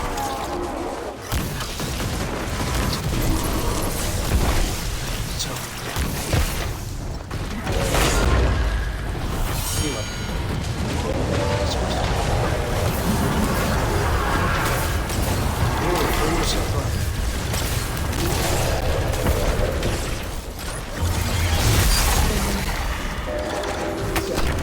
Heimdall, will you just relax? Are you intending on killing me first?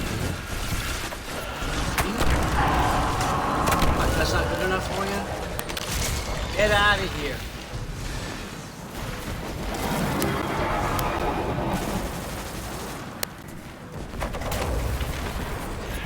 Thanks a lot. I know you're very receptive, but huh? Yeah, I got some places to be.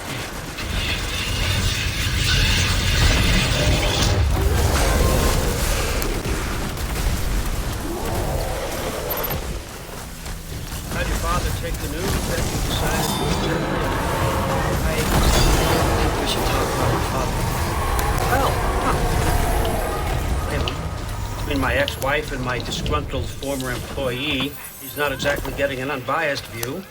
But you're curious, open-minded. That's important. Meest, carry on. Pretend I'm not here. If I'm being honest with you, Loki, you're lucky my offer still stands after you went and sprung Tyr. Finch, you were right. But I We suppose found spending something. time with him is punishment It's a piece of the Tablets of Ruin. The At least tablets Mimir Ulrich never used to lost create his Taken. sense of humor. But look, that's all behind us now. I knew the Taken Let the were people involved go somehow. forward. Alak Hey, Hoo's hey, ghost got hey! away.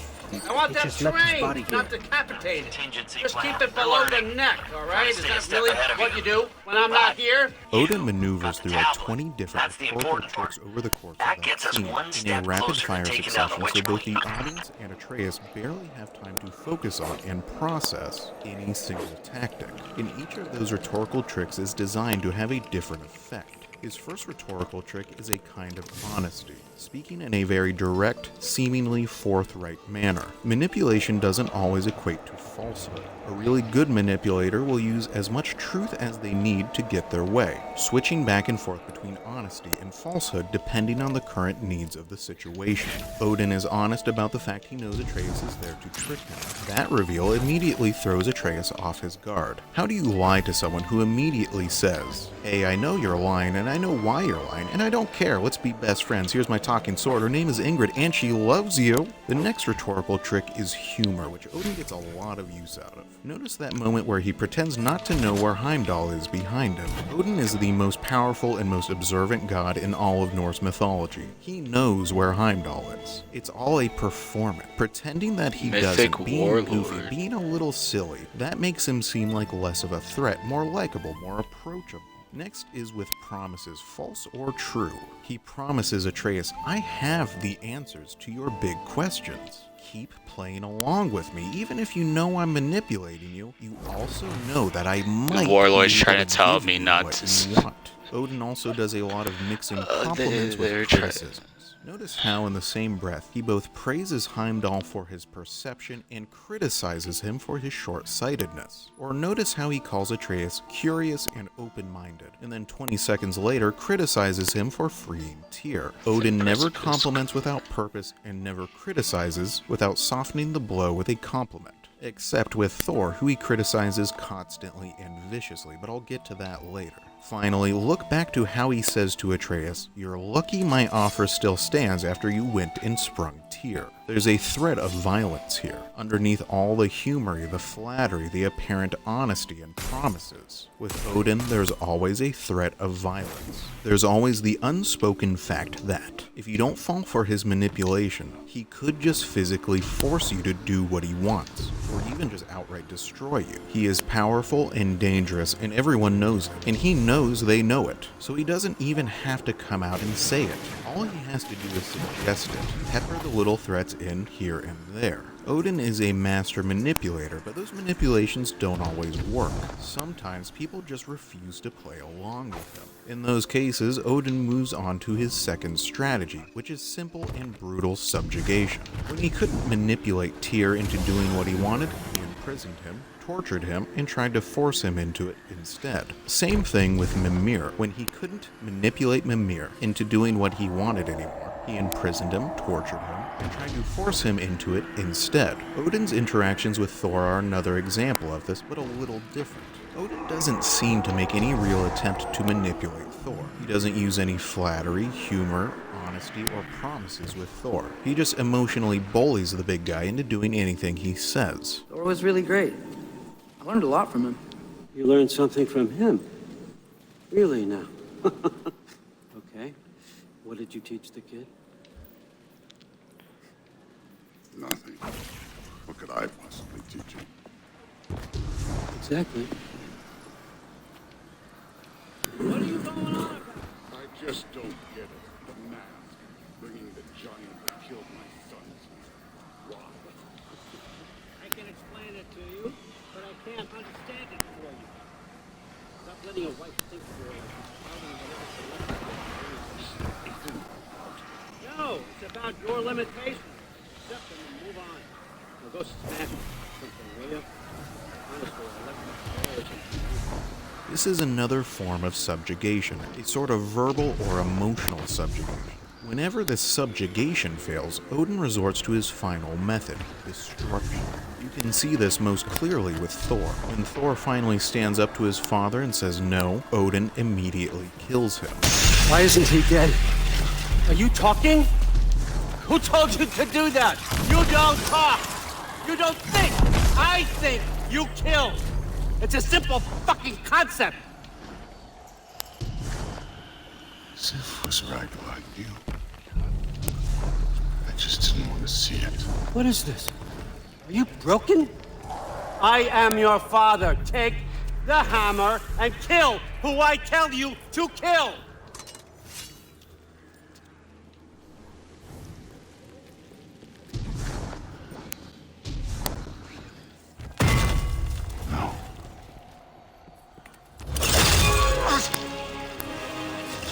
I didn't want this. I did not want this.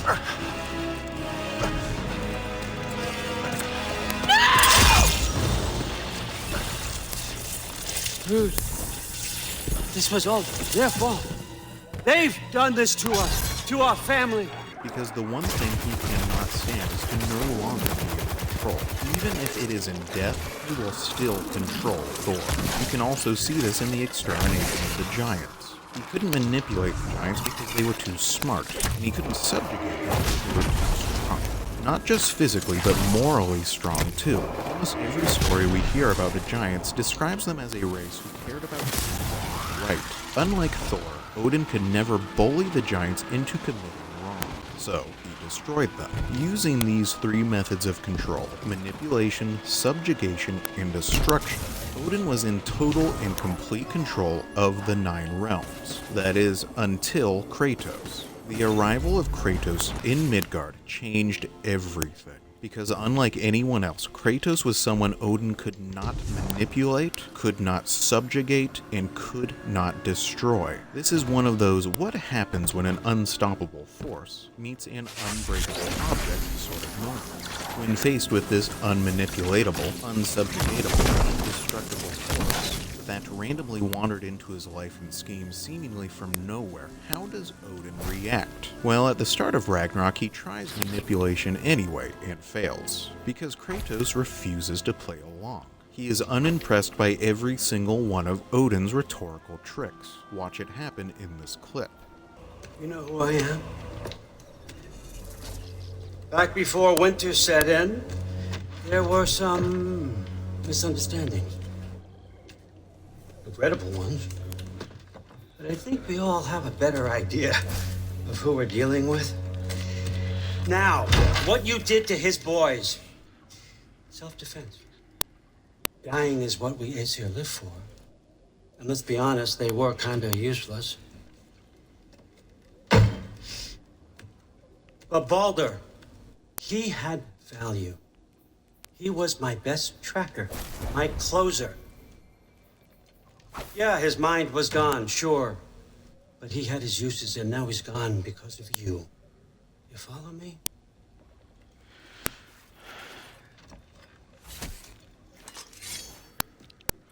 You have a debt. You're no fun anymore. What do you want?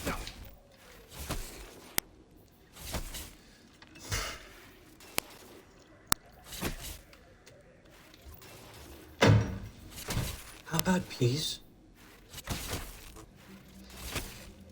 How does peace strike the esteemed, retired god of war? How about we just don't kill each other? How about you stay home, kick up your feet, seek no quarrel with me, and I'll have none with you. Shit, I'll even sweeten the deal. I'll let you keep the prisoner that I know you stole. That's right. I know you're in here somewhere, you silver-tongued little shit. Why should we believe a word of you? What have your promises ever been worth? There he is, my old partner in crime. He's lost weight. If he tells you snow is white, he's lying. What kind of wisdom is that? Can't the smartest head alive see past himself? See that we all want the same thing? All right. Here's a deal I know you can trust. I'll settle your debt with my ex. Keep Freya off your back. Keep your boy safe. That's really all you want, isn't it?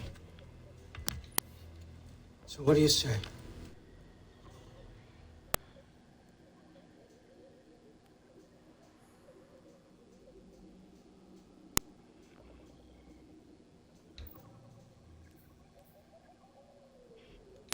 In response to all that, the humor, the supposed honesty, the veiled threats, the promises, Kratos simply says no. Also notice that the only reason Odin allows Thor to attack Kratos is to give him time alone with Atreus, because even if he can't manipulate Kratos, he is betting that he can manipulate his son. But he needs to be alone to do that. You might be asking, why doesn't he just destroy Kratos? That's his normal MO.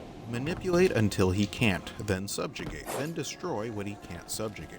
But notably doesn't do this with Kratos. Well, there are two reasons for that. Firstly, and most simply, Kratos is the god killer. Kratos has a special gift for killing gods. Sometimes it seems as if all of his powers and talents are focused into that one skill tree, slaying gods. Trying to destroy Kratos has worked out really, really poorly for a lot of gods in the past, and Odin knows it. To destroy Kratos is a Hail Mary method of last resort, which, out of a sense of self-preservation, Odin will try to avoid. Secondly, because Odin wants to manipulate Atreus, and that's a lot easier if he doesn't kill his father. Atreus will never work with his father's murderer, so for as long as Odin needs Atreus, he needs Kratos to still be alive. Except he actually does not stop trying to manipulate Kratos after this scene, as is ultimately revealed. He can't manipulate Kratos openly, so he tries to do it in disguise instead. Odin disguises himself as Tyr, a disguise so perfect no one ever suspects it. As Tyr, Odin engages in an absolutely brilliant manipulation, which is that he manipulates by appealing to the goodness and virtue.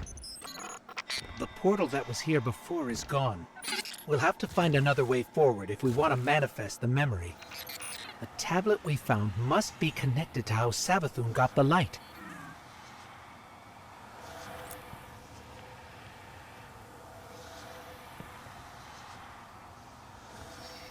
Midgard. But if Atreus is in Asgard, there's no getting him back without an army. We should be raising one. Yes, nothing like a catastrophic war to improve the situation. The boy seems quite capable. Perhaps if you simply give him some time. You are not free of blame here.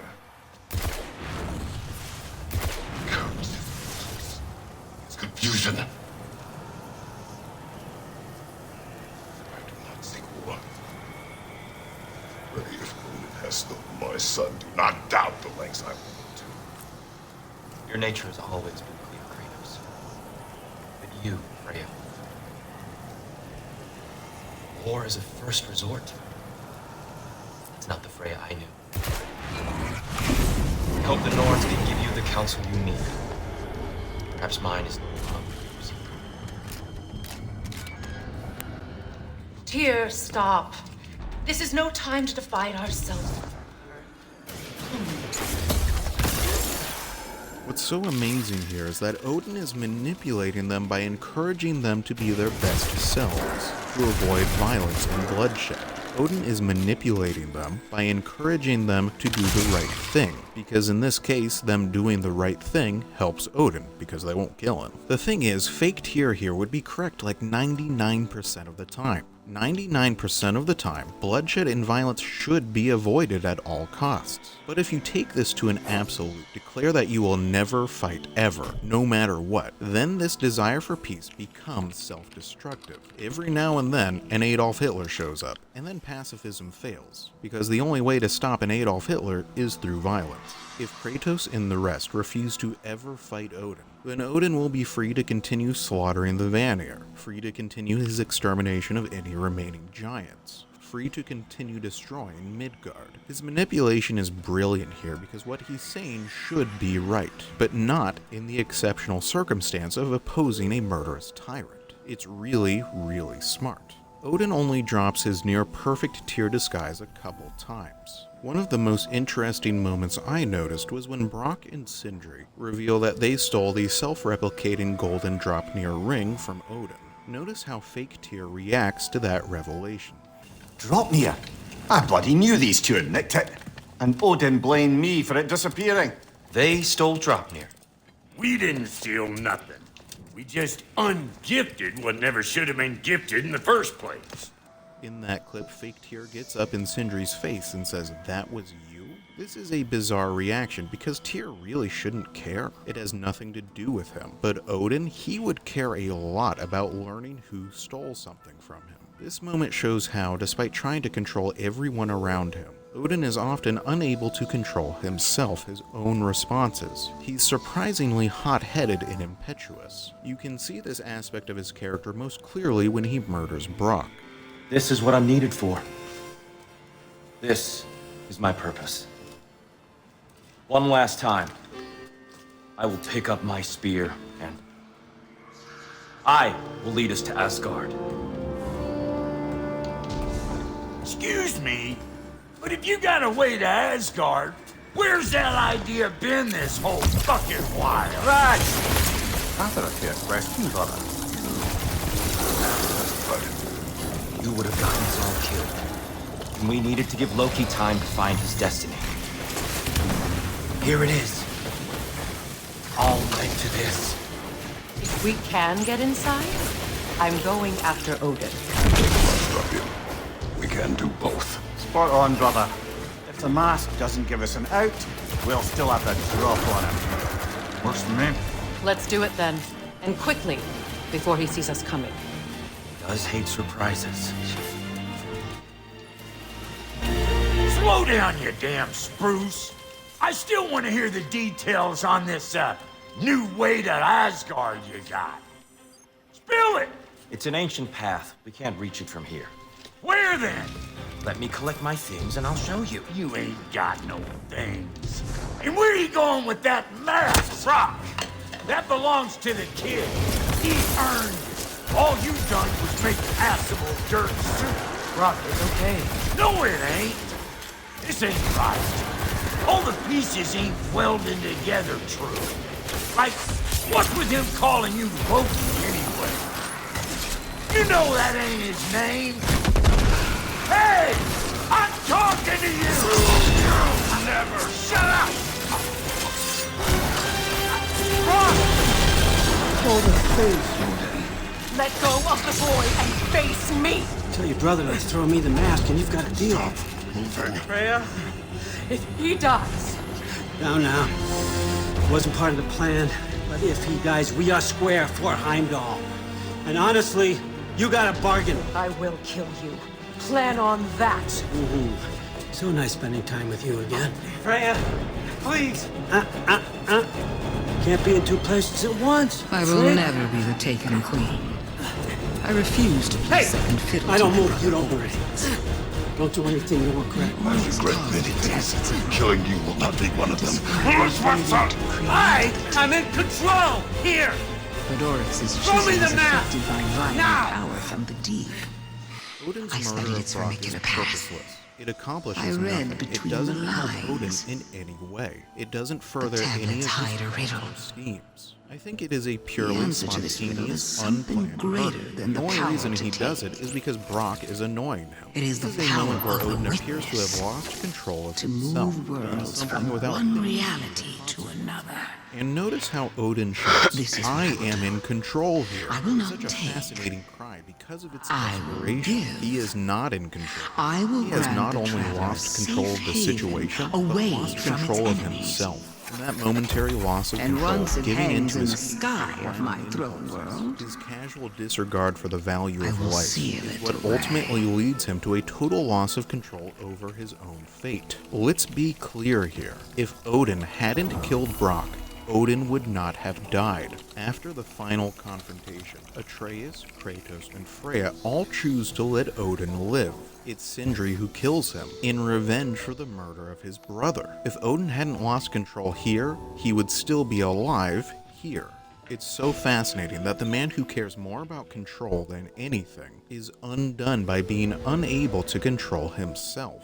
In literature and film and video games, pursuit of total control almost always leads to total destruction instead. Odin is one more in a long line of characters to learn this lesson. These stories about the way pursuit of control leads to destruction speak to the human reality that we are not in control. You and I will never be in total control of our lives, whether it be sickness, yeah, we're getting to it. I'm really flying blind now. Don't worry about it. It happens to everyone. That happens to everyone? Not the wolf part, but getting scared about your future. So, That cannot it's be not my the future. darkness that's responsible Since I serve for the Odin and planet's my mass father abduction, dies. There's but just an no entity way. Look, behind this is the only way things turn out. witness. The sooner you accept that, the But better. it seems I might be the one responsible for Savathun's theft of the Shit, light. I was mean to. I won't lie. I So anticipated Angerboda this. claims here that fate is After all, unchangeable, and the I story was the one proves who her welcomed her incorrect. into the tower, because Atreus and Kratos gave her do access change to the this fate. Vanguard archives. Kratos does not die. What And now, Angerboda gets wrong is humanity that is at she's risk thinking of at too losing the grand a traveler to scale. the No, you can't control fate. You can't control the future. If I you can't truly control am the to blame stars. here, You can't control the I need planet. to know. You can't control everyone Before around Savathun you, gets her but you claws can anywhere control near the yourself. traveler. You can't control the choices Your friend you Finch make. has been in This touch is with how the new Atreus lead. and Kratos subvert None not that so sure prophecy, about this by one. making the right choices Right at the now, we right can't time, afford any by hesitation. choosing to be better than Connect they with are. him in the And this throne is how Odin Find is the destroyed. answers we Not need, by fate, not by matter some what it prophecy. takes. Sindri is not any part of that prophecy. As far as the prophecies of the giants go, Sindri is just some guy. But by choosing to do the wrong thing, by choosing to be the worst, most violent, and most vicious version of himself, Odin destroys himself.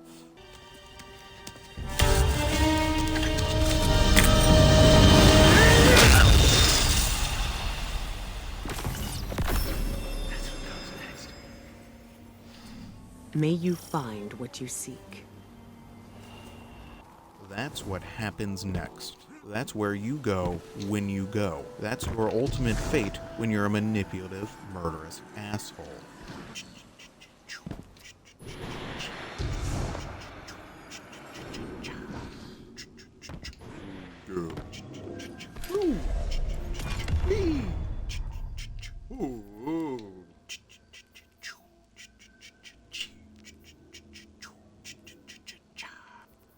As Jujutsu Kaisen Season 2 is now airing, I figured that this will be a better time than ever to explore Suguru Geto and what exactly made him and his character such an essential piece of the ever-growing nuance of the story that is Jujutsu Kaisen. First, we cut back to the Gojo's past stuff, where we are introduced to both Satoru Gojo and Suguru Geto in Chapter 65. Both Geto and Gojo save Utehime, with Gojo asking Utehime, "You crying?" in order to tease her. And then Geto enters the conversation with his very first line said, "Satoru, it's not nice to pick on the weak." After Geto says this, Mei points out to Geto that, "You're the one teasing her without even knowing it, Geto." This introduction is a subtle hint at Geto's character, someone who naturally dislikes the weak, yet he cannot truly acknowledge his truth, as he is blinded by his obligation as a Jujutsu sorcerer to protect the weak. As all the sorcerers begin to wrap up the mission, Mei asks Team Gojo, "Where's the barrier?" And the trio realizes that they screwed up big time. We cut to the news report of the explosion that took place at their mission, with Yaga beginning to lecture the trio, saying that there's someone here who said they put up a curtain and then up and left the auxiliary manager behind, and then forgot about the curtain too.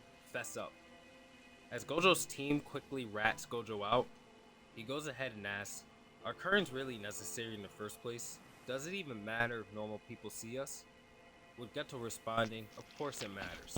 The prevention of cursed spirits is most important for the peace of citizens' mind. For that reason, keeping it confidential is most important." Not only that, and then he is cut off by Gojo. Judging by this interaction between the two, we can see that Geto in this instance is very by the book, and that they may have had this conversation about this topic many times before this, as Gojo seems to cut him off as he already knows what Geto's about to say. What this conversation does is establish that Geto is the level-headed and ethically just counterpart to his reckless and selfish counterpart, Satoru Gojo. Shortly after this conversation, Suguru and Satoru are both tasked with escorting the Star Plasma vessel, Riko Amanai to Tengen, in order for Tengen to assimilate her, which will in turn maintain the barriers that protect society from cursed spirits. Amanai was eventually assassinated by Toji Fushiguro and the Star Vessel Association, and due to this, Gojo and Suguru were emotionally distraught. After Gojo defeats Toji and they carry Rika's corpse out of the chamber, Gojo asks Suguru, "Should we kill these guys? If we do it now, I probably won't feel a single thing." To which Geto responds saying, "Nah, there's no meaning in that." Gojo then responds to Suguru saying, "Meaning, is that really necessary?" And then Suguru answers saying, "Yes, it's very important, especially for shamans." At this moment, Suguru was able to retain his composure and convince Gojo to not massacre the cultists for no reason, despite this moment arguably being one of, if not the most frustrating he's come across until then. Although they defeated Toji Fushiguro, they still suffered such a heavy defeat at the hands of these cultists. No matter how they perceive it, could you truly blame the two had they decided to slaughter each and every one of them right there? Geto maintaining his own composure, let alone managing to convince Gojo to maintain his own, truly says a lot about how extreme he was when he came to following what he believed to be his duty as a Jujutsu sorcerer. As this morally, ethically just sorcerer is one side of Geto, we should also address the other side that Geto followed to an extreme. After Gojo awakens his reverse curse technique and goes on to train himself to a level where he becomes virtually invulnerable, Suguru now defines Gojo alone as the strongest, rather than the two of them together. Due to this, he falls into isolation. The rate of cursed spirits amongst Japan begins to spike, and with the constant ingestion of cursed spirits taking a toll on him, as Geto defines to be the taste like swallowing a whole cloth that was used to wipe a vomit, his mental fortitude deteriorates, and he finally says, "And for who?" Ever since that day, I've kept asking myself. What I saw then wasn't that unusual at all. I was well aware of that ugliness. I already knew that, and I made the decision to become a shaman despite it. As one who is strong, you must fulfill your obligation. What is it? Fucking monkeys. At I am Suguru's not. breaking point, he confirms to the audience that he's always been aware of his true feelings towards non-sorcerers, yet he still decided to protect them despite that. Suguru suffered immensely, time and time again, to protect those who mocked him at his highest point of grief. And maybe the only thing keeping him from slaughtering those humans at that time was the presence of Gojo, in the same way that Geto's presence kept Gojo from doing the same. Now that Geto was always in isolation due to him and Gojo being on levels of their own, Geto had nobody to keep him grounded, which accelerates his downward spiral. This moment can also be seen as a metaphor for Suguru struggling to consume his own doubts about the world around him, and how the world expects Geto to just stomach the pain he suffers and move on with it. As this moment was the moment we finally learned what Geto tastes when consuming a cursed spirit, I'm sure that Gege didn't include this for no reason. You can also see these negative feelings of Suguru heavily represented in the first ending of the second season. Whereas Gojo puts up an umbrella to shield himself from the rain, Geto allows it to fall onto him, which is most likely a representation of their coping mechanisms after the hidden inventory arc. And the two fish resembling the actions that both Gojo and Geto take despite their disdain towards their duty. Which Gojo going around the loop that is the hidden inventory arc, and coming out still duty driven and on the path of hope. Whereas Geto changes completely and becomes permanently damaged due to the trauma, such as the fish was, embarking on a journey of despair. As the ending goes on, you see the misery of Suguru littered all throughout it. From how he waves goodbye without showing his face, how we can see that Geto and Shoko smiles on their goodbye shots, and how Geto never smiles, even when they all take their picture together as a team. I also think that it's important to point out that the only time we see Suguru smiling in this entire ending is when he's surrounded by all of his fellow first and second grades, most notably, Yu Haibara. I genuinely believe that this was a reference to how Haibara's death was the pinnacle turning point in Geto's downward spiral into madness. Control. As Haibara was quite literally a shining beacon of joy for all those around him, and was the only one to possibly make Geto consider his hatred of protecting humanity. This third ending does a very good job at conveying Geto's true feelings, and adds a lot to how his inner struggles may have been wearing him out throughout the days. Something also interesting to point out is that both Gojo and Geto had polarizing coping mechanisms to what Toji did to the both of them. Whereas Gojo decided to push himself and train harder than he ever has in order to grow into the ultimate sorcerer to prevent such a failure. No from ever zones occurring in the future means again. no victory. Geto Take slowly them lost the will to and continue crush on your his path enemies. due to being focused on the past. These two coping mechanisms are what truly separated the both of them, and they also serve as a cautionary tale. Enemy For those claimed focused Zone on the A. future, Zone only C move forward, captured. And those who are focused on the past will only move backwards. Later on in this arc, we see Geto interact with Yu Haibara, and how Yu Haibara represents the good of being a sorcerer, reminding Geto of what he still has at that very moment. You captured Zone Since B. hope was not the You path that have Geto decided advantage. to embark on, we won't get into this conversation. Yu Haibara is another special breakthrough. She confides in him about her goals, stating that she wants to create a world She explains to Geto that her spirits are created and formed from the excess curse energy that leads to normal worlds. And due to Zone this, A there are captured. two That's a ways power of creating play. a world You where took cursed them. spirits are no Now longer hold created. them. The first way would be to make humanity lose all of their curse energy. And the second way would be to make humanity whole and merciful. Each goes on to point out that if all of humanity were shamans, no curses would be born, which causes him to have an epiphany and remember to take the Zone C lost. Then we should just kill all non-shamans. He glares at Sugu and points out that it's actually a decent plan, which allows Sugu to further open up. I used to think that shamans exist to protect them, but lately, it feels like the world feels shaky to me.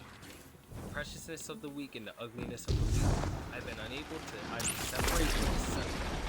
I look down on them and try to reject these thoughts. My own vision of this marathon is called shaman. Okay, Pasa, that was and I can't tell what my true feelings are. very fast. Yuki TTK. responding to Geto saying that it's neither. You're not at this.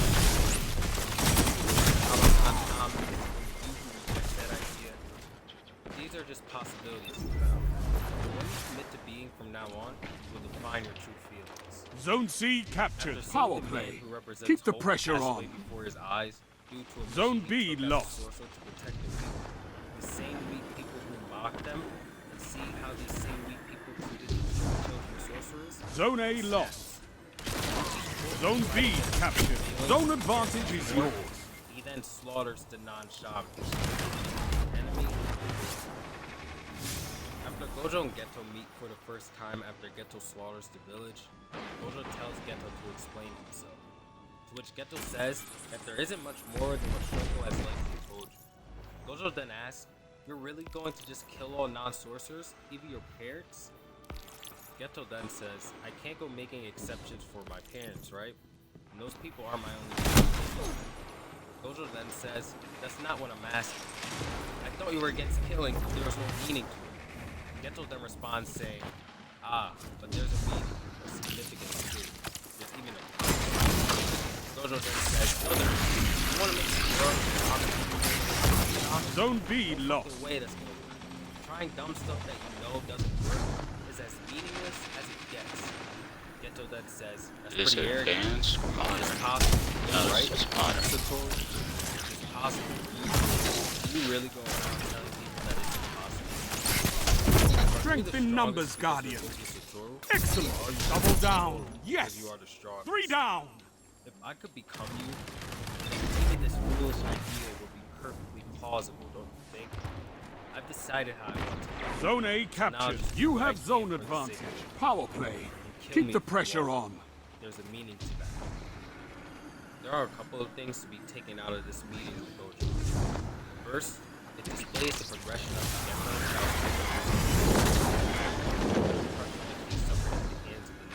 Zone B lost. All the way to the Geto we see. There was the one who fulfilled non-sorcerers because there was no meaning in the first place. Whereas the Geto we see here has decided to kill all non-sorcerers because he has finally found a reason. You captured Zone B. That's a power play. You took them. Now hold them. Nonsensical and insane Zone C lost. due to Suguru's lack of power. That possible because it's itself making the statement rather than Gojo. Because if Gojo stated he wanted to eradicate all non-sorcerers, who would stop the true Gojo event? The only person with a relative 5 minutes left. Keep it up. and even that would be an insane thing. After this, Geto then asks the $1 million question. Are you the strongest because of the person that you are? Are they all the leaving? person that you are because you are the strongest? Oh. First and foremost, Geto asking Gojo Honestly, this was space. a very low blow. Gojo and Geto were so close because Keep it up. Victory is yours. Zone C captured. That's a power play. You took them. Now hold them. someone he understood beyond his abilities. Suguru also being an outlier child to non-sorcerers who became as strong as Gojo also makes him very special.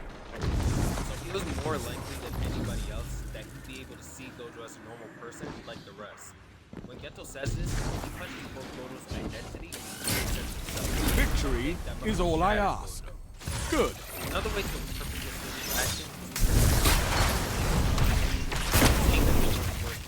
You fight like a demon for these zones. Bring me your friends.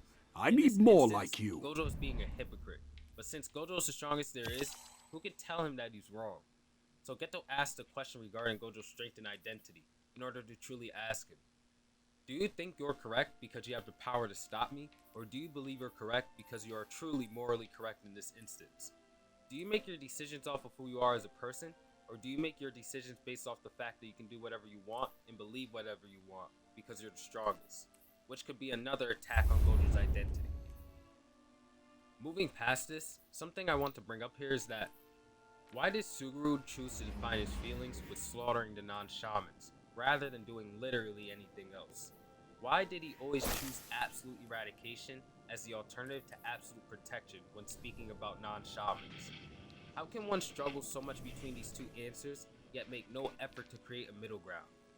I firmly believe that this is due to a combination of both Geto's self-affirmation and Suguru being a man who could not find himself between his duty and emotions.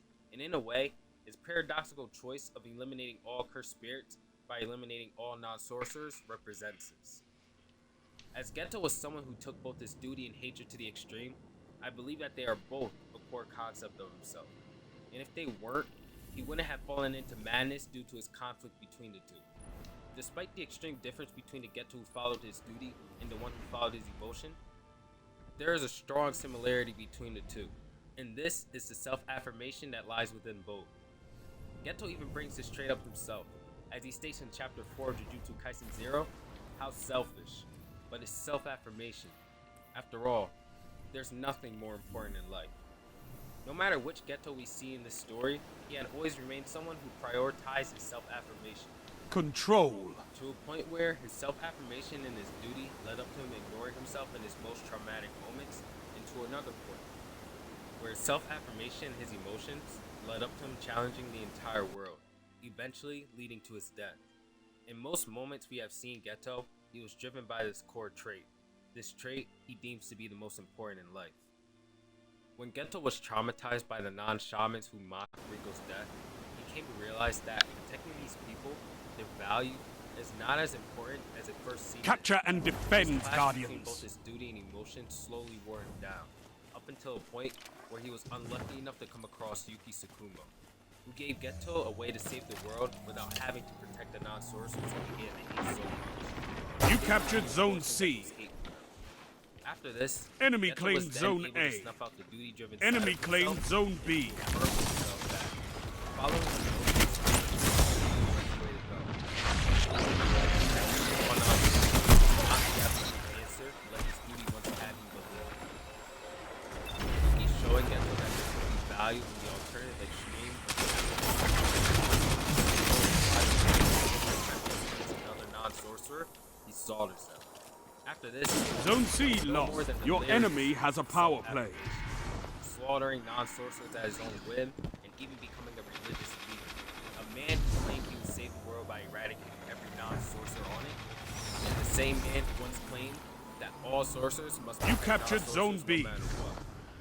In the end, I don't believe that Suguru would ever be happy no matter how his life was. He was pulled apart by two extremes that made him absolutely miserable. The self-righteous Suguru and maniacal, emotionally driven Suguru. These two extremes pulled him apart, down the spiral, the very moment he was isolated from his best friend. And finally, Yuki's reinforcement of Geto's belief in the total annihilation of non-sorcerers gave the final push. Geto's life wasn't in vain though. As Gojo came to understand Geto's isolation and his suffering, he made a promise to himself. Gojo would create the next generation of sorcerers to all be as strong. Zone C captured. Zone advantage is yours. As he states himself in chapter 220, I will foster a strong and intelligent group. This being a clear reference to Geto, as Gojo has been speaking to Shoko when saying this.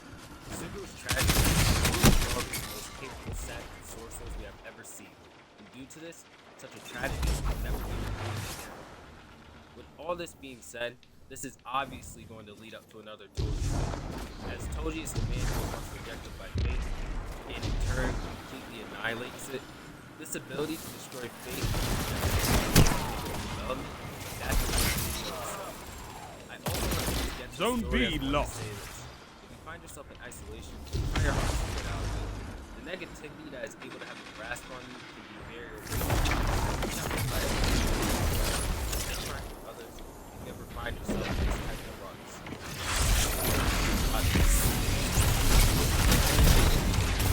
Consider liking, subscribing, whether or not you guys enjoy content such as this.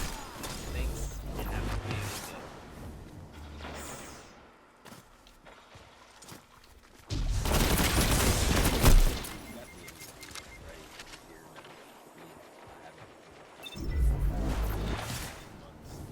A lot of y'all had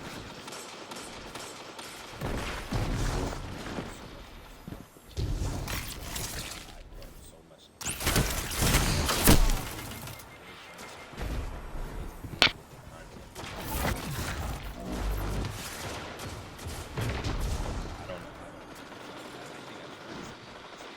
That's it. Have a great day, guys.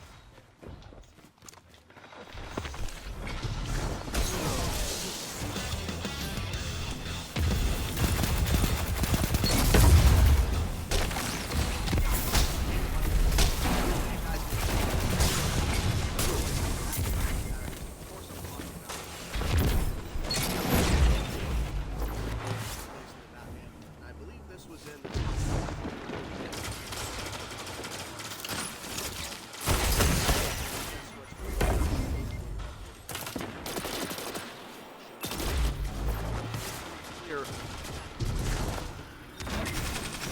Zone C lost. Your enemy has a power play. so in early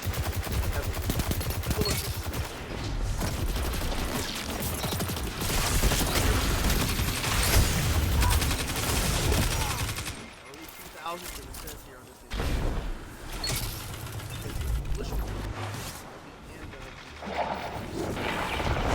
is one of the greatest animes. Zone A captured. Series to me is one of the foundations of what made me who I am. Marvel, my characters. 5 minutes. That shut them down.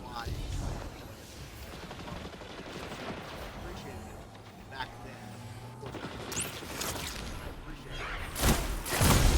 Zone C So when this captured. show You came out, have I did a advantage. review on it, and I remember seeing bits and pieces, but it doesn't connect to my head.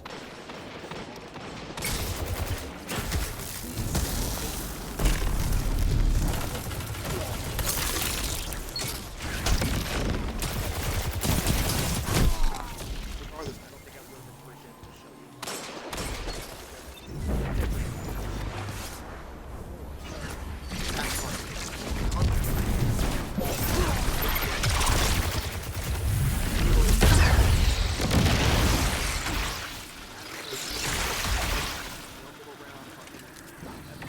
Zone C lost.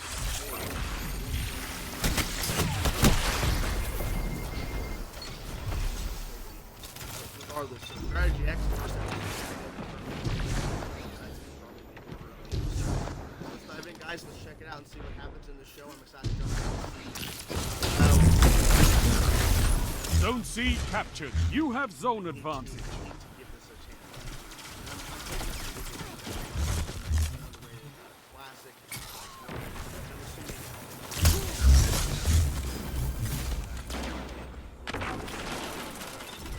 Let's dive in. X-Men Evolution, Season 1, Episode 1, Strategy X. Let's go. Zone C lost. HD, because we have the box, so I have to deal with this. Don't let your enemy take this without a fight.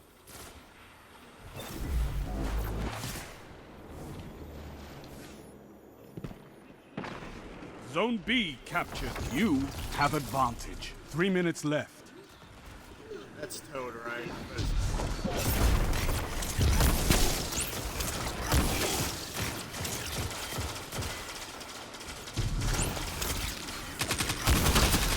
Zone B lost.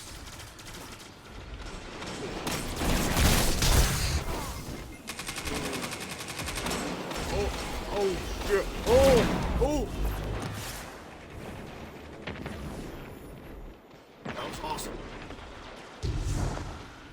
Alright, good job, Guardian. Yeah.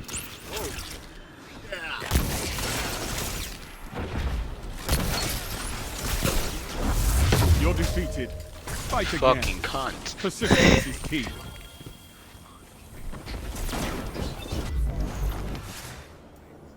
You've got to hold those zones. Maybe next time, Guardian.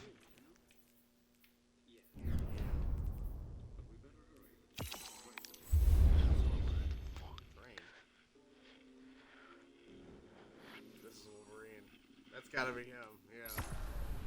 Yeah, I knew it was him. I knew it.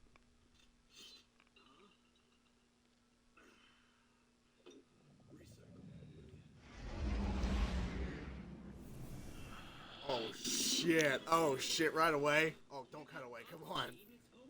Just a moment. Hold on. Ooh.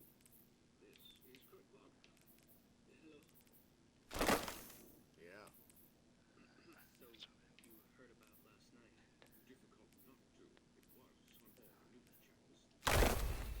It was. He tried to help. Cool.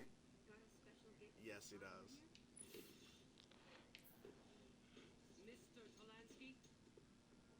Is that principal? Yeah, I think so. Shall we talk about your new friend, Scott Summers? What about? Summers, as you've noticed, has special powers. Like he does, kinda. Oh, Jesus!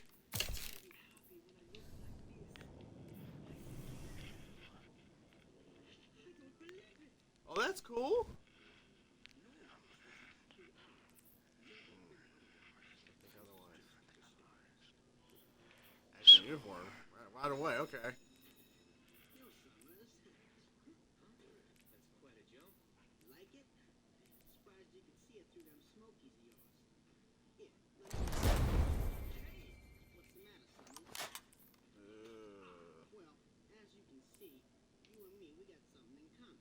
Yeah, now we're... I mean, we... Uh-oh. Someone breaking in?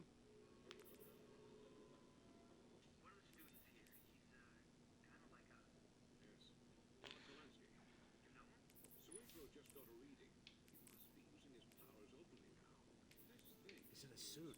That's cool. Hey, sir, bro, okay.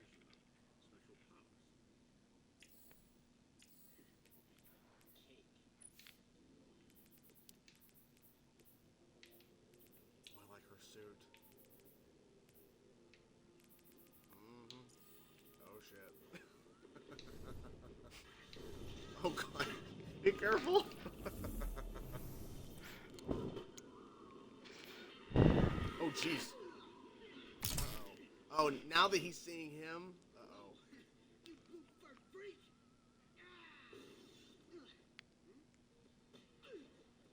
Uh-oh. That's why. Okay, I get it now.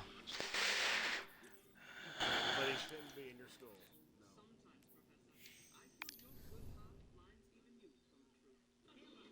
No. Oh, boy. He's breaking shit, okay? Kick him out. Uh-oh.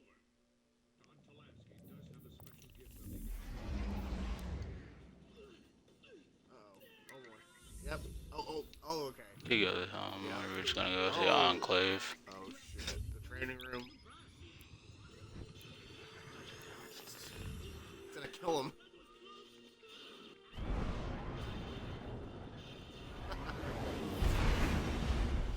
It's my ship, right?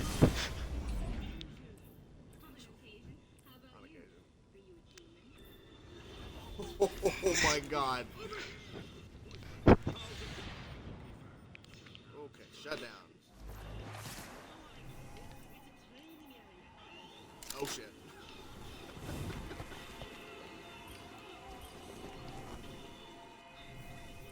Out of here. Now he's seen too much though, unfortunately. Ooh! A little bit, yeah. Ooh!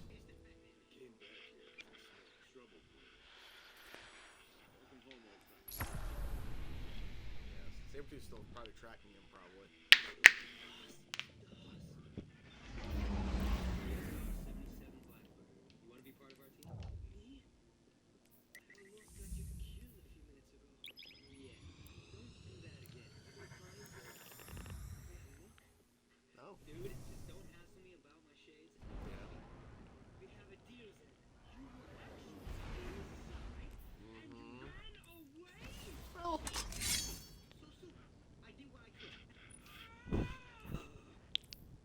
Oh, it's Mystique. Oh, shit.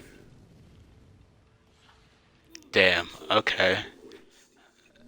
It's gotta be. It's Magneto.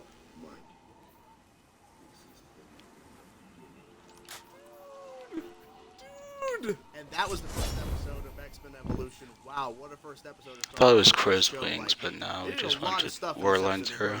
Covering characters, and then of course at the end they're revealing that the principal is actually Mystique in disguise, and Magneto of course is behind it as well. They're working together, of course.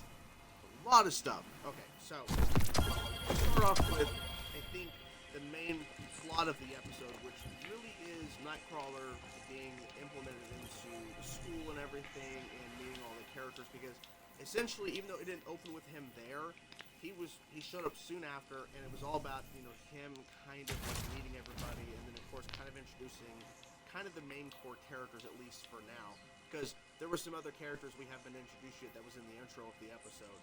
So it's clear that this is more of like a Nightcrawler kind of introduction to him, just seeing Professor X's school and everything, and then meeting Professor X, Storm, and you know, Jean Grey, and Scott, Cyclops, and then Wolverine is kind of there a little bit in the episode.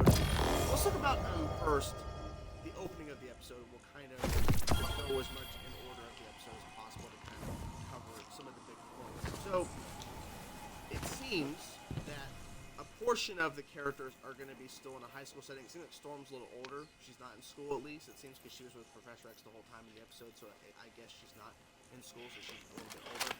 But Jean Grey and Cyclops are both in school. Toad is as well. And I'm assuming Kurt, you know, Nightcrawler, he's going to go to school as well, because I think he's young as well.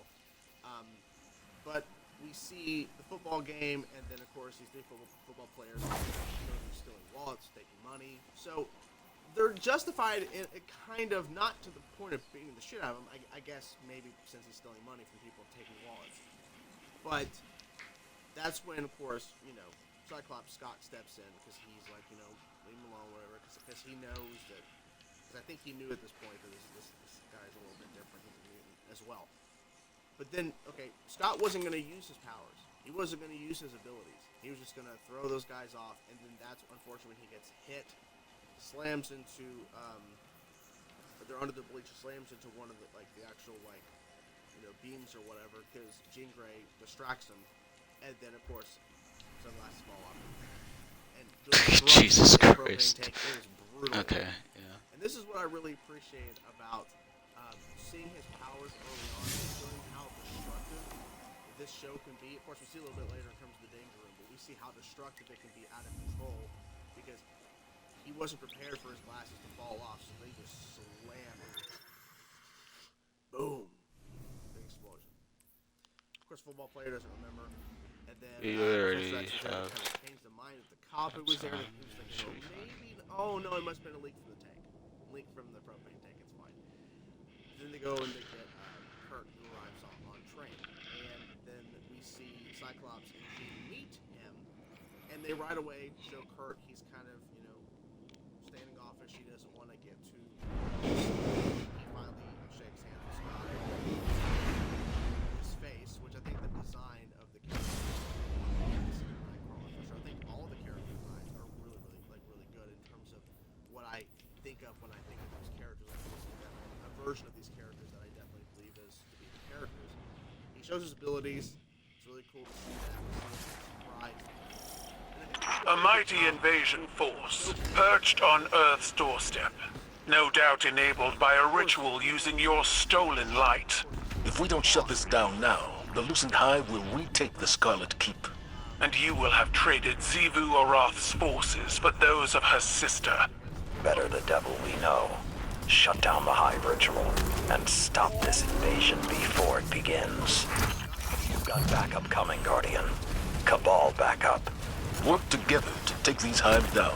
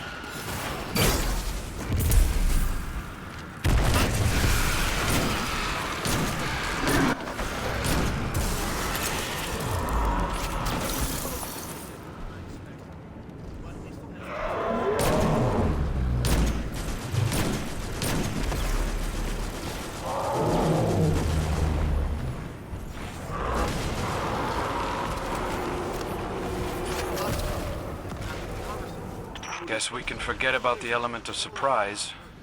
Hard to hide a giant Cabal Brachus. I don't wish to hide. I want Savathun's brood to see the agents of their destruction.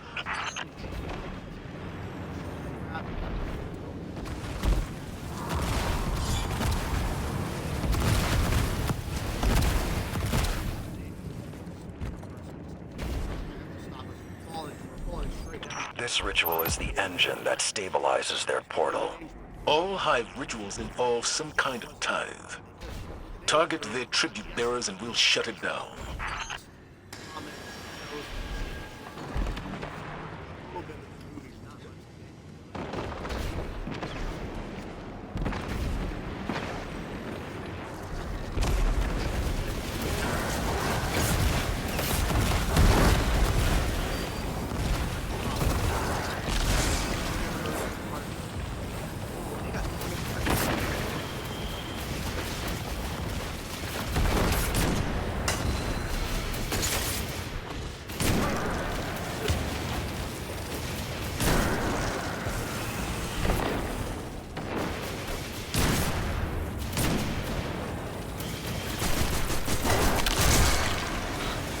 This has happened before. Like,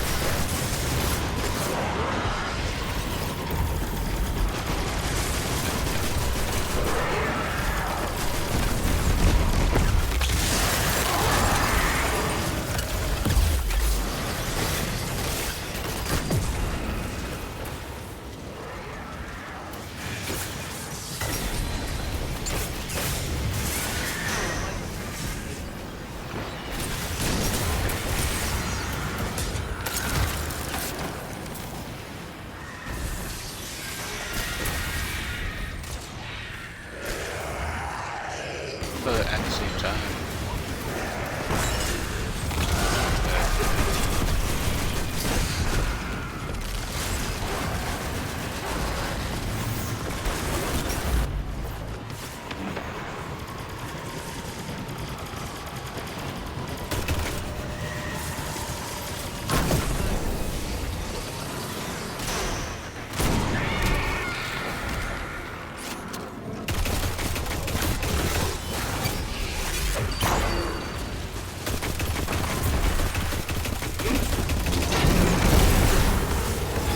it has to be towering. I was gonna make it towering.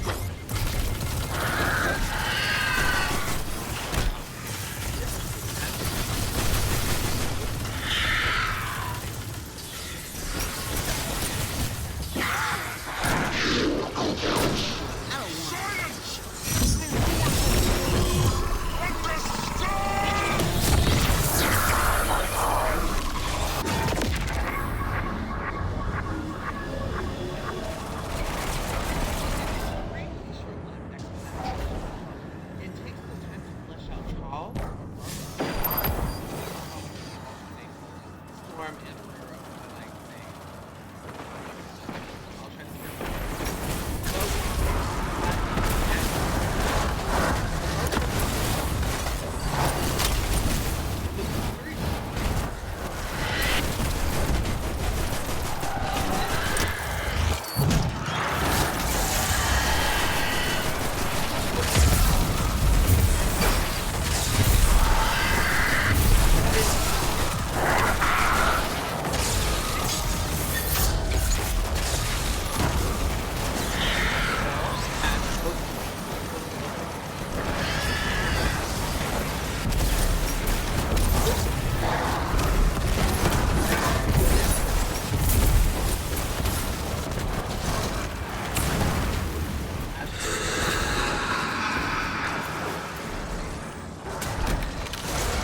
Those psychic projections represent the Witch Queen's hold over her subject.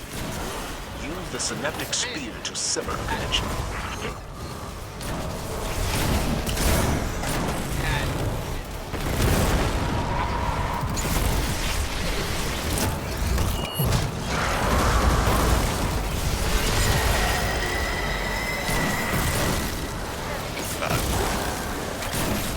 I literally can't even tell how I feel. Like, just everything's in it. Cyclops. Come on, Professor, I'm packing a bazooka behind each eyeball. Control yourself.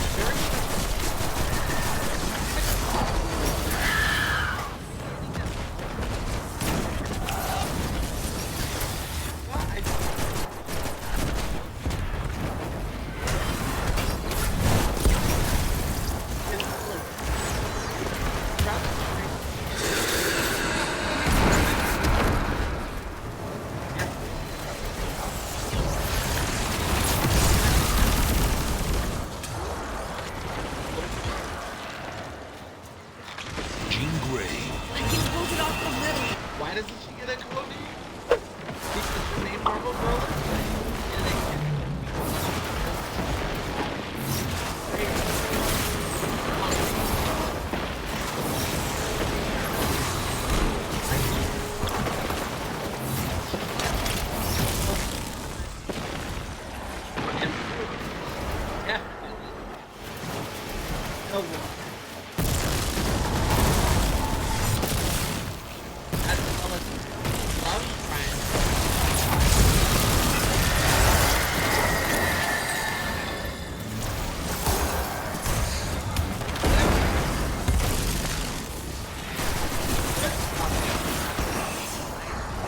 Got a special gift that brought you here?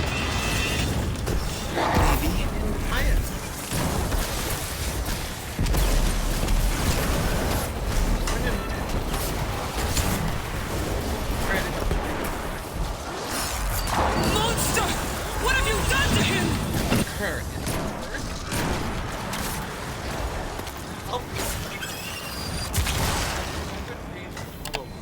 giving him the appearance of a dormant teenager. The Watchmen that I also wish it had a lot of interesting ideas that it wish it could have. No matter how many times we push this loosened hive back, they keep regrouping. It's a familiar frustration. We've weathered storms like this before. The warlords of the there Dark it is. Ages. Some of them were just as organized, if not better. You were spared the worst of it, but if you need a reminder, talk to Shax. He remembers. It was a nightmare about the Hollow Watch, and in this nightmare, he was at school and the watch glitched, and people saw Trish Mormon, and it was a big fiasco. And after that, he turned it on, and he went back to sleep. Kurt comes off as goofy and nonchalant, but when things get serious, so does he. A wonderful character. I don't believe it! I'm normal! Of course you're normal, Kurt. But not because of that machine. Normal is what you truly are. Never think otherwise. Next, we have Rogue. My power is your power, and I can take more than one! I believe her real name is Anna Marie, but we don't get that. Fishing Southern Belarus for a more detached gothic persona. This is easily my favorite rendition of the character. Not to stereotype Styles, but this is a 2000 show. Gothic Styles can give off an unapproachable vibe. Spikes, leather, heavily covered, dark colors, less approachable than other maybe preppy styles, more revealing and such. Something perfect for a girl who literally drains your life once within touch. This version of Rogue plays into her origins in a unique way. Initially, she was a member of the Brotherhood. During this time, she touched Carol Danvers, known at the time as Miss Marvel, for too long and rendered her comatose. This caused Rogue to permanently absorb Carol's powers and abilities and fighting, which eventually led to her joining the X-Men, not only because of the heroic nature that she absorbed, but for the professor to help her with her personality. In this version, Rogue is stubborn. Alright, Guardian, you're coming up on the Cabal base. If these Scions are half what we suspect, their commander will already know you're here. I never bothered the Guardian before. Hell, maybe now they'll put up a fair fight. And that was like pretty Ixum. Am I talking like her? Next, we have Kitty Pryde, better known as Shadowcat. Right, I'm so sure. They call her Kitty more in this series, but I love it.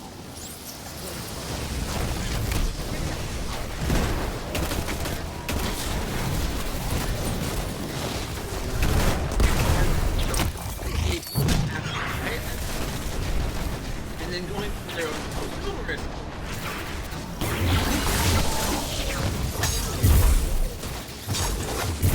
tires,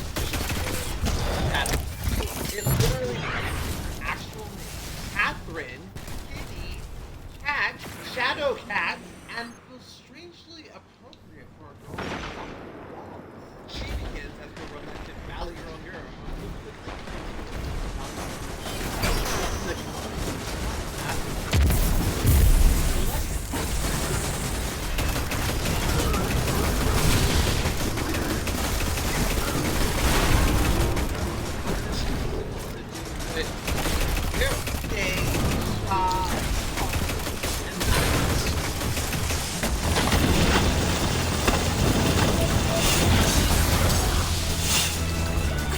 Lousy ride, loser!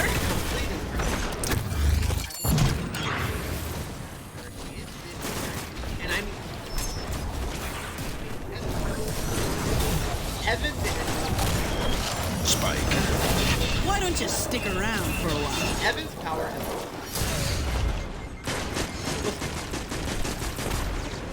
the only difference is later when Evan's mutation evolves as far as I know.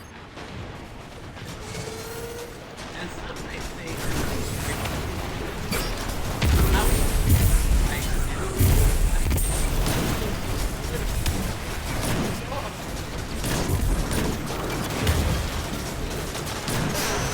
Been expecting you. You gotta be sharp if you're gonna mess with Spike.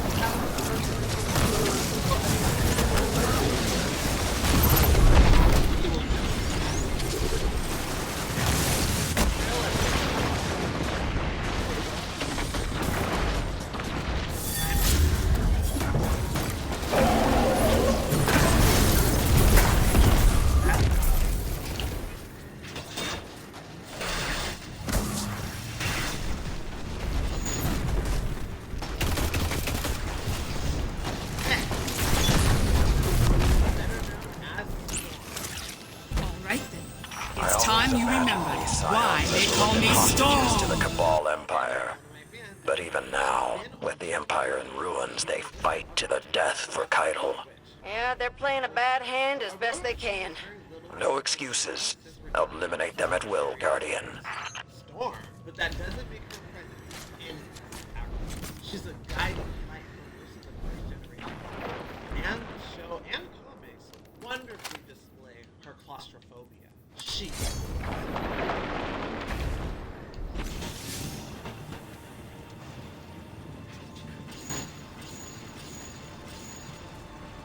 Next, we have probably the most famous X-Men ever, Mr. Logan, better known as Wolverine, a much more tame version of his comic counterpart. Logan acts as a tough teacher with a mysterious background.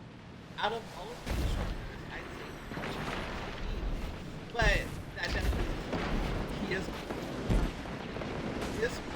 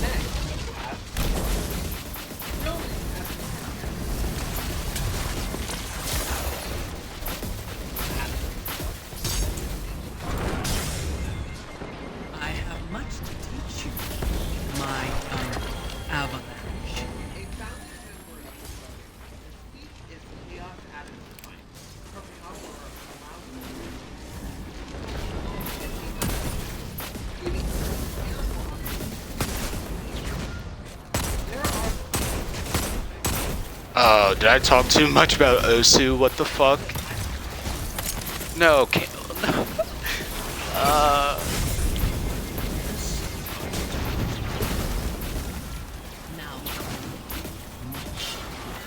Are you serious?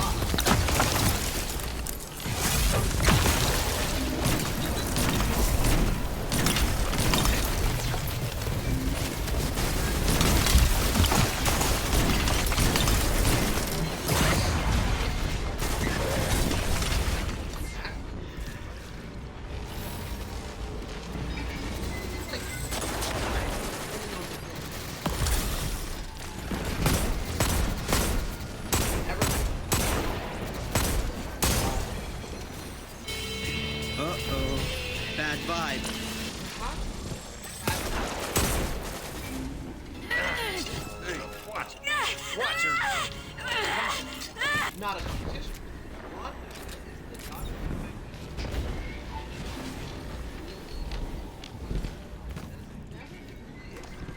But she definitely.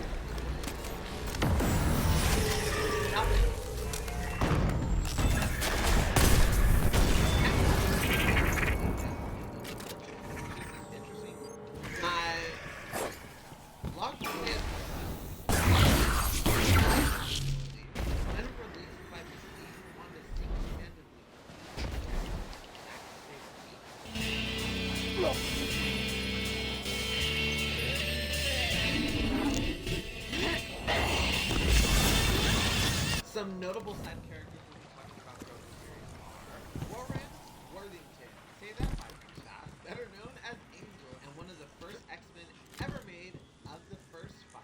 Angel gets a decent amount of screen time, and he even gets a spotlight episode when X-Men Evolution is one of the first. If the Scions are allowed to continue their research, it could spell disaster for the Vanguard. Yeah, too much clairvoyance and they might turn out like Osiris. Not sure how much of that we could take. Challenge their commander. Bring this operation to a halt.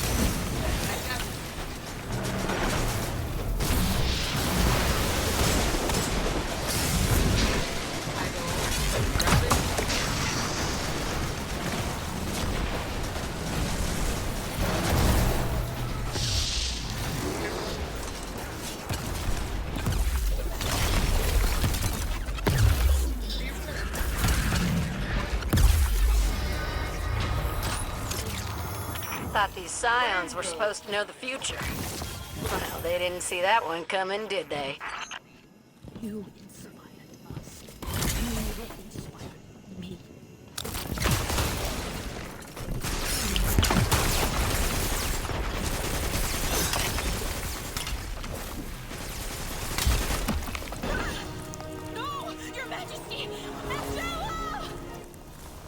That was so...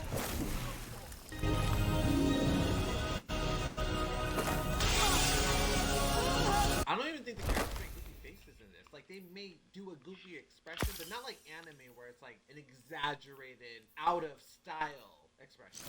The art style is sleek and serious, but of course it has its humorous moments. Something I think both shows do very well is showing people, X-Men specifically, is showing the characters using their powers in everyday life. Like, we see them with swords, or like Shadowcat needs to get an apple at a point or something that leads to her phasing through a table, but stuff that's not action-based, where it's just something that if someone had those powers, they would apply to the everyday routine that they have. And it's very organic, and it shows how much thought has been put into the characters' lives. So, with Strategy X, we start with the recruitment of Kurt and the refusal of Toad. So, since I actually did cover Strategy X pretty thoroughly, doing the comic comparison for Toad's origin story, because both are basically Toad's origin story and Kurt's recruitment, we are going to go to the next episode, the X. Discovery, mutant signature. Extrapolation, complete. Identity, confirmed. Name, Kitty Pryde. Oh my gosh, can you hear me saying? Kitty is discovered soon after Kurt's recruitment, after her powers manifest during her sleep, causing her to phase into her basement and in her nightmare. Temple of Oryx is protected by one of Savathun's toughest warriors. It's guarding something. Something you can use like you use Sagira's shell. But the only way in is through some old canals, which means we need a boat. Leave that part to me.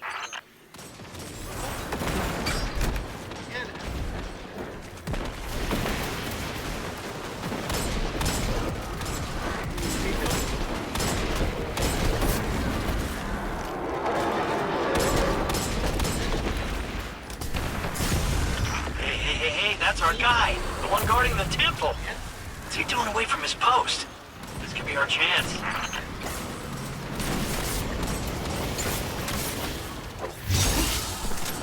You called your gift a curse. If you go with him, I guarantee you it will be. Please, Kitty, listen to me. No, Kuro.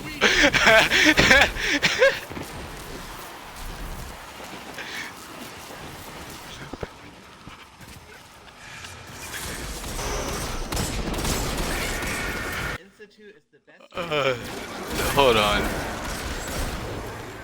They're gonna help me. I trust them. Oh, this is so funny. I have to. It's funny.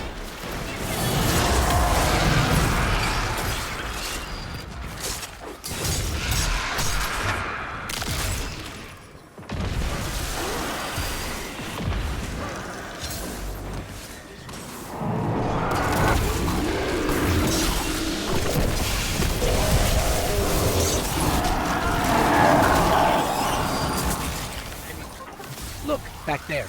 The path is unblocked.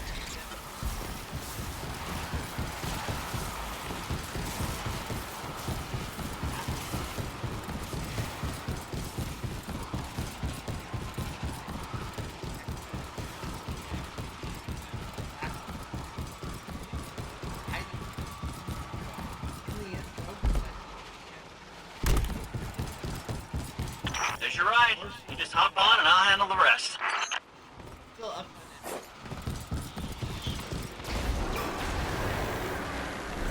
Factory, huh?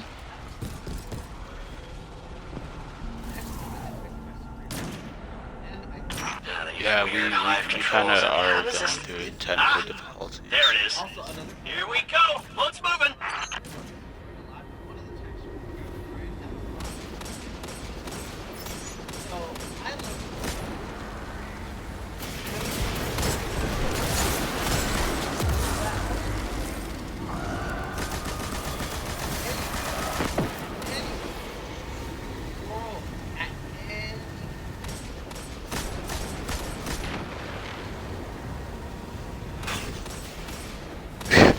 Yeah, okay.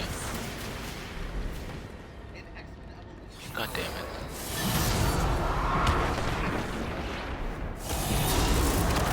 Finch, why did we stop? I don't know. I didn't expect this. Just a little hiccup. run, right? Sure you can.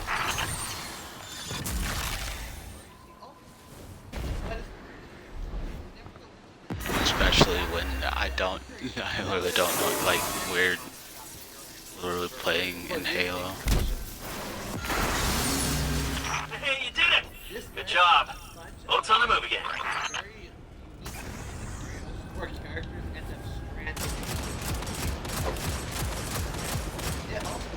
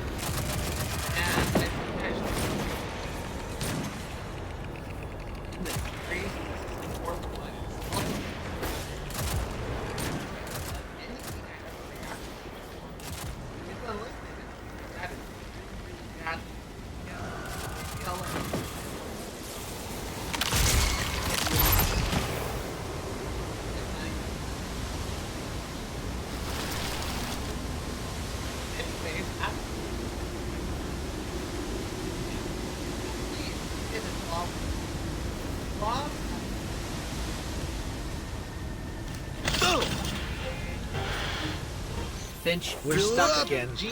Oh, seriously, but I did the thing. It's just this hive tech. It's so archaic. Just give me a sec.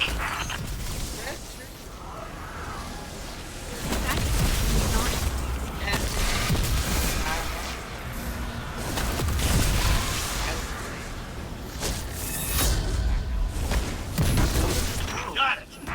Maybe if I'm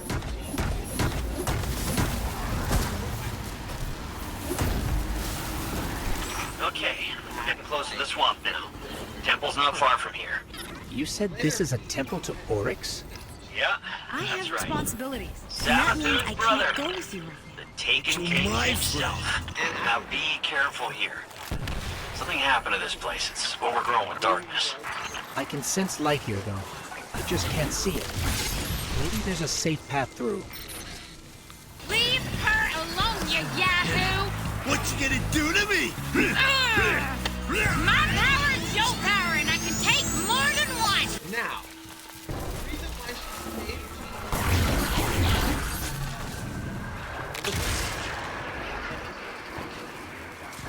and that's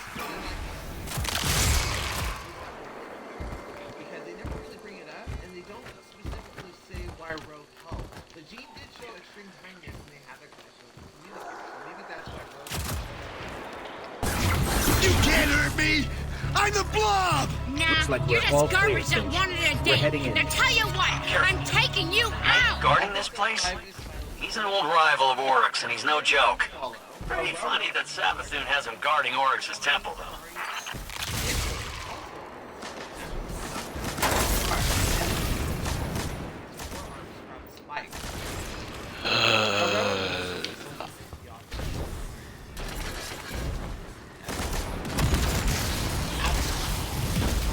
Dump it. Dump.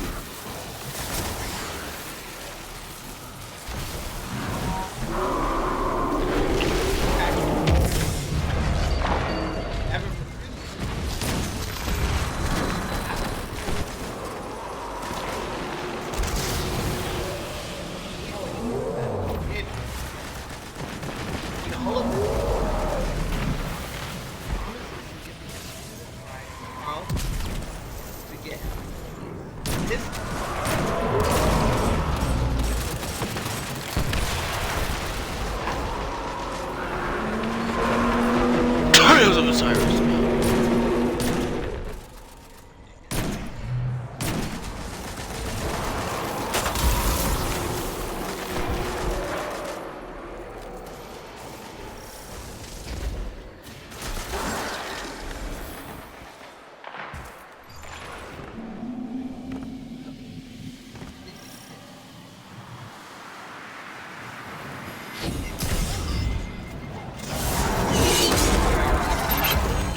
Just fine.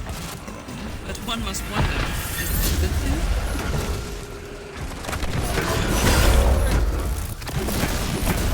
Was that a counter? I don't know.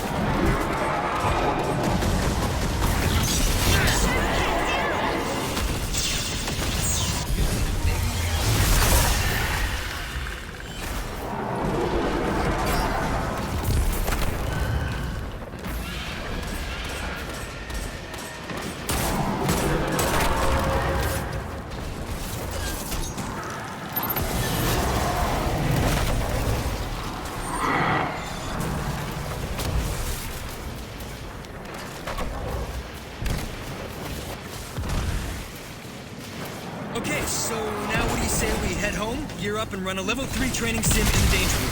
Always serious. Psych.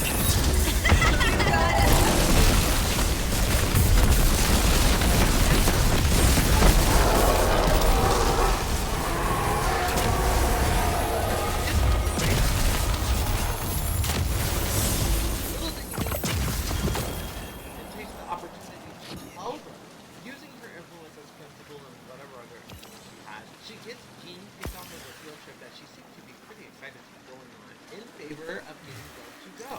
After several dangerous shenanigans, we learned that Mystique has been on the trip the entire time, taking the place of Paul, Scott's sometimes friend, during like season 1 only. They talk like twice. Hello, Scott. Are you more surprised to see me? Or me?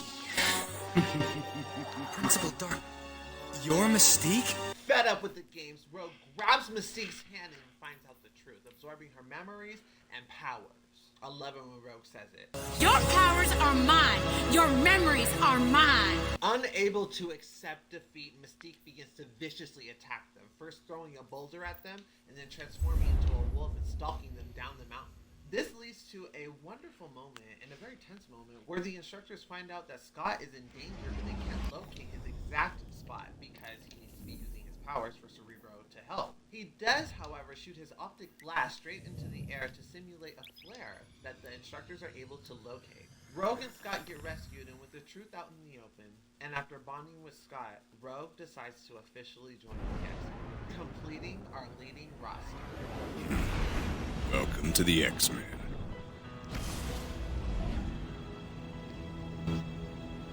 Episode 8, Spike Camp. Spike Camp. Rogue becomes roommates with Kitty, and the two don't exactly hit it off. Here you go. Thank you, Jason. Thank you, Jason. Ugh.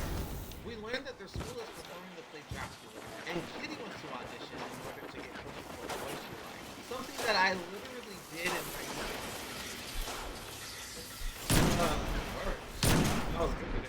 Well, Rogue thinks she's auditioning. I was late for this. But I think it's Evan ends up getting a special assignment. Everything.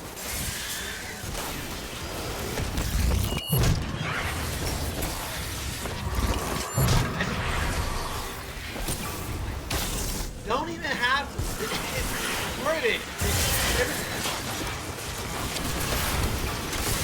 This is laughing.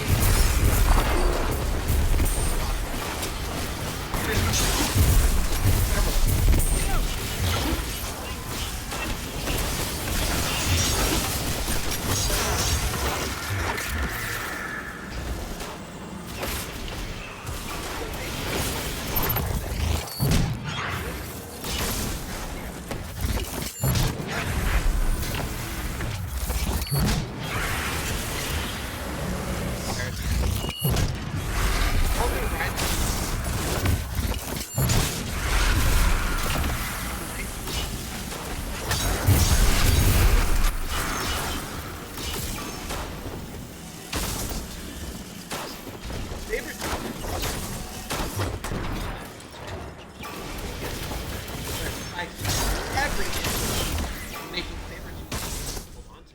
It's at this moment you may realize like here. Favor Ashley. It's so hard to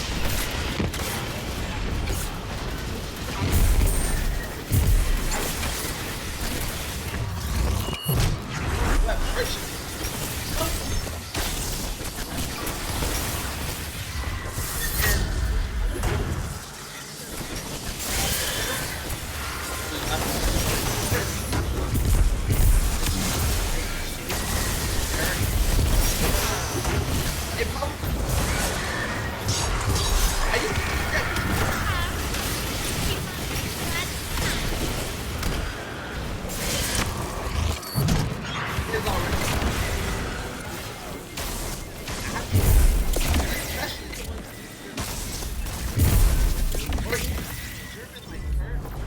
So much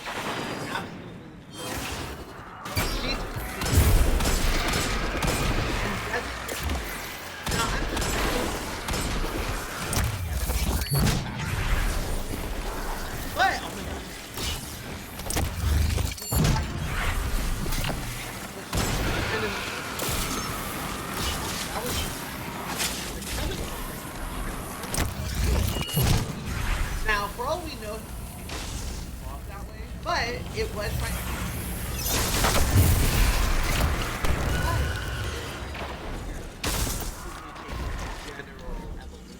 What do you think?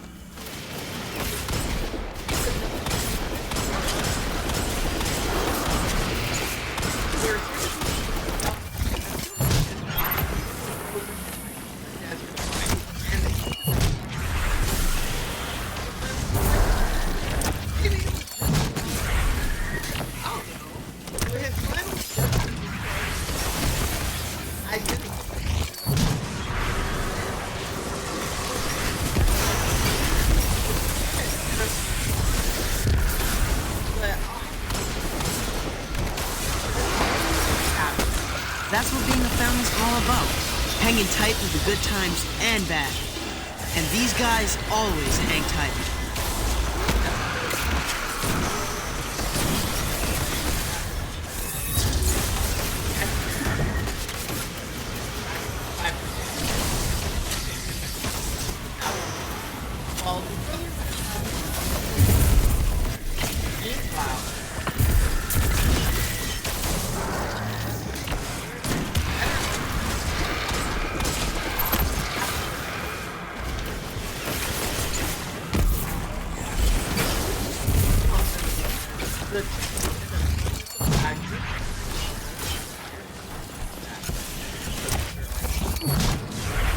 Up to it?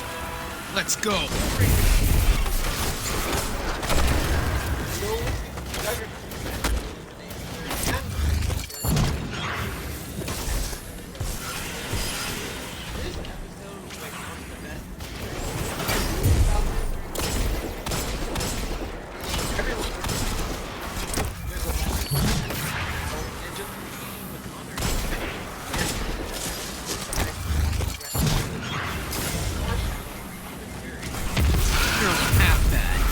Next time you can call the shots.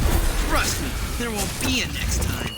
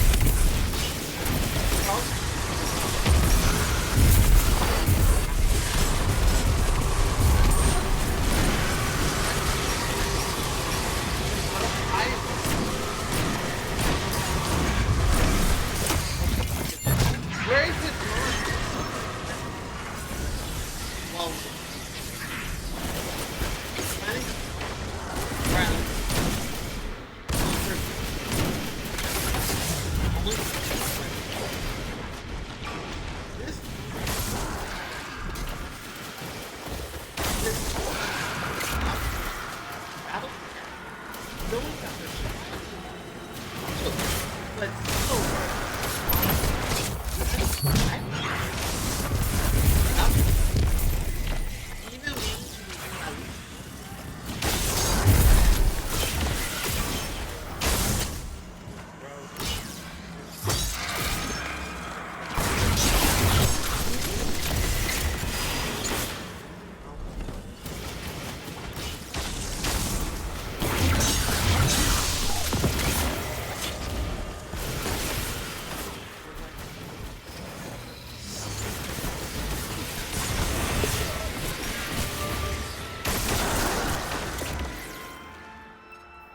Episode 11 is titled Grim Reminder. Later we get a spotlight on we follow her as she presents her chronicles at the Institute. During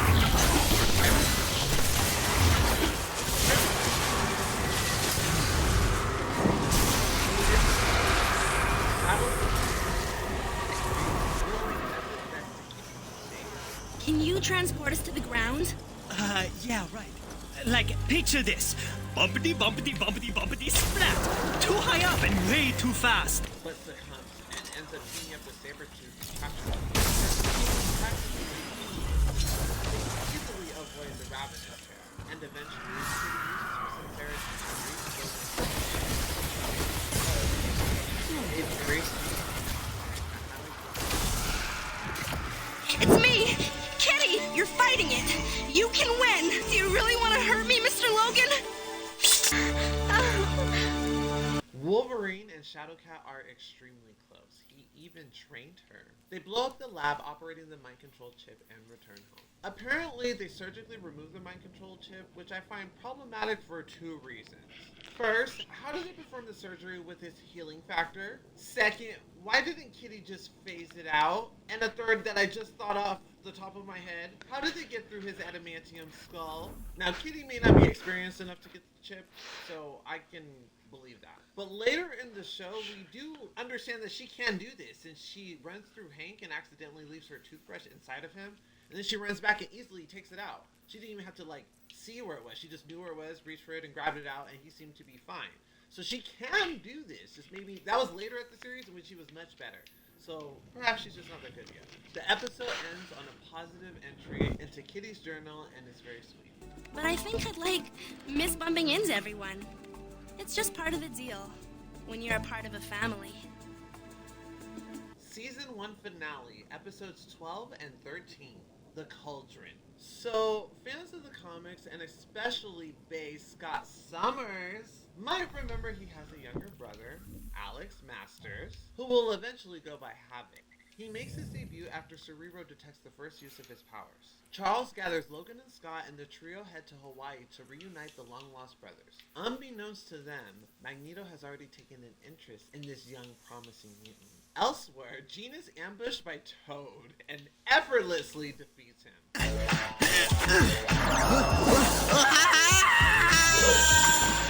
It's pretty embarrassing, even for Toad. In her victory, she is snatched up by a giant metal sphere and taken to an unknown location. Elsewhere, Kurt, Evan, Rogue, and Kitty plans on backseating to Hawaii with the others, but after getting left behind, decide to go to the beach. This leads to Aurora discovering the mansion empty, where she is ambushed by Mystique. Aurora and Mystique battle, and Mystique is effortlessly defeated. Like, what were Toad and Mystique thinking? Mystique, I can see thinking too highly of her skills and mismatching an opponent. Okay. And perhaps the same is said for Todd in the opposite aspect. The 4 X-Men are ambushed by the Brotherhood and surprisingly get defeated with the exception of Rogue, who beats Toad, who got defeated twice. Logan gets dropped off on a private island where Sabretooth waits to battle him one-on-one, while Scott takes the time to reconnect with Alex. Magneto introduces himself after kidnapping Charles and still persuades Scott to join him with Alex on Asteroid M. When Scott realizes half of his teammates have been abducted and subdued, he lashes out. But convinced by his brother, the two agree to go through a device that's said to complete your mutation. In the midst of this, the remaining X-Men arrive with the remaining Brotherhood to free the captured and stop Magneto's plans. Knock, knock. Mystique, you never could take no for an answer. Scott and Alex emerge from the machine basically new people, and with the asteroid quickly collapsing, everyone begins evacuating. Except Mystique and Magneto, who are still in the Enhancer. Once Jean and Charles fail to reach the brothers, they're forced to leave them behind. The asteroid then explodes and threatens to take everyone with it. In one final move, with all their power, the brothers blast the asteroid until it's destroyed, leaving behind 2 averting the effects of the event. With the chaos done in the moment, the X-Men take time to reflect on the road ahead, leaving with a word from Charles himself. We will be there to help you along the way. All of us. Together. Unified. Because we are the X-Men. Okay, I'm really hoping this goes well because I'm recording the audio in a different way with an app that specifically only records the audio. For those of you who don't know, I usually record audio with my camera 2 angle, but it's actually visually recording too. You just don't see that unless it's a reaction because I do both angles. But this will save a lot of space in the memory for this process and future processes where I just decide to not switch between angles. Also, I want to give a quick shout out and thank you to Michael, who made me feel so good. I teared up from this comment and made my day start so wonderful. He's such a great supporter. If you see him in the comments, please show him some love. If you're watching this in the mainline premiere, thank you. If you're watching this on Patreon, thank you. And let's get started with Season 2. With the first arc complete and still several mysteries remaining, we enter Season 2, not with the fizzle, but with the bang. Capture and defend, Guardians. Uh-oh. Bad vibe.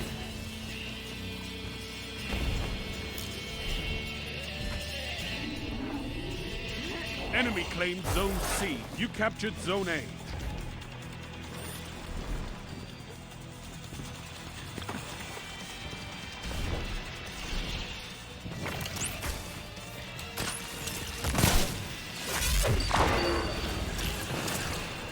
New looks, new students, and new problems arising left and right make this season you captured Zone B. You have a problem. And in my opinion, and apparently in the opinion of the staff, I watched a video that's here on YouTube. I'll link it below. It's really nice, especially if you like the series. Check it out. It's like an hour and a half long. They only talk about seasons 1 through 3, a little bit about stuff for it, and it gets progressively less in depth as it goes on. I remember viewing this. I think it's because I had the DVD to talk about, but it could have been something else. But I'm pretty sure it's because I had the DVD and I watched everything. I had it on VHS. That was just really refreshing. I'm not sure what to call that. But the creative team behind X-Men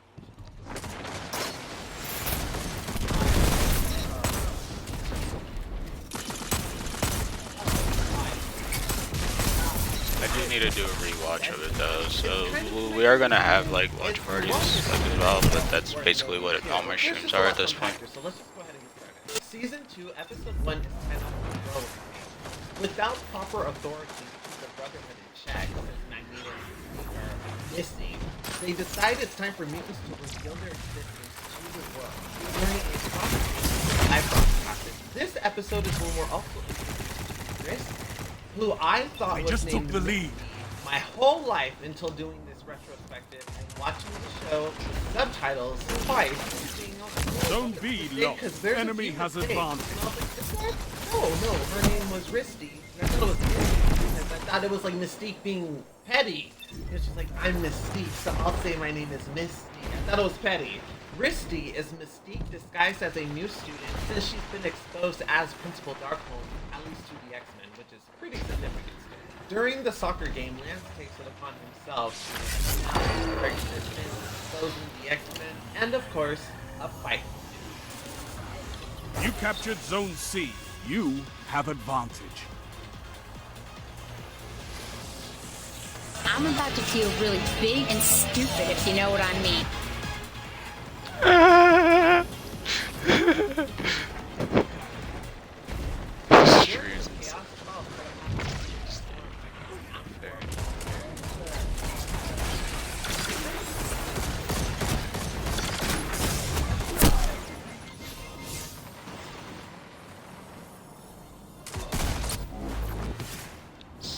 Did I see sleep? The X-Men are forced to the bystanders from the Brotherhood shenanigans. With no other choice, Charles decides to wipe the memory of everyone who witnessed the event. It's not clear if Charles decides to, but I'd say this is another example of questionable telepathic essence. I understand that it was significant, especially after being exposed. But I'm still calling this a gray area for telepathic essence. Charles ultimately succeeds in the stream when it comes to mind wiping leaving himself and us unsure. It begs the question, why didn't Charles check later when he wasn't fatigued? Like the next day or a week later, even a month later. And and just made sure that the job was small plot hole. Later, we find out a magnetic pulse interfered with the task, basically confirming that Magneto not only survived, but My only concern is Principal Kelly. I was inside the library blacked out. I'm not sure I finished the job. Episode 2 is titled Outlaws, and this is one of my favorite episodes in the series. This season really heightens the drama. Yeah, We start off basically, the comms are like kind of... My mistake. numbers, guys. Yeah. This episode is not titled Power. Enemy has Is zone that what it says on the advantage. wiki? Yeah, that's what it says on the wiki. That's why I got them mixed up, because I don't have them in my notes. I just figured I'd use the wiki. Episode I mean, 2 essentially is it would be actually Power Bada Surge. Bing, Bada Boom. And this is not one of my favorite episodes, but it's still a very good. Keep it up. Power You Surge have is one of zone my favorite advantage. episodes. But let's talk about Tabitha's introductory. Solstice is always one of my favorite events. We're introduced to Tabitha, Which Smith, I actually haven't codename checked. Boom Boom, and appropriate. It's kind of dumb, and so is she. Oh yeah? Well, hang on to your blue tail, They yonder have boy. advantage. During her wild antics, Kirk gets injured, and the two are They know. We're then introduced to Tabitha's Zone father, C who, captured. after You have finding zone her, reveals that advantage. he wants to use her Probably got scared. Yeah. During this, the two are confronted by the X-Men minus Rose. And I like to point this out because I feel like that signified subtly that she was getting distracted by her friendship with Christy. Zone B lost. Enemy has Christy zone really advantage. embodies the perfect friendship. Being very close, but not too close. Understanding her. Being even visually appealing to Rogue's aesthetic. It's interesting the route Mystique went to get close to her. Tabitha's father ends up getting away with the money, leading to a heartbreaking scene. And I mean heartbreaking. Where Tabitha pleads, Zone C begs her lost. father Power to play. leave the money Enemy and go has back your with her zones. to safety. Stop and forget the money! Grab my hand, please! Daddy! That shut him down. 2 for 1. He ends up choosing the money, collapses through the floor, but and after Zone C experiencing this captured. series of traumatic events, Tabitha ends up leaving the X-Men and joining the Brotherhood. Hey there. Not bad. So, stay out of my room. Now we have one of my favorite episodes of the series. Episode 3, Power.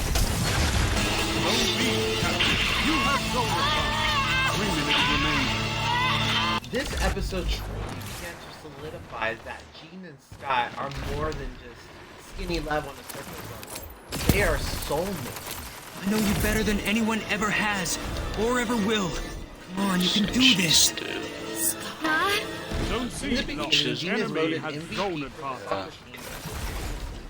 During this time, unfortunately, we goes out of control, temporarily causing her to freak out. They explain this as her mutation accelerating Zone A at a rate captured. that's too You have fast zone for her to advantage. control, and that's why she can't block out Which thoughts. is, and you know, it's like something that happens comms a lot are- with Jean Grey. And in the comics, when this happens, the professor usually Like, does it's psychic literally down blocks right of the now. mind to allow the power to slowly Zone B lost. at a pace where she is able to control it. The problems rapidly escalate. First, hurling Scott off the ledge. Jean?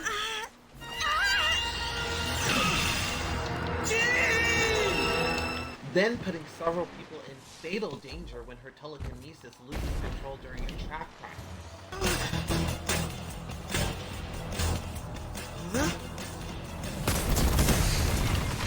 Zone C captured. I Zone believe advantage is yours. There's a nice The enemy's almost won. Duncan during a race and helps him out by giving him back his glasses, and it just kind of foreshadows he's going to be involved with the students at the end. There's another nice Zone moment C between lost. Nancy Enemy has when he advantage. notices a spear launched at her and the other girls Zone hurling A at lost. them, Your enemy has a power play. and he Seraphim's uses his power bathwater. What to the make them all fuck? trip forward and avoid danger. Lance's Zone B relationship with Kitty captured. leans hard into the romantic. Even down his so often, minute. it seems like Lance doesn't really want to be a bad guy.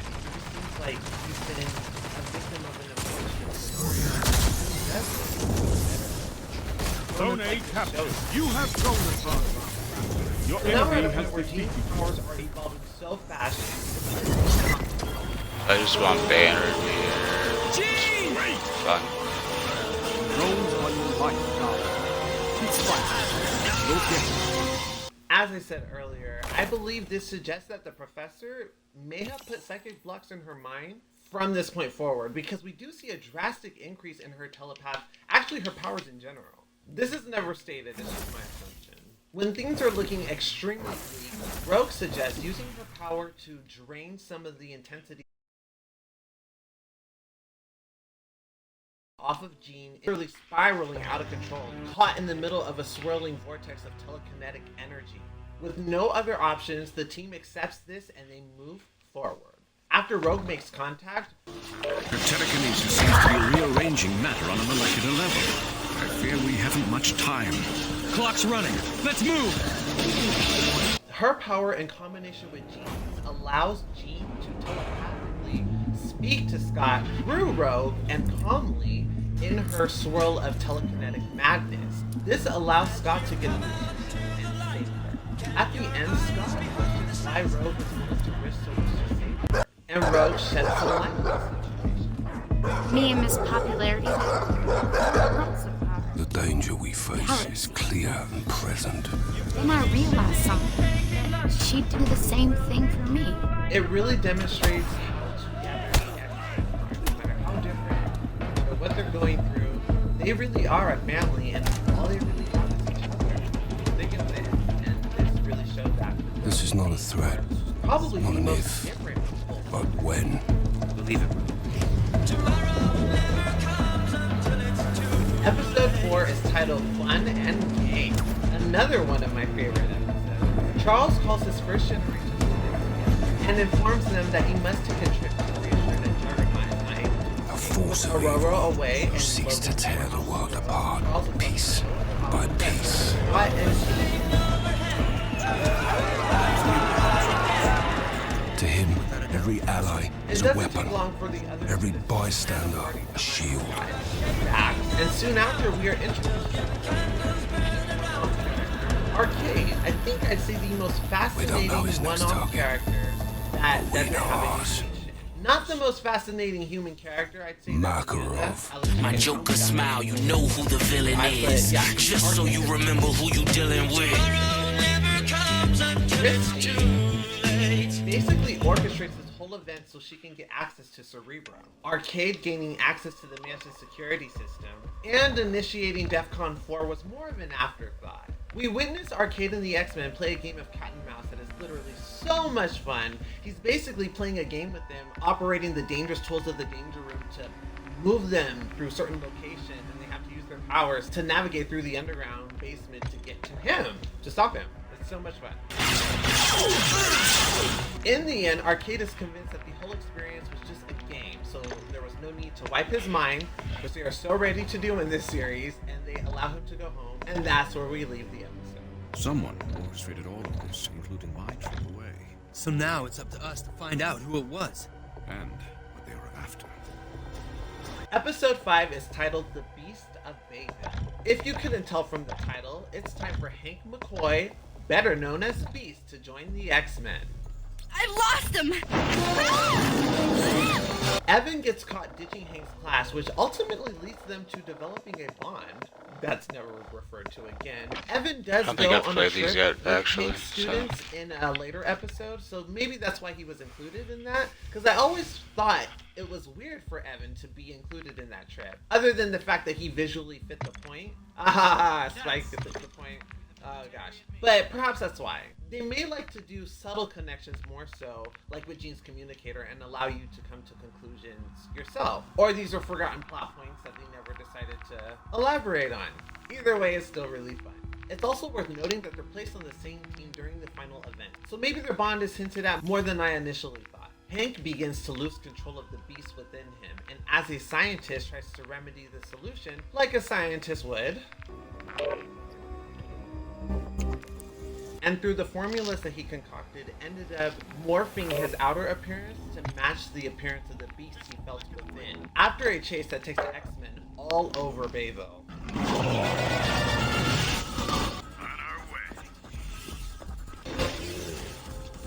Hank is finally pinned down by Jean's telekinesis and saved. He ends up refusing an image inducer, unsure of his ability to control the beast within still, but ultimately decides to join the X-Men as its newest instructor. Welcome, Mr. McCoy. Thank you. But from here on in, I'm not just Mr. McCoy. You can call me Beast. This was a brilliant way to get a new instructor that's a mutant to the Institute, because Hank was already a teacher at Bayville, and it's something that it seems like he would want to continue to do, and he's able to do now for the newest generation and the ones still young enough to be taught by him. Episode 6 is titled Adrift. Look! With the roster continuing to grow, we find Scott and Alex getting extreme footage during a treacherous storm. This episode is surprisingly mature. It's been established that Alex lives in Hawaii and the X-Men live in Massachusetts. When Scott goes to visit his brother, the two become adrift and desperately use their powers in unique ways to survive until the X-Men are able to fight. Barely reunited, and the brothers once again face tragedy. When things were looking their worst, Alex even says a potential goodbye. Alex doesn't get much screen time, but when he does, it's very The X-Jet! Jean! I cannot hold it back Hang on! They're in! Go, go, go! Episode 7 is titled African Storm. Somewhere in the heart of Africa, a tribe is seen performing a ritual related to storm. We learn that this is the tribe that she belonged to. Was this in the original Modern Warfare? The This map. Hamdan. Oh, I thought that was like a cool name. He seeks revenge on Storm after being replaced. Just the During this time, this coincides with feels Evan's bad familiar. behavior reaching I haven't peak played levels, this before. leading Aurora and Charles to decide to send Evan home. Aurora becomes haunted by unfortunate events, Like this the map? worst of which triggers her claustrophobia. And ultimately, Well, I haven't played it since new the season X-Men came battle out. Hamdan's forces, Like, easily taking what them they down had put before in, facing like, 2 Aurora. maps to put in. I just kind of grind for tokens, Storm? stick drift.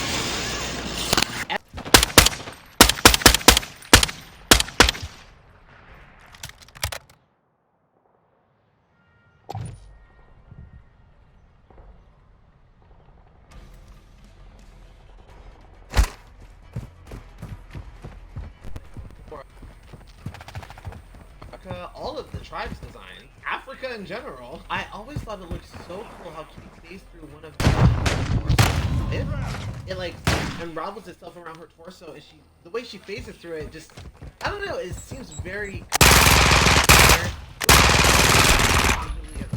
still to this day. And the way Aurora's spirit returned to her body, that was visually stunning and a bit jarring. Easily my favorite episode featuring Evan and Aurora so far. The next day. Hello, I took a quick intermission. There's so much noise happening just around me that I had to just wait until that wasn't happening, I guess, and that's no longer happening. I'm also holding my mic now because I don't know, I just kind of want to try this out. This is my mic, by the way. It's usually clipped onto the top of my laptop just to have it as close as possible without me holding it. But for a little bit, we're going to hold on to this and just see how that... Oh yeah, this is a I'm control without because I stick hear the drift. air on. You might hear that in the background a little bit, but I'm going to try to that does not exist. Let's continue. Episode 8 is titled Joy. This season, we've steadily seen Lance and Kitty get closer, and this episode puts that in the spotlight. At this point, we find Lance at the mansion ready to join the X-Men in order to get closer to Kitty, but any reason's, I guess, a pretty good reason to join the good team. Something we can do for you, bub. Yeah, I've come to join the X-Men. Side note, I don't know if I mentioned this specifically, but Kurt at the beginning of the season when he got in trouble for breaking his curfew with Tabitha, got his punishment extended, and that's still being touched upon to this episode where it will eventually be relieved and you will see it at that point. But I just thought that was a nice detail to have that be so consistent halfway through this season. During a training session with Scott and Logan, I know Scott's at least there, Bobby and Amora begin showing potential as candidates for X-Men. Lance begins training with the team, much to the dismay of Scott, and this leads to multiple challenges that the students must complete, showing off their unique abilities. After Bobby, Jubilee, Multiple, and Berserker, I believe, trash a couple cars and is noticed by Scott and Logan, Lance ends up getting blamed for the incident since he came from the Brotherhood. Spearheaded by Scott, seeking a bigger thrill than they already had, Bobby and the crew end up hijacking the X-Jet, forcing Lance and Kitty to hop on board to stop them. Lance, what are you? Start phasing! They get chased by government planes who launch heat missiles at them. And cleverly, Jubilee uses her power to generate a firework to divert the heat missiles' effects into it instead of their jet. Eventually, the crew is in a free fall, and Bobby uses his power to strategically uses their momentum to launch them back into trajectory to get enough momentum to start the jet again. Lance even creates a rock slide to veer the jets off course when they're flying down a ravine. They ultimately lose the government planes by Kitty phasing the X-Jet through a mesa, showing how far her powers have tremendously progressed.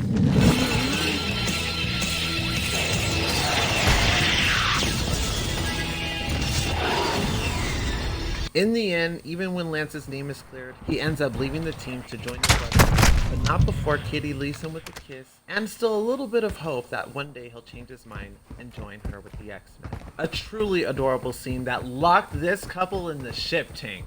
Lance's character journey, especially his heroic journey, reminds me a lot of Jinx from another show that I would love to cover in this format. Comment below if you want that.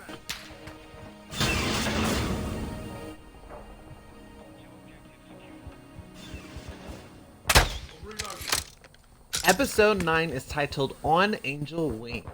Warren Worthington III, better known as one of the 5 original X-Men, Angel makes his debut to X-Men Evolution. This is the closest episode to a holiday special the series has to offer. With the majority of the students visiting home for the holidays, and those with nowhere to go, like Hank, Logan, Scott, and Rogue, still at the mansion, the holiday begins. Civilians spot Warren in public and think that he's a literal angel, but Charles, knowing he's a mutant, sends Rogue and Scott to investigate. Or I should say Rogue persuades Charles to send them to investigate. She really shoots her shot in this episode. She's trying to get it in with Scott. She's like, Jean's not here? Okay. Just us, Scott, Mr. McCoy. I mean, we can't touch Scott, but we can talk. It's an interesting thing to think about. Like, would she need another mutant to cut off her ability? Like, when she wants to have kids, would they need to do it for 9 months? Does she have potential to ever fully control her ability? Is that the goal, perhaps? Those are fascinating. Her power is so interesting. Magneto, also taking an interest in Angel, attempts to sway him to his side and ultimately fails. Warren, Scott, and Rogue successfully fend off Magneto, and we get a very cool scene where Rogue touches him and gets his powers.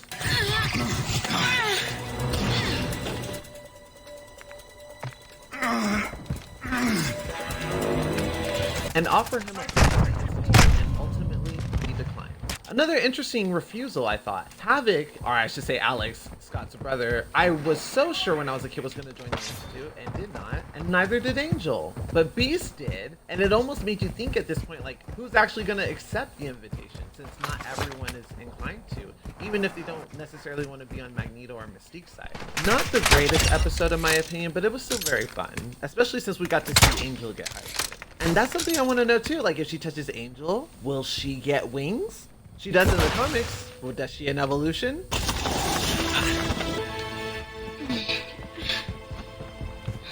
think you really are an angel. Episode 10 is titled Mindbender. We're a little over halfway through the season. The story arc begins to thicken. Mesmero takes control over Jean's mind, being an extremely powerful telepath himself, and she ends up winning. Hey, Duncan, is Jean over there? Have you heard from her at all? Alright, thanks. No, nothing to worry about. Bye.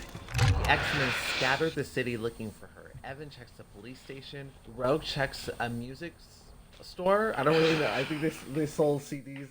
Do stores even do that anymore? But it was a specific store that sold music that we got to see them partying at the Bayville Siren episode. And just all around town, even Kitty goes to the Brotherhood, just asking where she was, knowing that Blob has taken the initiative to kidnap her before. I never said you guys kidnapped her. Sheesh.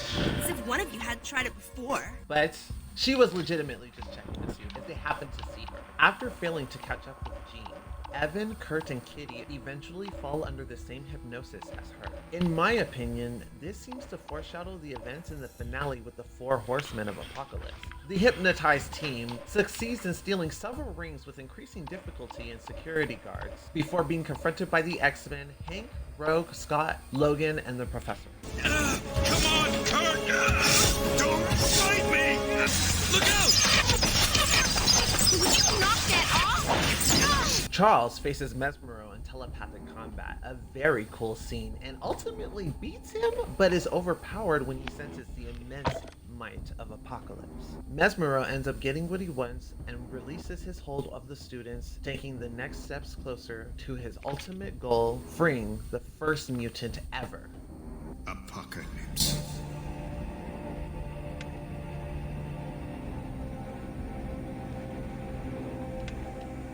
Episode 11 is titled Shadow Dance, another personal favorite. Forge returns to experiment with Kurt's powers, while the other students prepare for a school dance.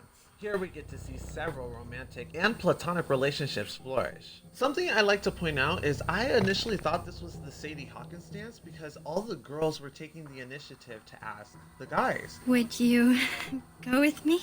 Who, me? Yeah, sure. Okay. It wasn't the Sadie Hawkins dance because that comes up later and quite soon.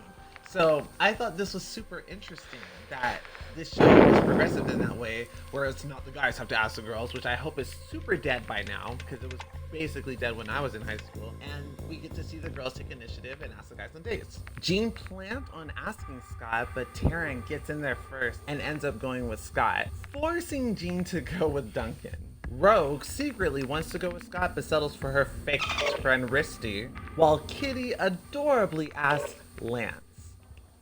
Lance, would you would you go to the dance with me? This episode is when we're also introduced to Amanda, the best human character in the series. Awesome. Forge creates a device that slows down, I believe, Nightcrawler's teleportation, allowing him to pass through the pocket dimension at a slower pace so they can gather information. Upon a second visit, Kurt and Logan are attacked by the local creatures.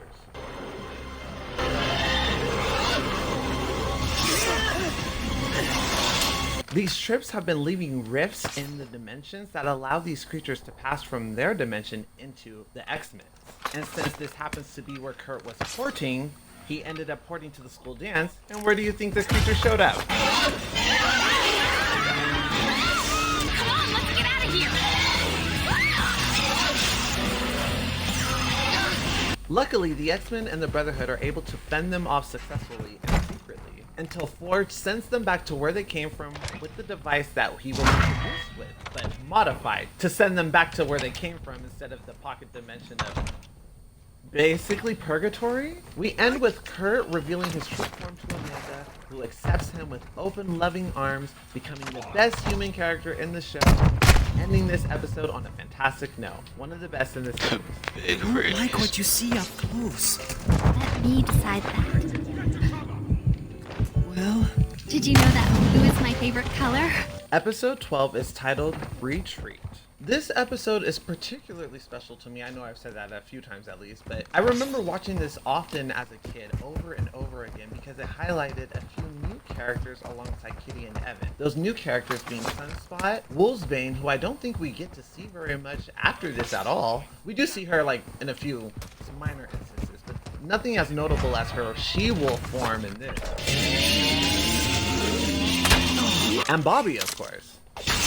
Hank begins to realize that he needs to sing with the beast inside instead of fight it, or maybe suppress it would be more accurate, and ends up taking the students on a field trip into the forest thanks to the help and suggestion of Kitty. He needs the trip for a school project, and intuitively understands that he needs the trip to let himself be himself. She has quite a way of taming the more aggressive feral men specifically in the series. So as I said earlier, the group consists of Beast, Kitty, Evan, Sunspot, Bobby, and Wolfsbane.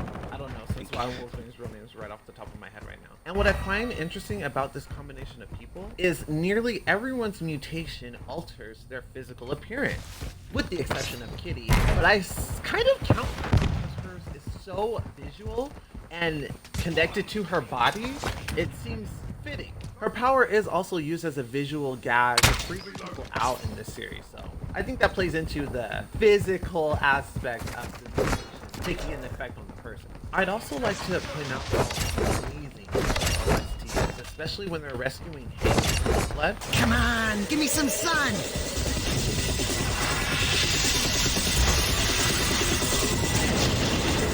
Now we're talking! This series OST is fire, you should check it out just for that, for all these reasons, but that's fantastic. I mean, the opening, still a banger. Hank gets captured by a group searching for Bigfoot, which I find hilarious, because he's looking for Alaska. I don't know. Sasquatch. If anyone, he does fit the mold for the most part. And Flash Flood ends up freeing me. I want to say I'm late. Students who save him and the hunters. In the end, Hank finds a new piece about his mutation and the new path that he's on because of the way his mutation has altered his life, and he's happy with that. And the students return. Yo, here's the word. Bigfoot's our friend. Get the point? Looking for something?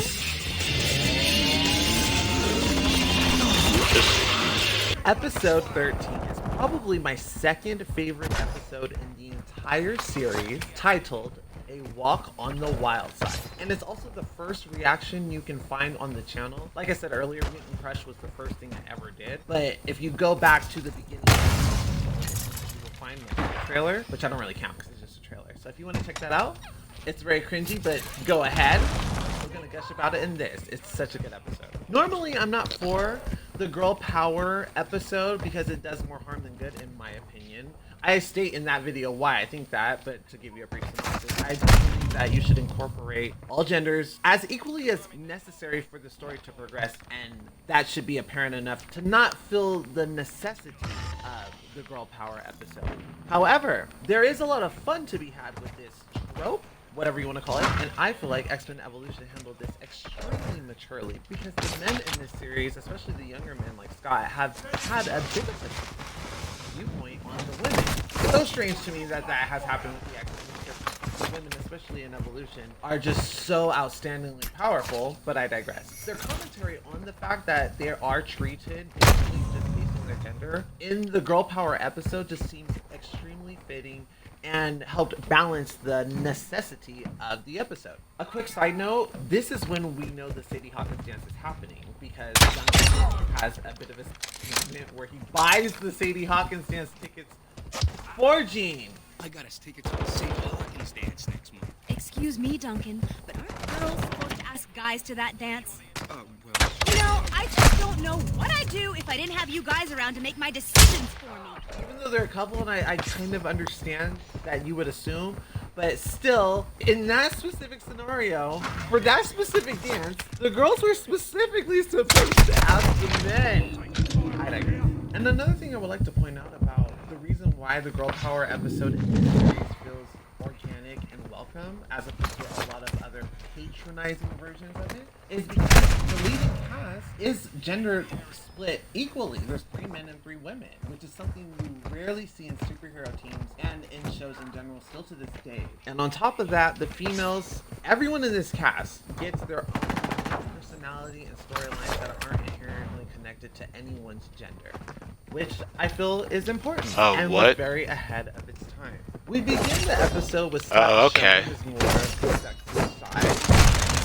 You girls, I was nah, there's a fucking lag spike right before I get to the fucking room, and they're all just fucking sitting in there. What? By saving Amora and Jean during a training exercise that she did not need any help with. And then adding onto it with a few unnecessary comments. I'm sorry, just frustration. And I had thought to ban This it, leads well, to to Amora, report, and I'm just Tabitha, like, and nah. Jean indirectly teaming up and continuing that team to form the Basil Sirens Fuck it, after like, adding whatever. Shadowcat and Rose as their newest member, being dubbed by the media the Bayville Sirens. They have Like, a I moment don't where know. they strut If you're down like the school halls in slow legit cheating motion, and still playing lose, homage to then the you're just bad. forever iconic movie, The Craft.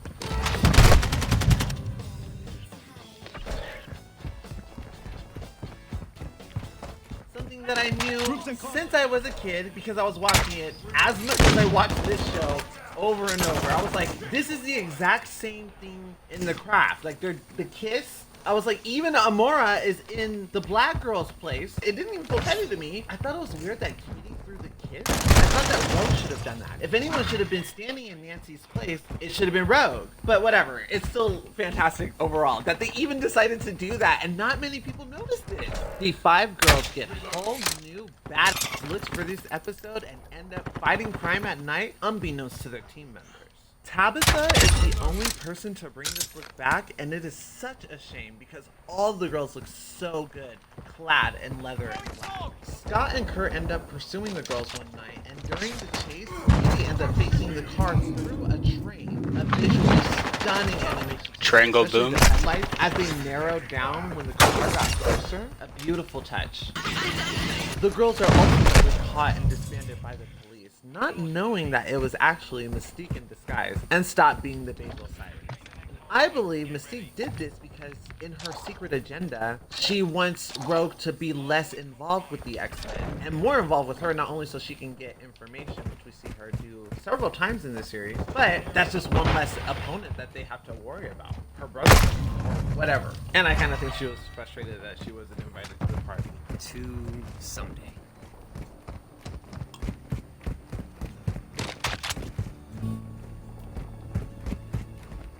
Episode 14 is titled Operation Rebirth, and this one is very special. It's not one of my particular favorites, but it is a special episode regardless, I can say that. Rarely does the show branch out into the wider world of Marvel. It did it once, very minorly, in the comics, and this is the only other instance I believe we have of it other than like S.H.I.E.L.D. S.H.I.E.L.D. doesn't have it. We quickly find out that Wolverine not only participated in World War II, but served next to Captain America.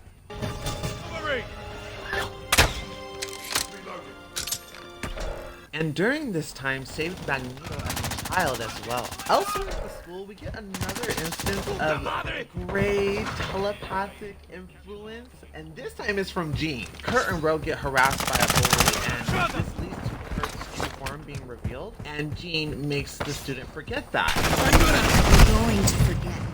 You don't remember any of this. You're going to leave now. Which I understand why she did. I understand, but who would have believed him? You know? Like, if he went and told everyone that, who would have believed him? Why would it have mattered? Did she need to do that? I don't think she needed to do that. But she did. Feels invasive. Logan, Kurt, and Rogue go on a mission to the Sahara Desert to destroy the machine that gave Captain America power, but not specifically for that. I believe they're destroying it so no one else can use it, because it ended up being a detriment to the Captain America of this universe. Despite Captain America experiencing adverse effects from the machine, Magneto claimed that for mutants it did the opposite and enhanced their life.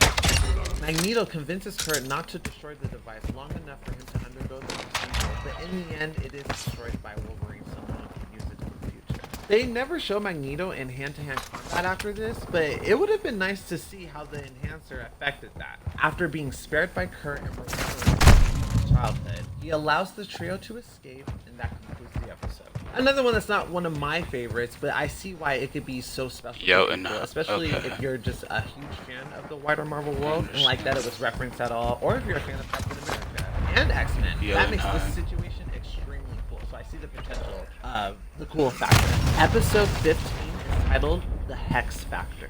Uh-oh. Bad vibe. Prepare to meet the gothic version of the Scarlet Witch. Being held captive in a mental institution, I believe, Wanda ends up escaping from her shackles enough to cause copious amounts of damage to the facility, and ultimately ends up running into the professor. With his powers, he's able to suppress her long enough for the guards to handle her. We quickly find out that this was a plan formulated by Mystique to help Wanda escape. And immediately after helping Wanda escape, Mystique goes back in disguised as a security guard to take care of some unfinished business. Put a pin in that.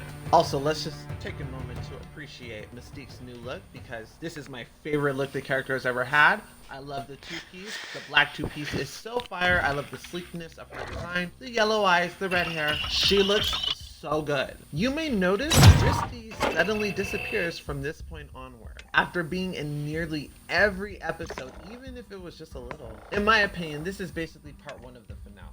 Wanda is reunited with her brother Pietro and instantly lashes out and demonstrates her ability to throw mutants' powers back at them.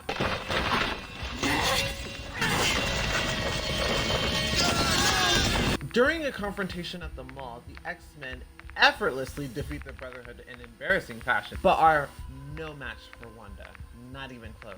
She even gets her own bad entrance theme song.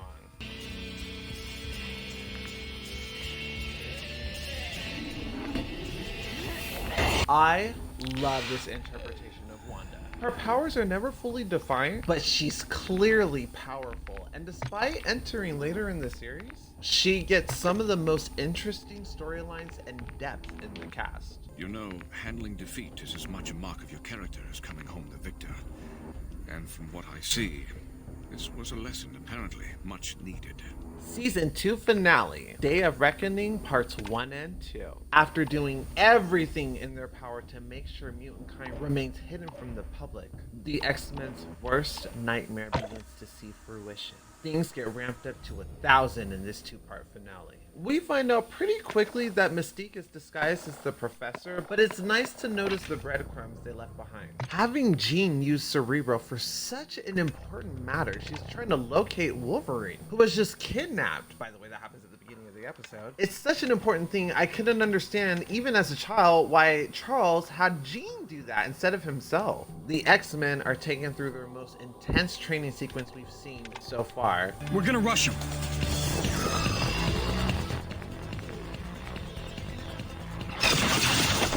And in the Professor's disappointment, he forces the X-Men to team up with the Brotherhood. Scott quits the team because of this, and the X-Men are forced to face Magneto without him. Elsewhere, Wolverine's been captured by S.H.I.E.L.D. and learns about the Sentinel program. Meanwhile, Mystique activates DEFCON 4 at the Institute. You may remember DEFCON 4 from Fun and Games, and if you're just an X-Men fan, you know how detrimental Sentinels are to the X-Men's survival. It's always been a factor ever since its inception, and it will probably always be as long as the X-Men exist. When she activated DEFCON 4, Mystique also set the Institute to explode. So not only is it locked down, but there's no way out for the Sentinels. She really was trying to end it all. Was her plan to actually eliminate all the students? Because what if she succeeded? What if Scott didn't go back and give them proper leadership? How would she have known that? She could not have expected him to quit.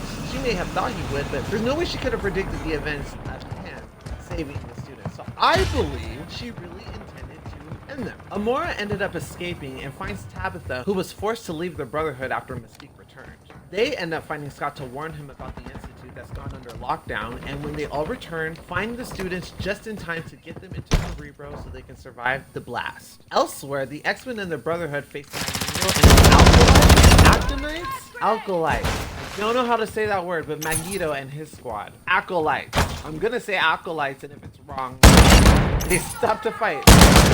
Acolytes. This is also when the studly Colossus makes his debut, and the ever so suave and sexy Gambit also makes his debut. Pyro also makes his debut, but Sabretooth is of course Acolyte. Very fitting.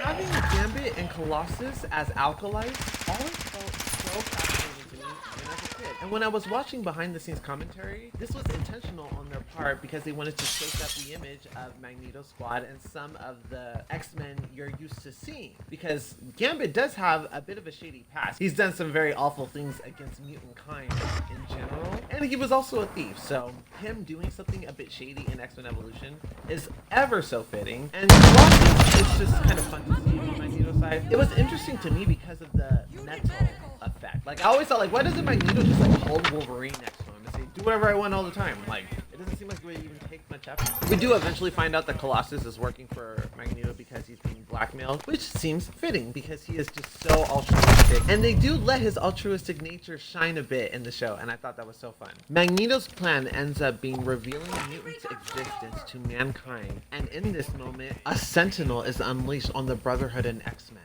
forced to either flee or team up to defeat the Sentinel, as the incident is broadcast to the entire world.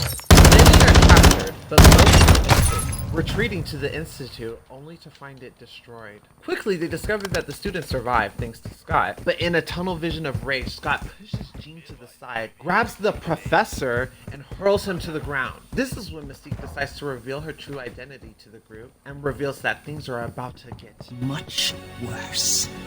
Mutants have been revealed to the public. Several of their teammates and instructors are captured. Charles is missing, and with their sanctuary, the Institute destroyed, they have nowhere to live.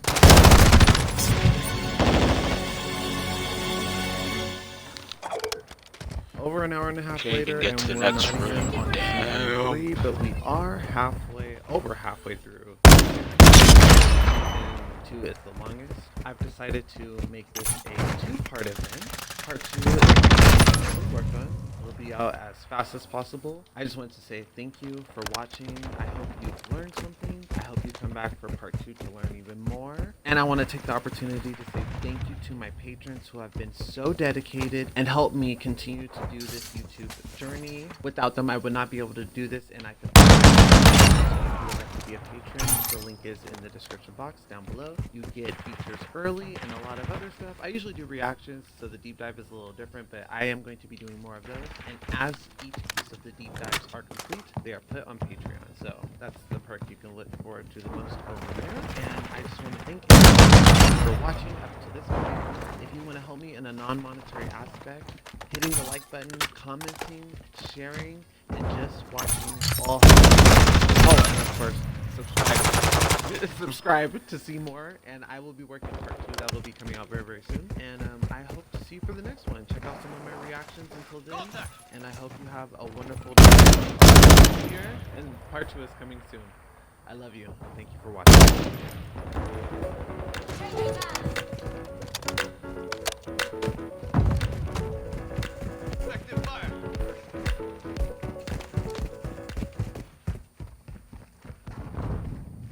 Why they fighting the bad shorties out here watching from a distance? So she calls up DJ Noodle Barnacle and tells him, "Play my shit, baby." So bro pulls out his mixtape. Nigga said, "I'm about to go platinum with this," and they end up getting jumped by the damn Foot Clan.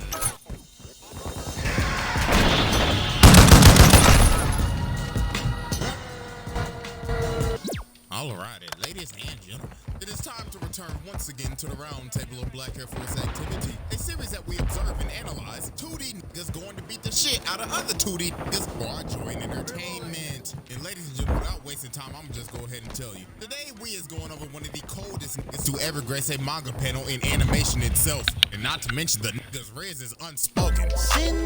But ladies and gentlemen, the coldest samurai to ever do it, this nigga Afro. I mean, come on, y'all. This man was so cold, they had to get Samuel L. Jackson to voice this nigga. I mean, what more evidence do you need? I mean, I'm still gonna do the trial and shit, but y'all already know we got the evidence on deck, so strap in, get some popcorn, and without further ado.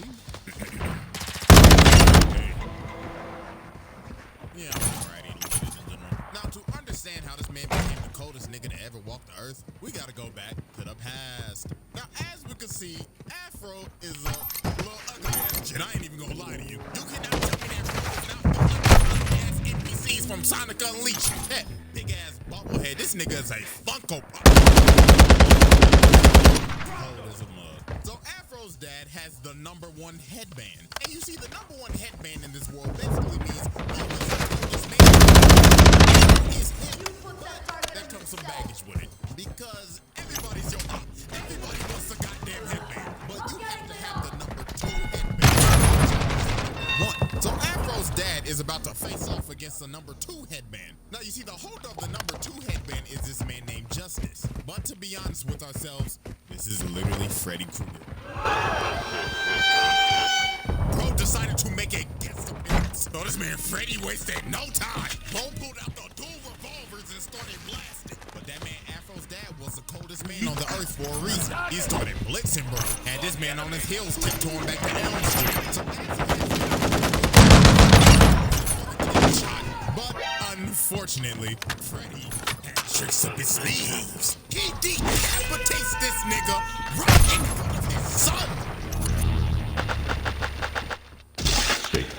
You gotta be fucking kidding me. Picks up his head, takes off the #1 headband, and throws it at this little nigga. He said, "Here's your nappy-headed ass daddy head, boy." So then he walks up to Afro, this traumatized kid that just saw his he says, "Ooh, it's unfortunate, but it's all good though. 'Cause guess what? Fair to what? New op pack in the air, this gas and what? You'd still be alive right now if you niggas.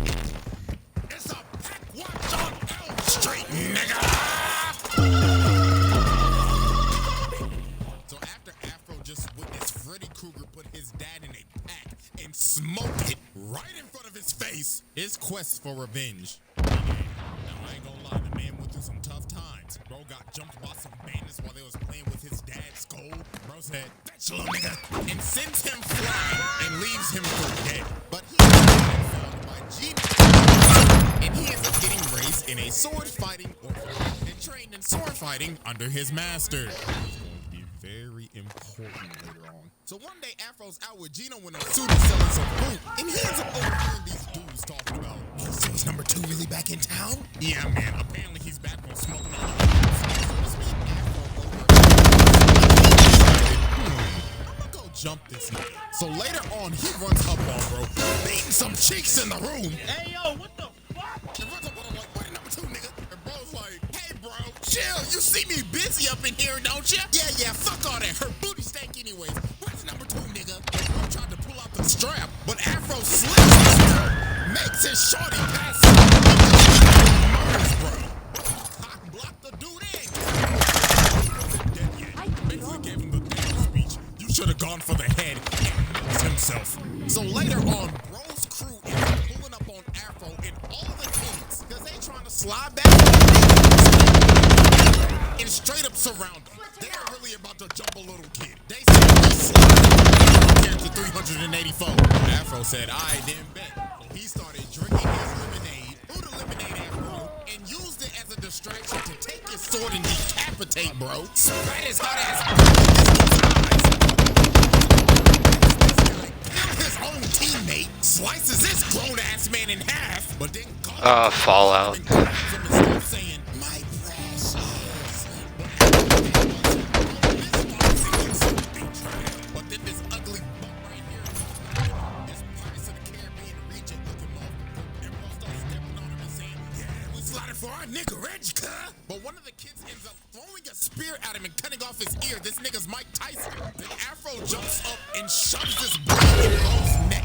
But then Afro started saying, "Where's #2? I'ma kill that nigga." But then bro told him the #2 is dead, and somebody done already killed him. So this is where we're going to end our first flashback sequence, because this is just the first one ever later. So now we go to the present. Now as we can see, Afro is the holder of the #2 headband, and he is about to get jumped. So this bandit walk up and he like, well, looks like this is the end of the road for you, Afro Samurai. Now, me and my boys about to yank that headband off of that nappy-ass head of yours. You nappy-headed motherfucker. But this man Afro was not phased. Bro spat out the Zaza and hit that pose. So they all start running at this man like some hungry-ass hyenas. So bro shoots this musket, but Afro cuts the bullet in half, and it ends up spreading and killing everybody behind him. And look at all these ugly bastards just running to their death. This was a damn massacre. Not even a fight. I don't even think bro broke a sweat. Look at his dodge. It went through the nigga's hair. And this was just disgusting. An absolute bloodbath. Bro sent all these NPCs back to the file logs. So then after it's all over, the lead band is like, "Wow, why you had to do this to us, nigga? The fuck we do to deserve this, car?" And you want to know what Afro's response was? Bro just casually smoked their back. Bro said, "Rip, bum ass nigga." Then after that, he went to his imaginary friend Ninja, and bro said, "Hey, pass that shit, nigga. And look at his monstrous inhale. Bro said, God damn. So after that massacre, word starts spreading out that Afro's back in town. Everybody in this bar is shook. They like, boy, ain't no way in hell that nigga real. And I know everybody in this bar gotta be high as fuck. It is smoky as shit. Probably smells like straight Black and Miles, gas in a 2-pack of ass. So this man Afro walk in here and all these sketchy ass motherfuckers are shook. So he walk up to the fine ass bartender, I ain't gonna lie. So she like, hey, how you doing, baby? What you feeling today? Henny, Patron, Crown, Bacardi? I could make a mean ass mojito, nigga. So you think Afro would get a mean ass drink, like just straight Hennessy straight out the bottle? You know what bro said? Lemonade, ice, cold. What? Embarrassing. Well, everybody like, hey, what the fuck? Oh, soft ass nigga. Look at this big black nigga looking like Balrog. Bro slams the glass of lemonade and he's like, yo, pussy ass nigga, you must drink a man's drink, huh? But Afro lifted up his hand and shawty was like, another one? On his tab? So then Big Boy tried to swing at him, but Afro backhands bro and sends him into spin cycle. And look at this unspoken Riz. She was like, God damn. So Afro pulls out this crazy ass looking straw and she's like, damn, you cold as hell. And bro took a mean ass sip and said, God damn. And after that, it was wraps. The bartender was ready to give up the poom poom. So after Afro left the bar, some dude from the bar followed him, and he ends up pulling out this big ass crossbow and just started shooting. Bro came ready to hit a lick. So while Afro was blocking all the arrows, bro got desperate, so he pulled out the noob tool. Bro said, I'm getting that headband at any means cost. But Afro came down and just made light work of him. Bro stabbed him in the head. Bro said, night night, motherfucker. But after he watched this idiot is where stuff got crazy. This big ass nigga comes from the top of the cliff, pulls out a fucking RPG, and bro shot that thing, and Afro got blown off a cliff. That brother is slumped. So after Afro gets blown off a cliff, he ends up getting found and taken care of by this, oh my God, just yacht of a, I guess when you just the number 2 coldest nigga in the world, you usually get all the bad bitches, don't you? But shawty was so bad, she even had this man Afro mesmerized. He ended up seeing her butt booty naked. She looked at him like, hey. And bro just looked at her and said, yacht. But little did Afro know, shawty was two-timing him the whole time. She was working with the goddamn Peanut Head Collective, the ones that shot Afro off the cliff. So she asked him to stay. She like, hey, so can you watch these fireworks with me? So they went outside, started watching these fireworks, and she just got freaky as shit. She started rubbing up on this man's arm, started kissing him. So obviously, that man Afro was like, oh, I'm busting the shit out of these chicks. And yeah, you know what happened next. Turn on the R&B music, nigga. These are my hands, YouTube. These are my hands. As you can see, I'm just clapping to congratulate a young nigga for getting some ass. What the fuck? After Afro dropped off the BBC Glizzy Destruction, shawty said, all this, I can't do this no more. She ends up betraying the League of Peanut Heads because she was like, nah, I can't do this. The BBC too good. But actually, the reason was, this is actually his childhood friend Otsudu the whole time. The one that straight up found him when he was left for dead. And she said she wanted to watch the fireworks with him before she died. So while they're having this sentimental ass conversation, they end up getting ran up on by the ops. So Afro's telling shawty, you need to get the stepping. Stupid bitch, let the BBC hypnotize you and shit. And then they just straight up burnt the house down. The man even more revenge driven. First one, shawty? Nah, nigga, that ain't gonna do. And then this man Ninja come out and he started talking, saying, hey, my brother, at least you got the hit. Now keep this pick that she gave you and pick that up in his head. Goes up and runs up on the Empty 7 clan, or basically what I've been calling them the whole time, the League of Peanut Heads or the Peanut Head Collective. I mean, they basically the League of Shadows with peanut heads. But anyways, they ended up making a robot clone of this man. Look at his blood, his face, and his dog. Bro doing the same thing that he doing. So Afro started getting into it with the Afro bot.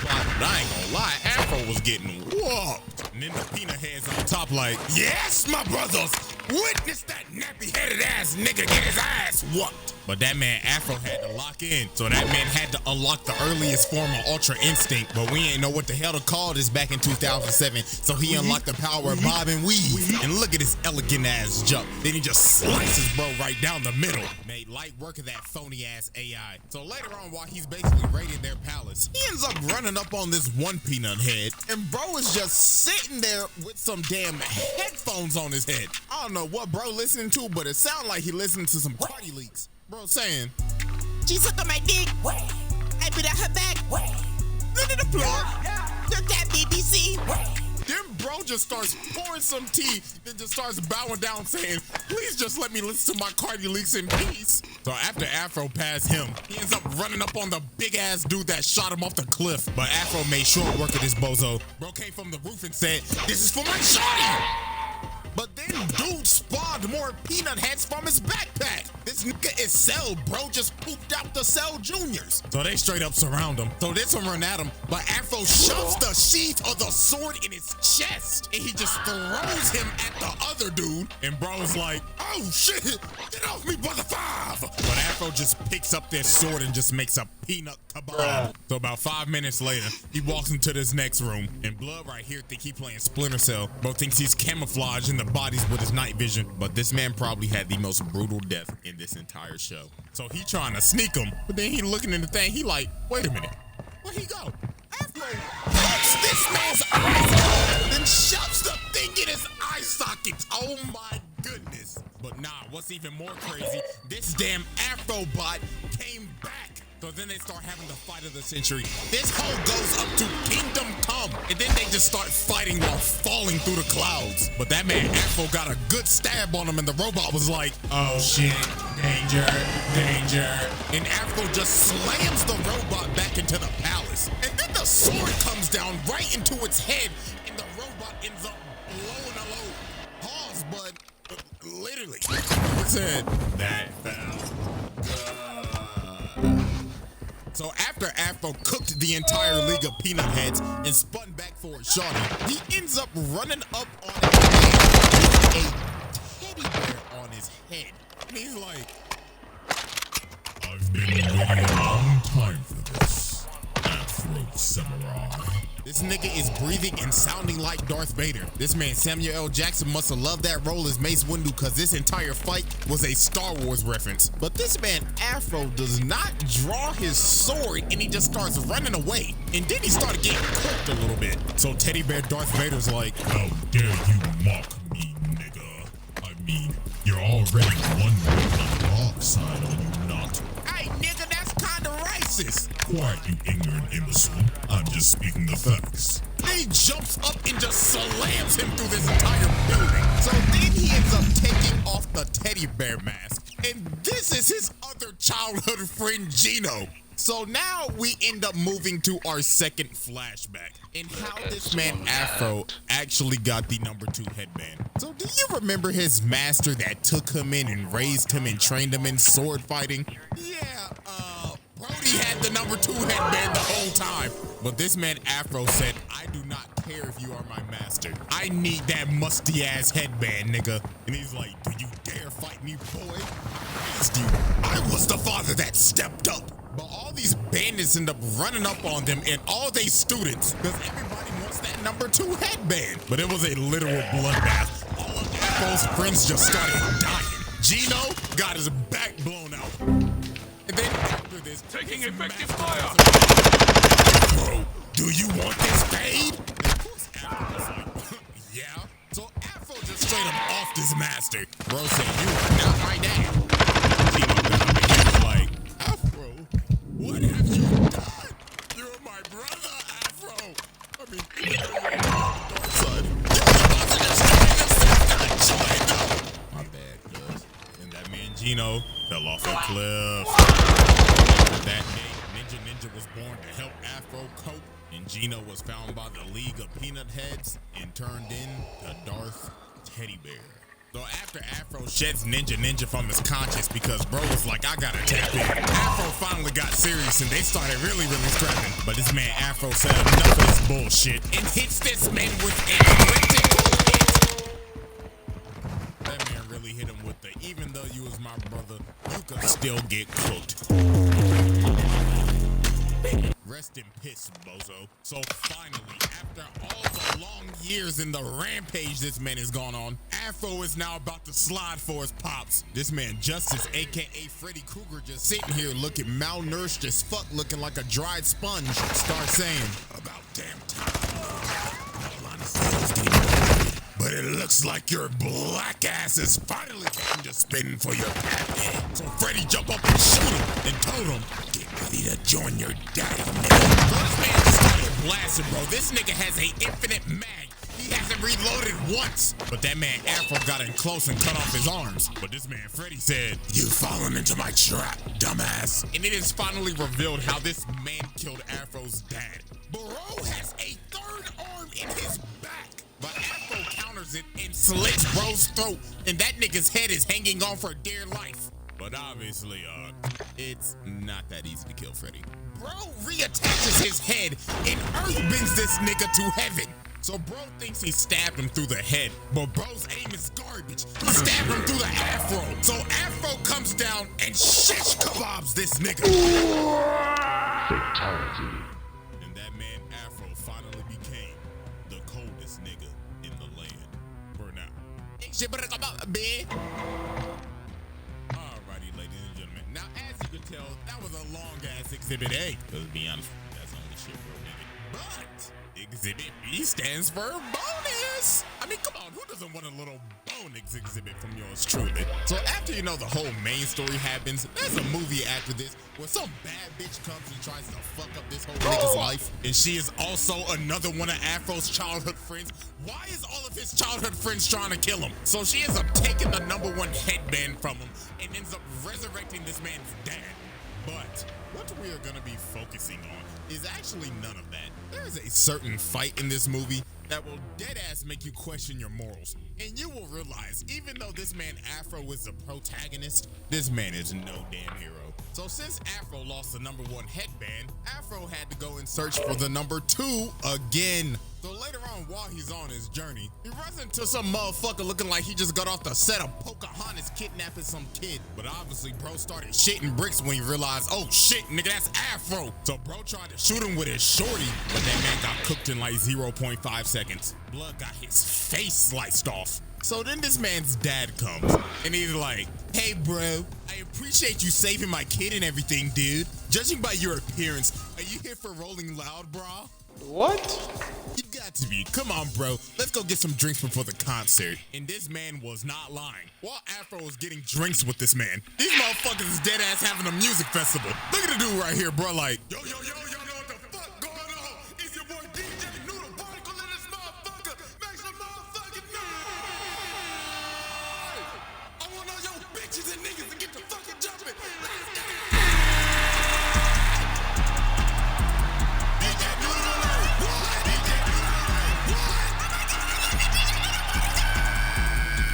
So while everybody's outside right now enjoying Rolling Loud with DJ Noodle Barnacle, Afro's in here with the mystery man. So bro's like, cheers, brah. Watch me shotgun this shit. So while they continue to talk, the man says, you know, dude, he's not even my real kid, man. You see, his father died to a nigga with an afro. So yeah, this is a #2 headband holder, Shichiguro. But see, here's the thing. Bro actually has good intentions, because he wants to hide the #2 headband to stop the bloodshed. But this man Afro did not care at all. Bro will stop at nothing to get that musty ass headband. So they go outside. So Shichiguro's like, you know, bro, I really thought we could have been good friends, brah. But your vengeance blinds you, bro. Not cool. So they start to scrap, and it looks like these dudes are just dead even. So Afro tries to land a strike, but bro stops it with chains on his forearm, and he just got this big ass chain hanging. Bro got all this ice. This nigga Karapika. All bro missing is a shovel. So he just started whipping that hoe, had Afro on his heels. So Afro said, to hell with this. Let's have a change of scenery. So they run out to the festival and start fighting in front of everybody. They even started fighting in the damn float. So while they fighting, the bad shorty's out here watching from a distance. So she calls up DJ Noodle Barnacle and tells him, shit, baby. So bro Bro pulls out his mixtape. Nigga said, I'm about to go platinum with this. And they end up getting jumped by the damn Foot Clan. I guess this man Shredder said, y'all best get ready for my trial. So this man Afro had to deal with these middle of the boss fight NPCs. So after these two literally murder the entire Foot Clan, Chichi Girl's like, let's go ahead, finish this off, brah. Mano a mano, bro. So they started scrapping again, and they are still dead even. But this man Afro pulled out DJ Noodle Barn drops from the float. Afro grabs him, pushes him to Chichi Girl, uses him as a body shield, and stabs Chichi Girl through the DJ. Bro, ain't no way this nigga just used DJ Noodle Barnacle as a body shield. And that man ended up killing Chichi Girl and taking that number 2 headband right in front of his son. This man Afro has basically both of this little kid's father figures. Before he had to say a prayer for that pack. God is good. God is good. Let us thank him for this pack. This ugly ass boy with this terrible ass haircut to grieve over his dead father. And after the fight, you want to know what Afro did?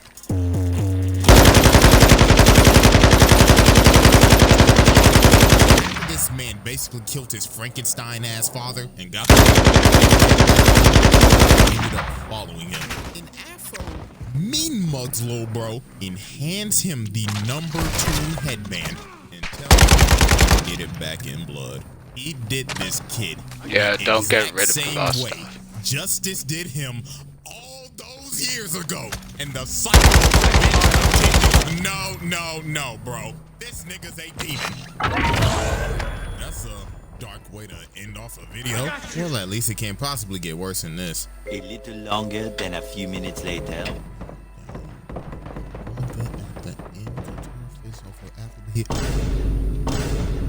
Oh, I'm a fucking puke. I'm fucking sick!